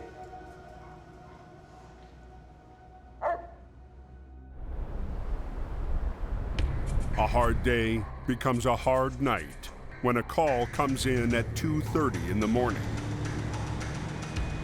What we're doing right now is going to a overturned reefer unit in Lytton. It could be a difficult job to do. The road is a solid sheet of black ice. Look at this Yahoo lumber guy, man. Holy me. This is scary to even be up here. Kind of a white-knuckle ride, eh, buddy?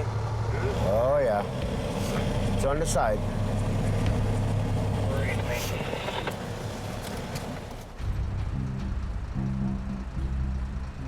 Coming around the bend, and the truck and trailer started to jackknife. The trailer spun 180 degrees, then slid into a ditch.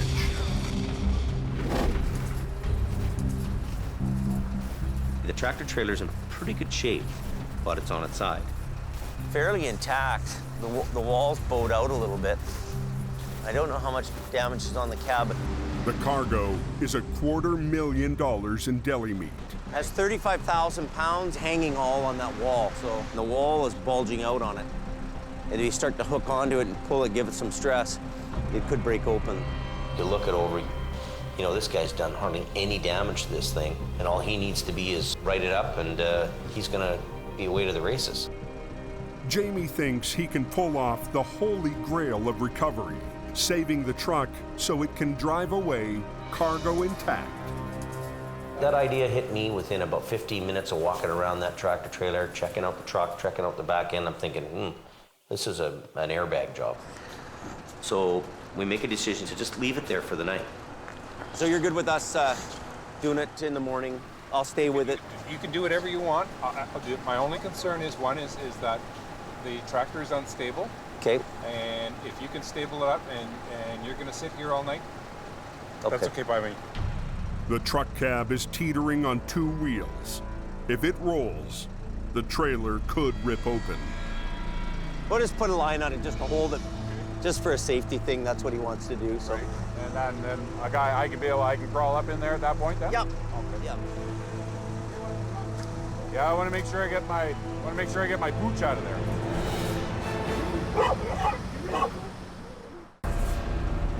He was pretty shook up when we hit that ditch, man, I'll tell you. He was jittering pretty good. A semi loaded with $250,000 worth of deli meat has rolled onto its side. In the cab, the driver's frightened dog wants out. I want to make sure I get my pooch out of there. The driver can't get to the dog until the unstable cab is secured with a safety line. That's it. Okay, so you're secured on there now. Yeah.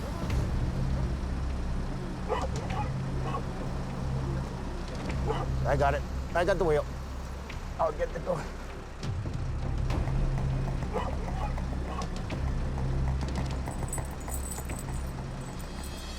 Nice job, eh? Thank you. I got you. Good. I got you. Oh. Thanks, man. Yep, no problem, buddy. Yeah, no, it's okay. Dog's out. Somebody has to stay with the unit. It's got expensive load of meat in it. So Sammy and I are gonna bunk down and end for end in the bunk tonight. Time for bed. Come on, Sammy, you ready to go to bed? Let's do it. All right. I'm tired, eh? Are you? Oh, yeah. You didn't make the bed yet.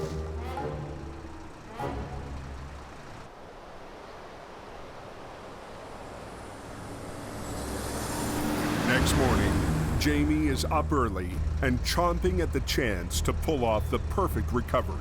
There's a chance this guy's driving this home. To us, that's the holy grail of recovery. The other side of the coin is, we come there and do a bad job. Bad words go down the highway a lot quicker than good word. My reputation rides on that kind of recovery work. Smashing the rotator has put Scott deep in the doghouse.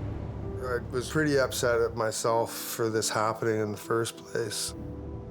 He's hoping that today he'll get a chance to redeem himself. Adam arrives first and breaks into his best Scott impersonation. Do we even need these airbags? All it takes is one pebble to tear the wall, and you can't airbag the Who says that? Scott. Somebody's... Yeah. Holy it headaches you. Well, I wouldn't be doing that. Fuck, we don't have anybody left. Yeah, I think you need to sit Scotty down tonight and you see what his plan is. Oh, I already got a plan for him. This Scott thing is coming at me and coming at me and coming at me. Right on cue, Scott arrives. Well, this will be a pretty easy bagger, eh?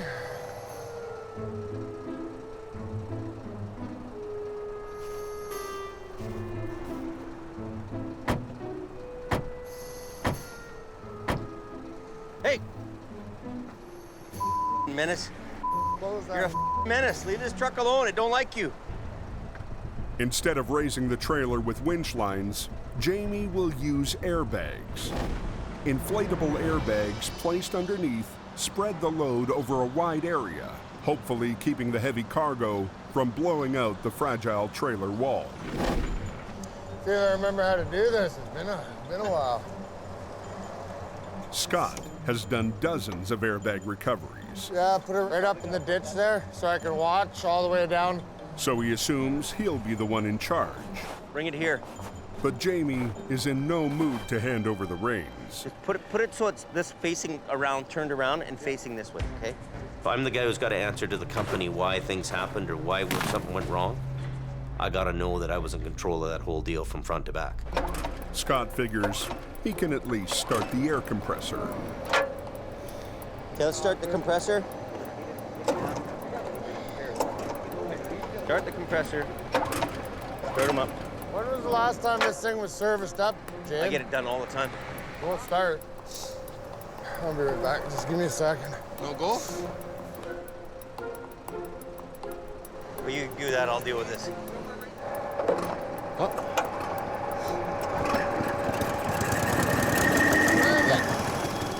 The rest of the crew unpacks the air cushions. Air cushions are like big hands. They're flat. So they grab a big surface area with the cushion, and they're going to lift 150,000 pounds, those bags. We can come in here with the big wreckers. We've got lots of power. We can just pull this thing right over. But we don't want to be tearing the wall out and lose all the product. Yeah, so come up here as much as you can. And what the idea is, get that as far down this way and down into the corner as you can. Twist, twist, twist. Turn, keep turning. So even though this load's, hanging here in the balance, it could break at any moment, this wall. There's still 37,000 pounds hanging on a shoestring here in the trailer. Easy for a trailer to split in half. Look at the ripple in here. I didn't see that before. So give me that in. The hoses connect to a valve block that controls the airflow into each bag. Make sure all those bags are under.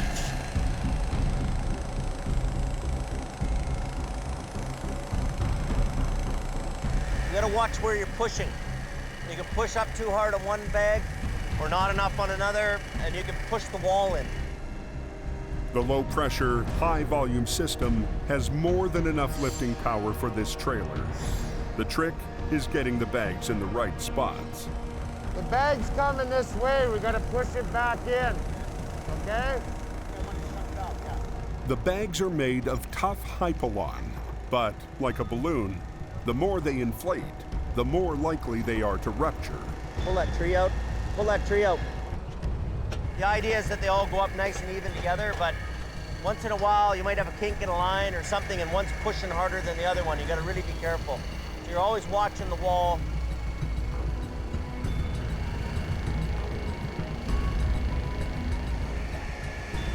We're equalizing all the pressures now. Now it's do or die right now. It's got to stop now. I want Adam to kind of start pulling on the rear end a little bit. Okay, and I'll be right back. Don't move anything, because this load's worth a lot of money. Okay? So there's only one guy makes that up. It'll be me, okay? All right. So the bags lift that trailer up to the point where they can't lift anymore. And then basically what happens is the wreckers pull it over the rest of the way. And then you gotta poke it up over top like that, okay? Tell them to lift that boom up.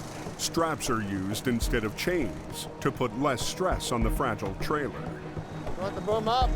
Well, try to swing it so it's got some tension to it. Okay. Normally, they would position the booms directly above the trailer, but they can't because of low-hanging power lines. Hey, you're pretty close to the power lines, too. If the cables or booms so much as touch the 69,000 volt line, it could electrocute anyone near the rotator. Hey, Scotty, no, you gotta be away. I know, I'm going in and out. No, away, you're going right up towards the line if you can see it. Hey, stop.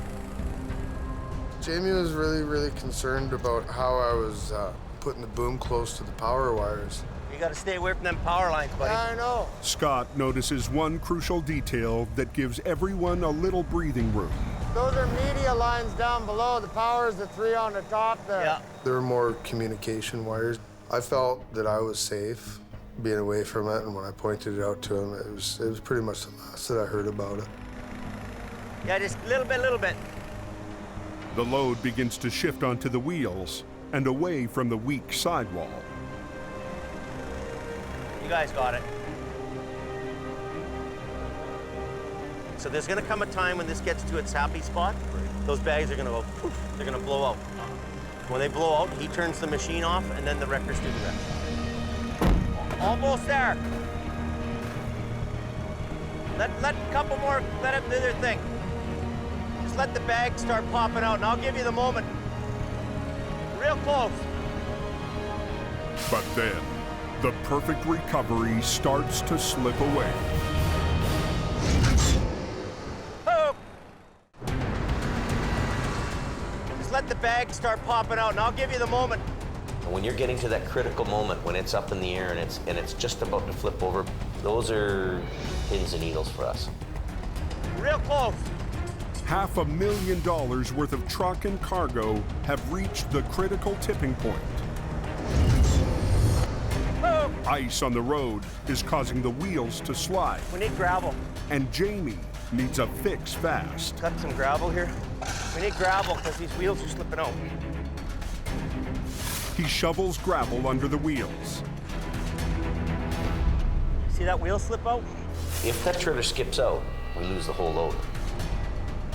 You're gonna make it or break it. And if the trailer falls off the bags, splits open, meat all over the place, loser. Go a little more, Adam.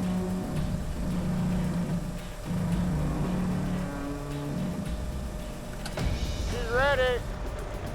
Top one, top one, top one, top one, top one. Okay, good. With the airbag part of the job done, Heavy Rescue turns their attention to getting the rig out of the ditch. What if we were to pull it back out straight the back ways? What do you think of that? Yeah, I think so, yeah. I don't know, I'm just thinking. Scott sees an easier solution. What about just sucking it, trying to suck it this way stuff? Winching it completely sideways? Yeah.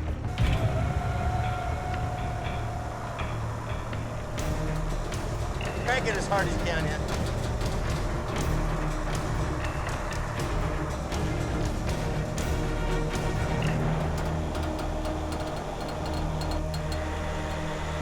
Stop for your brakes for a minute. Is that ever nice? Beautiful. That's the best job of the season.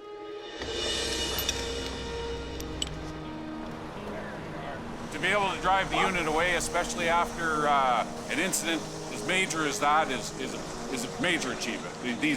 Jamie Davis and his crew did a fantastic job. Fantastic. As much as I'm bitching and whining about you, you do know how to run a record. Oh, yeah. And when we're doing a critical job like that, you did a great job. Well, you're the incident commander. Yeah. Couldn't have done it without you, buddy. Made me feel good that he had the confidence in me still to carry on and use his equipment like that. There's no doubting Scotty's capabilities. I'm sure he can do it. Now, does he want to do it? Okay, let's go have some Chinese food.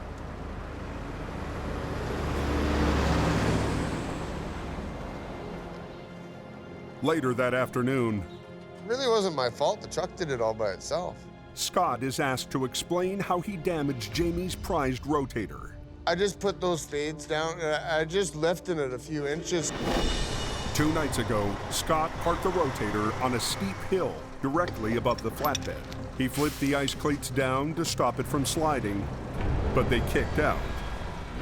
Did you have the spades down? Yeah, and I wasn't lifting the tires off the ground. I was just getting some space so I could get in there with the chain so I didn't scratch all the chrome up. You know what? Now that you tell me that, if you'd put the spades down without any kind of traction on them, like a cleat or a... Well, I put those little wheelies down. And they pop out all the time. As much as I'd love to yell and scream and say it's Scott's fault, I'm a realist too. I know that these things pop out. And that's exactly what happened, is they popped and... Anyway, it's spilt milk now. We can't cry over spilt milk.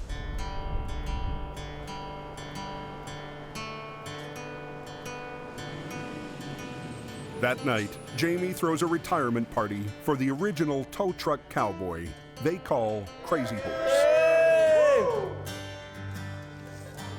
Oh, Bruce, gonna retire now? I am retired. Thought we were gonna retire together. I am retired. Okay, buddy, well, good luck, man. I'm gonna miss you big time. Bula, bula, bula, bula, bula.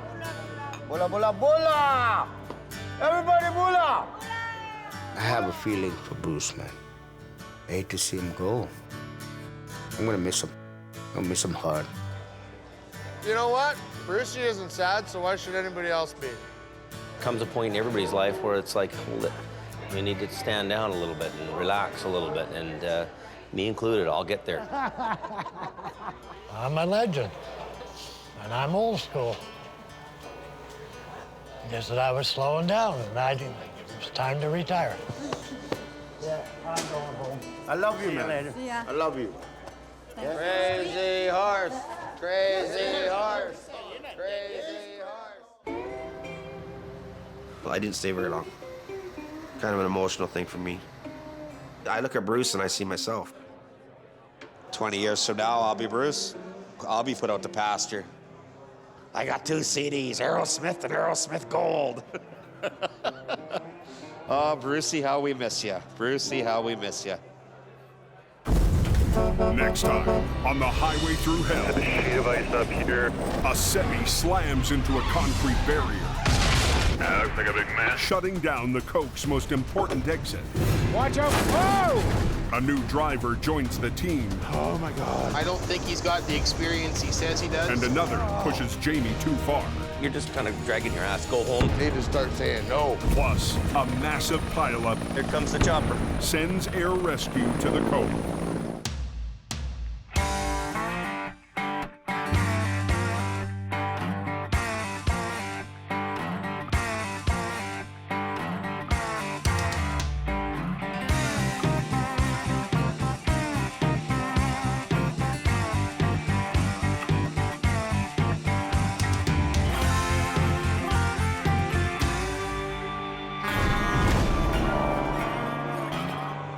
This time, on the highway through hell, heavy rescue must keep a loaded trailer from blowing apart. Watch your back. Oh, look at that. And the competition This is black gold. is knee-deep in Smells like poop. This is freaking gross. Get out of there. More bills. Jamie faces a threat he never saw coming. Trucks aren't running. The money's not here. That could force him off the coast. This is probably the hardest day I've had to deal with in years. In the rugged mountains of the Pacific Northwest, there's a highway like no other. The Coquihalla is an engineering marvel. But when the weather turns bad... Look out! It's like the Bermuda Triangle of truck accidents. Keeping the Coke open takes an army. When the highway shuts down, the world shuts down. And a last line of defense. Jamie Davis en route. A heavy rescue team ready to tackle any disaster. Because here, closure is not an option.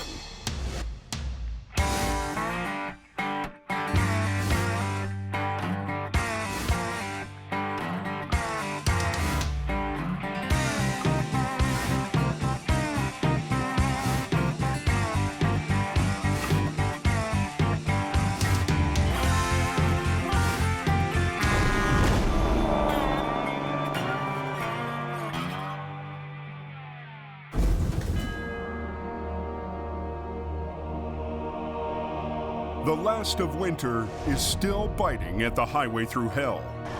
Go ahead. Jamie and Adam start their day mopping up a messy wreck. Got her? You betcha. A couple of 750s, we could have done that in 4 hours. You'd be here for a week. Yeah. Isn't it amazing how things have changed? Why wouldn't anybody who does this job want to own a rotator? Once again, Jamie's $750,000 gamble is paying off. The rotator is the ultimate machine if you want to quickly clear wrecks off highways. When there's a major incident here, I'm confident that we're going to handle that job quickly and efficiently, and we're going to get the highway open faster than anybody else. On his way home, he gets another chance to put his mean machine to work. Truck in the ditch at Kanaka. Left one scene right to go to another one. Dispatch called us and said that we have another semi-wreck just down the road here. It's a load of windshield washer fluid or something. The loaded semi went into a drainage ditch and tipped over. Police shut down the highway to give Jamie room to work. I think I'm gonna run one on the deck on this with a block. I think this is where his weight is. Worried about this load. Figures the ball? I don't know. I'm worried about the wall. The trailer's load is pressed against its flimsy sidewall. The thing that could happen is, you know, the wall could bulge out on the other side. Yeah. Most trailers are built to be lightweight, wood walls covered in metal. Forced to bear a cargo's full weight, they can easily blow out. We don't know what the wall looks like on that side. It could be damaged, it could have a hole in it, so we don't want to lose all the cargo out the side of the truck. The cargo is hundreds of heavy cases of windshield wiper fluid. The tractor trailer is leaning, but it's not right over. So you quickly make a decision, let's give this thing a try. Jamie gambles that he can winch the rig out sideways. We're gonna be real careful the way we pull this. Let me bring this ass end over. Okay, everybody should stand back now. I'm not quite sure if we'll hang in there. Go ahead, Adam. You come? Just a little bit. Coming across, okay? Staying together.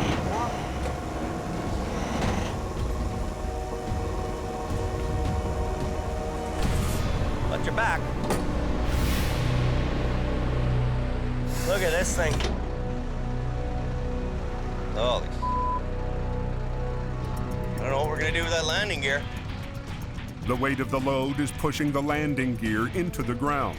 The landing gear was kind of in the mire and it was grabbing onto the pavement, the trailer, and then the walls hanging there, and that's a real critical time. So, you know, what do? Do you keep pulling? Do you stop? Do you shovel it out? Traffic is backing up, and the police are pressuring Jamie to get the road reopened. Pull it through there, hey? I don't know what else we could do. With the trailer hanging, their only viable option is to keep pulling. Go ahead. Keep going.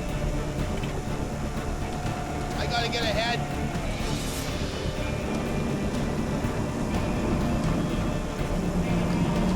We actually had the trailer right up on two wheels.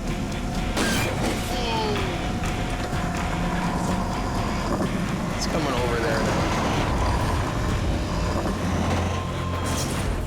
The trailer's back on the road, and even better, we're lucky. The cargo is still inside. Okay, you can undo her. The only damage is a blown front tire. That went pretty quick, eh? That was pretty fast. Only 15 minutes after arriving on scene, Jamie and Adam have the highway moving again. Highway 1 is now open, boys. As Jamie heads back to base, What's going on here? he hears about yet another wreck. Coquihalla is closed, everybody, until they clean up that accident. Better get that Jamie Davis out there. He's number 1.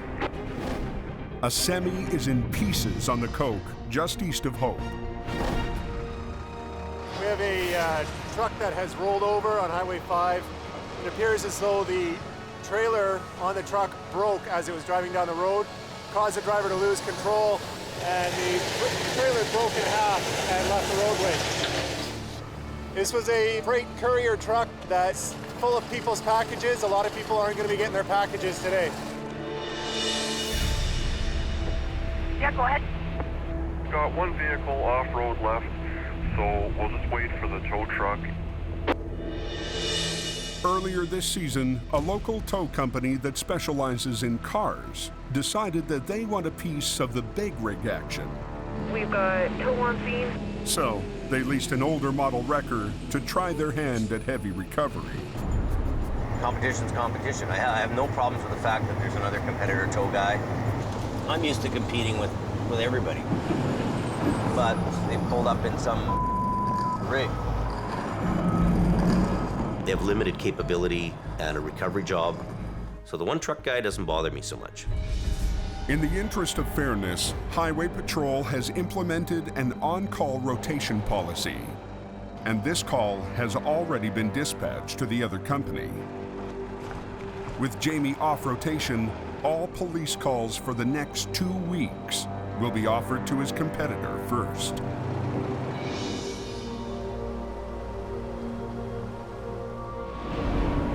Higher up on the Coke, Jamie's car guy, Ken Monkhouse, is on the hunt. This is my family and hope, me and the tow truck. General plan is you drive up and down the highway, they're looking for somebody that needs assistance. For Ken, this has been a tough winter. The competition thing is really ramped up. The competition has 7 trucks for towing cars. 7 trucks that do cars, and then on our side, me doing cars. 1 guy against 7 guys is, not even I can beat those odds. I'm pretty damn good, but nobody's that good. Nobody here looks like they need a hand. Ken started the season with high hopes. I'm hoping to do about 40 grand this winter. But so far, he's barely made a quarter of that. We're almost into March here, and the season's been an epic fail. The last 9 days, I've made $45, $5 a day. And I have a real hard time with personal failure. I have a real hard time with looking like an idiot. I don't want to get discouraged at this point of the game. It's not a good thing to be discouraged. Try and stay positive. If I'm positive, I'll do a lot better. You know, it can turn around tonight. It can turn around in an hour. Fortunately, winter isn't over yet. It's snowing pretty hard up here. That night, a low-pressure system rolls in off the Pacific and smashes head-on into the Coke. Though off police rotation for big wrecks, Adam and Kevin can still compete for tow-ups. The competition is getting pretty fierce up here. They're there to make a living. I can understand why they're doing it. I'd probably do the same thing, but I try not to think about it too much because it actually really pisses me off. But I'm gonna have to work a little harder, I guess. They stop to check on a semi that's chaining up in the right-hand lane. This guy's kind of blocking the road. We got to get him out of here sooner or later. He's been sitting here for an hour now. You gonna be able to get going here, you think, or? The driver seems determined to get out on his own and avoid a tow-up fee. Just gonna throw on another set of chain. See, you're putting these things on backwards, eh? You see that there? Yeah, that's why you're having all the trouble there. We're down to 1 lane here, basically, right? So he's taken up 2 lanes of the highway. And the snow plows want to come through here and get this lane cleared up before another snow comes in. Okay, buddy. You got her. The driver throws it in gear and goes nowhere. What gear are you starting out in? Low? Just 10 speed. Oh, that's half your problem. Okay. Got a 10 speed. You should be trucking through California with a 10 speed, not up here in the mountain. You can't even lift off. Look at me sliding backwards.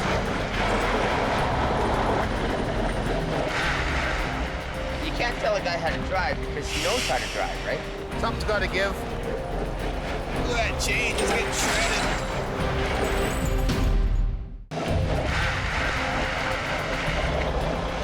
Look at me sliding backwards. Off rotation for big wrecks, Adam and Kevin scramble to find tow-up jobs. Something's got to give. But a spun-out driver is determined to get moving again without their help. A 10-speed. Should be trucking through California with a 10-speed, not up here in the mountain. We might get her if he gets over here. It might be fine, but you never know because he's gonna dig and chew until he can't go no more. And then his whole truck is gonna be sideways to block the whole highway. Oh, this chain! Look at this chain. Look at his chain right off. It took half an hour to put that chain on. It took 2 minutes to burn off. Where's the logic in that? He just blew off $500 in tire chains, burning off his tires. And his clutch. And his clutch. His tranny. And when do you say enough is enough? Like, you know, to replace a clutch in that thing is $4,000. Look at that rear end growling away. All to save $350. The driver finally throws in the towel. How do you want to pay? Cash? Perfect. Adam hooks him up, while Kevin seals the deal. Well, we didn't come up here totally for nothing. We got a little bit of cash. Riddle's better than nothing. But for Jamie, small potato pull-ups aren't going to pay his big-ticket bills. 340. I'll take all I got. That's all we got. 1, 2, 3, 4 trucks. That's better than nothing. Well, we got skunk tonight. Yeah, I'm disappointed there wasn't any more business than one guy. Fuel, labor, wages, all that kind of thing. This is costing us money to come up here tonight.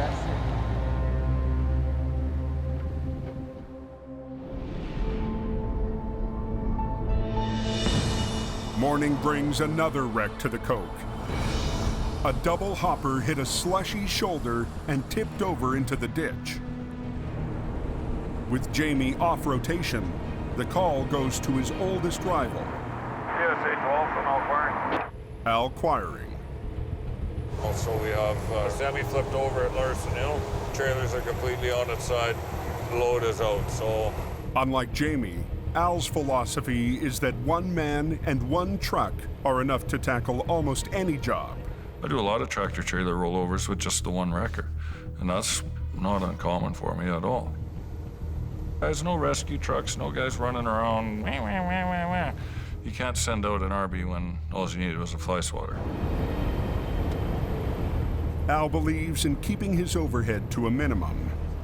Never once has anybody phoned my family's office and asking if we've got a shiny truck before we get a job. You know, most of the time it's, can you come quick? Yeah, here's our guy right here.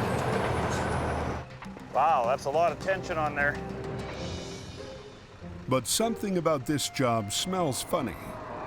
Smells like poop. It is! It's stinky poop, Al! Yes, it is human waste. It's biosolids. It's processed from the sewage treatment plants. With only one wrecker, Al will have to upright one section at a time, starting with the cab. Now we're gonna hook the winch lines on and do us some pulling. If you want to take the hook down to the chain there, I'll pull from here. He recruits the trucking reps as swampers. We'll bring that right up to the D-ring there again. Al's Vulcan wrecker is equipped with a side winch, allowing him to pull from two directions at the same time.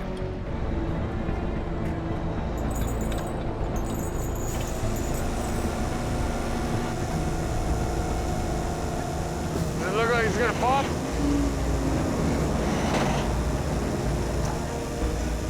Watch out, John. Get out of there.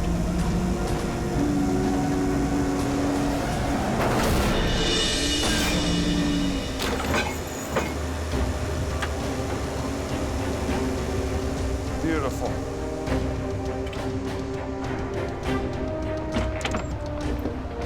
Now, if the rest comes out that easy. Al repositions his wrecker to tackle the two hopper trailers. That was quick and easy to pull the tractor out. Hopefully the trailers will be the same. I'm used to flipping trailers over myself, so that's not a big deal. Gonna have to get out and have a look at the angle of the good angle. He figures flipping the hoppers will be a piece of cake. The sooner I got that mess cleaned up, the sooner I'm heading home to my wife's good cooking. To avoid bending the chassis, he wants to unhitch them and flip them one at a time. We're gonna pull the pin puller. Ugh.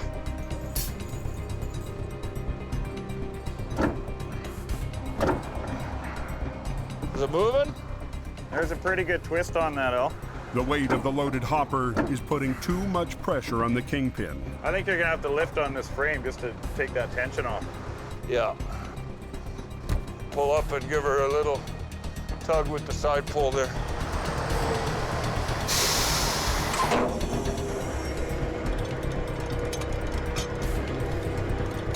Hey, Travis, tight!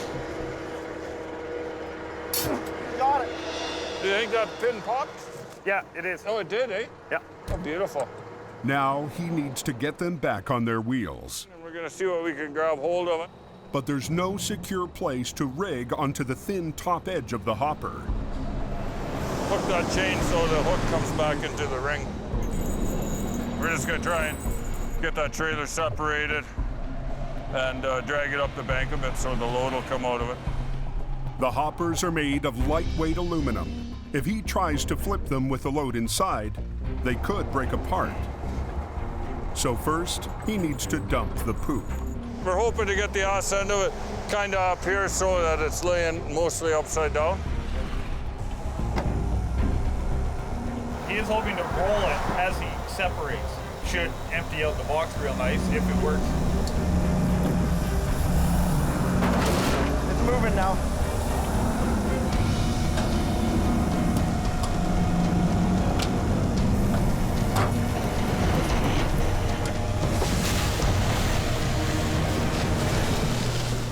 Let's have a look and see what we've done. Some of it rolled out, but not a lot.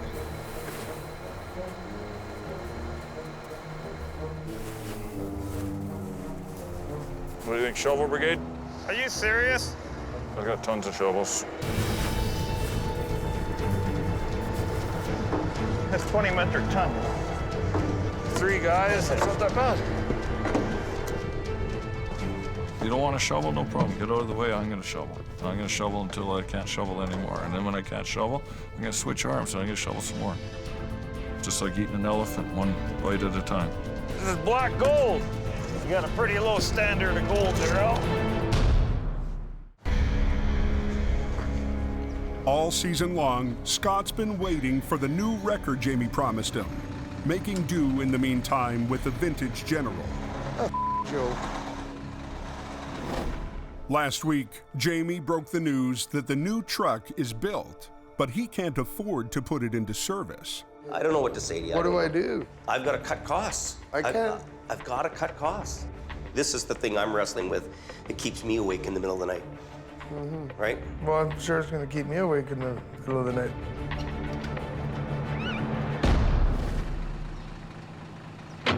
I committed to be here for this season, and well, I guess I'm just going to have to man up and just suck it up and take on the General, you know?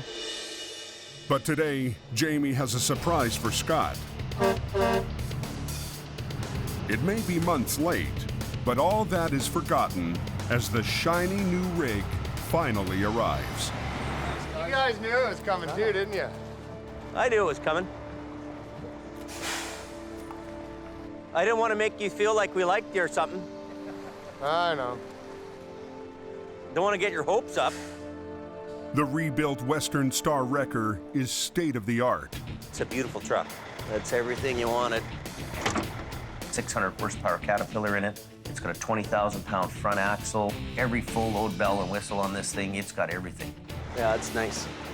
The light rack doesn't look the same as Adam's. It's sharper. Well, Adam's is taller. It's got a more of a swoop to it. Yeah. Yeah. He said it was new and different from everybody else's, so.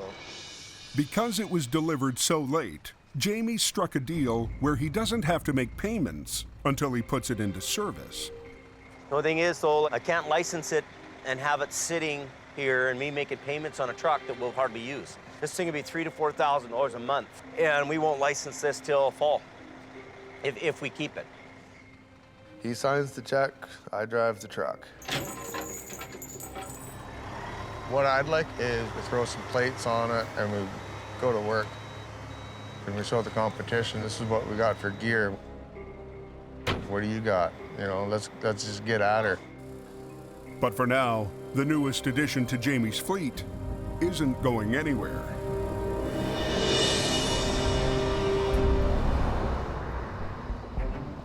We could probably get a chain under the front of that box, and then as you lift, it's gonna roll. Back at the poop wreck, Al has given up any hope of recovering these hoppers on his own. The digger's here. This is freaking gross. He's requested an excavator to speed up the digging. He's gonna come around and just suck up a little bit of that goop out of there. He's also called in a backup wrecker. If you get a good scoop beside it, we can always just shovel into it, right?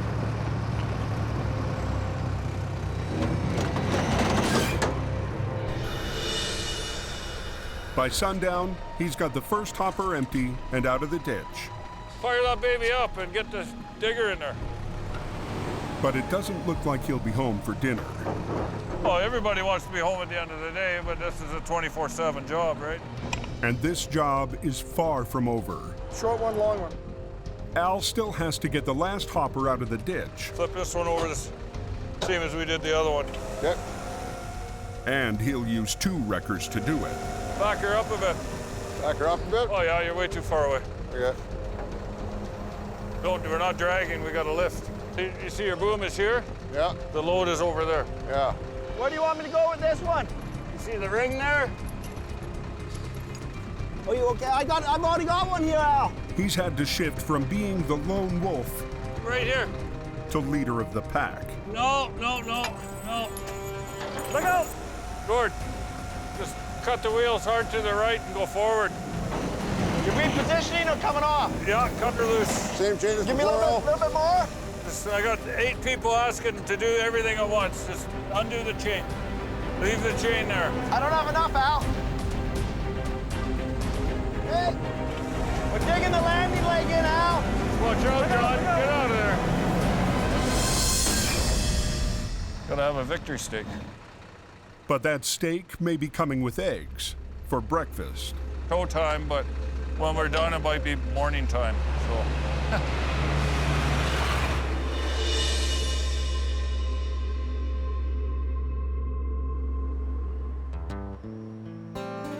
In downtown Hope, Ken's gone home to take a break before another night shift. There you go. Holy cow. What a good girl. To save money this season, he decided to move into a hotel. I moved into one room. It's not a bad hotel, but I mean, it's a hotel. What a good girl. What a good kitty cat. My strategy was, if I don't have a nice place to live, I'll be in a tow truck way more, and it's worked. Hey, buddy, it's Monkhouse. Sounds like they're chaining up on the hill there, so I'm gonna head up for a bit. I don't just live here by myself. I've got the cat, and I've got Mum. Pretty sure she's still in there. Yeah, she's still there. So that's Mum. She's been looking after me ever since she passed, 2007. You want some food? In case I don't come back for 3 days? Breakfast of retired tow truck drivers. Same thing Bruce had this morning. There you go, chicken feast. See you later, Mum. My guardian angel. Look after the cat. No fighting with Mom.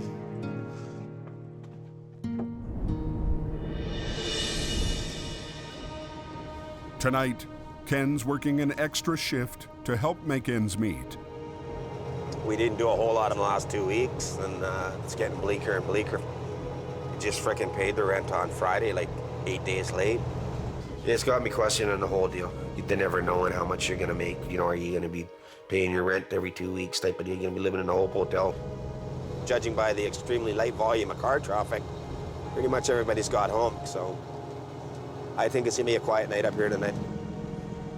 With no work in sight, Ken pulls off the highway and calls his son.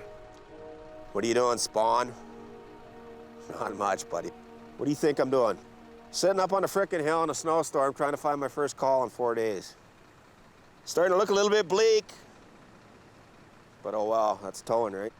Winter Monkhouse is my son. He's 29 years old. He's a good kid, doing really well for himself. Lots of confidence, way more confidence than I ever had. He's doing really well for himself. I'm really proud of him. When you coming out? Oh, the 28th, the day after my birthday, so you don't gotta buy me a present. Isn't that convenient? One way or another, we'll get together there, young fella. You might have to come up to Hope, though. Okay, buddy. Yeah, you have a good night. Love you too. Bye-bye. Good kid. Surprisingly, you know, coming from me. No, I love him. I wish I saw a lot more of him. Good guy.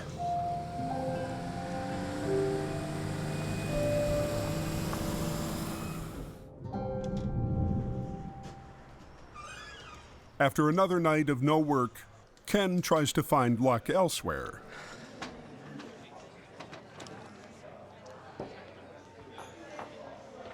I gotta leave him something. I can't leave him nothing.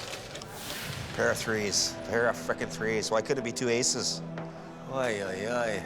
18 bucks down the toilet. 18 bucks my son's not gonna get. Well, I gotta start thinking about him more. He's the only family I have. I have him and my cat. It'll be 25 years I've been doing this. Maybe it's time to get out of the towing thing and find a different type of truck to drive.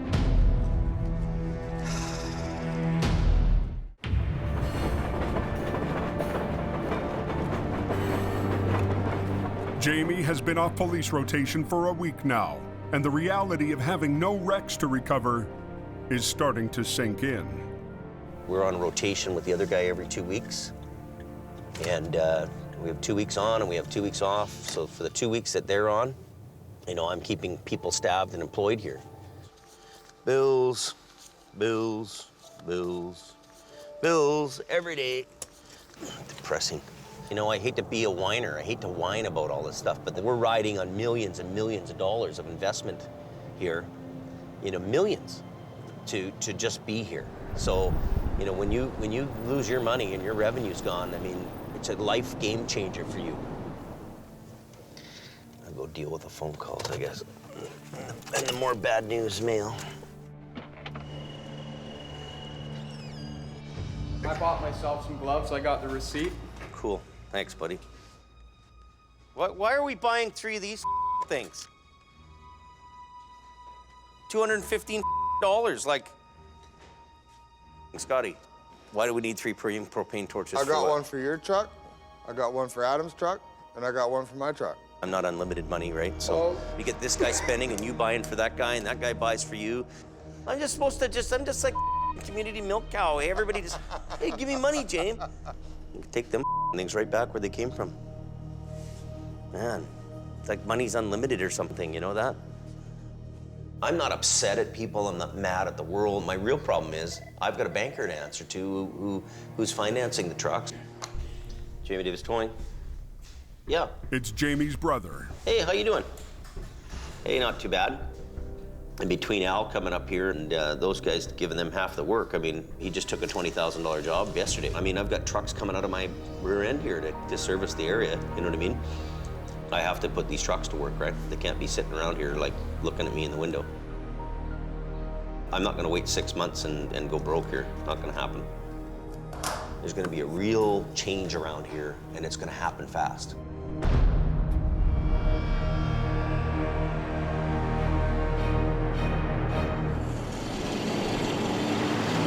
Later that night, trucker radio reports a wreck on the Coke. Northbound, you got a smashed up vehicle. Oh, there's a parking job. Just hope nobody's hurt. This call originally came into us as a multi-vehicle collision near the snow shed on Highway 5. Unknown injuries. The 2-car collision has shut down one of the northbound lanes. Though he's still off rotation, Adam can't resist responding. The company that is on call is nowhere in sight.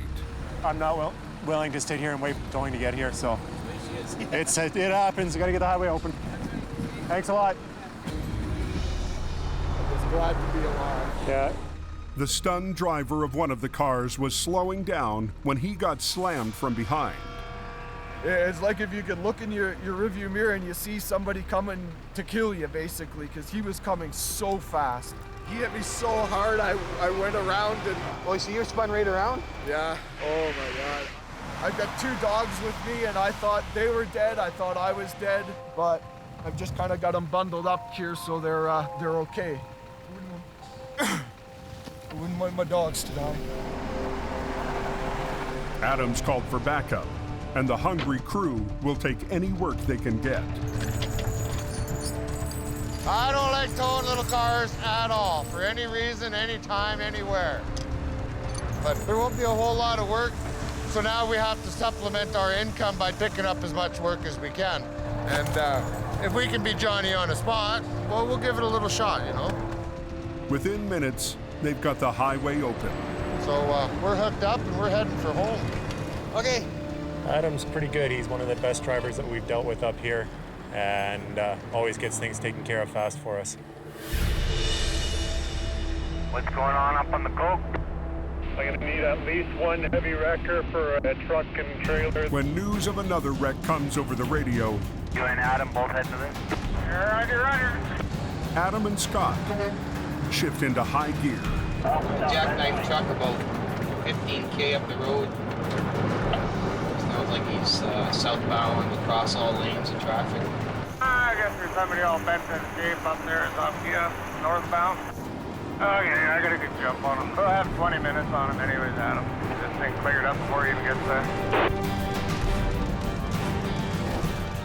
A jackknife semi has both lanes shut down. Adam and Scott's wreckers are the first to arrive on scene. But the competition shows up only minutes later. And because he's on rotation, he gets the job. Yeah, we won't need your iron today. Thanks for coming next time. This one's too easy. What's on the road, man? That's half the job. It's too simple. I don't need a rotator and 4 tow trucks and I don't know. What are you doing? Between getting an assault charge, I might as well just go home. Adam walks off the field, but Scott decides to stay and watch the game play out. I'll just wait for a few minutes. It's their job scene, and they've made it very clear that it's their job scene. Okay, you're off. Free country if you're where they want to be. We'll just stay parked where we are.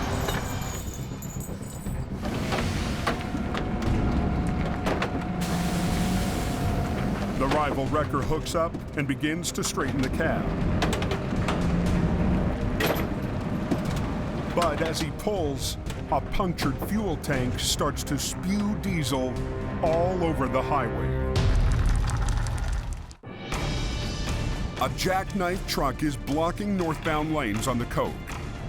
Scott and Adam were the first wreckers on scene, but the competition is on police call, so he gets the job.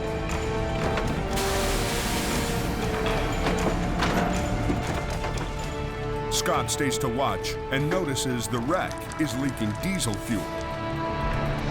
They're well aware of this, I take it? Well, you know what? They should be, but apparently they're not too concerned about that. When you have a fuel leak, you got to stop that fuel. If they had the proper equipment, they could contain that fuel leak instead of letting it go into the environment. The officer reports the situation back to his supervisor. Fuel, Johnny? How are you going to stop it? How? Stop it. Well, I'd just take a piece of wood and jam her in a hole like it's been done for years. He doesn't even know how to stop a simple fuel leak. I mean, that's heavy towing 101. You get to an accident, you see fuel leaking, you get your cedar wedges and you start pounding them in the holes. Always have wood with you to stuff in the hole. But what we got is now we got fuel everywhere. Yeah. It should have been pumped before the job happened. So. Okay, we got a diesel spill all over the roadway here. How much has been spilled? About 450 liters. About 450 liters. Yeah, we're going to have to call environmental then. That's a lot of diesel. Yes, sir. An environmental spill like this could cost tens of thousands of dollars to clean up. So you're with Jamie Davis? That's right. Okay. I just stayed to observe what's going on, and he doesn't like me pointing out their faults. That's why we spend millions of dollars on gear, and he spent... does anyone have a pump we can pump it? We do. You do. We do. We got a pump too, but by the time we get it done and rigged up, it's already been punched out all over the road anyway. Well, it doesn't start leaking until you pulled it off the landing gear. We have to pump it before we can drag it anyways. You know what he's doing is he's making for a dangerous situation on the other side, because that fuel is going to go over the other lane of traffic, and you know what diesel and ice does. Yeah. Okay, hang on. Yeah. Diesel and ice is just probably the most slippery substance in the planet. Preference, you pump the tank first, the traffic can wait. The fuel is more important than the traffic right now, so. If we could keep the fuel down to a minimum spill, we can clean up. But the competition's pump is still back in town. Until it gets here, he decides to take Scott's advice for plugging the holes. It definitely slows down the leakage until you get your pump. Okay, well, it's kind of too late now, so. Yeah. It's frustrating. It is. It is frustrating.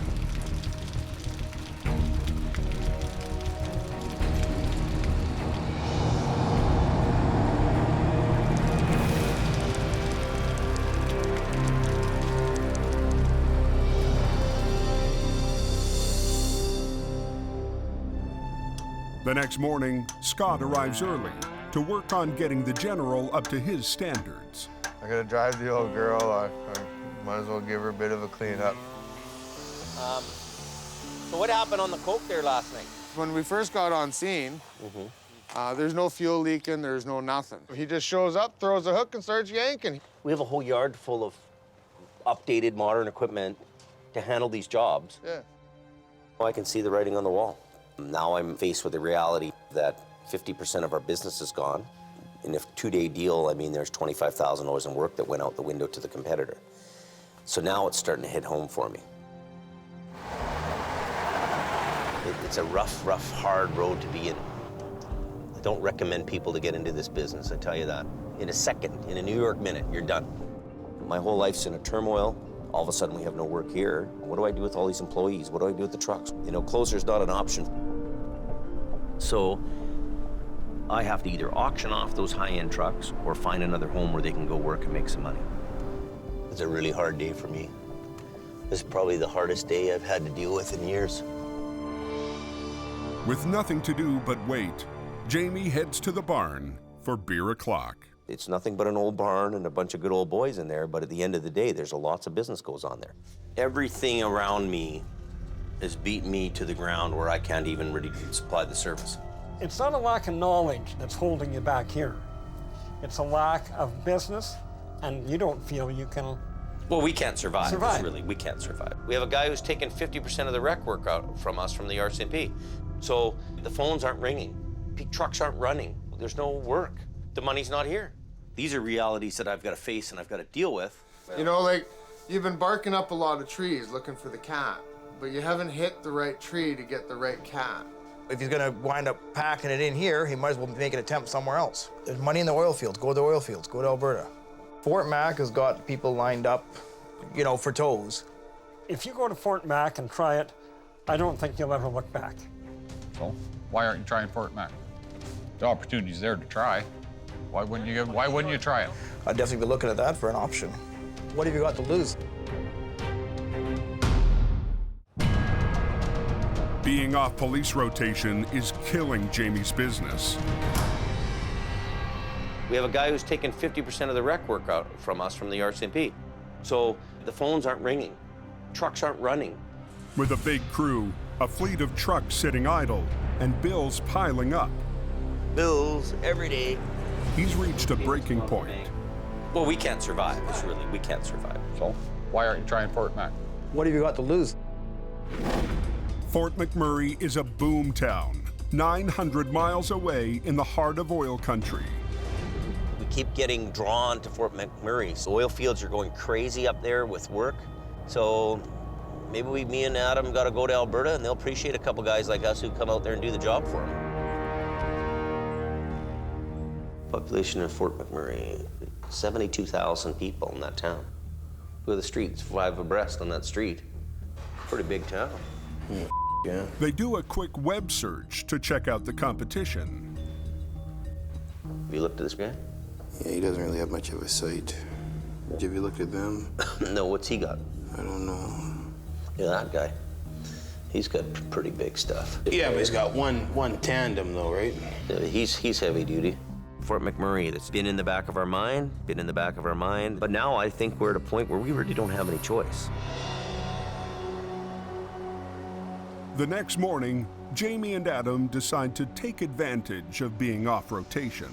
Okay, we've made a commitment that, we know we're not gonna starve here all summer. I'm not doing it. He certainly doesn't want to do it. He's got to feed his family. I'm not gonna wait around till the banker's phoning wanting to come and repo my truck. I gotta go put these trucks to work. So we're on it, we're going, so.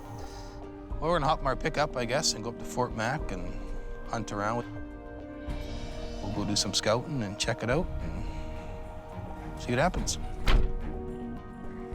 So we're on the way to Fort Mac, so I'll call you later. Bye. I have no doubt in my mind there's a ton of work because it's like the economic engine of Canada.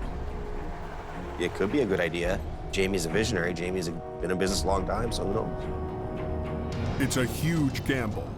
A new town, new competition, a new highway. Do I really want to go and play in somebody else's sandbox? Not really. Not 100% certain. I don't think Adam's 100% certain. And I can't stop here and cry over spilt milk. You're either going ahead or you're going backwards. I'm looking forward to it, but in the same hand, I'm nervous about it.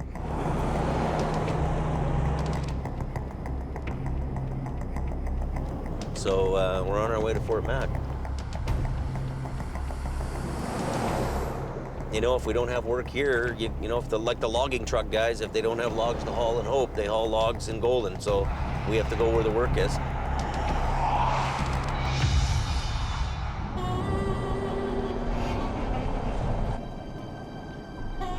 After 16 hours of driving, they arrive at Highway 63, a notorious stretch of road that's the main lifeline into the remote northern oil fields.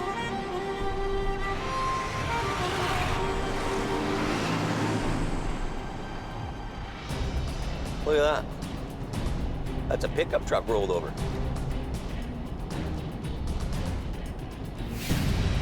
I can't believe they leave cars in a ditch like this around here.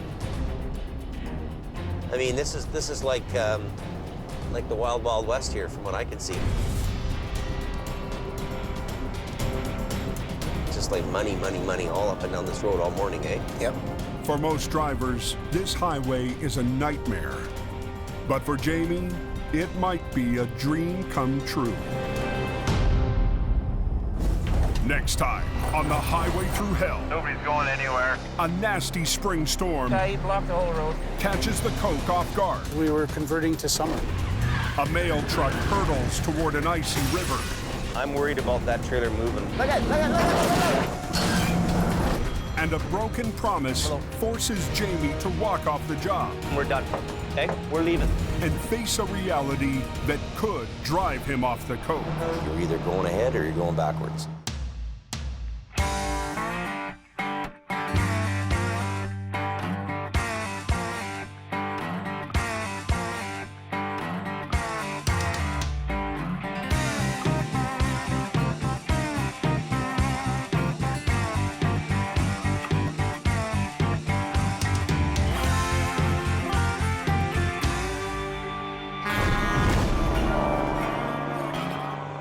This time, on the highway through hell, Nobody's going anywhere. a nasty spring storm He blocked the whole road. catches the Coke off guard.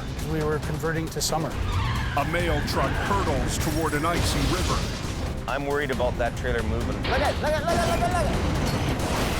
And a broken promise forces Jamie to walk off the job. We're done, okay? We're leaving. And face a reality that could drive him off the Coke. You're either going ahead or you're going backwards. In the rugged mountains of the Pacific Northwest, there's a highway like no other.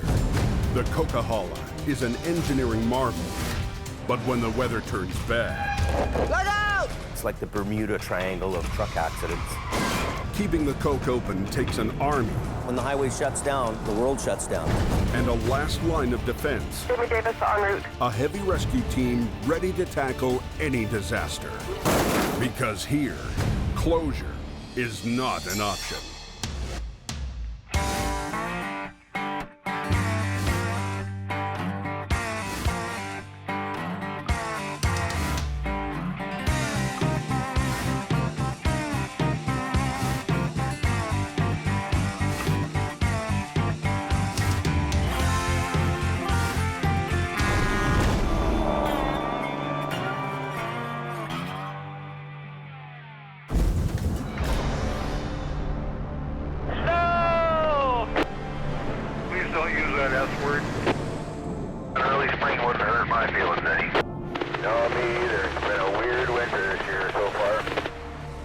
A freak April storm plunges the Coke back into winter. Ah, looks nasty. The joys of being a truck driver. Highway crews figured the snow season was over. This comes as a little bit of a surprise. Normally we don't get this kind of a snowfall at this time of year. Right now we've got 2 plow trucks and 2 tow plows working. We don't have all our equipment up and running because we were converting to summer. It's not long before a jackknife shuts down the northbound lane. No, nothing's getting through. This guy, he blocked the whole road for me. And road crews have their hands full. Shouldn't be too long. We're just waiting for the tow truck. Plow truck drivers trying to slow everybody down here. There's about a dozen trucks or so and a couple of cars, but nobody's going anywhere.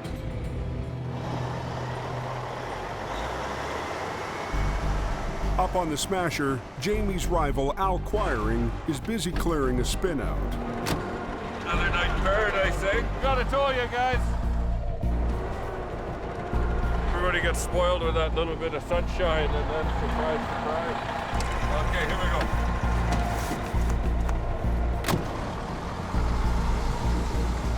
Tonight, Al came prepared. Down at the Jackknife, he sent a second truck and driver to get the road open. You see that cable go tight? Okay. You lift the truck off and just stay with me. You stay right behind me. Don't go to one side or the other. Okay? Jamie Davis competition that's doing all the work up there today. Not quite. At the bottom of the Coke, Scott is trying to play catch-up in the vintage General. Did I mention this truck sucks? There's no room for me to get in here and work. Hey! Well, let's go see if we can't make $1 or $2, eh? Quiring was there and he was towing them out. Just told everybody and they can send them back to Hope. Al, the one-man band. There's nothing left. Old Al got her. There's no trucks left. There's a couple of cars. Not wanting to go home empty-handed, he stops to help a driver in distress. You need a little pull, do you? Probably do, eh? Yeah. Come from Saskatchewan. I'm used to a little bit of snow, but this is, more than I anticipated, and I'm not properly prepared. So this is what happens on the Coquihalla. Maybe charge them $100. We'll see. Kind of sucks charging anybody, but if you don't charge somebody, nobody pays the bills, right? Oh, look at that. Conveniently located tow hook. Okay, stick her in neutral and follow along. It may be overkill, but it gets the job done.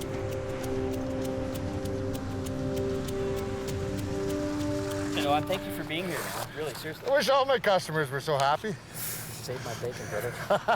Okay. Thank you so much. Hey, don't forget to take your card. You bet, you too, eh? The one guy not on the hill tonight is Jamie's lead driver, Adam.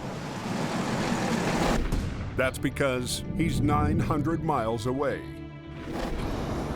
2 days ago, he and Jamie drove north to scout out the oil boom town of Fort McMurray. Sammy's barreling down on us here. Yeah. Look at him go. Their mission, to save Jamie's company. Recently, a new police rotation policy forced Jamie to split work with a rival company. 2 weeks on, 2 weeks off. Well, I can see the writing on the wall. Now I'm faced with the reality of 50% of our business is gone. I'm not gonna wait around till the banker's phoning wanting to come and repo my truck. I gotta go put these trucks to work. There's money in the oil fields. Go to the oil fields. Go to Alberta. If you go to Fort Mac and try it, I don't think you'll ever look back. Why wouldn't you try it? What have you got to lose? This is interesting, really interesting to me, you know that? Look at that. That's a pickup truck rolled over. This is like the Wild Wild West here, from what I can see. Highway 63 leading to Fort McMurray has one of the highest wreck rates in the country. I can't believe they leave cars in a ditch like this around here. I don't think it's too hard to get business around here. It just seems to be everywhere lying around. You know what? Boom, there it is. It's like the gates of heaven open up for me. It felt right. That town's got my name written all over it.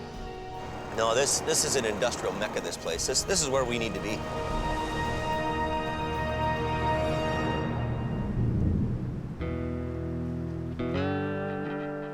Two days later, they're back in Hope.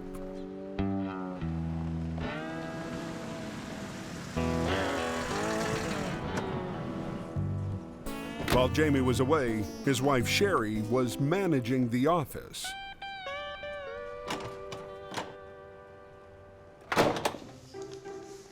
What's going on here?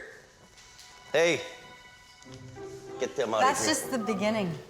Well, this isn't a pretty smelly girl place, right? This isn't... No, it is, Jamie, right? It's all about what the person wants it to be. What happened to my desk? How come it's all neat? Because that's the way a desk should look. Hang on, this isn't right. I won't know where anything is. Leave it the way it had it.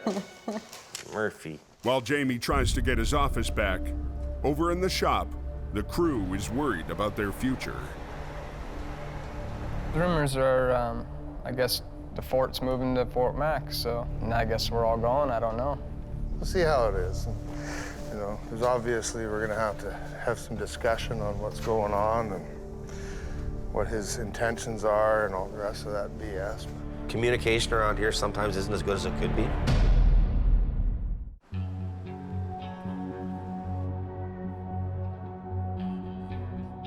With rumors flying and business on the brink, oh, good, he's back. Jamie summons his crew to a meeting.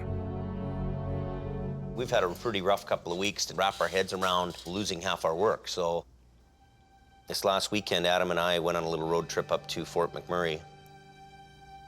Lots of revenue, lots of work up there. We're pretty confident that Fort McMurray is going to bring us a lot of business. We're going to set up there, going to have a yard there. Adam's going to move up there probably first. Had a meeting with Kevin, and we've asked him to take the rescue out there as well. Ken's going to move in there secondary. Maybe Sammy, you might end up going to Alberta, coming back and forth to your family. So the new guys that just started working here stay in Hope and we go to Fort McMurray? That seems a little weird. You want your best guys to go to Fort Mac, your most experienced guys. This is happening. You guys should all know what's happening. We've got to realize that we can't keep our big expensive gear here to look after the highway if we're only looking after it half the time. I think there's probably some shocked people. It's a big move for the company. I'm a little bit nervous about it. It's a tough area to work in, but we'll give her a shot. I'll think about it. I'm not 100% for sure I'm going. This is a shocker for me. I want to be closer to my daughter. I want to watch her grow up. You lose a lot going up that far. Now I'm moving to frickin' Fort McMurray in the middle of northern Alberta, which is 17 hours away. I don't know.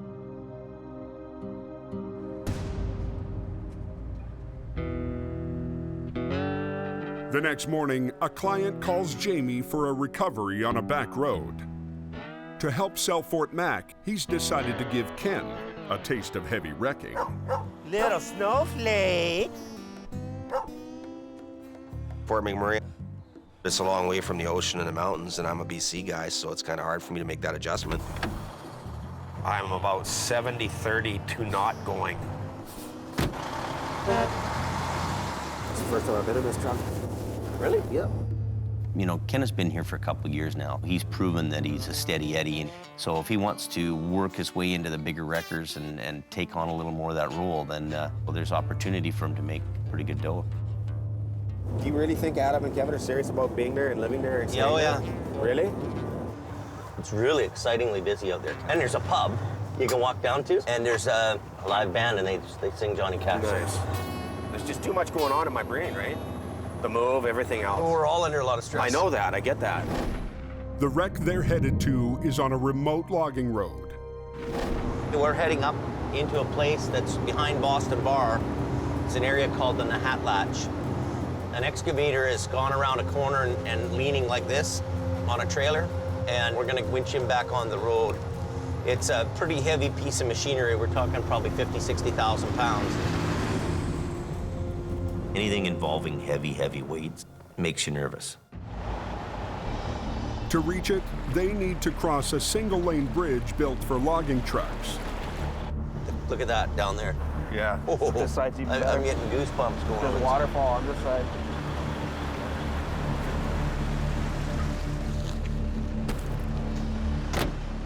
How's it going? I've had better days, bud. The low bed went into a ditch, and now the excavator it was carrying is on the verge of slipping off. Well, those chains are holding that frickin' machine from sliding. That's what it is. The driver wrapped a chain around a tree to keep the excavator from falling off. Oh, God. Are you comfortable that that'll stay on there with that chain that's holding them on there? Wow. Or should we put more on? Or? Oh, I don't know. You want to look at it? Yeah. I tried to, you can see what I tried to do, right? To hold it, which is good. What we'll do is I'll come back in here and we'll put a line off that tree a little bit, maybe around your, big bearing, your middle section, and we'll get the boom out and we'll try to lift the trailer back up on the road. Jamie's plan is to pull from two directions at once. He'll rig a snatch block to a tree to hold onto the excavator. Then he'll use his boom arm to lift the trailer out of the ditch. To put one of these in the rail and around on each side on the trailer. Okay. We're just gonna put this strap around the tree. Where do you want to go with that? Back to the tree?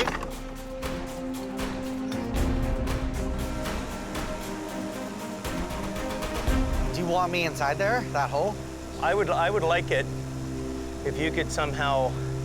I can start it up, like I don't mind. Put the boom over there. Yeah, I can. Well, I Or do can you wanna push try to up. push? I can push up, and it'll pick me up a bit. Okay, if you want to get in it and help us along. This is a very fine line recovery. Somebody could get hurt, somebody could get killed. Somebody doesn't play the fiddle just right, we got a problem. You good? Okay. What's the problem here? He needs to push.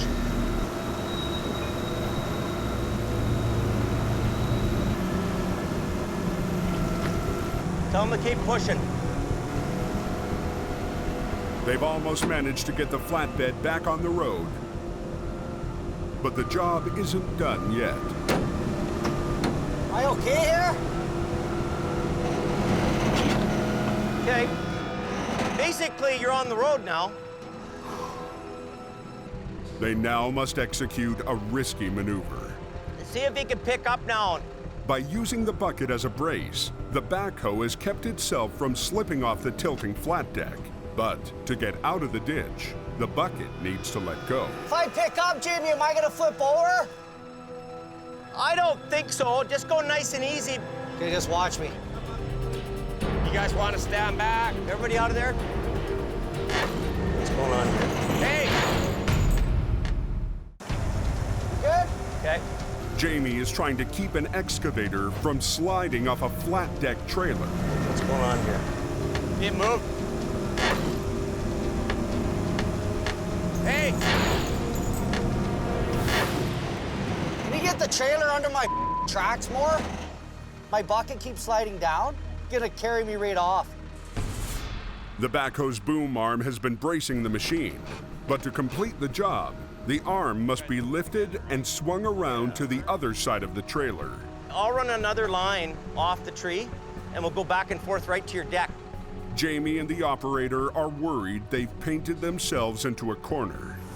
We're going to put a couple extra chains on the back end so that he's safe there. It gives you pins and needles when something that large on a trailer starts to shift on you. You want me to lift up? Okay, give it a bit now.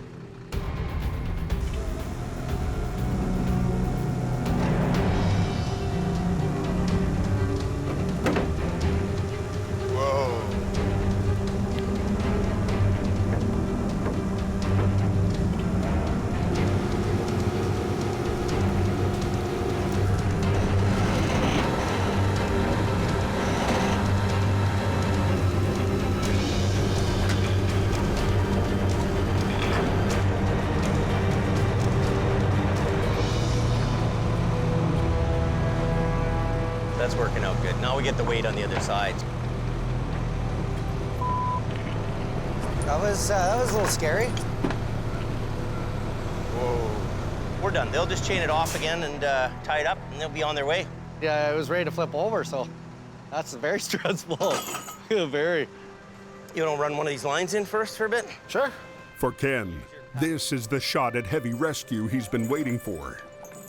That's why I moved to Hope, was to do heavy rescue. At the end of the day, you feel like you worked a really good day, and on payday, you got a really good paycheck.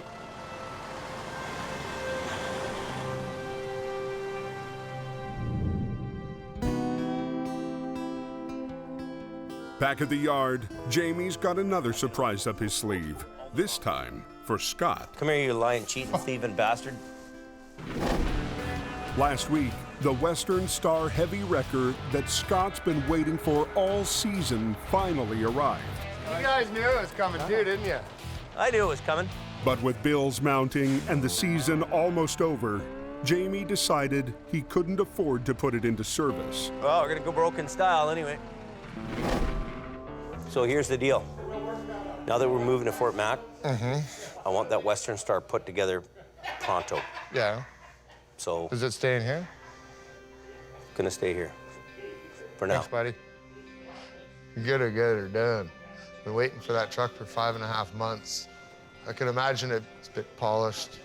And then I'll have to go out and earn my stripes, maybe. Outstanding! I have my truck, and I'm happy about that. And what a truck it is. A 600 horsepower Caterpillar in it. It's got a 20,000-pound front axle. It's a 30-ton Century wrecker. Every bell and whistle on this thing, it's got everything. Well, not quite everything. Scott wants to add a finishing touch before he takes it on the road. Scott. Gord. It's ready to pull this tank. Swap out the stock fuel tanks with custom chrome.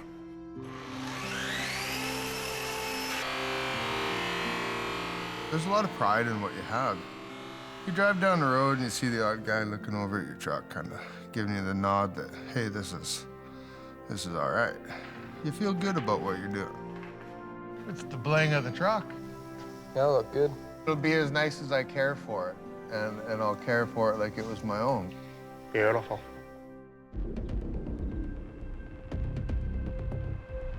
Anybody know when that guy buried that trailer? The next morning, Jamie is back on police call.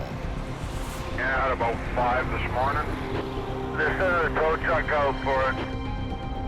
Yeah, Jamie Davis is en route. There's been a wreck involving trailer load of post, and it's gone in the river.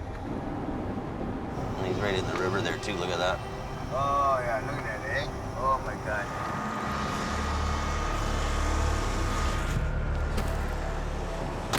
Scott's already on scene in the old General. I think you learned one really big lesson, and that's not to be sleeping when you're supposed to be driving. A semi went off the road and almost landed in the river. The trailer is loaded with thousands of pieces of mail. The problem is where it landed. It's threatening to slide into the water at any moment. Just hold it. Put a line on it and hold it. And the tractor is leaking fuel and fluids. Jamie's been hired to recover just the tractor, not the trailer. Ministry of Environment has called us to lift this truck out of here so it stops leaking. The trailer has to stay until it's dealt with. The tractor has to come out in order to deal with the fuel spills and leaking fluids. That's what we're hired to do. Draining the fuel tanks isn't an option. The police wanted me to evacuate the fuel, and I said, well, it's going to be kind of tough because it's upside down. If I take the fuel caps off, we're going to have a big leak. To stop the spill, they'll have to separate the tractor from the trailer, then flip it back onto its wheels. You got the pin pulled? No? No. I'm not going to pull the pin until you get a hold of it. Yeah. Because I don't want it to slide off. Well, what am I going to do with it once I get it? Pick it up, put her over here, we'll flip it. All right. I'm worried about that trailer moving. If it does anything, it's going to break open. The trailer itself had the major punctures in a pretty bad structural state. She's sitting good on that rock. It has got a good rock at the back holding it, and the front of it's touching down on the ground there. Once I start muscling the tractor around, there's a good chance the trailer could go down more. So Scotty just put a line on there to secure it on the back end.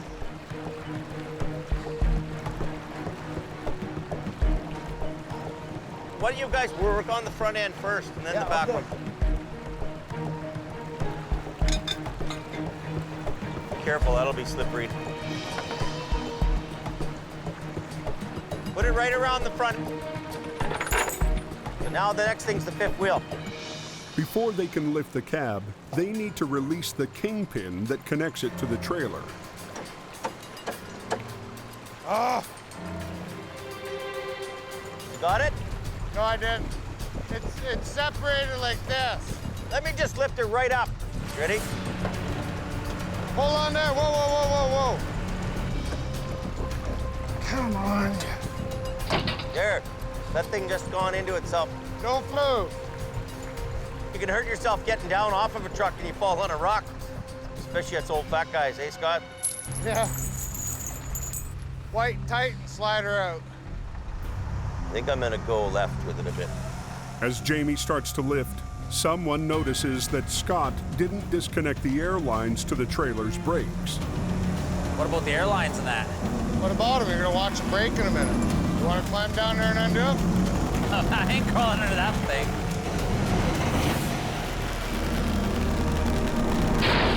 Whoa! Look at it, look at it, look at it, look at it, look at it. Hang on, buddy. Heavy Rescue's got an upside-down cab in midair. Whoa! When the air lines break loose.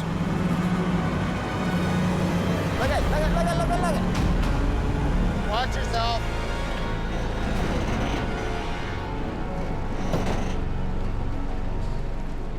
I knew it was gonna swing, but I was like, oh, okay, I didn't expect it to rock so violently. You know what you gotta do now is go flip in there, turn around, and go in here. You're gonna flip it? Yeah, we're gonna need a couple straps, buddy. They get it stabilized, but now they need to flip the cab in midair. Something we don't do every day is a mid-air inversion. We haven't even seen it in 2 years. With the cab suspended from the rotator's boom arm, Scott will pull from underneath to try to flip it. Open it wider. They're gonna pull this truck out, and as they pull it, I'm gonna let it down. Run that out, and he can pull that with one cable. It'll drag out like this, and then I'm gonna draw my boom back in and see it's already starting. It's spooky. I don't care how long you've been doing it for, it spooks you. If you didn't know what you were doing, a lot could go wrong.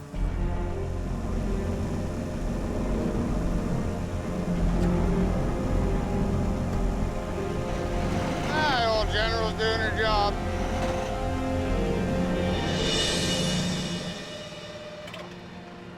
I'm just gonna spin my truck around. I'm gonna grab a hold of that truck after we evacuate the fuel tanks. All right, let's go. Before Jamie can even finish this assignment, he gets a call for another wreck. He leaves Scott behind to sort out how to deal with the trailer. On the other end of the Coke, a semi has tipped over in the median. Another tow company has called Jamie to help upright the trailer. It's loaded with cardboard. tractor trailer flips over, the load shifts onto the wall that's on the ground. If you winch that truck up, the wall would stay on the ground. Jamie's worried the fragile sidewall could blow out. Where's the other strap? He's the only one on the Coke with the right gear for the job. Airbags. They invented these in Great Britain and brought them over to here in the early 60s. Holy, first start. Each airbag is connected by a hose line to the compressor block. Valves control the airflow to each bag. The trick is making sure the bags lift the load evenly. If you push too much on the trailer in any one area, Get down there and get it in.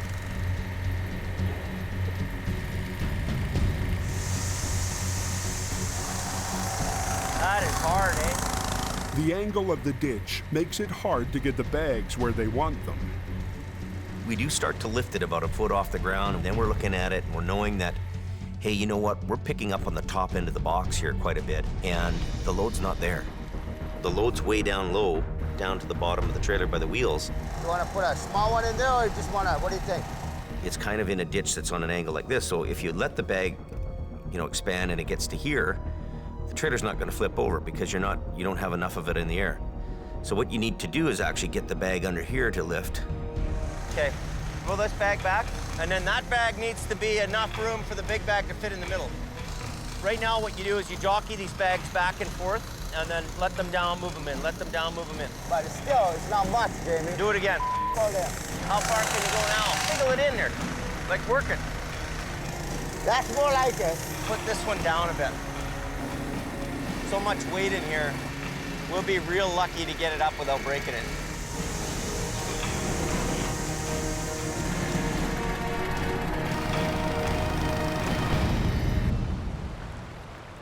Back at the mail wreck, Jim Lasser arrives to assess salvaging the cargo. You can't see much from the bottom. Let's go around the top and see what you see further. I'm not going down on them rocks. They've been soaking in diesel for hours. But they can't start the recovery until someone authorizes payment. Basically just have to hold on to the trailer so it doesn't go into the river, right? So. Hey, guys. Hey. The post office has sent a supervisor to oversee the recovery. It's like somebody had a little nap here.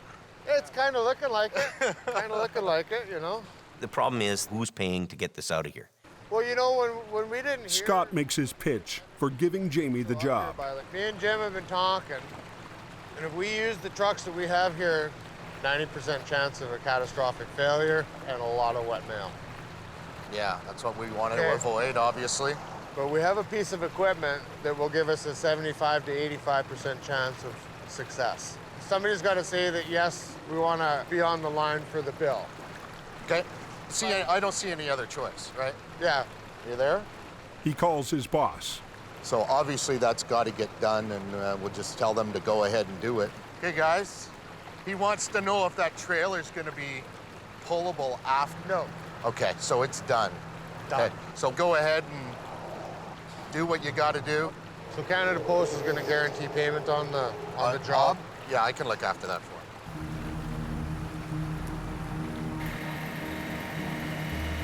Hello. Hey, James. Scott here. Canada Post is guaranteeing payment on this job. 4 months ago, we did a job for another postal contractor, and we're still not paid for the bill. Pre-authorize it for $20,000 before you do anything. Why do I want to expose myself to another job and not get paid? I have to pay my employees. I'm not playing this game. Canada Post come up with a credit card, so I'm not financing the wreck anymore by making them pay. With the postal wreck under control for now, Jamie gets back to the airbag job. Come on, I don't have much room. We take the time, we deflate each bag, put them down deep, way down where the load is. I'm gonna crack all the valves open, and then we just let the airbags do the work. This is really good. I'll go tighten up my lines.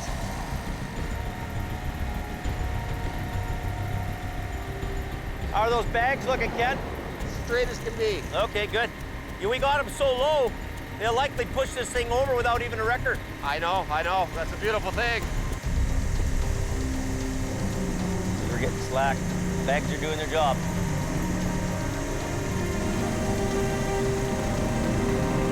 There you go. That was beautiful.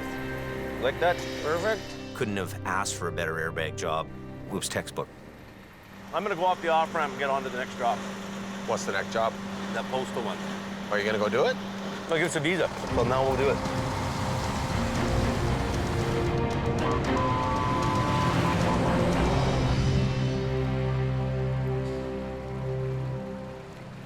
Have these guys got payment ready?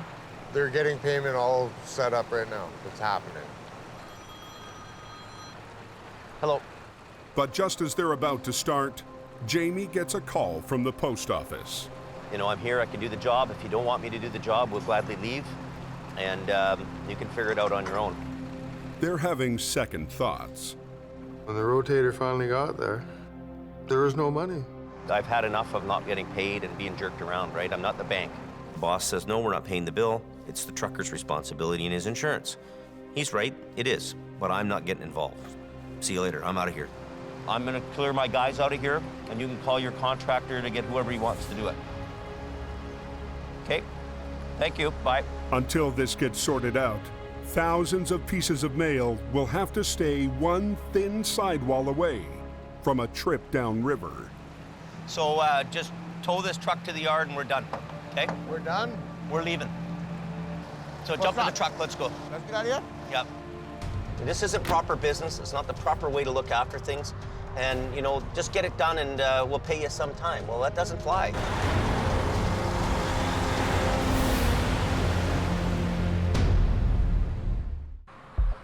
I went up the Coke to Kamloops and came back down this way, so the Coke wasn't that bad. Up on the Coke, Ken is still mulling over the move to Fort McMurray. Fort McMurray is a long way from Hope. I haven't even been in Hope 2 years yet, and for me to move to Hope was a life-changing event. It was a big deal. You might have to make a sacrifice to the great tow god here. Do something. Something's got to happen, so. And now Fort McMurray is 17 hours away, and it's a different province. So if things don't go well there, then I'm really screwed. Certainly one of these great events is gonna start frickin' paying off. After work, he meets up with Adam to get his take on the big move. When the highway's closed for 3 days at a time because of wrecks up there, and they can't get the highway open, there's definitely a demand for service up there. I feel nervous, you know, it's a big change for me. I'm leaving behind my wife and 2 kids. Worst comes worst, we can go drive taxi cab. Oh, yeah. Taxi cab drivers are making 70 grand a year up there. The more work I can do, the better off my family is. That's always my biggest thing, to make sure I can provide a good life for my family. Man, I can put a pink hat on and drive taxi all day. Well, you got a bunch of pink hats at home already. I think we've got the drinking skills to live in Alberta. Oh, I don't know about that, man. Back in the yard, the one guy who doesn't have to worry about the move to Fort Mac takes his new toy out for a spin. We're behind schedule in getting there. But it's finally happening, and we're gonna take her out, scratch a little paint on her maybe a little bit. I got my own truck, it's got my own tools in it, nobody else messes with it. I love it. We're gonna give everybody a little run for their money on the mountain there. And next season, you never know, I might even wind up being the king of the Cove. Who knows?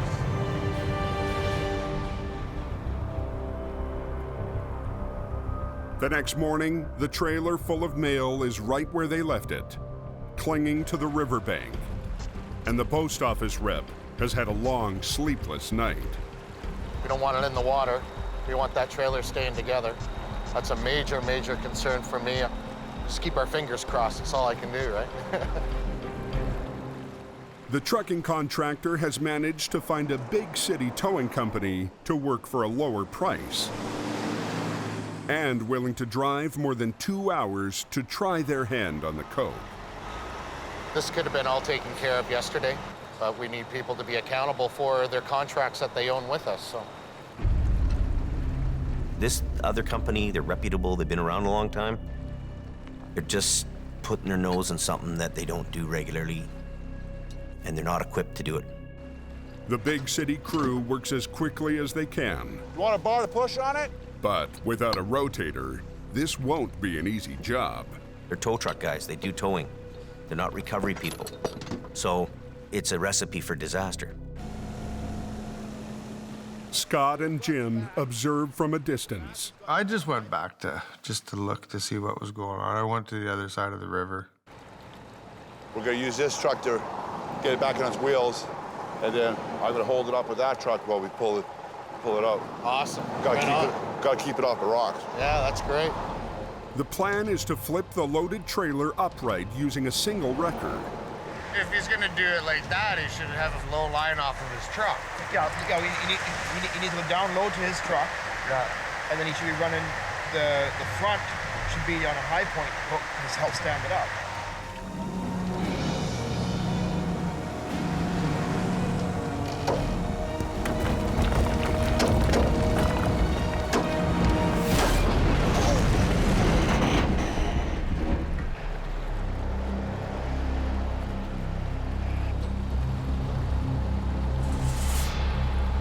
That was close.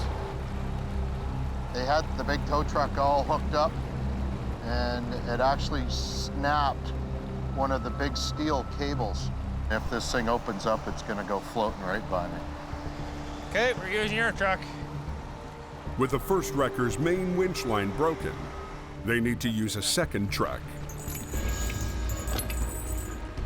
Ready?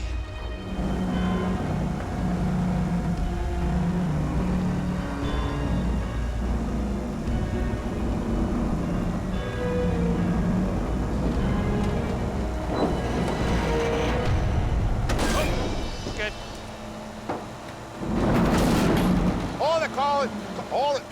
Something fell in the river. No, it didn't go in the river. It's on the bank. One letter, that was it. Hopefully they can just drag it right up now, and we'll have nothing else come out of there. Just worried about how big that hole is on the other side.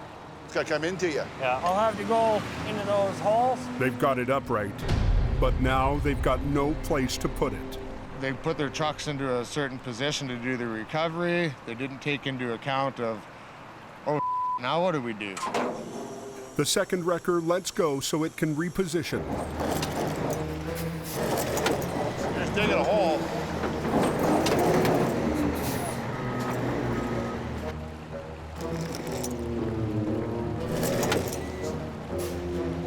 They try wood blocks, but instead of traction, they get closer to ignition. Start a fire. So they improvise.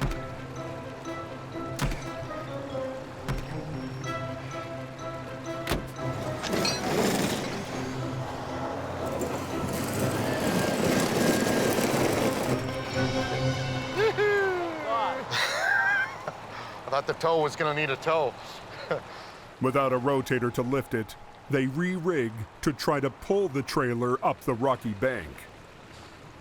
They don't have the gear, maybe not the experience even. Doesn't make them bad guys, it's just that they're dabbling in something they don't do every day.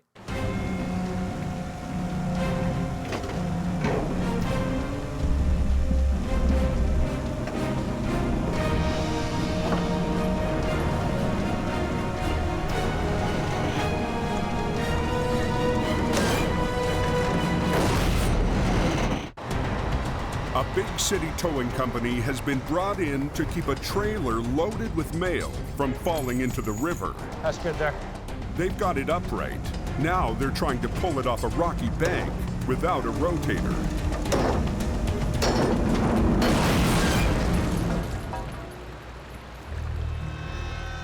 For the second time in just a few hours, they nearly lose the load. That's 2 cables. They're busting winch lines. They're not thinking through the next step. You didn't want us to let go of it. Bring in our truck. They couldn't even complete the job. They had to call in another company to help them finish it.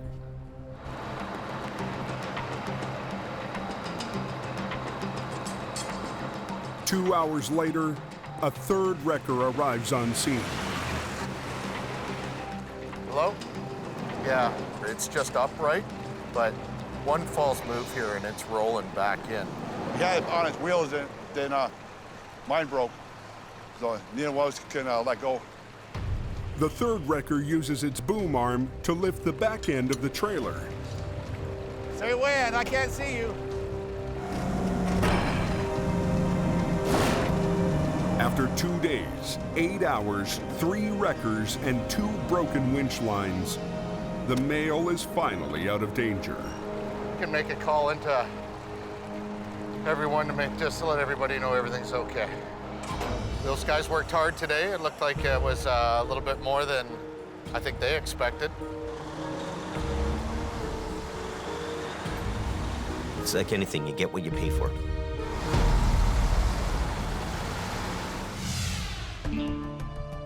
For Jamie, these last few jobs aren't enough to change the big picture. Nice and easy. As they go back off rotation, they've decided that rather than sit on the sidelines for 2 more weeks, they need to make their move. Keep going. The first wave prepares to leave for Fort McMurray early tomorrow morning. Right there. What we're gonna do is basically split the fleet up, move more of the high-end equipment up to Fort Mac, and we're gonna leave a team here to look after some, whatever's going on in Hope. We're not moving the whole fleet up to Fort McMurray. It is 13-4. Smells good. Kids want dinner? Kids, come on. Okay, James, time to go for dinner. Come on. Hey, do you want some salad, James? Jamie's family is still trying to process what the move will mean for them. I think it's going to be a great place to do business. It sounds like it's just go crazy. Are you just going to do like 10 days on, 10 days off? What are you going to do? No, he's gonna stay. Usually the standard is like 25 days on. Now it's getting bigger. You told me when you first were gonna leave, it was gonna be 10 days. Well, usually it's like, and then it got up to 2 weeks on, 15, 2 and weeks off. now we're at 20? Usually or it's 25? 2 weeks on, 2 weeks off. But You told me before you're just 10 days, Jim. And then I'm like, That's yeah, the go Fort ahead, Mac Jim. standard is 25 on, 10 off. If you're gone for 25 days, that's way too many days. 12 days max. But if you're making really good money, I'd like to stay a little longer. What are you gonna do? You gonna come? Me, Kevin, and Adam, the 3 Musketeers? Holy yeah, right. In town, Ken has finally reached a decision. It's a nice little place to be. I'm glad, I enjoyed the time that I spent here, but I gotta start pounding, put some cash aside. I'm leaving because there's not enough work here. It's just, that's plain and simple. There's just not enough going on.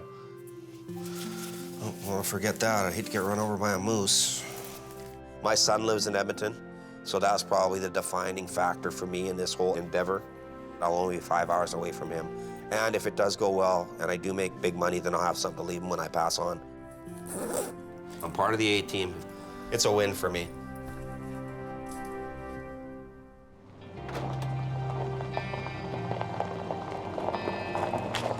Just before dawn, the troops assemble in the yard. On the far side. Well, forever. All right. Okay, see ya. Call you during the day. I'm gonna make so much money in Alberta, they're gonna change the name of the town to Fort McMonkhouse. Miss you. Love you. Well, I'll call you along the way if Jamie's driving. Don't kill me. Okay, love you. Give Kayla a kiss for me. Okay. Bye.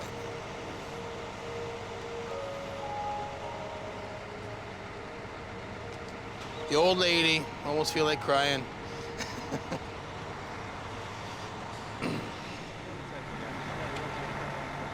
You have to have tenacity in the business, and you got to be able to be a survivor.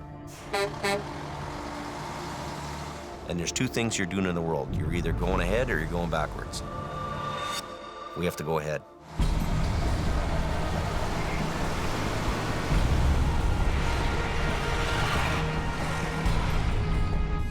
I got an accident here just on the other side of this corner, guys. Is Jamie up here? I've got to get on with my life. I've got to figure out a way to lead this ship. I've got to figure out a way to keep it afloat. And I got to stay in business. Closer's not an option for me either. Jamie's not even up there.